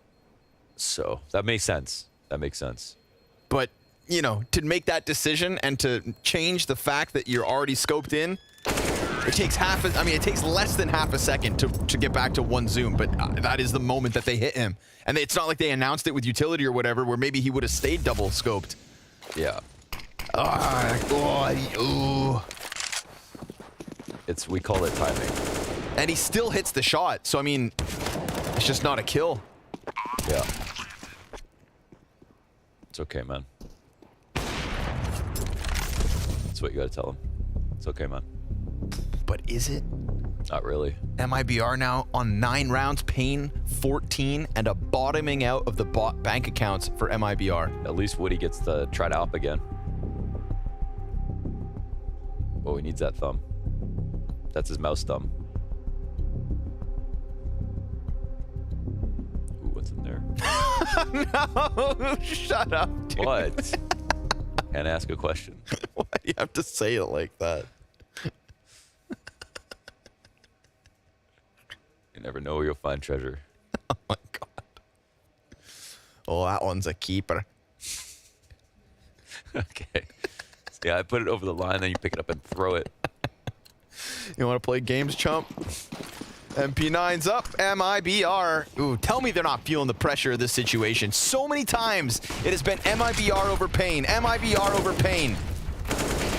And now paiN looking to lift the curse. Seeing as paiN are not in Antwerp, their RMR run not nearly as successful as MIBR's. Yeah, they're way more mad. It'd be it'd be cool to see them at least have a shot at earning a stadium event elsewhere. Yeah. Well, it starts with winning this position, because look at the guns, and they have long control in the 4v4 because they're as low, but they have so many grenades.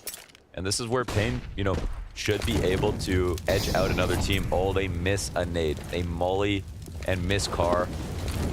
They'll have to waste one now. But they still have so many more.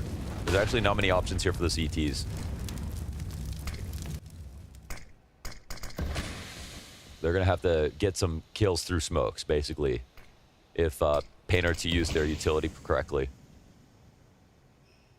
I wonder why they just smoked car. It was like way too late to do that, I feel like, after they already mollied it. That was the CT's one smoke. I don't know, man. Trying to sell a ruse.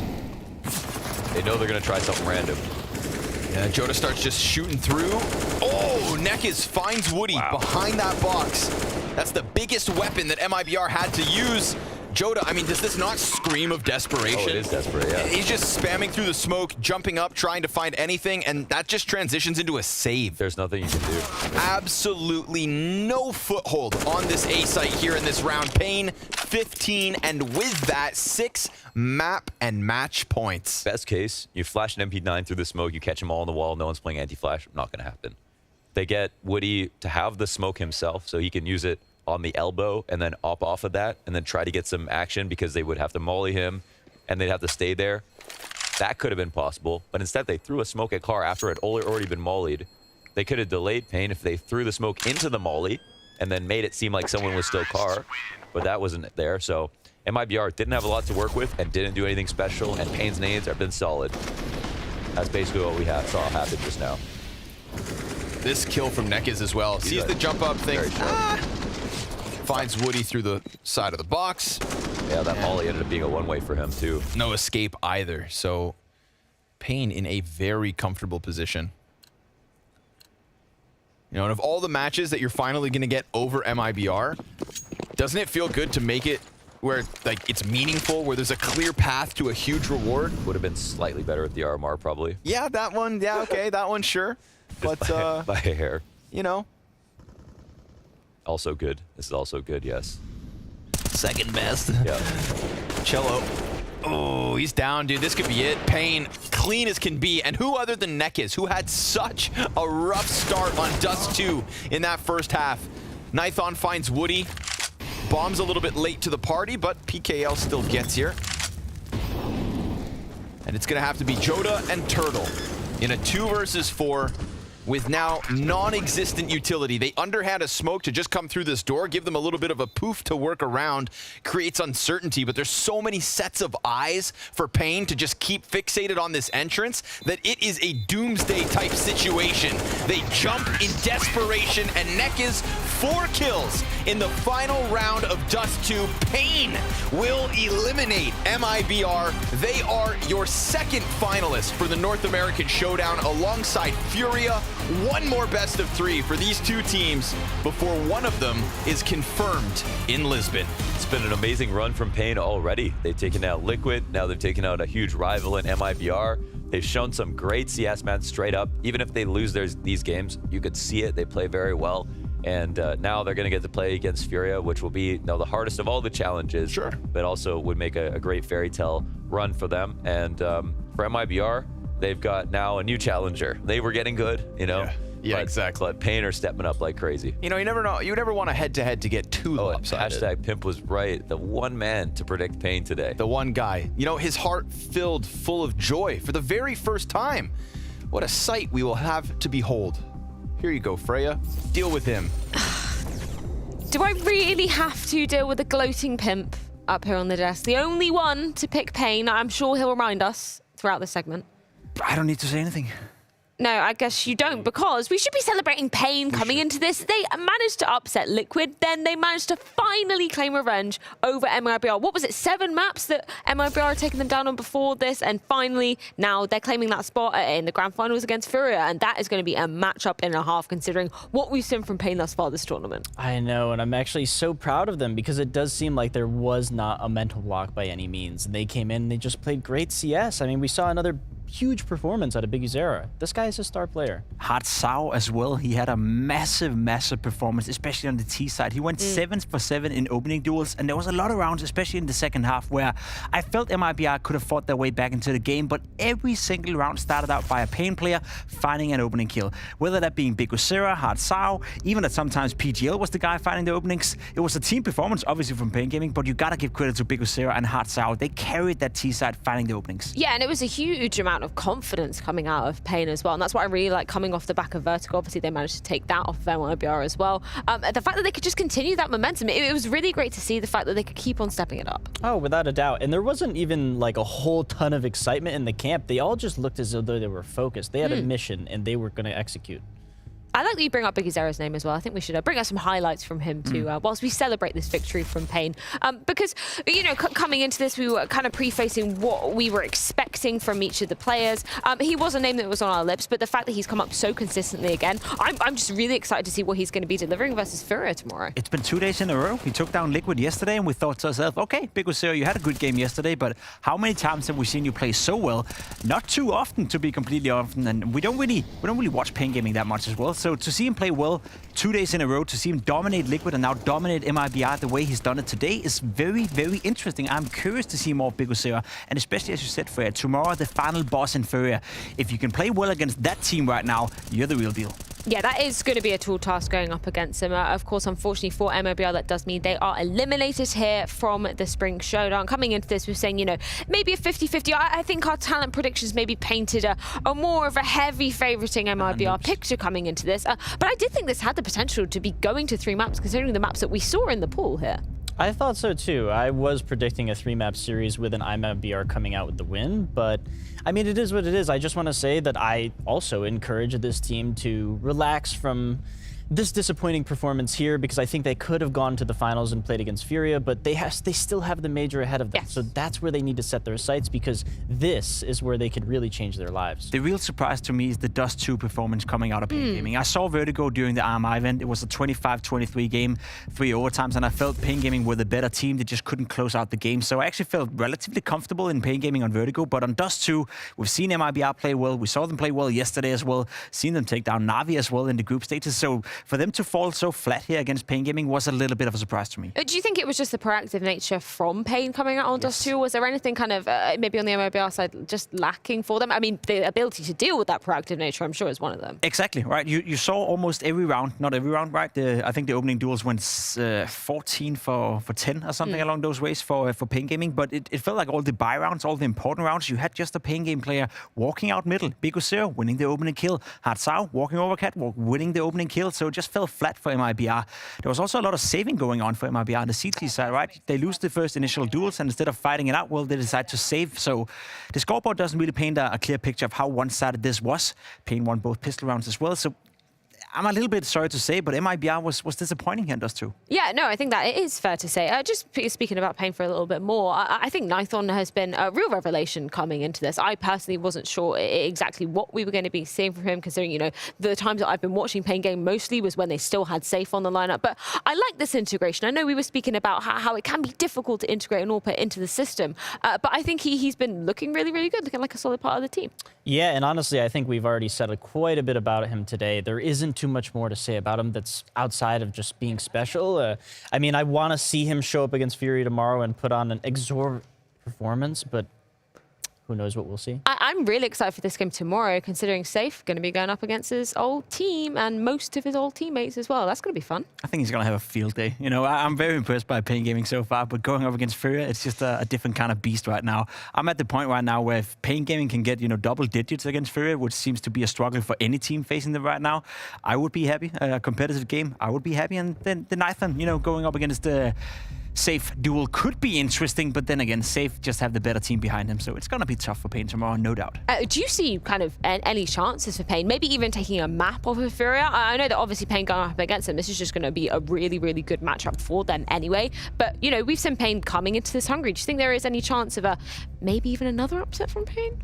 Despite their run in the bracket so far, I unfortunately don't. I think this is just a hard 2-0 for FURIA. I mean, kind of like I had mentioned earlier today, FURIA is just so good at handling these teams. I mean, they put the pressure on you. They really make you work for any even kills in a round, you know, but they're just in your face all the time. They're always there. They're coming out with all their tactics, their strategies. Art's in your face. He knows exactly what you're doing, and he's just going to do his thing. Yeah, we were talking about them being proactive, the fact that they're going to have to come up against FURIA, where that is their bread and butter. That's just going to be a challenge. Yeah, and that's the thing. I don't want to spill the beans too soon, right? Because we're going to have a pre-segment tomorrow. But for the video, I'm just looking at it, right? FURIA did not play Dust 2, so that's going to be out of the way. That's one of paiN Game's best map. And Vertigo. Right now, FURIA is one of the best teams in the world on Vertigo, and that's the one strong map paiN have outside of Dust 2. So just looking at the video right now, it's just looking It's not looking rough. so good. Yeah, going to be a tall task. I'm sure we'll be seeing some of the FURIA players as well. In our MIBR MVP contenders, we've picked 5 players that are potentially going to be taking the crown for our MIBR MVP at the end of the tournament, which has come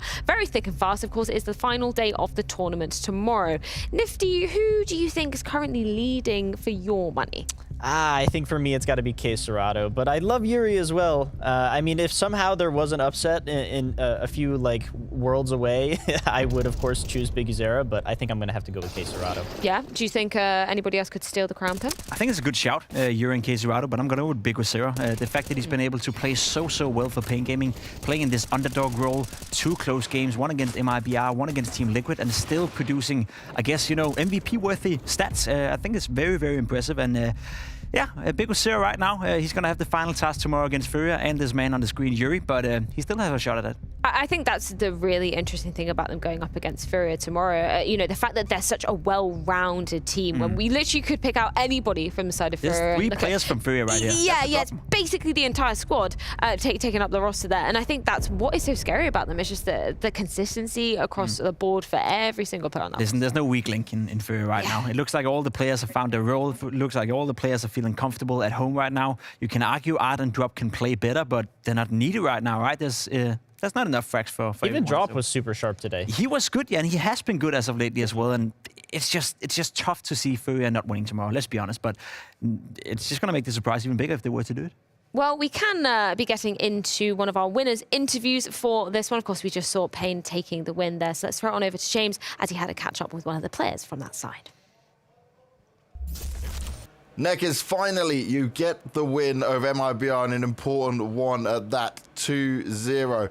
Let me just start by saying, how does it feel? Because you came onto the screen with a big smile on your face. I don't know. It's very good to break that, sequence of victory of them. It was a clean 2-0. I think we made all that we could do. Like, it was perfect, all we did. And yeah, we're super happy to bounce back after the major qualifier and the other qualifier, like I am Dallas and stuff like that. So it's good to bounce back like that, and hopefully we can get this spot on BLAST. Now, your Vertigo looked good yesterday against Liquid. It looked great here today as well. So I'm going to touch on the fact that paiN picked, MIBR picked Dust 2 against you, right? Now, the last time you two played that, you won it. So do you think they were trying to make sure that you weren't prepared, or what do you think the reasoning was? We changed a lot of things too on Dust 2. Like the time that we played against them, the first time, it was a different Dust 2 from us, and we still were able to win against them in this map. It's a good map from us. It's one of that we like. Vertigo is the best map, I think, probably from NA right now. I don't know, maybe Europe. We should play against Europe to know, but our Vertigo is super good. So yeah, we were confident in this game. The videos were super good for us. Were you surprised when they picked Dust 2? Yeah. When they picked us 2, we said, okay, we're gonna win. We're going to win. Full confidence. I love it. Now, tomorrow, right, it's like the final boss when it comes to Brazilian teams in FURIA. How are you feeling going into that one? The final boss was a good term. Yeah, they're super good. Like, we know how good they are, but we know our potential too. So the way that we're playing lately, like the last 2 games, we can win 2 against them. But of course, they are very good players. And shout out to Safe, which was the last player we played with us, and we like him a lot. So be prepared, Safe. Have you practiced against them before? Yeah, we practiced, I think, the last week. Okay. And yeah, we practiced sometimes. It was a good practice. Yeah, it helped us a lot too. So, yeah. Well, I'm looking forward to seeing this game. I'm sure you guys are going to celebrate a little now after this one. And we'll see you tomorrow, mate. Congratulations once again. Thank you very much, man. Confidence is key for paiN heading into their grand final matchup tomorrow. But tell you who else is looking confident. Our 3 players and our CS Money Play of the Day. You guys, you know the deal by now. Head on over to the BLAST Premier Twitter. Get your votes in. But who can you vote for, Jacob? You can vote for Big Bicep Blame F right here. Big back, big chest. Call him what you want. He is a carry right now for Astralis. Single-handedly securing this round in a 2v5. Shredding down 4 players from NIP at a very crucial moment in the game as well. This man right here is playing some brilliant Counter-Strike, and he got to showcase it again today. And then we've got the Stone Cold Yuri next. He finds a really nice kill just right here, easy. But this insane shot next, I heard the production team go wild when he hit this shot. They were like, whoa! And then he follows it up with an easy 3rd kill just to win the round. Look how simple. He's playing a good tournament. He's playing a very good tournament right now. Another guy who's playing a fantastic tournament is Nathan. Not with the AWP, but with the Glock right here. Finding 2 people with, I guess, 3 or 4 bullets, picking up the duels, and as Freya would say, brrr, with the duels, getting 1, and in a second, 2 kills as well with the duel lead. Something about picking up the duels and killing the guys who actually bought it for you. Jacob, can you not roll your tongue? Can you not do that? Is that the... Yeah? Yeah, close. There you go. That deserves to be our CS Money Player of the Day. He should be a 4th category You're the winner, for the votes. instantly. Yeah, you actually are the real... I hate to say this so much. In our Betway predictions, you wait, are what? the real winner of today. I'm not going to say it again. Can you hear sound problems, Freya, one more time? You are the champion. Oh, yeah. Oh my okay, God. cool. I never thought it. Wow. I never thunk it. No. What were you guys thinking? Clearly nothing. Clearly You did empty do well, head. though. But Nifty is thinking, though. To be fair, even though you didn't get the paiN gaming prick, you're still winning. Yeah, I'm doing all right, I guess. How are you? Well, I mean, you're doing the best. If you're only doing all right, then we're doing terribly. You indeed are. How did you have 9? Where did you... Honestly, I'm not sure. I actually haven't been keeping track as to how I've been winning, but I have. So Nifty is a quick learner, right? He predicts one thing and says another on the desk, so you can't really figure out what's going on. The mind game. I've really just been keeping you guys going in circles, hey? Nifty is ascending, and of course we will be ascending to the heights of our grand finals tomorrow. I'm very excited to be getting into these, not least because 2 of these teams, they're going to be heading to Lisbon. I am so excited for this one. Astralis versus ENCE. I'm really excited for this because Config versus Spinks, man, I'm really ready to get that underway. This is the one. I think this is the bracket final that we were going to be looking for right here, especially the way that those two individuals have been playing, and I cannot wait to watch this match tomorrow. This is going to be incredible. A rematch from the major qualifier. Astralis absolutely manhandled ENCE on overpass, having a 13-2 CT side, shutting them down and putting ENCE in a bit of a danger of not qualifying for the major. So I'm pretty sure Snappy and the boys have something to say about that. Yeah, I can imagine. So they're moving over onto the Americas game. This will be the final game of the BLAST Premier Spring Showdown 2022. FURIA versus paiN Gaming, the underdogs that have made themselves all the way through the bracket, meeting the Goliaths of the bracket. I think it is safe to say we expected FURIA to be in this position. Didn't expect paiN Gaming to be there. No, the way FURIA have played right now, they're just killing all their opponents, right? They're not even giving up double digits against anyone so far. Whereas for paiN Gaming, I feel like they've already won the tournament, right? They've already won by just being in the final, beating Team Liquid, beating MIBR the fashion they did it today. That, to me, is a victory for paiN. Because we've got some incredible Counter-Strike on the cards tomorrow. We'll be back at the slightly later time of 7 p.m. CEST if you're in the European time zone. So make sure you join us then for the grand finals of the BLAST Premier Spring Showdown 2022.